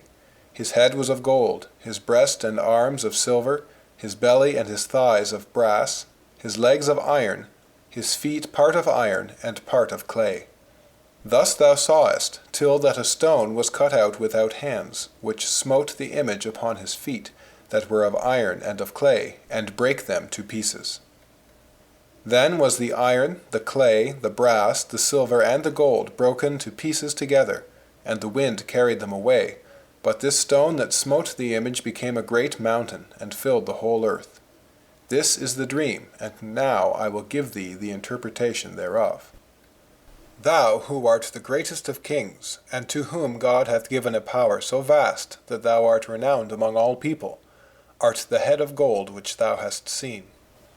But after thee shall arise another kingdom inferior to thee, and another third kingdom of brass, which shall bear rule over all the earth. But the fourth kingdom shall be strong as iron, and even as iron breaketh in pieces, and subdueth all things, so shall this empire break in pieces, and bruise all. And whereas thou sawest the feet and toes, part of clay and part of iron, the kingdom shall be divided, but there shall be in it of the strength of iron, and of the weakness of clay. But as iron cannot be firmly mixed with clay, so they who are represented by the iron and by the clay shall not cleave one to another, though united by marriage. Now in the days of these kings shall God set up a kingdom which shall never be destroyed, nor ever be delivered up to other people. It shall break in pieces, and consume all these kingdoms, and it shall stand forever, according as thou sawest that the stone was cut out of the mountain without hands, and that it fell from the mountain, and brake in pieces the iron, the clay, the silver, and the gold. God hath made known to thee what shall come to pass hereafter. This dream is certain, and the interpretation thereof sure. Then Nebuchadnezzar fell upon his face towards the earth, etc. Daniel chapter 8, verse 8. Daniel, having seen the combat of the ram and of the he-goat, who vanquished him and ruled over the earth, whereof the principal horn being broken, 4 others came up toward the 4 winds of heaven, and out of one of them came forth a little horn, which waxed exceeding great toward the south, and toward the east, and toward the land of Israel. And it waxed great even to the host of heaven, and it cast down some of the stars, and stamped upon them, and at last overthrew the prince, and by him the daily sacrifice was taken away, and the place of his sanctuary was cast down. This is what Daniel saw.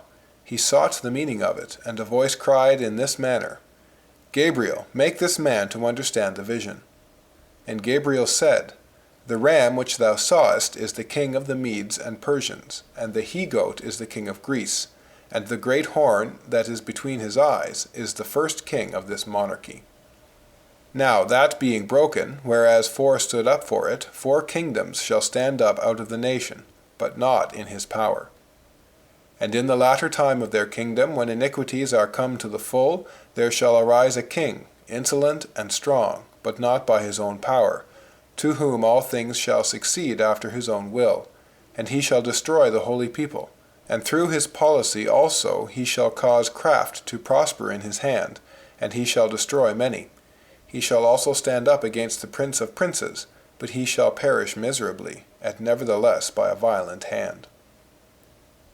Daniel chapter 9, verse 20.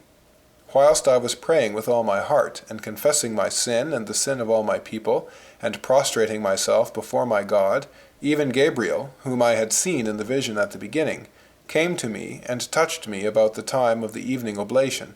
And he informed me and said, O Daniel, I am now come forth to give thee the knowledge of things.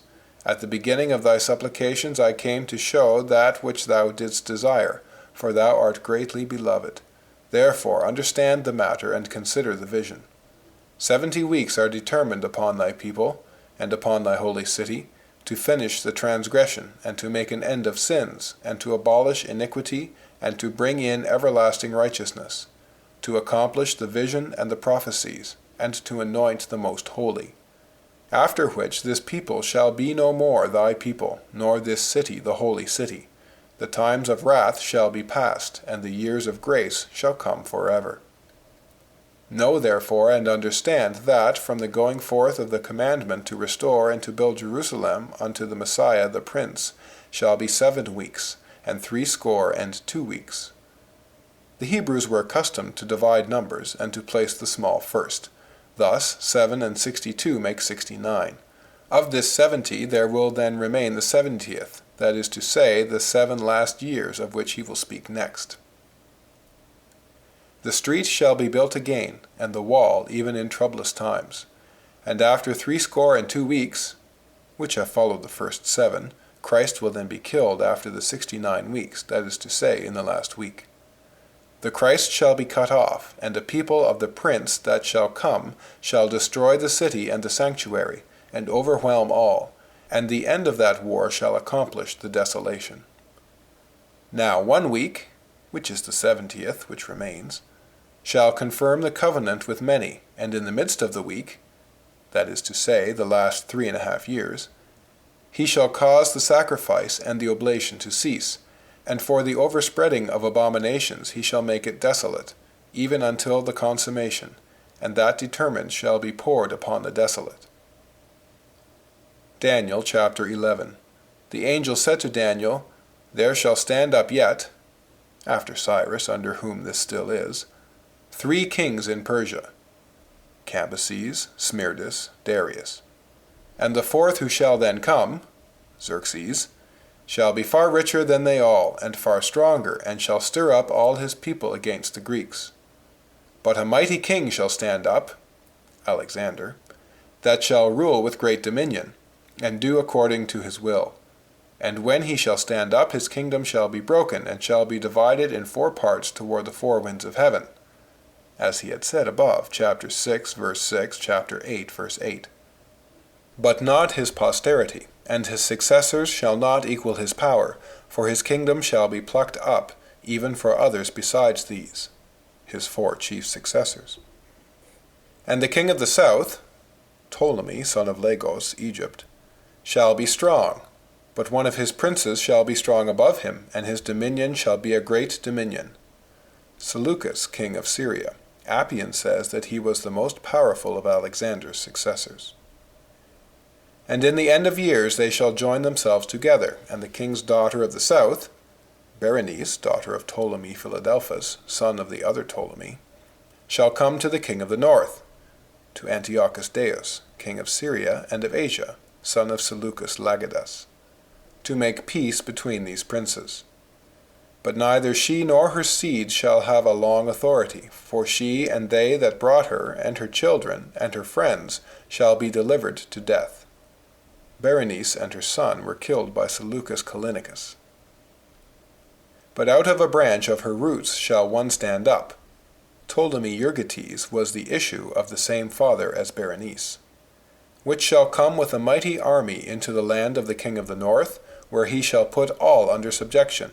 And he shall also carry captive into Egypt their gods, their princes, their gold, their silver, and all their precious spoils. If he had not been called into Egypt by domestic reasons, says Justin, he would have entirely stripped Seleucus. And he shall continue several years, when the king of the north can do naught against him. And so he shall return into his kingdom. But his sons shall be stirred up, and shall assemble a multitude of great forces. Seleucus Caranus, Antiochus the Great. And their army shall come and overthrow all, wherefore the king of the south shall be moved with choler, and shall also form a great army, and fight him, Ptolemy Philopator, against Antiochus the Great at Raphia, and conquer, and his troops shall become insolent, and his heart shall be lifted up. This Ptolemy desecrated the temple, Josephus. He shall cast down many 10,000s, but he shall not be strengthened by it. For the king of the north, Antiochus the Great, shall return with a greater multitude than before, and in those times also a great number of enemies shall stand up against the king of the south, during the reign of the young Ptolemy Epiphanes. Also the apostates and robbers of thy people shall exalt themselves to establish the vision, but they shall fall. Those who abandon their religion to please Euergetes, when he will send his troops to Scopus, for Antiochus will again take Scopus and conquer them. And the king of the north shall destroy the fenced cities, and the arms of the south shall not withstand, and all shall yield to his will. He shall stand in the land of Israel, and it shall yield to him. And thus he shall think to make himself master of all the empire of Egypt, despising the youth of Epiphanes, says Justin. And for that he shall make alliance with him, and give his daughter, Cleopatra, in order that she may betray her husband, on which Appian says that, doubting his ability to make himself master of Egypt by force, because of the protection of the Romans, he wished to attempt it by cunning. He shall wish to corrupt her, but she shall not stand on his side, neither be for him. Then he shall turn his face to other designs, and shall think to make himself master of some isles, that is to say, seaports, and shall take many, as Appian says. But a prince shall oppose his conquests, Scipio Africanus, who stopped the progress of Antiochus the Great because he offended the Romans in the person of their allies, and shall cause the reproach offered by him to cease. He shall then return into his kingdom, and there perish, and be no more. He was slain by his soldiers. And he who shall stand up in his estate, Seleucus Philopator, or Soter, the son of Antiochus the Great, shall be a tyrant, a raiser of taxes in the glory of the kingdom, which means the people. But within a few days he shall be destroyed, neither in anger nor in battle. And in his place shall stand up a vile person, unworthy of the honor of the kingdom, but he shall come in cleverly by flatteries. All armies shall bend before him. He shall conquer them, and even the prince with whom he has made a covenant. For having renewed the league with him, he shall work deceitfully, and enter with a small people into his province, peaceably and without fear. He shall take the fattest places, and shall do that which his fathers have not done, and ravage on all sides. He shall forecast great devices during his time. 723. Prophecies. The 70 weeks of Daniel are ambiguous as regards the term of commencement, because of the terms of the prophecy, and as regards the term of conclusion, because of the differences among chronologists. But all this difference extends only to 200 years. 724. Predictions. That in the fourth monarchy, before the destruction of the second temple, before the dominion of the Jews was taken away in the 70th week of Daniel, during the continuance of the second temple, the heathen should be instructed and brought to the knowledge of the God worshipped by the Jews, that those who loved him should be delivered from their enemies and filled with his fear and love. And it happened that in the fourth monarchy, before the destruction of the second temple, etc., the heathen in great number worshipped God, and led an angelic life. Maidens dedicated their virginity and their life to God. Men renounced their pleasures. What Plato could only make acceptable to a few men, specially chosen and instructed, a secret influence imparted by the power of a few words to 100 million ignorant men. The rich left their wealth. Children left the dainty homes of their parents to go into the rough desert. See Philo the Jew. All this was foretold a great while ago. For 2,000 years no heathen had worshipped the God of the Jew, and at the time foretold a great number of the heathen worshipped this only God. The temples were destroyed. The very kings made submission to the cross. All this was due to the Spirit of God, which was spread abroad upon the earth. No heathen, since Moses until Jesus Christ, believed according to the very rabbis. A great number of the heathen, after Jesus Christ, believed in the books of Moses, kept them in substance and spirit, and only rejected what was useless. 725. Prophecies. The conversion of the Egyptians, Isaiah chapter 19, verse 19, an altar in Egypt to the true God. 726. Prophecies. In Egypt, Pugio Fide, page 659, Talmud. It is a tradition among us that, when the Messiah shall come, the house of God, destined for the dispensation of his word, shall be full of filth and impurity, and that the wisdom of the scribes shall be corrupt and rotten. Those who shall be afraid to sin shall be rejected by the people and treated as senseless fools. Isaiah chapter 49. Listen, O isles, unto me, and hearken, ye people from afar. The Lord hath called me by my name from the womb of my mother. In the shadow of his hand hath he hid me, and hath made my words like a sharp sword, and said unto me, Thou art my servant, in whom I will be glorified. Then I said, Lord, have I labored in vain? Have I spent my strength for naught? Yet surely my judgment is with thee, O Lord, and my work with thee.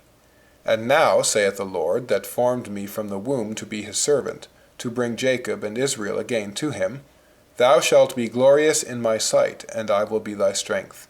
It is a light thing that thou shouldst convert the tribes of Jacob. I have raised thee up for a light to the Gentiles, that thou mayest be my salvation unto the ends of the earth. Thus saith the Lord to him whom man despiseth, to him whom the nation abhorreth, to a servant of rulers. Princes and kings shall worship thee, because the Lord is faithful that hath chosen thee. Again saith the Lord unto me, I have heard thee in the days of salvation and of mercy, and I will preserve thee for a covenant of the people, to cause to inherit the desolate nations, that thou mayest say to the prisoners, Go forth, to them that are in darkness show yourselves, and possess these abundant and fertile lands. They shall not hunger nor thirst, neither shall the heat nor sun smite them, for he that hath mercy upon them shall lead them, even by the springs of waters shall he guide them, and make the mountains a way before them. Behold, the peoples shall come from all parts, from the east and from the west, from the north and from the south. Let the heavens give glory to God, let the earth be joyful, for it hath pleased the Lord to comfort his people, and he will have mercy upon the poor who hope in him. Yet Zion dared to say, The Lord hath forsaken me, and hath forgotten me. Can a woman forget her child, that she should not have compassion on the son of her womb? But if she forget, yet will not I forget thee, O Zion. I will bear thee always between my hands, and thy walls are continually before me. They that shall build thee are come, and thy destroyers shall go forth of thee. Lift up thine eyes round about, and behold, all these gather themselves together, and come to thee. As I live, saith the Lord, thou shalt surely clothe thee with them all, as with an ornament. Thy waste and thy desolate places, and the land of thy destruction, shall even now be too narrow by reason of the inhabitants.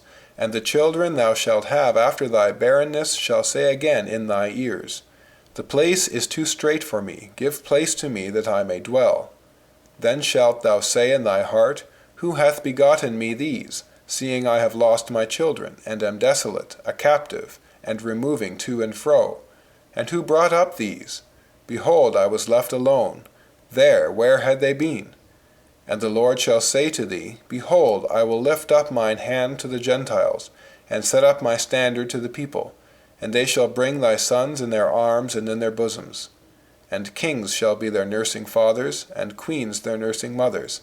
They shall bow down to thee with their face toward the earth, and lick up the dust of thy feet, and thou shalt know that I am the Lord, for they shall not be ashamed that wait for me. Shall the prey be taken from the mighty? But even if the captives be taken away from the strong, nothing shall hinder me from saving thy children, and from destroying thy enemies. And all flesh shall know that I am the Lord, thy Saviour and thy Redeemer, the mighty one of Jacob. Thus saith the Lord, What is the bill of this divorcement, wherewith I have put away the synagogue? And why have I delivered it into the hands of your enemies? Is it not for your iniquities and for your transgressions that I have put it away? For I came, and no man received me. I called, and there was none to hear. Is my arm shortened that I cannot redeem? Therefore I will show the tokens of mine anger. I will clothe the heavens with darkness, and make sackcloth their covering. The Lord hath given me the tongue of the learned, that I should know how to speak a word in season to him that is weary. He hath opened mine ear, and I have listened to him as a master. The Lord hath revealed his will, and I was not rebellious. I gave my body to the smiters, and my cheeks to outrage. I hid not my face from shame and spitting. But the Lord hath helped me, therefore I have not been confounded. He is near that justifieth me. Who will contend with me? Who will be mine adversary, and accuse me of sin? God himself being my protector. All men shall pass away, and be consumed by time. Let those that fear God hearken to the voice of his servant. Let him that languisheth in darkness put his trust in the Lord. But as for you, ye do but kindle the wrath of God upon you. Ye walk in the light of your fire, and in the sparks that ye have kindled. This shall ye have of mine hand. Ye shall lie down in sorrow. Hearken to me, ye that follow after righteousness, ye that seek the Lord. Look unto the rock whence ye are hewn, and to the hole of the pit whence ye are digged. Look unto Abraham your father, and unto Sarah that bare you. For I called him alone, when childless, and increased him. Behold, I have comforted Zion, and heaped upon her blessings and consolations. Hearken unto me, my people, and give ear unto me, for a law shall proceed from me, and I will make my judgment to rest for a light of the Gentiles. Amos chapter 8.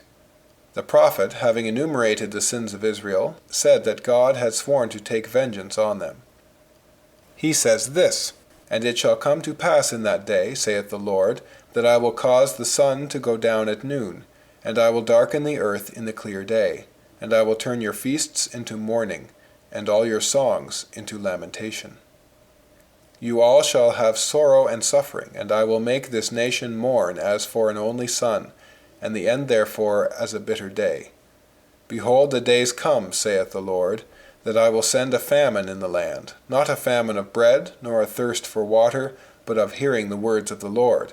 And they shall wander from sea to sea, and from the north even to the east. They shall run to and fro to seek the word of the Lord, and shall not find it. In that day shall the fair virgins and young men faint for thirst. They that have followed the idols of Samaria, and sworn by the god of Dan, and followed the manner of Beersheba, shall fall, and never rise up again. Amos chapter 3, verse 2.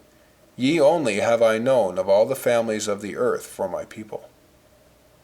Daniel chapter 12, verse 7. Having described all the extent of the reign of the Messiah, he says, All these things shall be finished, when the scattering of the people of Israel shall be accomplished. Haggai chapter 2, verse 4. Ye, who comparing this second house with the glory of the first, despise it, be strong, saith the Lord. Be strong, O Zerubbabel, and O Jesus, the high priest, be strong, all ye people of the land, and work. For I am with you, saith the Lord of hosts. According to the word that I covenanted with you when ye came out of Egypt, so my spirit remaineth among you. Fear ye not, for thus saith the Lord of hosts, Yet one little while, and I will shake the heavens, and the earth, and the sea, and the dry land. A way of speaking to indicate a great and an extraordinary change. And I will shake all nations, and the desire of all the Gentiles shall come, and I will fill this house with glory, saith the Lord. The silver is mine, and the gold is mine, saith the Lord. That is to say, it is not by that I wish to be honored, as it is said elsewhere. All the beasts of the field are mine. What advantages me that they are offered to me in sacrifice? The glory of this latter house shall be greater than of the former, saith the Lord of hosts, and in this place will I establish my house, saith the Lord. According to all that thou desirest in Horeb in the day of the assembly, saying, Let us not hear again the voice of the Lord, neither let us see this fire any more, that we die not. And the Lord said unto me, Their prayer is just. I will raise them up a prophet from among their brethren, like unto thee, and will put my words in his mouth, and he shall speak unto them all that I shall command him. And it shall come to pass, that whosoever will not hearken unto my words which he will speak in my name, I will require it of him. Genesis chapter 49. Judah, thou art he whom thy brethren shall praise, and thou shalt conquer thine enemies. Thy father's children shall bow down before thee. Judah is a lion's whelp. From the prey, my son, thou art gone up, and art couched as a lion, and as a lioness that shall be roused up.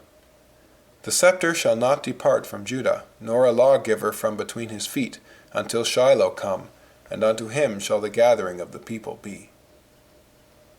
727. During the life of the Messiah. Enigmatis. Ezekiel chapter 17. His forerunner, Malachi chapter 3. He will be born an infant, Isaiah chapter 9. He will be born in the village of Bethlehem, Micah chapter 5. He will appear chiefly in Jerusalem, and will be a descendant of the family of Judah and of David. He is to blind the learned and the wise, Isaiah chapters 6, 8, 29, etc., and to preach the gospel to the lowly, Isaiah chapter 29, to open the eyes of the blind, give health to the sick, and to bring light to those that languish in darkness, Isaiah chapter 61. He is to show the perfect way and be the teacher of the Gentiles, Isaiah chapter 55, chapter 42, verses 1 to 7. The prophecies are to be unintelligible to the wicked, Daniel chapter 12, Hosea chapter 14, verse 10, but they are to be intelligible to those who are well informed. The prophecies which represent him as poor represent him as master of the nations, Isaiah chapter 52, verse 14, etc., chapter 53, Zechariah chapter 9, verse 9. The prophecies which foretell the time foretell him only as master of the nations and suffering, and not as in the clouds nor as judge. And those which represent him thus as judge and in glory do not mention the time. When the Messiah is spoken of as great and glorious, it is as the judge of the world, and not its redeemer. He is to be the victim for the sins of the world, Isaiah chapters 39, 53, etc. He is to be the precious cornerstone, Isaiah chapter 28, verse 16. He is to be a stone of stumbling and offense, Isaiah chapter 8. Jerusalem is to dash against this stone.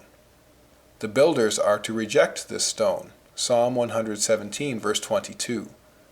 God is to make this stone the chief cornerstone, and this stone is to grow into a huge mountain and fill the whole earth, Daniel chapter 2.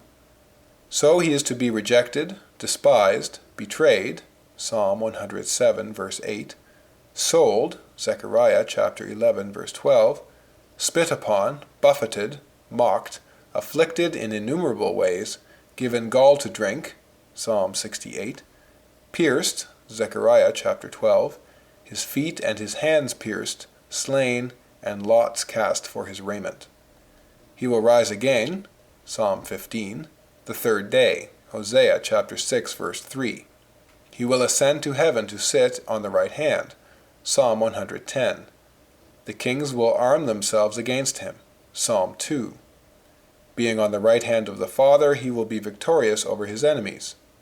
The kings of the earth and all nations will worship him, Isaiah chapter 60. The Jews will continue as a nation, Jeremiah. They will wander without kings, etc., Hosea chapter 3, without prophets, Amos, looking for salvation and finding it not, Isaiah. Calling of the Gentiles by Jesus Christ, Isaiah chapter 52, verse 15, chapter 55, verse 5, chapter 60, etc. Psalm 81. Hosea chapter 1, verse 9. Ye are not my people, and I will not be your God, when ye are multiplied after the dispersion. In the places where it was said, Ye are not my people, I will call them my people. 728. It was not lawful to sacrifice outside of Jerusalem, which was the place that the Lord has chosen, nor even to eat the tithes elsewhere. Deuteronomy chapter 12, verse 5, etc., chapter 14, verse 23, etc., chapter 15, verse 20, chapter 16, verses 2, 7, 11, and 15. Hosea foretold that they should be without a king, without a prince, without a sacrifice, and without an idol, and this prophecy is now fulfilled, as they cannot make a lawful sacrifice out of Jerusalem. 729. Predictions. It was foretold that, in the time of the Messiah, he should come to establish a new covenant, which should make them forget the escape from Egypt. Jeremiah chapter 23, verse 5, Isaiah chapter 43, verse 16. That he should place his law not in externals, but in the heart. That he should put his fear, which had only been from without, in the midst of the heart. Who does not see the Christian law in all this? 730. That then idolatry would be overthrown, that this Messiah would cast down all idols, and bring men into the worship of the true God. That the temples of the idols would be cast down, and that among all nations, and in all places of the earth, he would be offered a pure sacrifice, not of beasts. That he would be king of the Jews and Gentiles. And we see this king of the Jews and Gentiles oppressed by both, who conspire his death, and ruler of both, destroying the worship of Moses in Jerusalem, which was its center, where he made his first church, and also the worship of idols in Rome, the center of it, where he made his chief church. 731. Prophecies. That Jesus Christ will sit on the right hand, till God has subdued his enemies. Therefore he will not subdue them himself. 732. Then they shall teach no more every man his neighbor, saying, Here is the Lord, for God shall make himself known to all. Your sons shall prophesy, I will put my spirit and my fear in your heart. All that is the same thing.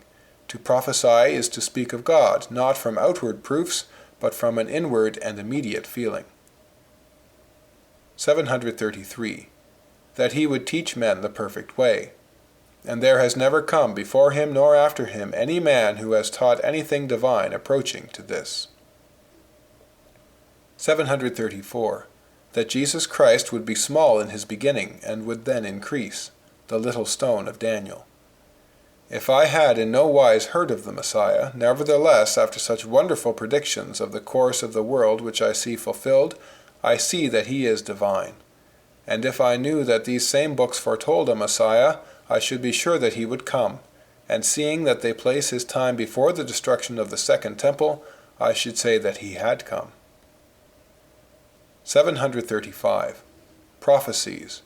That the Jews would reject Jesus Christ, and would be rejected of God for this reason, that the chosen vine brought forth only wild grapes. That the chosen people would be faithless, ungrateful, and unbelieving. Populum non credentem et contradicentem. Footnote. Isaiah chapter 65, verse 2. I have spread out my hands all the day unto a rebellious people, that walk in a way that is not good, after their own thoughts. Romans chapter 10, verse 21. But as to Israel, he saith, All the day long did I spread out my hands unto a disobedient and gainsaying people. End of footnote. That God would strike them with blindness, and in full noon they would grope like the blind, and that a forerunner would go before him. 736. Transfixerunt. Zechariah chapter 12, verse 10. That a deliverer should come who would crush the demon's head and free his people from their sins, Ex omnibus iniquitatibus. that there should be a new covenant which would be eternal, that there should be another priesthood after the order of Melchizedek, and that it should be eternal, that the Christ should be glorious, mighty, strong, and yet so poor that he would not be recognized, nor taken for what he is, but rejected and slain, that his people who denied him should no longer be his people, that the idolaters should receive him, and take refuge in him, that he should leave Zion to reign in the center of idolatry, that nevertheless the Jews should continue forever, that he should be of Judah, and when there should be no longer a king. End of section 11.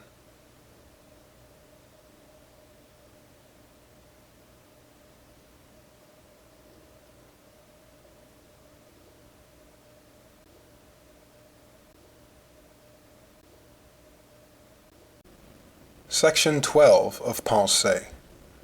Pensées by Blaise Pascal. Translated by W. F. Trotter. Section 12. Proofs of Jesus Christ. 737. Therefore, I reject all other religions. In that way I find an answer to all objections. It is right that a God so pure should only reveal himself to those whose hearts are purified. Hence this religion is lovable to me, and I find it now sufficiently justified by so divine a morality. But I find more in it. I find it convincing that, since the memory of man has lasted, it was constantly announced to men that they were universally corrupt, but that a Redeemer should come. That it was not one man who said it, but innumerable men, and a whole nation expressly made for the purpose, and prophesying for 4,000 years. This is a nation which is more ancient than every other nation. Their books, scattered abroad, are 4,000 years old. The more I examine them, the more truths I find in them. An entire nation foretell him before his advent, and an entire nation worship him after his advent. What has preceded and what has followed. In short, people without idols and kings, this synagogue which was foretold, and these wretches who frequent it, and who, being our enemies, are admirable witnesses of the truth of these prophecies, wherein their wretchedness and even their blindness are foretold. I find this succession, this religion, wholly divine in its authority, in its duration, in its perpetuity, in its morality, in its conduct, in its doctrine, in its effects. The frightful darkness of the Jews was foretold. Eris falpans in meridie. Footnote, Deuteronomy chapter 28, verse 29. And thou shalt grope at noonday, as the blind gropeth in darkness, and thou shalt not prosper in thy ways, and thou shalt be only oppressed and robbed alway, and there shall be none to save thee. End of footnote. Dabitur liber scienti litteras, et dicet, non possum legere. Footnote, Isaiah chapter 29, verse 12. And the book is delivered to him that is not learned, saying, Read this, I pray thee. And he saith, I am not learned. End of footnote. While the scepter was still in the hands of the first foreign usurper, there is the report of the coming of Jesus Christ. So I hold out my arms to my Redeemer, who, having been foretold for 4,000 years, has come to suffer and to die for me on earth, at the time and under all the circumstances foretold. By his grace I await death in peace, in the hope of being eternally united to him. Yet I live with joy, whether in the prosperity which it pleases him to bestow upon me, or in the adversity which he sends for my good, and which he has taught me to bear by his example.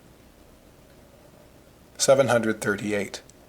The prophecies having given different signs which should all happen at the advent of the Messiah, it was necessary that all these signs should occur at the same time. So it was necessary that the fourth monarchy should have come, when the 70 weeks of Daniel were ended, and that the scepter should have then departed from Judah. And all this happened without any difficulty. Then it was necessary that the Messiah should come, and Jesus Christ then came, who was called the Messiah. And all this again was without difficulty. This indeed shows the truth of the prophecies. 739. The prophets foretold, and were not foretold. The saints again were foretold, but did not foretell. Jesus Christ both foretold and was foretold. 740. Jesus Christ, whom the two testaments regard, the old as its hope, the new as its model, and both as their center. 741. The two oldest books in the world are those of Moses and Job, the one a Jew and the other a Gentile.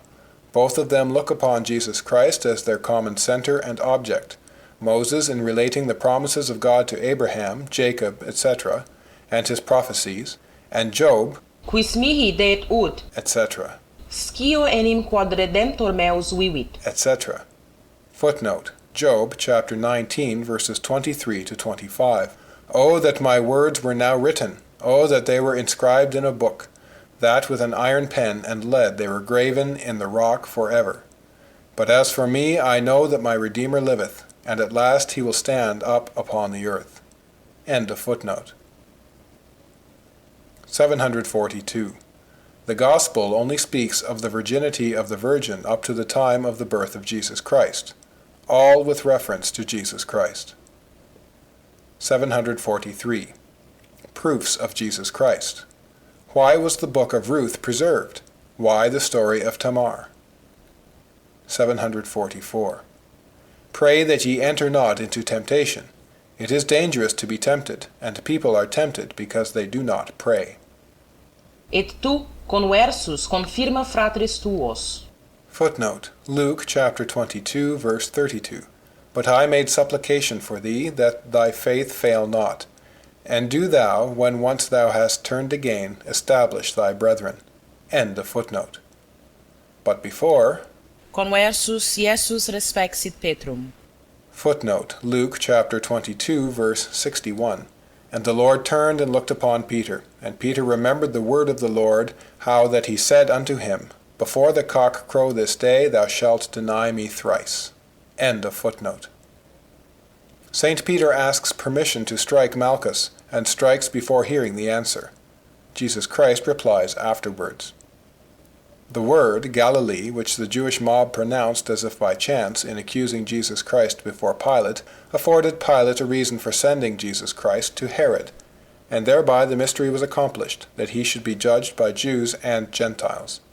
Chance was apparently the cause of the accomplishment of the mystery. 745. Those who have a difficulty in believing seek a reason in the fact that the Jews do not believe. Were this so clear, say they, why did the Jews not believe? And they almost wish that they had believed, so as not to be kept back by the example of their refusal. But it is their very refusal that is the foundation of our faith. We should be much less disposed to the faith if they were on our side. We should then have a more ample pretext. The wonderful thing is to have made the Jews great lovers of the things foretold, and great enemies of their fulfillment. 746. The Jews were accustomed to great and striking miracles, and so, having had the great miracles of the Red Sea and of the land of Canaan as an epitome of the great deeds of their Messiah, they therefore looked for more striking miracles, of which those of Moses were only the patterns. 747. The carnal Jews and the heathen have their calamities, and Christians also. There is no Redeemer for the heathen, for they do not so much as hope for one. There is no Redeemer for the Jews, they hope for him in vain. There is a Redeemer only for Christians. See Perpetuity. 748. In the time of the Messiah, the people divided themselves. The spiritual embraced the Messiah, and the coarser-minded remained to serve as witnesses of him. 749.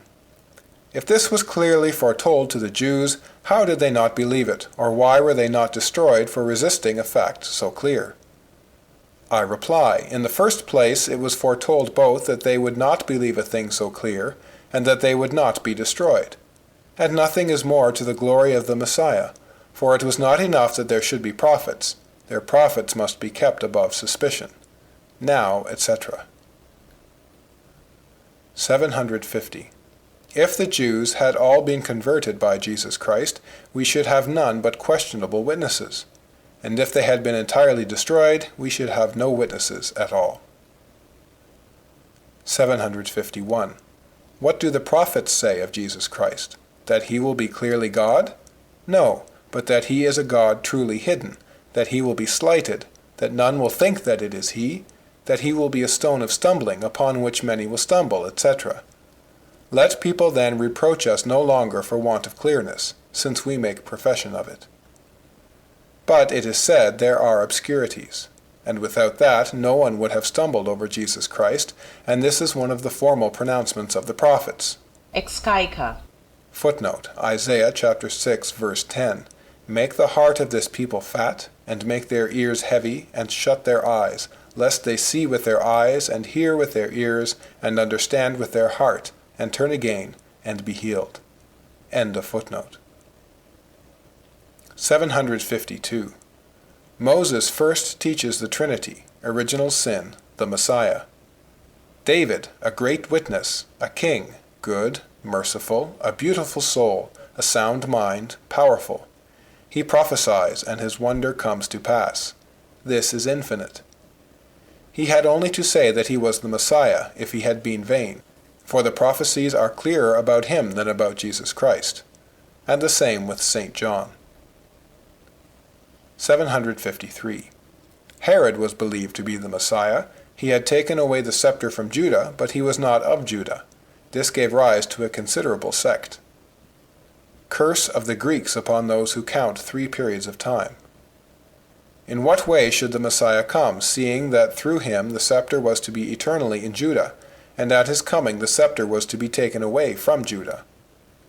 In order to effect that seeing they should not see, and hearing they should not understand, nothing could be better done. 754. Homo existens te deum facit. Footnote, man existing makes thee God. End of footnote. Scriptum est, dii estis, et non potest solvi scriptura. Footnote, it is written, you are gods, and the scripture cannot be overthrown. End of footnote.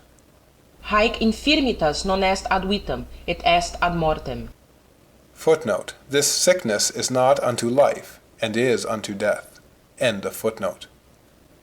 Lazarus dormit, et deinde dixit. Lazarus mortus est. Footnote, John chapter 11, verses 11 and 14. These things spake he, and after this he saith unto them, Our friend Lazarus is fallen asleep, but I go that I may awake him out of sleep. Then Jesus therefore said unto them plainly, Lazarus is dead. End of footnote. 755. The apparent discrepancy of the Gospels. 756. What can we have but reverence for a man who foretells plainly things which come to pass, and who declares his intention both to blind and to enlighten, and who intersperses obscurities among the clear things which come to pass? 757. The time of the first advent was foretold. The time of the second is not so, because the first was to be obscure, and the second is to be brilliant, and so manifest that even his enemies will recognize it. But as he was first to come only in obscurity, and to be known only of those who search the Scriptures, note, in the text the thought is incomplete. End of note. 758. God, in order to cause the Messiah to be known by the good, and not to be known by the wicked, made him to be foretold in this manner. If the manner of the Messiah had been clearly foretold, there would have been no obscurity, even for the wicked. If the time had been obscurely foretold, there would have been obscurity even for the good. For their goodness of heart would not have made them understand, for instance, that the closed mem signifies 600 years. But the time has been clearly foretold, and the manner in types. By this means the wicked, taking the promised blessings for material blessings, have fallen into error, in spite of the clear prediction of the time, and the good have not fallen into error. For the understanding of the promised blessings depends on the heart, which calls good that which it loves, but the understanding of the promised time does not depend on the heart, and thus the clear prediction of the time and the obscure prediction of the blessings deceive the wicked alone. 759. Either the Jews or the Christians must be wicked. 760. The Jews reject him, but not all. The saints receive him, and not the carnal-minded. And so far is this from being against his glory, that it is the last touch which crowns it. For their argument, the only one found in all their writings, in the Talmud and in the rabbinical writings, amounts only to this, that Jesus Christ has not subdued the nations with sword in hand. Gladium tuum, potentissime. Footnote, Psalm 45, verse 3. Gird thy sword upon thy thigh, O mighty one, thy glory and thy majesty. End of footnote. Is this all they have to say? Jesus Christ has been slain, say they. He has failed. He has not subdued the heathen with his might. He has not bestowed upon us their spoil. He does not give riches. Is this all they have to say? It is in this respect that he is lovable to me. I would not desire him whom they fancy. It is evident that it is only his life which has prevented them from accepting him, and through this rejection they are irreproachable witnesses, and, what is more, they thereby accomplish the prophecies. By means of the fact that this people have not accepted him, this miracle here has happened. The prophecies were the only lasting miracles which could be wrought, but they were liable to be denied. 761. The Jews, in slaying him in order not to receive him as the Messiah, have given him the final proof of being the Messiah. And in continuing not to recognize him, they made themselves irreproachable witnesses. Both in slaying him and in continuing to deny him, they have fulfilled the prophecies. Isaiah chapter 60, Psalm 71. 762. What could the Jews, his enemies, do? If they receive him, they give proof of him by their reception, for then the guardians of the expectation of the Messiah receive him. If they reject him, they give proof of him by their rejection. 763. The Jews, in testing if he were God, have shown that he was man. 764. The Church has had as much difficulty in showing that Jesus Christ was man, against those who denied it, as in showing that he was God, and the probabilities were equally great. 765. Source of contradictions. A God humiliated even to the death on the cross. A Messiah triumphing over death by his own death. Two natures in Jesus Christ. Two advents, two states of man's nature. 766. Types. Savior, Father, Sacrificer, Offering, Food, King, Wise, Lawgiver, Afflicted, Poor, having to create a people whom he must lead and nourish and bring into his land. Jesus Christ.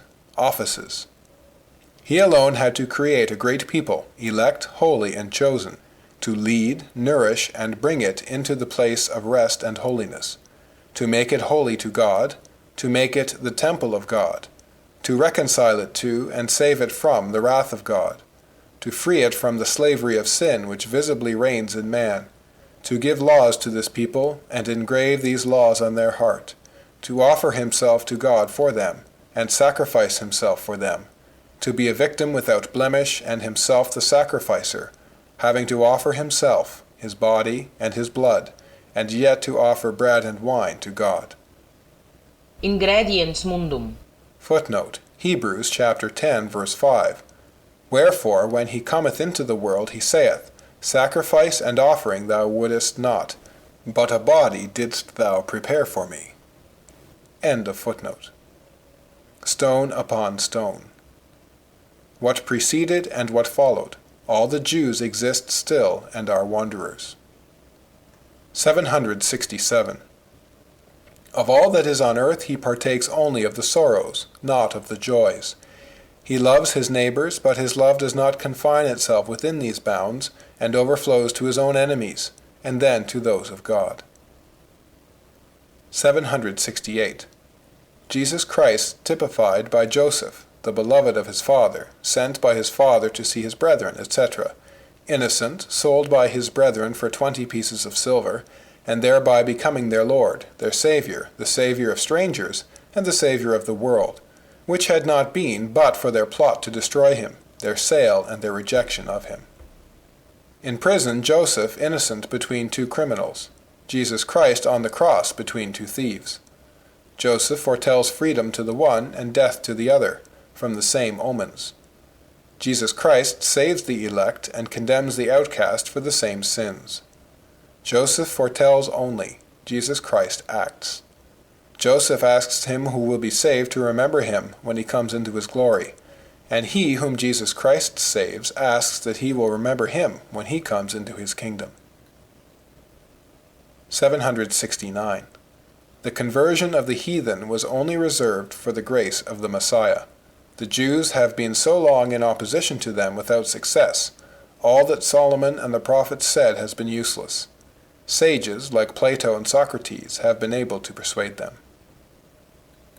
770. After many persons had gone before, Jesus Christ at last came to say, Here am I, and this is the time. That which the prophets have said was to come in the fullness of time, I tell you my apostles will do. The Jews shall be cast out, Jerusalem shall be soon destroyed, and the heathen shall enter into the knowledge of God. My apostles shall do this after you have slain the heir of the vineyard. Then the apostles said to the Jews, You shall be accursed. Celsus laughed at it. And to the heathen you shall enter into the knowledge of God. And this then came to pass. 771. Jesus Christ came to blind those who saw clearly, and to give sight to the blind, to heal the sick and leave the healthy to die, to call to repentance and to justify sinners, and to leave the righteous in their sins, to fill the needy and leave the rich empty. 772. Holiness. Effundum spiritum meum. Footnote: Joel chapter 2 verse 28. And it shall come to pass afterward that I will pour out my Spirit upon all flesh, and your sons and your daughters shall prophesy, your old men shall dream dreams, your young men shall see visions. End of footnote. All nations were in unbelief and lust. The whole world now became fervent with love.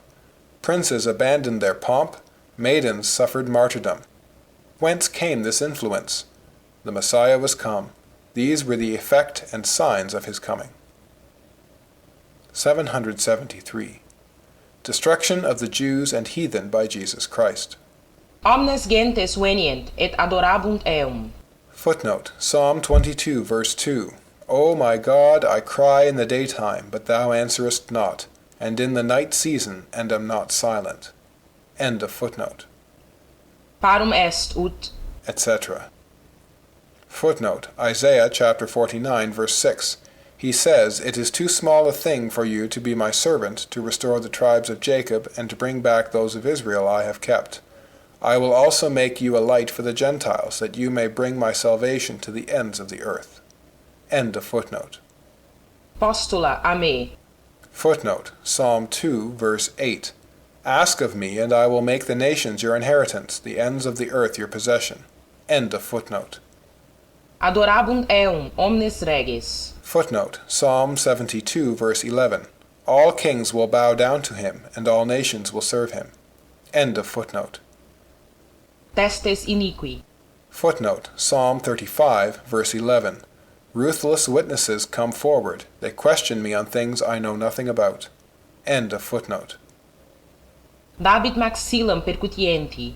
Footnote: Lamentations chapter 3 verse 30. Let him offer his cheek to one who would strike him, and let him be filled with disgrace. End of footnote. Dederunt fel in escam. Footnote: Psalm 69 verse 21. They put gall in my food and gave me vinegar for my thirst. End of footnote. 774. Jesus Christ for all, Moses for a nation. The Jews blessed in Abraham, I will bless those that bless thee. But all nations blessed in his seed, Parum est ut etc. lumen ad revelationem gentium. Footnote: Luke chapter 2 verse 32. A light for revelation to the Gentiles and for glory to your people Israel. End of footnote. Non fecit taliter omni nationi. Footnote: Psalm 147 verse 20. He has done this for no other nation. They do not know his laws. Praise the Lord. End of footnote. Said David in speaking of the law. But in speaking of Jesus Christ, we must say, Fecit taliter omni nationi. Parum est ut etc. Isaiah. So it belongs to Jesus Christ to be universal. Even the church offers sacrifice only for the faithful. Jesus Christ offered that of the cross for all. 775. There is heresy in always explaining omnes by all, and heresy in not explaining it sometimes by all. bibite ex hoc omnes. Footnote: Matthew chapter 26 verse 27. Then he took the cup, gave thanks, and offered it to them, saying, Drink from it, all of you. End of footnote. The Huguenots are heretics in explaining it by all.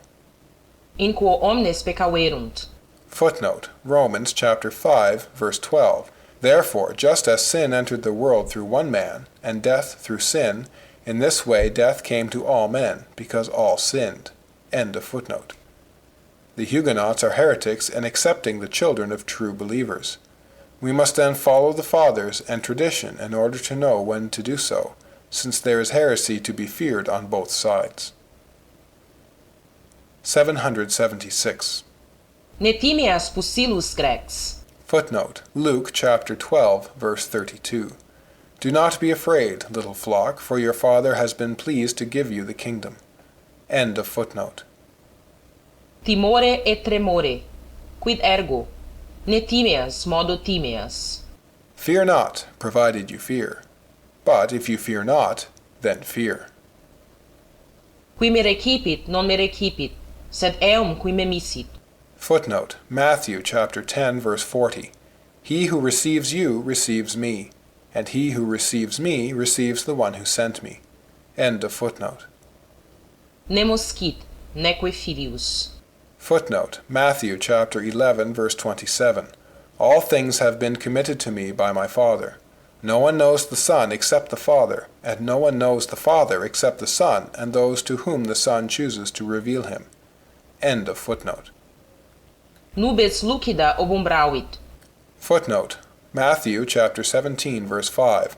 While he was still speaking, a bright cloud enveloped them, and a voice from the cloud said, This is my Son, whom I love. With him I am well pleased. Listen to him. End of footnote.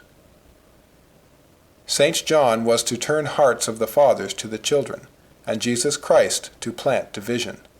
There is no contradiction. 777. The effects In communi ad in particulari. Footnote: In general, in particular. End of footnote. The Semi-Pelagians err in saying of in communi what is true only in particulari, and the Calvinists in saying in particulari what is true in communi. Such is my opinion. 778. Omnis Judaea regio, et Hierosolomitai universi, et baptizabantur. Footnote: Mark chapter 1 verse 5. The whole Judean countryside and all the people of Jerusalem went out to him. Confessing their sins, they were baptized by him in the Jordan River. End of footnote. Because of all the conditions of men who came there. From these stones there can come children unto Abraham. 779. If men knew themselves, God would heal and pardon them. Ne convertantur et sanem eos, et nimittantur eis peccata. Footnote: Mark chapter 4 verse 12. So that they may be ever seeing but never perceiving, and ever hearing but never understanding. Otherwise they might turn and be forgiven. End of footnote. 780. Jesus Christ never condemned without hearing. To Judas, Amice, ad quid venisti? Footnote, Matthew chapter 26, verse 50. Jesus replied, Friend, do what you came for. End of footnote. To him that had not on the wedding garment, the same. 781. The types of the completeness of the redemption, as that the Son gives light to all, indicate only completeness. But the types of exclusions, as of the Jews elected to the exclusion of the Gentiles, indicate exclusion. Jesus Christ, the Redeemer of all. Yes, for he has offered like a man who has ransomed all those who were willing to come to him. If any die on the way, it is their misfortune, but so far as he was concerned, he offered them redemption. That holds good in this example, where he who ransoms and he who prevents death are two persons, but not of Jesus Christ, who does both these things. No, for Jesus Christ in the quality of Redeemer is not perhaps master of all, and thus, insofar as it is in him, he is the Redeemer of all. When it is said that Jesus Christ did not die for all, you take undue advantage of a fault in men who at once apply this exception to themselves, and this is to favor despair, instead of turning them from it to favor hope. For men thus accustom themselves to inward virtues by outward customs. 782. The victory over death. What is a man advantaged if he gain the whole world and lose his own soul? Whosoever will save his soul shall lose it. I am not come to destroy the law, but to fulfill. Lambs took not away the sins of the world, but I am the Lamb which taketh away the sins. Moses gave you not the bread from heaven. Moses hath not led you out of captivity, and made you truly free. 783. Then Jesus Christ comes to tell men that they have no other enemies but themselves, that it is their passions which keep them apart from God, that he comes to destroy these, and to give them his grace, so as to make of them all one holy church. That he comes to bring back into this church the heathen and Jews, that he comes to destroy the idols of the former and the superstition of the latter. To this all men are opposed, not only from the natural opposition of lust, but above all the kings of the earth, as had been foretold, joined together to destroy this religion at its birth. Quare fermerunt gentes, reges terrae, adversus Christum. Footnote, Psalm 2, verses 1 and 2. Why do the nations conspire and the peoples plot in vain? The kings of the earth take their stand, and the rulers gather together against the Lord and against his anointed one. Taken as a prophecy of Christ. End of footnote. All that is great on earth is united together, the learned, the wise, the kings. The first right, the second condemn, the last kill. And notwithstanding all these oppositions, these men, simple and weak, resist all these powers, subdue even these kings, these learned men and these sages, and remove idolatry from all the earth. And all this is done by the power which had foretold it. 784. Jesus Christ would not have the testimony of devils, nor of those who were not called, but of God and John the Baptist. 785. I consider Jesus Christ in all persons and in ourselves, Jesus Christ as a father in his Father, Jesus Christ as a brother in his brethren, Jesus Christ as poor in the poor, Jesus Christ as rich in the rich, Jesus Christ as doctor and priest in priests, Jesus Christ as sovereign in princes, etc. For by his glory he is all that is great, being God, and by his mortal life he is all that is poor and abject. Therefore he has taken this unhappy condition, so that he could be in all persons, and the model of all conditions. 786. Jesus Christ is an obscurity, according to what the world calls obscurity, such that historians, writing only of important matters of states, have hardly noticed him. 787. On the fact that neither Josephus, nor Tacitus, nor other historians have spoken of Jesus Christ. So far is this from telling against Christianity, that on the contrary it tells for it. For it is certain that Jesus Christ has existed, that his religion has made a great talk, and that these persons were not ignorant of it. Thus it is plain that they purposely concealed it, or that, if they did speak of it, their account has been suppressed or changed. 788. I have reserved me 7,000.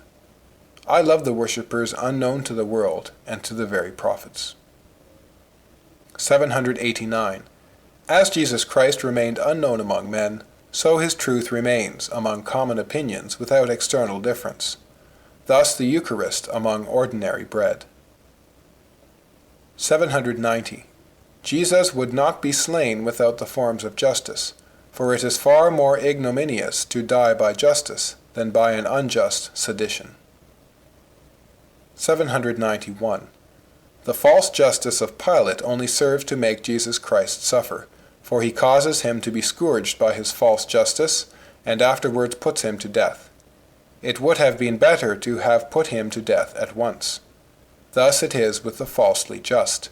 They do good and evil works to please the world, and to show that they are not altogether of Jesus Christ, for they are ashamed of him. And at last, under great temptations and on great occasions, they kill him. 792. What man ever had more renown? The whole Jewish people foretell him before his coming. The Gentile people worship him after his coming.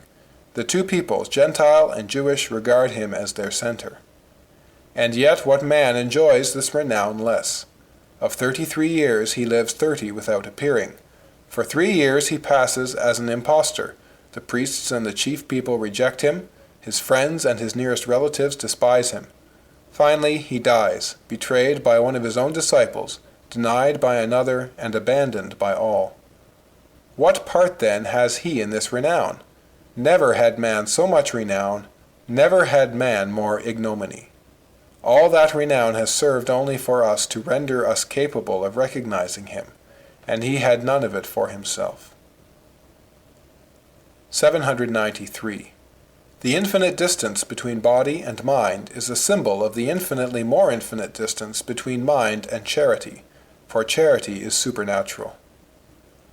All the glory of greatness has no luster for people who are in search of understanding. The greatness of clever men is invisible to kings, to the rich, to chiefs, and to all the worldly great. The greatness of wisdom, which is nothing if not of God, is invisible to the carnal-minded and to the clever. These are 3 orders differing in kind. Great geniuses have their power, their glory, their greatness, their victory, their luster, and have no need of worldly greatness, with which they are not in keeping. They are seen, not by the eye, but by the mind. This is sufficient. The saints have their power, their glory, their victory, their luster, and need no worldly or intellectual greatness, with which they have no affinity, for these neither add anything to them, nor take away anything from them. They are seen of God and the angels, and not of the body, nor of the curious mind. God is enough for them. Archimedes, apart from his rank, would have the same veneration. He fought no battles for the eyes to feast upon, but he has given his discoveries to all men. Oh, how brilliant he was to the mind! Jesus Christ, without riches and without any external exhibition of knowledge, is in his own order of holiness.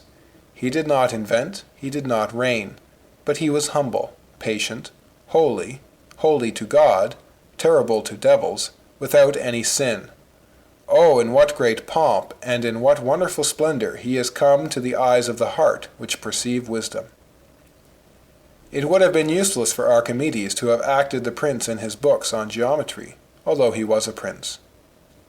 It would have been useless for our Lord Jesus Christ to come like a king in order to shine forth in his kingdom of holiness, but he came there appropriately in the glory of his own order. It is most absurd to take offense at the lowliness of Jesus Christ, as if his lowliness were in the same order as the greatness which he came to manifest. If we consider this greatness in his life, in his passion, in his obscurity, in his death, in the choice of his disciples, in their desertion, in his secret resurrection, and the rest, we shall see it to be so immense that we shall have no reason for being offended at a lowliness which is not of that order. But there are some who can only admire worldly greatness, as though there were no intellectual greatness, and others who only admire intellectual greatness, as though there were not infinitely higher things in wisdom. All bodies, the firmament, the stars, the earth and its kingdoms, are not equal to the lowest mind, for mind knows all these and itself, and these bodies nothing. All bodies together, and all minds together, and all their products, are not equal to the least feeling of charity. This is of an order infinitely more exalted. From all bodies together we cannot obtain one little thought. This is impossible, and of another order. From all bodies and minds we cannot produce a feeling of true charity. This is impossible, and of another and supernatural order. 794. Why did Jesus Christ not come in a visible manner, instead of obtaining testimony of himself from preceding prophecies? Why did he cause himself to be foretold in types? 795. If Jesus Christ had only come to sanctify, all Scripture and all things would tend to that end, and it would be quite easy to convince unbelievers. If Jesus Christ had only come to blind, all his conduct would be confused, and we would have no means of convincing unbelievers. But, as he came, in sanctificationem et in scandalum. Footnote, Isaiah chapter 8, verse 14, and he will be a sanctuary, but for both houses of Israel he will be a stone that causes men to stumble, and a rock that makes them fall. And for the people of Jerusalem he will be a trap and a snare. End of footnote. As Isaiah says, we cannot convince unbelievers, and they cannot convince us. But by this very fact we convince them, since we say that in his whole conduct there is no convincing proof on one side or the other. 796. Jesus Christ does not say that he is not of Nazareth in order to leave the wicked in their blindness, nor that he is not Joseph's son. 797. Proofs of Jesus Christ. Jesus Christ said great things so simply that it seems as though he had not thought them great, and yet so clearly that we easily see what he thought of them. This clearness, joined to this simplicity, is wonderful. 798. The style of the Gospel is admirable in so many ways, and among the rest in hurling no invectives against the persecutors and enemies of Jesus Christ. For there is no such invective in any of the historians against Judas, Pilate, or any of the Jews. If this moderation of the writers of the Gospels had been assumed, as well as many other traits of so beautiful a character, and they had only assumed it to attract notice, even if they had not dared to draw attention to it themselves, they would not have failed to secure friends, for who would have made such remarks to their advantage? But as they acted thus without pretense, and from wholly disinterested motives, they did not point it out to anyone, and I believe that many such facts have not been noticed till now, which is evidence of the natural disinterestedness with which the thing has been done. 799. An artisan who speaks of wealth, a lawyer who speaks of war, of royalty, etc. But the rich man rightly speaks of wealth. A king speaks indifferently of a great gift he has just made, and God rightly speaks of God. 800. Who has taught the evangelists the quality of a perfectly heroic soul, that they paint it so perfectly in Jesus Christ? Why do they make him weak in his agony? Do they not know how to paint a resolute death? Yes, for the same St. Luke paints the death of St. Stephen as braver than that of Jesus Christ. They make him therefore capable of fear before the necessity of dying has come, and then altogether brave. But when they make him so troubled, it is when he afflicts himself, and when men afflict him he is altogether strong. 801.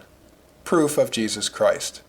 The supposition that the apostles were impostors is very absurd. Let us think it out. Let us imagine those 12 men assembled after the death of Jesus Christ, plotting to say that he was risen. By this they attack all the powers. The heart of man is strangely inclined to fickleness, to change, to promises, to gain. However little any of them might have been led astray by all these attractions, nay more, by the fear of prisons, tortures, and death, they were lost. Let us follow up this thought. 802. The apostles were either deceived or deceivers. Either supposition has difficulties, for it is not possible to mistake a man raised from the dead. While Jesus Christ was with them, he could sustain them. But after that, if he did not appear to them, who inspired them to act? End of section 12.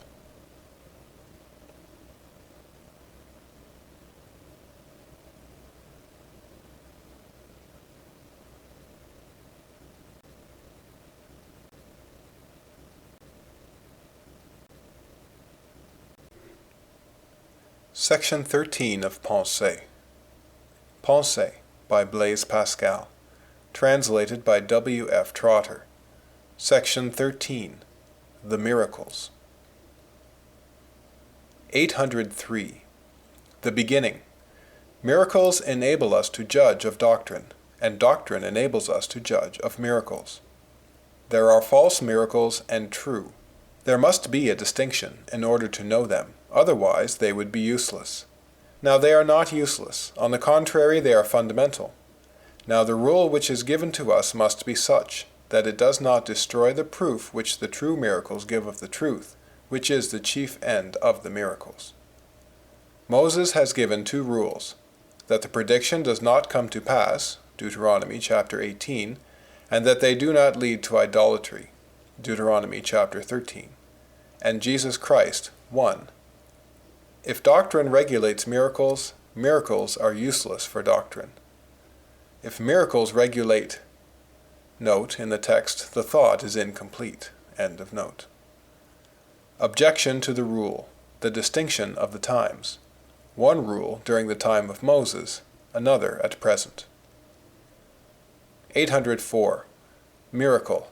It is an effect which exceeds the natural power of the means which are employed for it, and what is not a miracle is an effect which does not exceed the natural power of the means which are employed for it.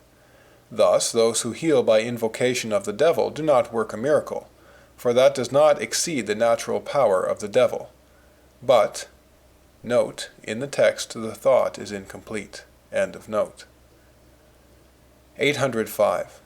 The two fundamentals, one inward, the other outward, grace and miracles, both supernatural. 806. Miracles and truth are necessary, because it is necessary to convince the entire man in body and soul. 807. In all times, either men have spoken of the true God, or the true God has spoken to men. 808. Jesus Christ has verified that he was the Messiah, never in verifying his doctrine by Scripture and the prophecies, but always by his miracles. He proves by a miracle that he remits sins. Rejoice not in your miracles, said Jesus Christ, but because your names are written in heaven. If they believe not Moses, neither will they believe one risen from the dead. Nicodemus recognizes by his miracles that his teaching is of God. Scimus quia venisti ad Deo, magister. Nemo enim potest haec signa facere, quae tu facis, nisi Deus fuerit cum eo. Footnote, John chapter 3, verse 2. The same came unto him by night, and said to him, Rabbi, we know that thou art a teacher come from God, for no one can do these signs that thou doest, except God be with him. End of footnote. He does not judge of the miracles by the teaching, but of the teaching by the miracles. The Jews had a doctrine of God as we have one of Jesus Christ, and confirmed by miracles. They were forbidden to believe every worker of miracles, and they were further commanded to have recourse to the chief priests, and to rely on them. And thus, in regard to their prophets, they had all those reasons which we have for refusing to believe the workers of miracles. And yet they were very sinful in rejecting the prophets, and Jesus Christ, because of their miracles, and they would not have been culpable if they had not seen the miracles. Nisi fecissem, peccatum non haberent. Footnote, John chapter 15, verse 24. If I had not done among them the works which none other did, they had not had sin. But now have they both seen and hated both me and my Father. End of footnote. Therefore all belief rests upon miracles.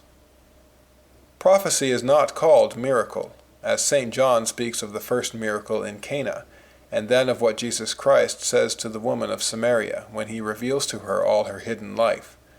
Then he heals the centurion's son, and St. John calls this the second miracle. 809. The combinations of miracles. 810. The second miracle can suppose the first, but the first cannot suppose the second. 811. Had it not been for the miracles, there would have been no sin in not believing in Jesus Christ. 812.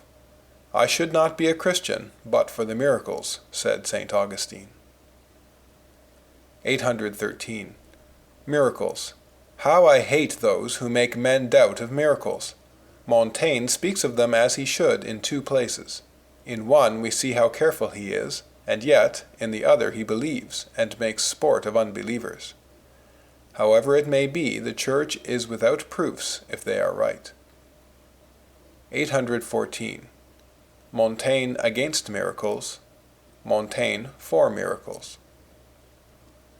815. It is not possible to have a reasonable belief against miracles. 816. Unbelievers, the most credulous. They believe the miracles of Vespasian in order not to believe those of Moses. 817. Title: How it happens that men believe so many liars who say that they have seen miracles, and do not believe any of those who say that they have secrets to make men immortal, or restore youth to them. Having considered how it happens that so great credence is given to so many impostors, who say they have remedies, often to the length of men putting their lives into their hands, it has appeared to me that the true cause is that there are true remedies. For it would not be possible that there should be so many false remedies, and that so much faith should be placed in them, if there were none true. If there had never been any remedy for any ill, and all ills had been incurable, it is impossible that men should have imagined that they could give remedies, and still more impossible that so many others should have believed those who boasted of having remedies. In the same way as did a man boast of preventing death, no one would believe him, because there is no example of this. But as there were a number of remedies found to be true by the very knowledge of the greatest men, the belief of men is thereby induced. And, this being known to be possible, it has been therefore concluded that it was. For people commonly reason thus: a thing is possible, therefore it is, because the thing cannot be denied generally, since there are particular effects which are true. The people, who cannot distinguish which among these particular effects are true, believe them all. In the same way, the reason why so many false effects are credited to the moon is that there are some true, as the tide. It is the same with prophecies, miracles, divination by dreams, sorceries, etc. For if there had been nothing true in all this, men would have believed nothing of them. And thus, instead of concluding that there are no true miracles because there are so many false, we must, on the contrary, say that there certainly are true miracles, since there are false, and that there are false miracles only because some are true.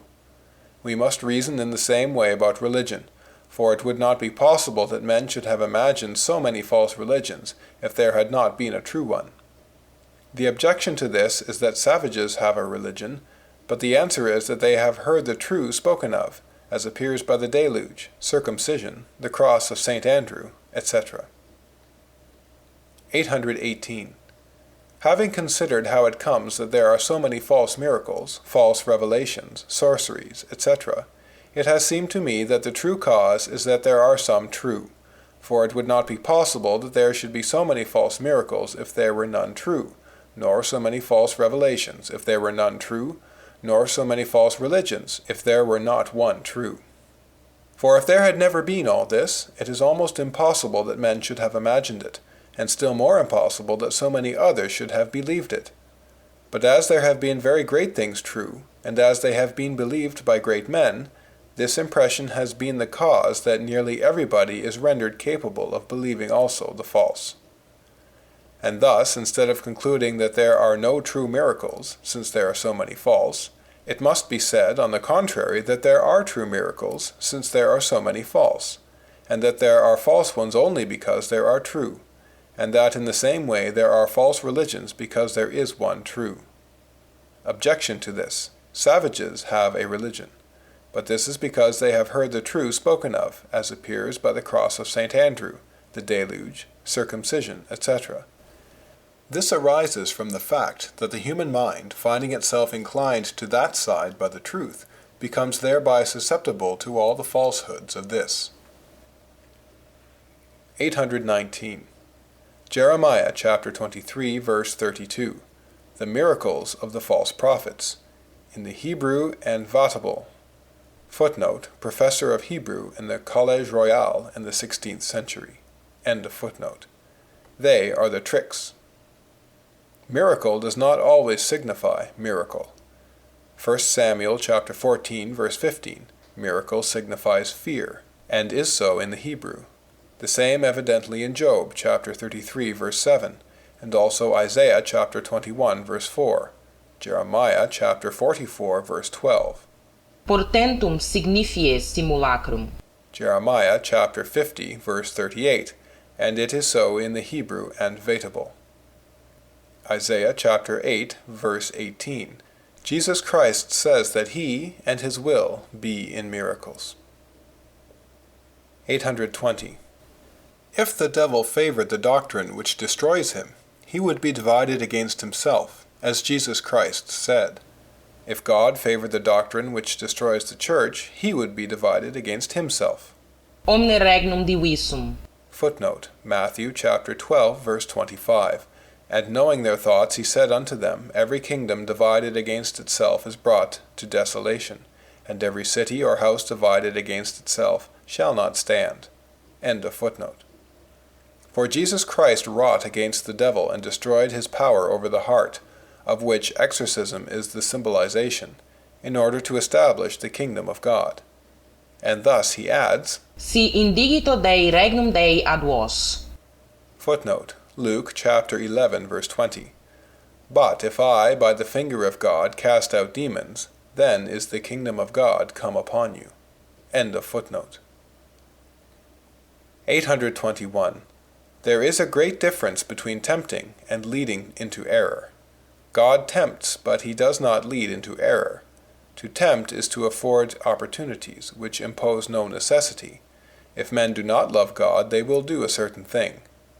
To lead into error is to place a man under the necessity of inferring and following out what is untrue.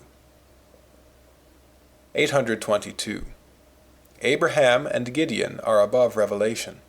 The Jews blinded themselves in judging of miracles by the Scripture. God has never abandoned his true worshippers. I prefer to follow Jesus Christ than any other, because he has miracle, prophecy, doctrine, perpetuity, etc. The Donatists, no miracle which obliges them to say it is the devil. The more we particularize God, Jesus Christ, the Church. Note, in the text the thought is incomplete. End of note. 823. If there were no false miracles, there would be certainty. If there were no rule to judge of them, miracles would be useless, and there would be no reason for believing. Now there is, humanly speaking, no human certainty, but we have reason. 824. Either God has confounded the false miracles, or he has foretold them, and in both ways he has raised himself above what is supernatural with respect to us, and has raised us to it. 825. Miracles serve not to convert, but to condemn. 826. Reasons why we do not believe. John chapter 12, verses 37 and 38. Cum autem tanta signa fecissent, non credebant in eum, ut sermo Isaiae imteretur, excæcavit, etc. Note, but though he had done so many signs before them, yet they believed not on him, that the word of Isaiah the prophet might be fulfilled, which he spake, Lord, who hath believed our report? And to whom hath the arm of the Lord been revealed? End of note. Haec dixit Isaias, quando vidit gloriam eius, et locutus est de eo. Iudaei signa petunt, et Graeci sapientiam quaerunt.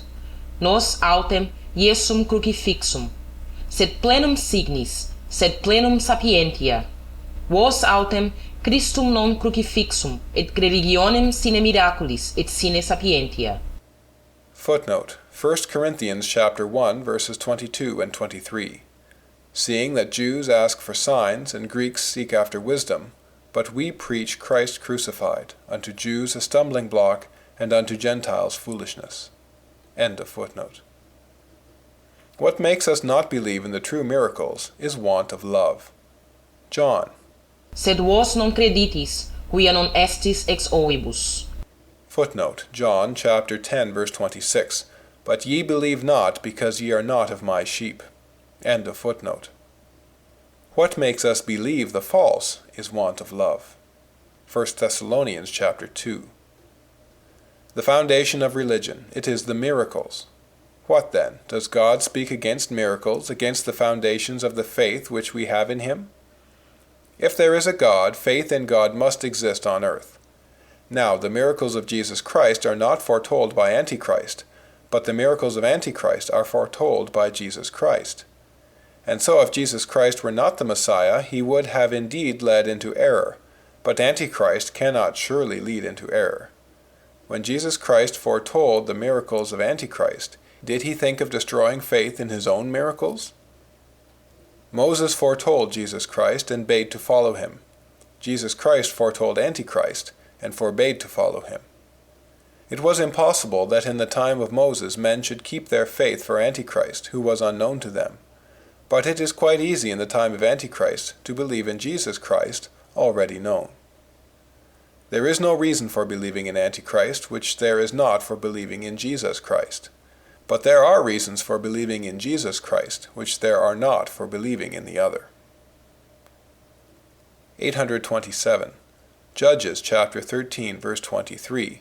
If the Lord were pleased to kill us, he would not have showed us all these things. Hezekiah, Sennacherib. Jeremiah. Hananiah the false prophet dies in 7 months. 2 Maccabees chapter 3. The temple, ready for pillage, miraculously succored. 2 Maccabees chapter 15. 1 Kings chapter 17. The widow to Elijah, who had restored her son. By this I know that thy words are true. 1 Kings chapter 18. Elijah with the prophets of Baal. In the dispute concerning the true God and the truth of religion, there has never happened any miracle on the side of error, and not of truth. 828. Opposition. Abel, Cain. Moses, the magicians. Elijah, the false prophets. Jeremiah, Hananiah. Micaiah, the false prophets. Jesus Christ, the Pharisees. St. Paul, Bar-Jesus. The apostles, the exorcists. Christians, unbelievers. Catholics, heretics. Elijah, Enoch. Antichrist.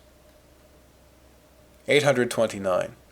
Jesus Christ says that the Scriptures testify of him, but he does not point out in what respect. Even the prophecies could not prove Jesus Christ during his life, and so men would not have been culpable for not believing in him before his death, had the miracles not sufficed without doctrine. Now those who did not believe in him when he was still alive were sinners, as he said himself, and without excuse. Therefore they must have had proof beyond doubt, which they resisted. Now they had not the prophecies, but only the miracles. Therefore the latter suffice, when the doctrine is not inconsistent with them, and they ought to be believed. John chapter 7, verse 40. Dispute among the Jews as among the Christians of today. Some believed in Jesus Christ, others believed him not, because of the prophecies which said that he should be born in Bethlehem. They should have considered more carefully whether he was not. For his miracles being convincing, they should have been quite sure of these supposed contradictions of his teaching to Scripture, and this obscurity did not excuse, but blinded them. Thus, those who refuse to believe in the miracles in the present day on account of a supposed contradiction which is unreal are not excused. The Pharisees said to the people who believed in him because of his miracles, "This people who knoweth not the law are cursed.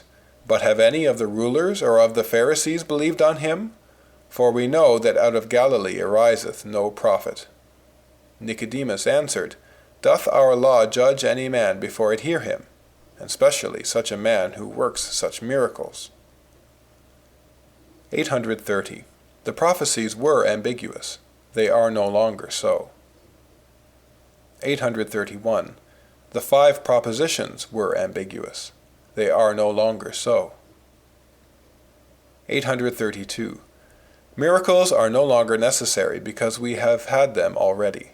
But when tradition is no longer minded, when the Pope alone is offered to us, when he has been imposed upon, and when the true source of truth, which is tradition, is thus excluded, and the Pope, who is its guardian, is biased, the truth is no longer free to appear. Then, as men speak no longer of truth, truth itself must speak to men. This is what happened in the time of Arius. Miracles under Diocletian and under Arius. 833. Miracle. The people conclude this of themselves, but if the reason of it must be given to you, it is unfortunate to be an exception to the rule. The same must be strict and opposed to exception. But yet, as it is certain that there are exceptions to a rule, our judgment must, though strict, be just. 834. John chapter 6, verse 26. Non quia vidistis signum, sed quia saturati estis. Note, Jesus answered them and said, "Verily, verily, I say unto you, ye seek me not because ye saw signs, but because ye ate of the loaves and were filled." End of note. Those who follow Jesus Christ because of his miracles honor his power in all the miracles which it produces. But those who, making profession to follow him because of his miracles, follow him in fact only because he comforts them and satisfies them with worldly blessings, discredit his miracles, when they are opposed to their own comforts. John chapter 9, verse 16. Non est hic homo adeo, quia sabbatum non custodit. Ali, quomodo potest homo peccator haec signa facere. Note, some therefore of the Pharisees said, "This man is not from God, because he keepeth not the Sabbath." But others said, "How can a man that is a sinner do such signs?" And there was division among them. End of note. Which is the most clear? This house is not of God, for they do not there believe that the 5 propositions are in Jansenius. Others, this house is of God, for in it there are wrought strange miracles. Which is the most clear? Tu quid dicis? Dico, quia profeta est. Nisi esset hic adeo, non poterat facere quidquam. Footnote, John chapter 9, verses 17 and 33. They say therefore unto the blind man again, "What sayest thou of him, in that he opened thine eyes?" And he said, "He is a prophet. If this man were not from God, he could do nothing." End of footnote. 835. In the Old Testament, when they will turn you from God. In the New, when they will turn you from Jesus Christ. These are the occasions for excluding particular miracles from belief. No others need be excluded. Does it therefore follow that they would have the right to exclude all the prophets who came to them?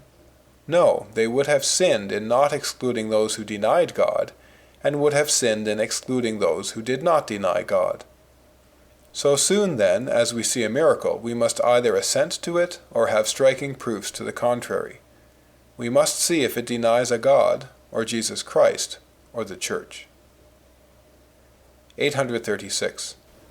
There is a great difference between not being for Jesus Christ and saying so, and not being for Jesus Christ and pretending to be so. The one party can do miracles, not the others.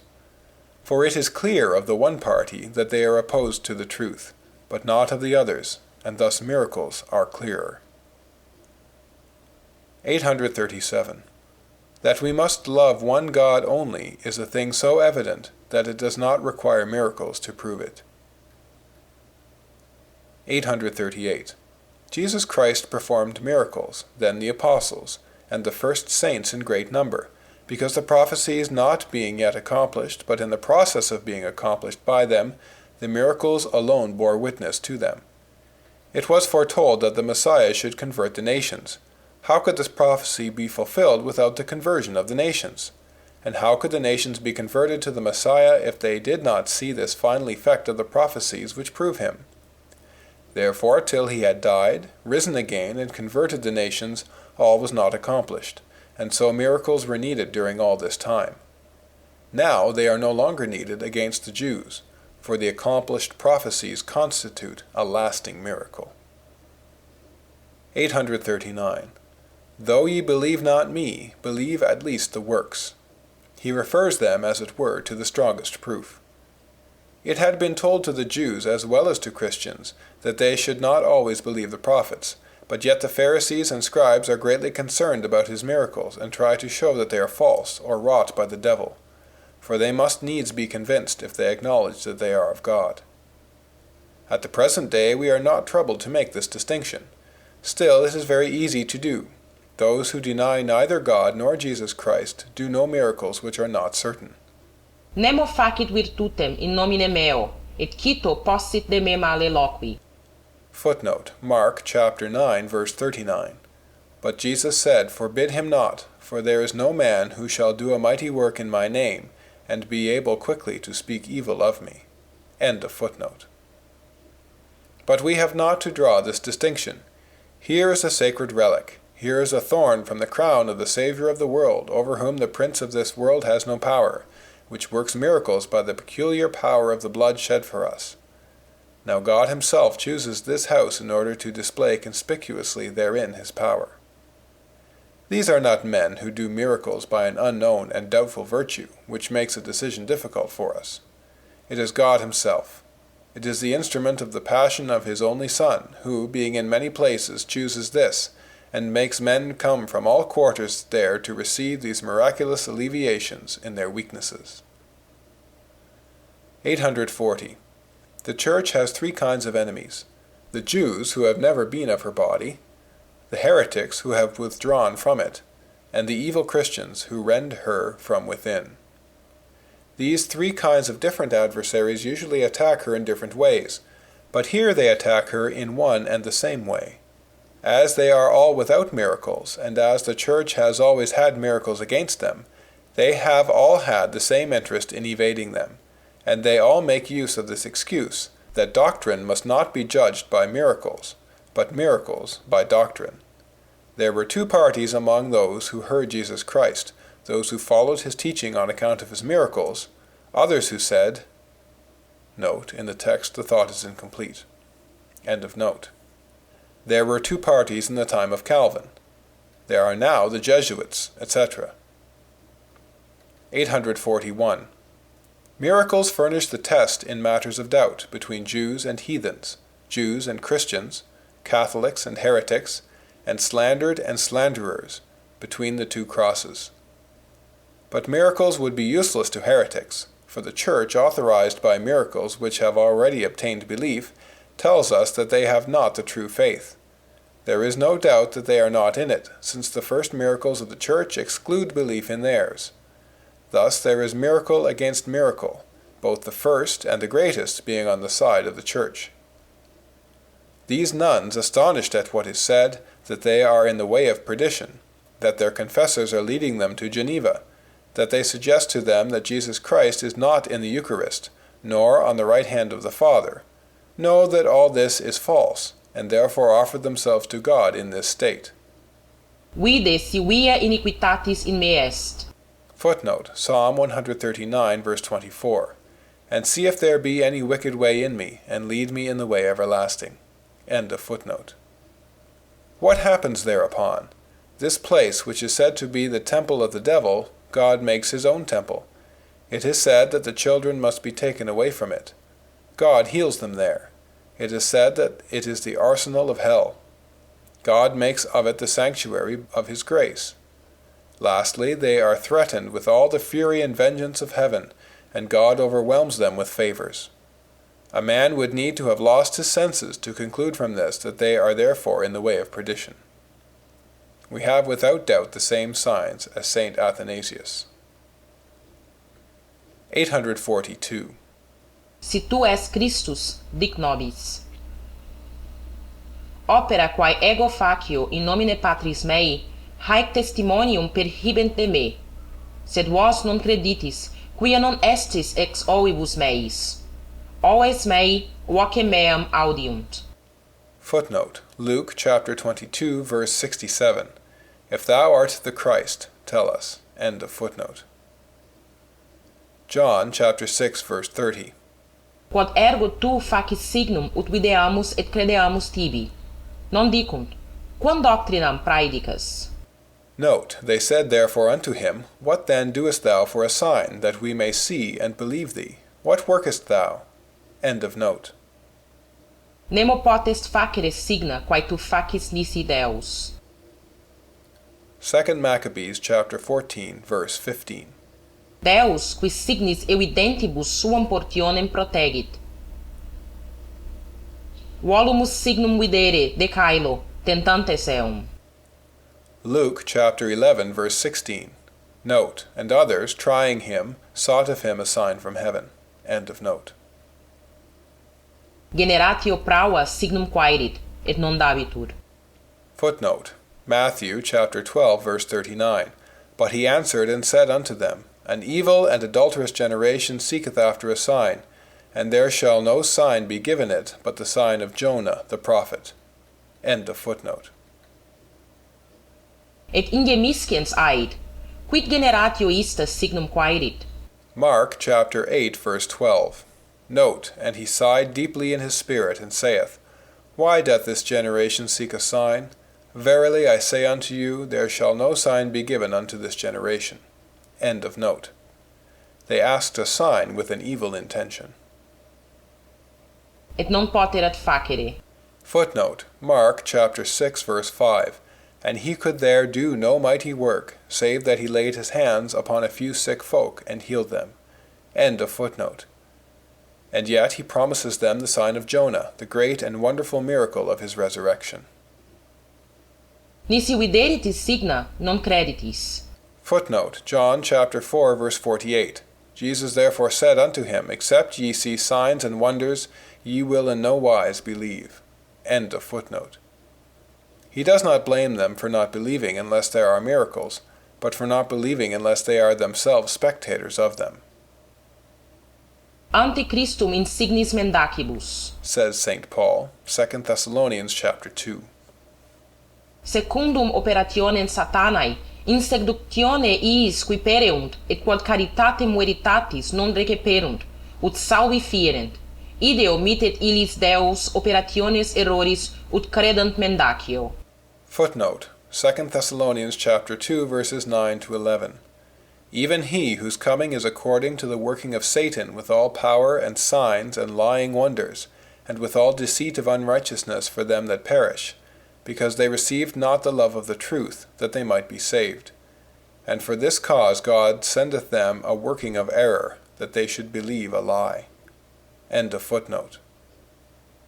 As in the passage of Moses, Tentat enim vos Deus, utrum diligatis eum. Ecce praedixi vobis, vos ergo videte. 843. Here is not the country of truth. She wanders unknown amongst men. God has covered her with a veil, which leaves her unrecognized by those who do not hear her voice. Room is opened for blasphemy, even against the truths that are at least very likely. If the truths of the gospel are published, the contrary is published too, and the questions are obscured, so that the people cannot distinguish. And they ask, What have you to make you believed rather than others? What sign do you give? You have only words, and so have we. If you had miracles, good and well. That doctrine ought to be supported by miracles is a truth, which they misuse in order to revile doctrine. And if miracles happen, it is said that miracles are not enough without doctrine, and this is another truth, which they misuse in order to revile miracles. Jesus Christ cured the man born blind and performed a number of miracles on the Sabbath day. In this way he blinded the Pharisees, who said that miracles must be judged by doctrine. We have Moses, but as for this fellow we know not from whence he is. It is wonderful that you know not whence he is, and yet he does such miracles. Jesus Christ spoke neither against God nor against Moses. Antichrist and the false prophets, foretold by both testaments, will speak openly against God and against Jesus Christ. Who is not hidden? Note, in the text the thought is incomplete. End of note. God would not allow him, who would be a secret enemy, to do miracles openly. In a public dispute, where the two parties profess to be for God, for Jesus Christ, for the Church, miracles have never been on the side of the false Christians, and the other side has never been without a miracle. He hath a devil, John chapter 10, verse 21. And others said, Can a devil open the eyes of the blind?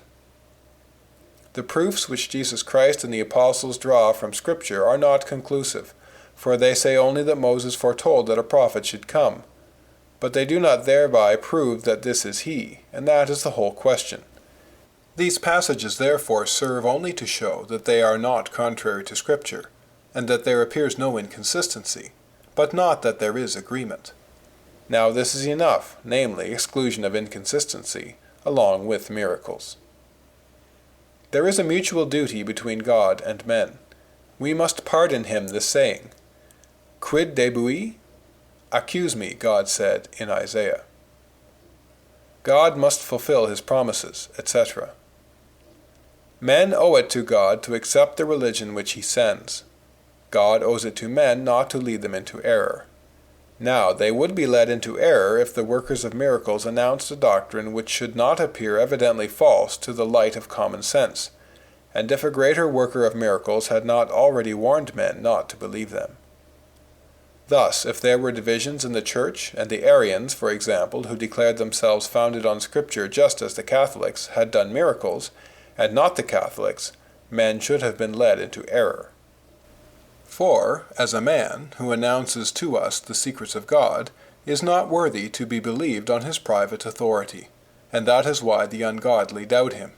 So, when a man, as a token of the communion which he has with God, raises the dead, foretells the future, removes the seas, heals the sick, there is none so wicked as not to bow to him, and the incredulity of Pharaoh and the Pharisees is the effect of a supernatural obduracy. When, therefore, we see miracles and a doctrine not suspicious, both on one side, there is no difficulty. But when we see miracles and suspicious doctrine on the same side, we must then see which is the clearest. Jesus Christ was suspected. Bar Jesus blinded. The power of God surpasses that of his enemies. The Jewish exorcist beaten by the devils, saying, Jesus I know, and Paul I know, but who are ye?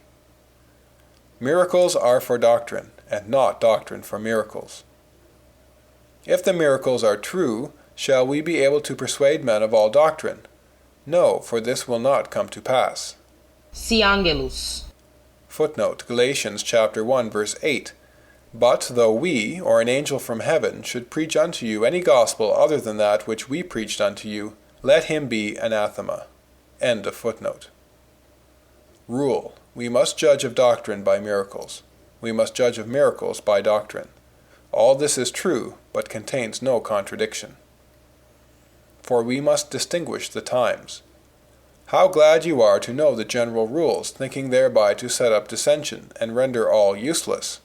We shall prevent you, my father. Truth is one and constant.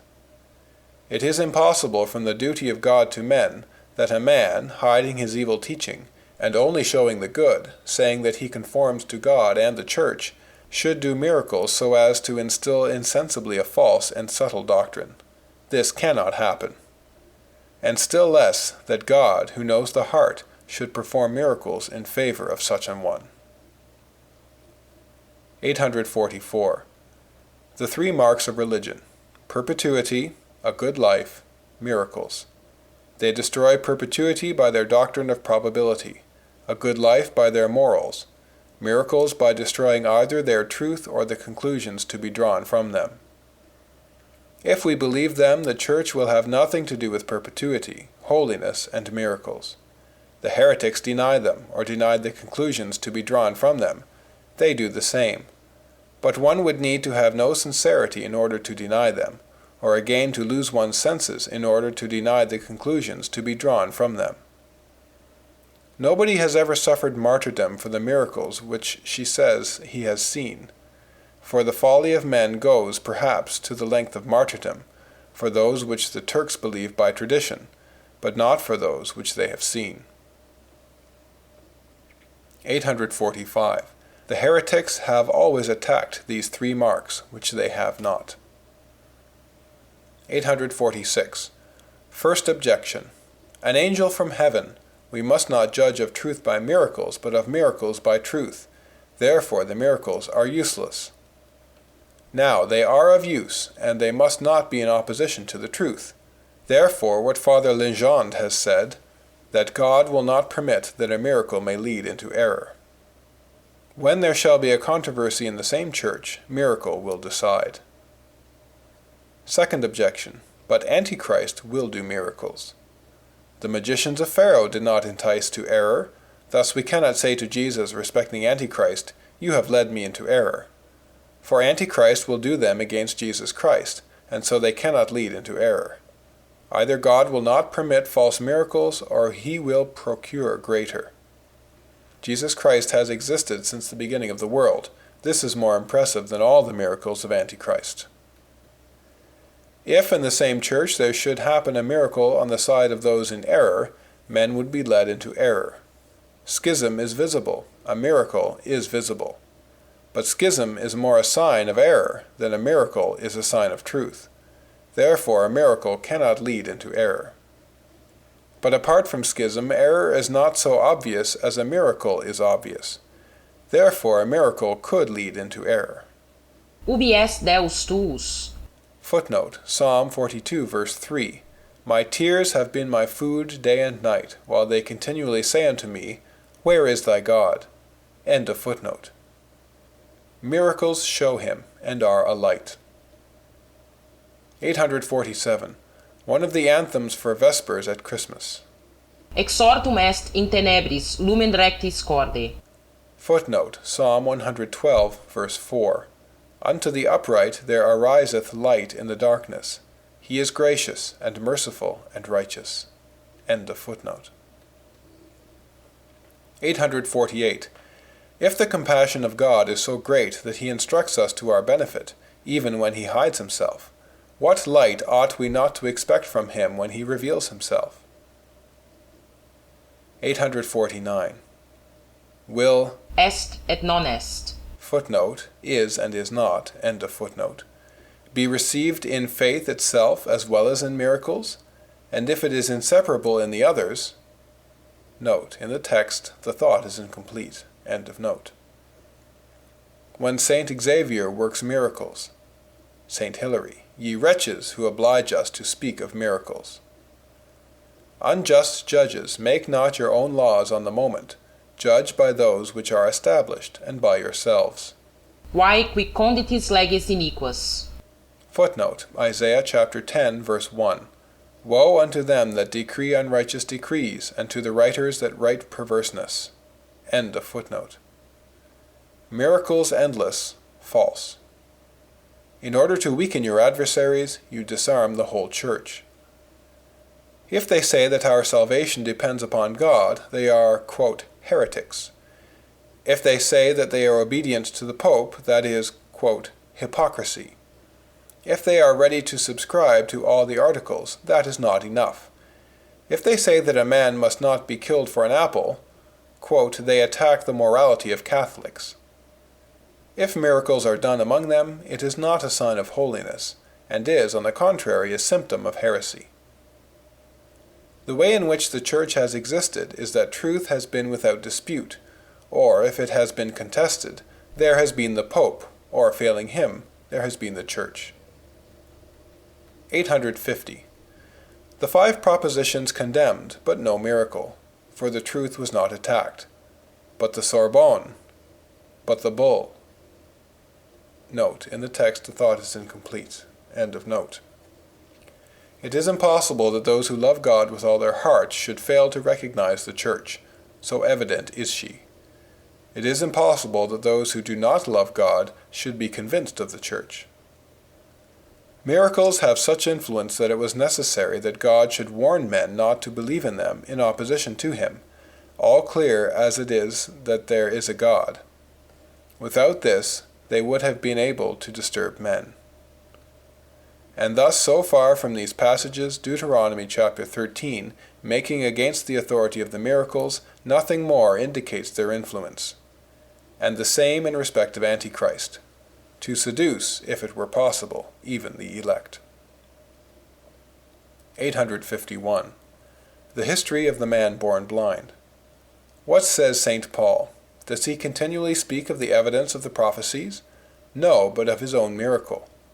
What says Jesus Christ? Does he speak of the evidence of the prophecies? No, his death had not fulfilled them. But he says, Si non fecissem. Footnote, John chapter 15, verse 24. If I had not done among them the works which none other did, they had not had sin. But now have they both seen and hated both me and my Father. End of footnote. Believe the works. Two supernatural foundations of our holy supernatural religion. One visible, the other invisible. Miracles with grace, miracles without grace. The synagogue, which has been treated with love as a type of the Church, and with hatred because it was only the type, has been restored, being on the point of falling when it was well with God, and thus a type. Miracles prove the power which God has over hearts, by that which he exercises over bodies. The Church has never approved a miracle among heretics. Miracles a support of religion. They have been the test of Jews. They have been the test of Christians, saints, innocents, and true believers. A miracle among schismatics is not so much to be feared, for schism, which is more obvious than a miracle, visibly indicates their error. But when there is no schism, and error is in question, miracle decides. Si non fecissem quae alius non fecit. Footnote, John chapter 15, verse 24. If I had not done among them the works which none other did, they had not had sin. But now have they both seen and hated both me and my Father. End of footnote. The wretches who have obliged us to speak of miracles. Abraham and Gideon confirm faith by miracles. Judith, God speaks at last in their greatest oppression. If the cooling of love leaves the Church almost without believers, miracles will rouse them. This is one of the last effects of grace. If one miracle were wrought among the Jesuits. When a miracle disappoints the expectation of those in whose presence it happens, and there is a disproportion between the state of their faith and the instrument of the miracle, it ought then to induce them to change. But with you it is otherwise. There would be as much reason in saying that, if the Eucharist raised a dead man, it would be necessary for one to turn a Calvinist rather than remain a Catholic. But when it crowns the expectation, and those who hoped that God would bless the remedies see themselves healed without remedies. Note, in the text the thought is incomplete. End of note. The ungodly. No sign has ever happened on the part of the devil without a stronger sign on the part of God, or even without it having been foretold that such would happen. 852. Unjust persecutors of those whom God visibly protects. If they reproach you with their excesses, quote, they speak as the heretics. If they say that the grace of Jesus Christ distinguishes us, quote, they are heretics. If they do miracles, quote, it is the mark of their heresy. Ezekiel, they say, these are the people of God who speak thus. It is said, believe in the Church, but it is not said, believe in miracles, because the last is natural and not the first. The one had need of a precept, not the other. Hezekiah. The synagogue was only a type, and thus it did not perish. And it was only a type, and so it is decayed. It was a type which contained the truth, and thus it has lasted until it no longer contained the truth. My reverend father, all this happened in types. Other religions perish. This one perishes not. Miracles are more important than you think.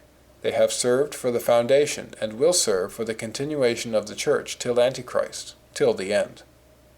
The two witnesses. In the Old Testament and the New, miracles are performed in connection with types.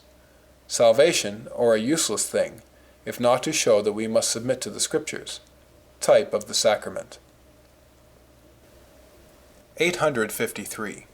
We must judge soberly of divine ordinances, my father. St. Paul in the Isle of Malta. 854. The hardness of the Jesuits then surpasses that of the Jews, since those refused to believe Jesus Christ innocent only because they doubted if his miracles were of God, whereas the Jesuits, though unable to doubt that the miracles of Port Royal are of God, do not cease to doubt still the innocence of that house. 855. I suppose that men believe miracles. You corrupt a religion either in favor of your friends or against your enemies. You arrange it at your will. 856. On the miracle. As God has made no family more happy, let it also be the case that he find none more thankful. End of section 13.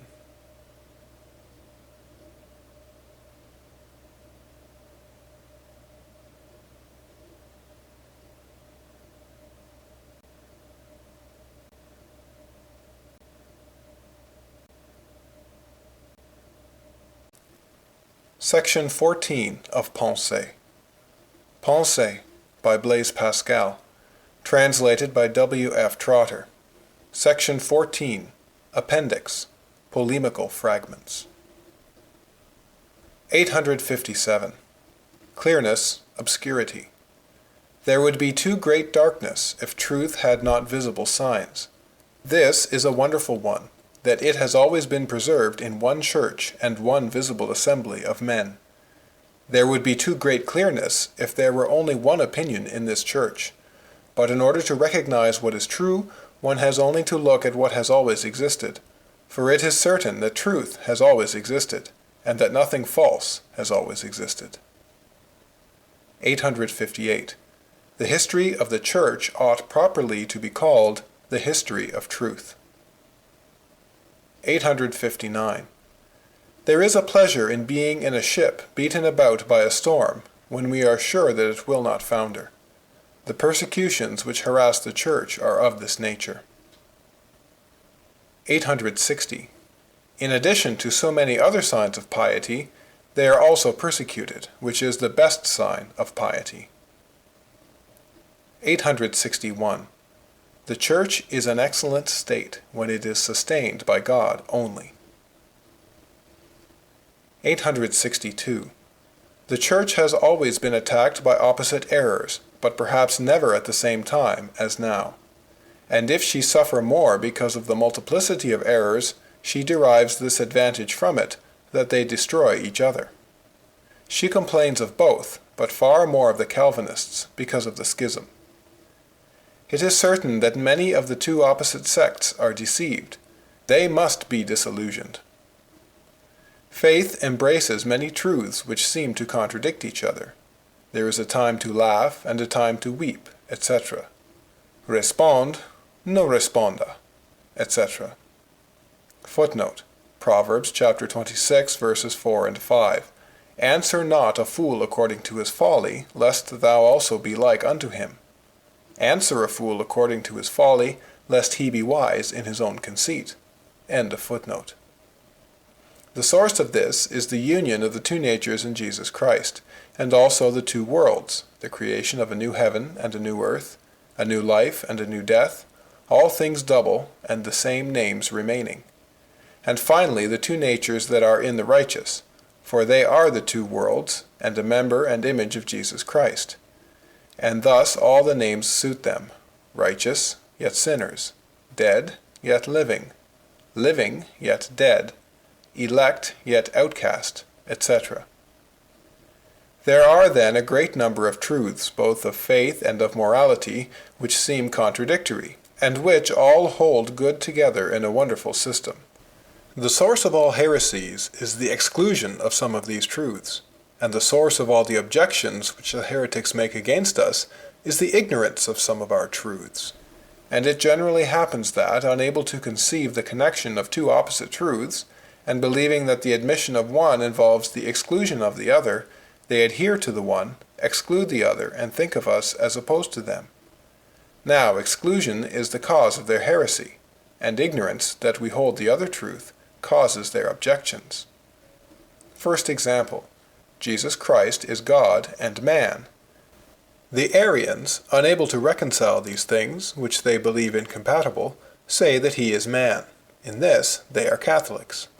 But they deny that he is God. In this, they are heretics. They allege that we deny his humanity. In this, they are ignorant. Second example, on the subject of the Holy Sacrament. We believe that, the substance of the bread being changed, and being consubstantial with that of the body of our Lord, Jesus Christ is therein really present. That is one truth.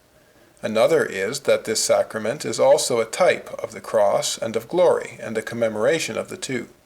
That is the Catholic faith, which comprehends these two truths which seem opposed. The heresy of today, not conceiving that this sacrament contains at the same time both the presence of Jesus Christ and a type of him, and that it is a sacrifice and a commemoration of a sacrifice, believes that neither of these truths can be admitted without excluding the other for this reason. They fasten to this point alone, that this sacrament is typical, and in this they are not heretics. They think that we exclude this truth, hence it comes that they raise so many objections to us out of the passages of the Fathers which assert it. Finally, they deny the presence, and in this they are heretics. Third example, indulgences. The shortest way, therefore, to prevent heresies is to instruct in all truths, and the surest way to refute them is to declare them all. For what will the heretics say? In order to know whether an opinion is a Father's, note, in the text the thought is incomplete. End of note. 863. All err the more dangerously as they each follow a truth. Their fault is not in following a falsehood, but in not following another truth. 864. Truth is so obscure in these times, and falsehood so established, that unless we love the truth, we cannot know it. 865. If there is ever a time in which we must make profession of two opposite truths, it is when we are reproached for omitting one. Therefore the Jesuits and Jansenists are wrong in concealing them, but the Jansenists more so, for the Jesuits have better made profession of the two. 866. Two kinds of people make things equal to one another, as feasts to working days, Christians to priests, all things among them, etc. And hence the one party conclude that what is then bad for priests is also so for Christians, and the other that what is not bad for Christians is lawful for priests. 867. If the ancient church was in error, the church is fallen. If she should be in error today, it is not the same thing, for she has always the superior maxim of tradition from the hand of the ancient church. And so this submission and this conformity to the ancient church prevail and correct all. But the ancient church did not assume the future church, and did not consider her as we assume and consider the ancient. 868. That which hinders us in comparing what formerly occurred in the Church with what we see there now is that we generally look upon St. Athanasius, St. Teresa, and the rest as crowned with glory and acting towards us as gods. Now that time has cleared up things, it does so appear. But at the time when he was persecuted, this great saint was a man called Athanasius, and St. Teresa was a nun. Elias was a man subject to like passions as we are, says St. James, to disabuse Christians of that false idea which makes us reject the example of the saints as disproportioned to our state. They were saints, say we, they are not like us. What then actually happened? St. Athanasius was a man called Athanasius, accused of many crimes, condemned by such and such a council for such and such a crime. All the bishops assented to it, and finally the Pope. What said they to those who opposed this? That they disturbed the peace, and that they created schism, etc. Zeal, light. 4 kinds of persons. Zeal without knowledge, knowledge without zeal, neither knowledge nor zeal, both zeal and knowledge. The first 3 condemned him. The last acquitted him, were excommunicated by the Church, and yet saved the Church. 869. If St. Augustine came at the present time, and was as little authorized as his defenders, he would accomplish nothing. God directs his Church well by having sent him before with authority. 870. God has not wanted to absolve without the Church. As she has part in the offense, he desires her to have part in the pardon. He associates her with this power, as kings their parliaments. But if she absolves or binds without God, she is no longer the Church. For, as in the case of Parliament, even if the king have pardoned a man, it must be ratified. But if Parliament ratifies without the king, or refuses to ratify on the order of the king, it is no longer the Parliament of the king, but a rebellious assembly. 871. The Church, the Pope. Unity, plurality. Considering the Church as a unity, the Pope, who is its head, is as the whole. Considering it as a plurality, the Pope is only a part of it. The Fathers have considered the Church now in the one way, now in the other, and thus they have spoken differently of the Pope. St. Cyprian. Sacerdos Dei. But in establishing one of these truths, they have not excluded the other. Plurality which is not reduced to unity is confusion. Unity which does not depend on plurality is tyranny. There is scarcely any other country than France in which it is permissible to say that the Council is above the Pope. 872. The Pope is head. Who else is known of all? Who else is recognized by all, having power to insinuate himself into all the body, because he holds the principal shoot, which insinuates itself everywhere?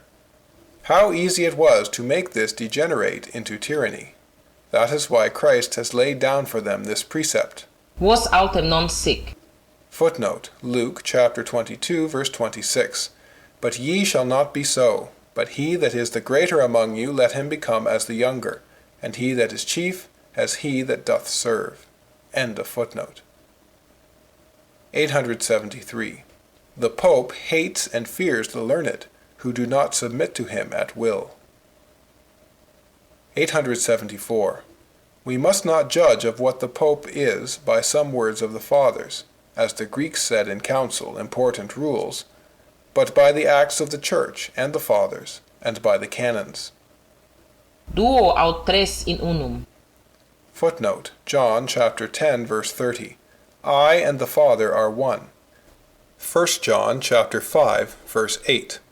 For there are 3 who bear witness, the Spirit, and the water, and the blood, and the 3 agree in one. End of footnote. Unity and plurality.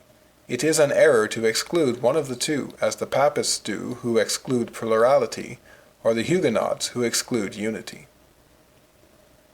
875. Would the Pope be dishonored by having his knowledge from God and tradition?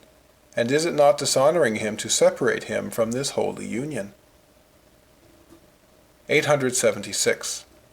God does not perform miracles in the ordinary conduct of his Church. It would be a strange miracle if infallibility existed in one man.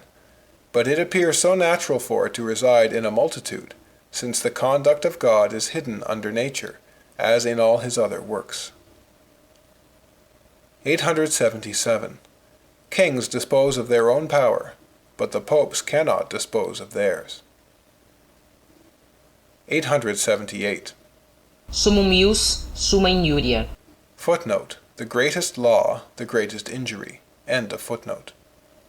The majority is the best way because it is visible and has strength to make itself obeyed. Yet it is the opinion of the least able. If men could have done it, they would have placed might in the hands of justice. But as might does not allow itself to be managed as men want, because it is a palpable quality, whereas justice is a spiritual quality of which men dispose as they please, they have placed justice in the hands of might. And thus that is called just which men are forced to obey. Hence comes the right of the sword, for the sword gives a true right. Otherwise we should see violence on one side and justice on the other. End of the 12th Provincial. Hence comes the injustice of the Fronde, which raises its alleged justice against power. It is not the same in the Church, for there is a true justice and no violence. 879. Injustice. Jurisdiction is not given for the sake of the judge, but for that of the litigant. It is dangerous to tell this to the people, but the people have too much faith in you. It will not harm them, and may serve you. It should therefore be made known. Pasque oeas meas non tuas. Footnote: John chapter 21, verse 17. He saith unto him the third time, Simon, son of John, lovest thou me? Peter was grieved, because he said unto him the third time, Lovest thou me? And he said unto him, Lord, thou knowest all things. Thou knowest that I love thee. Jesus said unto him, Feed my sheep. End of footnote. You owe me pasturage. 880. Men like certainty. They like the Pope to be infallible in faith, and grave doctors to be infallible in morals, so as to have certainty. 881. The Church teaches, and God inspires, both infallibly. The work of the Church is of use only as a preparation for grace or condemnation. What it does is enough for condemnation, not for inspiration. 882. Every time the Jesuits may impose upon the Pope, they will make all Christendom perjured. The Pope is very easily imposed upon because of his occupations, and the confidence which he has in the Jesuits, and the Jesuits are very capable of imposing upon him by means of calumny. 883. The wretches who have obliged me to speak of the basis of religion. 884. Sinners purified without penitence, the righteous justified without love, all Christians without the grace of Jesus Christ, God without power over the will of men, a predestination without mystery, a redemption without certitude. 885. Anyone is made a priest who wants to be so, as under Jeroboam. It is a horrible thing that they propound to us the discipline of the Church of today as so good, that it is made a crime to desire to change it. Formerly it was infallibly good, and it was thought that it could be changed without sin, and now, such as it is, we cannot wish it changed. It has indeed been permitted to change the custom of not making priests without such great circumspection that there were hardly any who were worthy, and it is not allowed to complain of the custom which makes so many who are unworthy. 886. Heretics. Ezekiel. All the heathen, and also the prophet, spoke evil of Israel. But the Israelites were so far from having the right to say to him, You speak like the heathen, that he is most forcible upon this, that the heathens say the same as he. 887. The Jansenists are like the heretics in the reformation of morality, but you are like them in evil. 888. You are ignorant of the prophecies, if you do not know that all this must happen, princes, prophets, pope, and even the priests. And yet the Church is to abide. By the grace of God we have not come to that. Woe to these priests! But we hope that God will bestow his mercy upon us, that we shall not be of them. Second letter of St. Peter, chapter 2. False prophets in the past, the image of future ones. 889.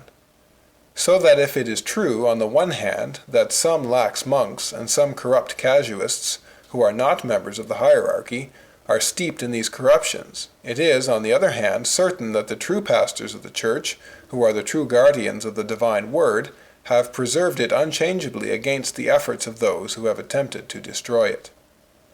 And thus true believers have no pretext to follow that laxity, which is only offered to them by the strange hands of these casuists, instead of the sound doctrine which is presented to them by the fatherly hands of their own pastors. And the ungodly and heretics have no ground for publishing these abuses as evidence of imperfection in the providence of God over his church, since, the church consisting properly in the body of the hierarchy, we are so far from being able to conclude from the present state of matters that God has abandoned her to corruption, that it has never been more apparent than at the present time that God visibly protects her from corruption. For if some of these men, who, by an extraordinary vocation, have made profession of withdrawing from the world and adopting the monk's dress, in order to live in a more perfect state than ordinary Christians, have fallen into excesses which horrify ordinary Christians, and have become to us what the false prophets were among the Jews, this is a private and personal misfortune which must indeed be deplored, but from which nothing can be inferred against the care which God takes of his church. Since all these things are so clearly foretold, and it has been so long since announced that these temptations would arise from this kind of people, so that when we are well instructed, we see in this rather evidence of the care of God than of his forgetfulness in regard to us. 890. Tertullian. Nunquam ecclesia reformabitur. Footnote: the church will never be reformed. End of footnote. 891.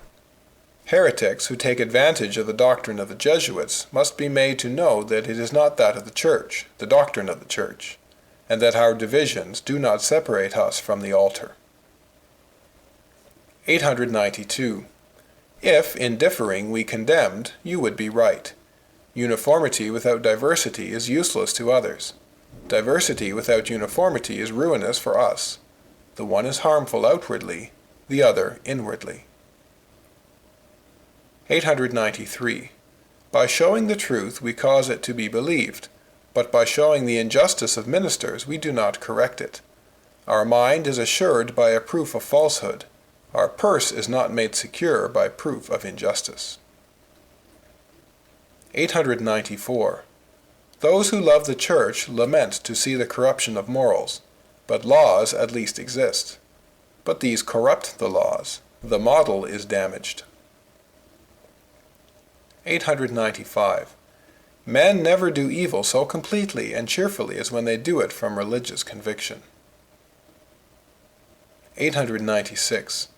It is in vain that the Church has established these words, anathemas, heresies, etc. They are used against her. 897.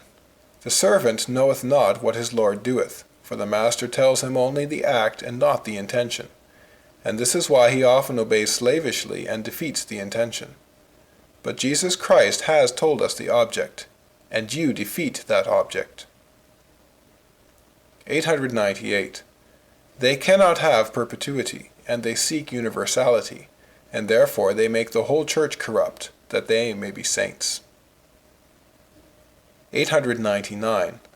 Against those who misuse passages of Scripture and who pride themselves in finding one which seems to favor their error. The chapter for Vespers, Passion Sunday, the prayer for the king. Explanation of these words. He that is not with me is against me. And of these others, he that is not against you is for you. A person who says, I am neither for nor against, we ought to reply to him. 900. He who will give the meaning of Scripture, and does not take it from Scripture, is an enemy of Scripture. Augustine, on Christian Doctrine. 901. Humilibus dat gratiam, an ideo non dedit humilitatem. Footnote: James chapter 4, verse 6. But he giveth more grace. Wherefore the Scripture saith, God resisteth the proud, but giveth grace to the humble. End of footnote. Si eum non receperunt, quod autem non receperunt, a non erant sui. Footnote: John chapter 1, verses 11 and 12. He came unto his own, and they that were his own received him not. But as many as received him, to them gave he the right to become children of God, even to them that believe on his name. End of footnote. 902. It must indeed be, says Fouillon, that this is not so certain, for controversy indicates uncertainty.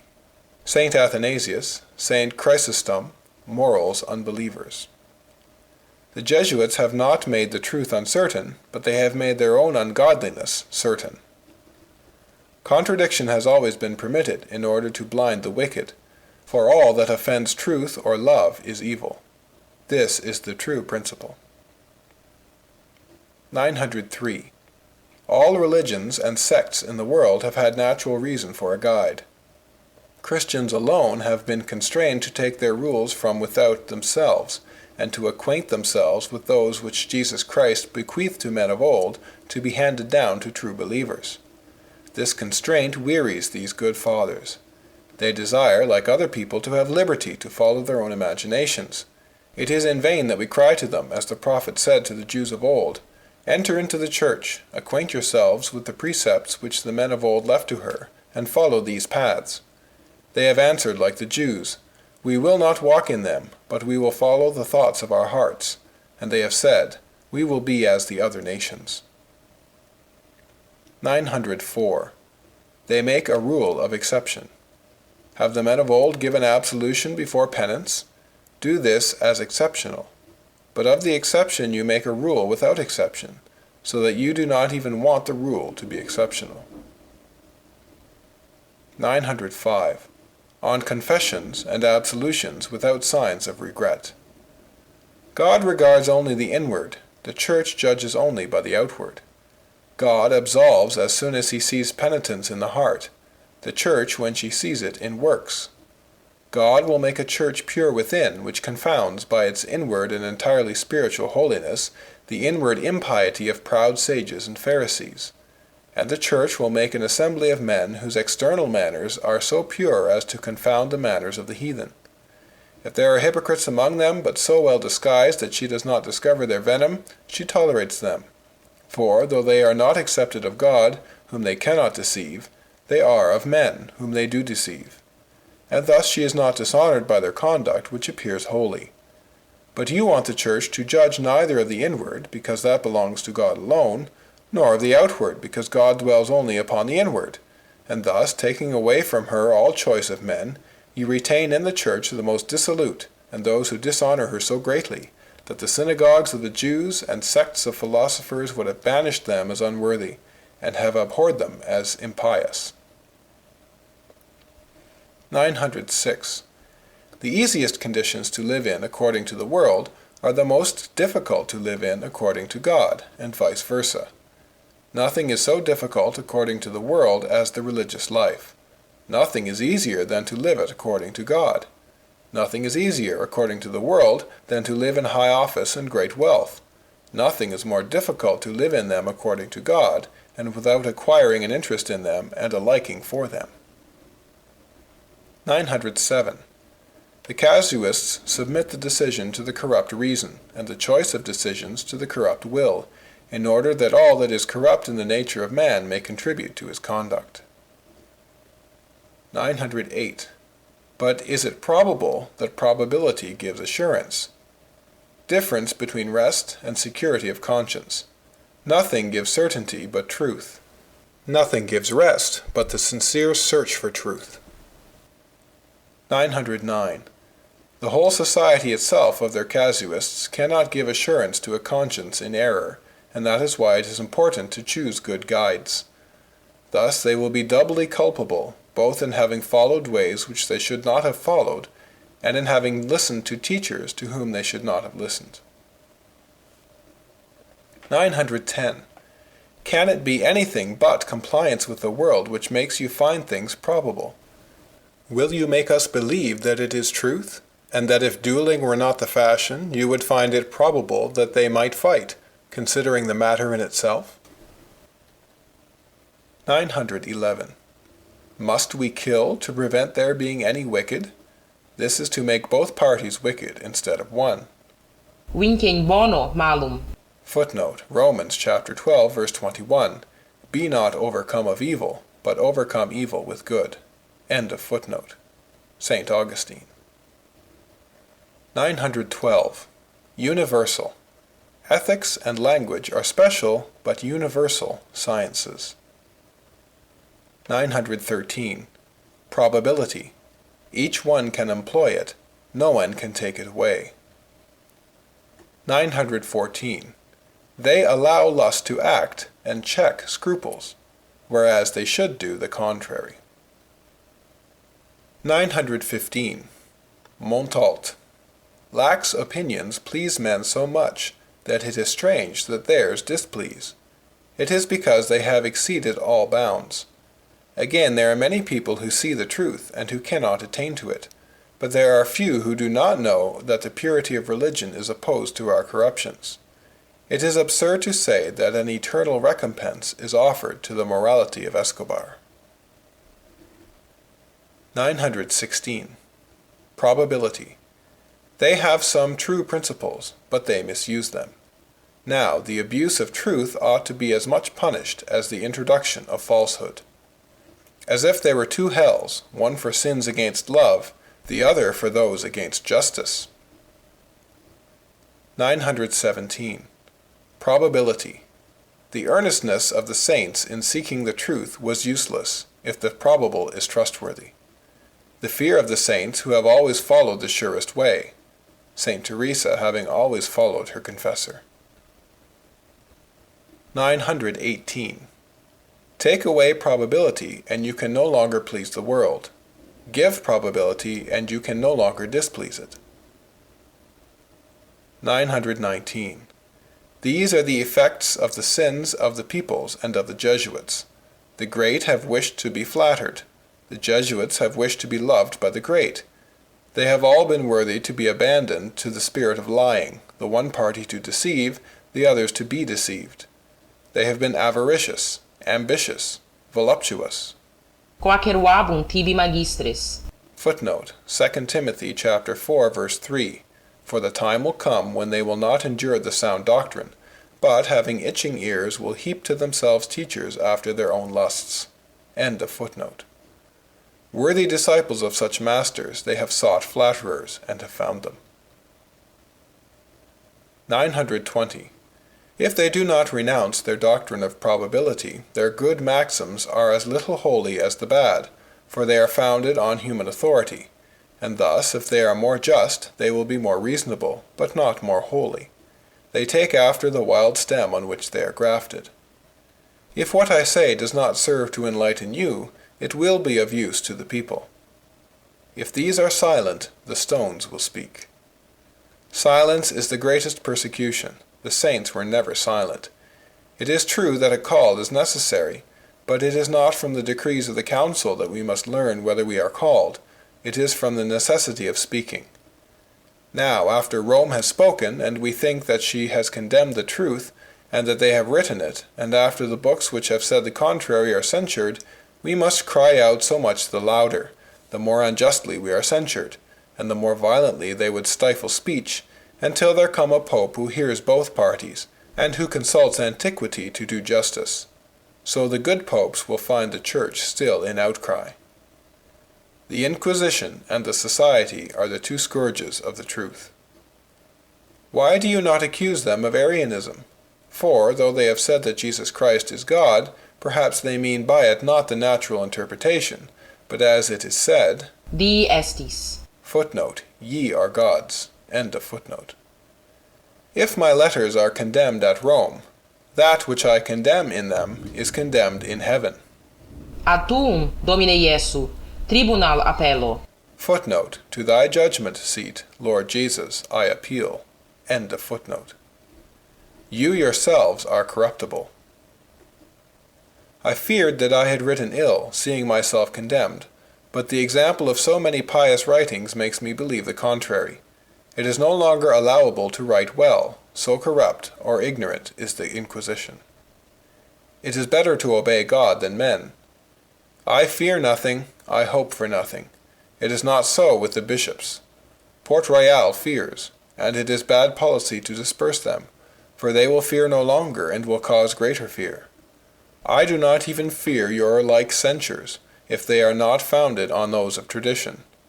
Do you censure all? What, even my respect? No. Say then what, or you will do nothing, if you do not point out the evil, and why it is evil. And this is what they will have great difficulty in doing. Probability. They have given a ridiculous explanation of certitude. For, after having established that all their ways are sure, they have no longer called that sure which leads to heaven without danger of not arriving there by it, but that which leads there without danger of going out of that road. 921. The saints indulge in subtleties in order to think themselves criminals, and impeach their better actions. And these indulge in subtleties in order to excuse the most wicked. The heathen sages erected a structure equally fine outside, but upon a bad foundation, and the devil deceives men by this apparent resemblance based on the most different foundation. Man never had so good a cause as I, and others have never furnished so good a capture as you. The more they point out weakness in my person, the more they authorize my cause. You say that I am a heretic. Is that lawful? And if you do not fear that men do justice, do you not fear that God does justice? You will feel the force of the truth, and you will yield to it. There is something supernatural in such a blindness. Digna necessitas. Footnote. Their desert by necessity was drawing nigh. Wisdom, chapter 19, verse 4. End of footnote. Mentiris impudentissime. Footnote. You lie most impudently. End of footnote. Doctrina sua noscitur vir. Footnote. A man is known by his doctrine. End of footnote. False piety, a double sin. I am alone against 30,000. No. Protect you the court. Protect you deception. Let me protect the truth. It is all my strength. If I lose it, I am undone. I shall not lack accusations and persecutions, but I possess the truth, and we shall see who will take it away. I do not need to defend religion, but you do not need to defend error and injustice. Let God, out of his compassion, having no regard to the evil which is in me, and having regard to the good which is in you, grant us all grace that truth may not be overcome in my hands, and that falsehood— Note, in the text the thought is incomplete. 922. Probable. Let us see if we seek God sincerely by comparison of the things which we love. It is probable that this food will not poison me. It is probable that I shall not lose my action by not prosecuting it. 923. It is not absolution only which remits sins by the sacrament of penance, but contrition, which is not real if it does not seek the sacrament. 924. People who do not keep their word, without faith, without honor, without truth, deceitful in heart, deceitful in speech, for which that amphibious animal in fable was once reproached, which held itself in a doubtful position between the fish and the birds. It is important to kings and princes to be considered pious, and therefore they must confess themselves to you. End of section 14. End of Pensées.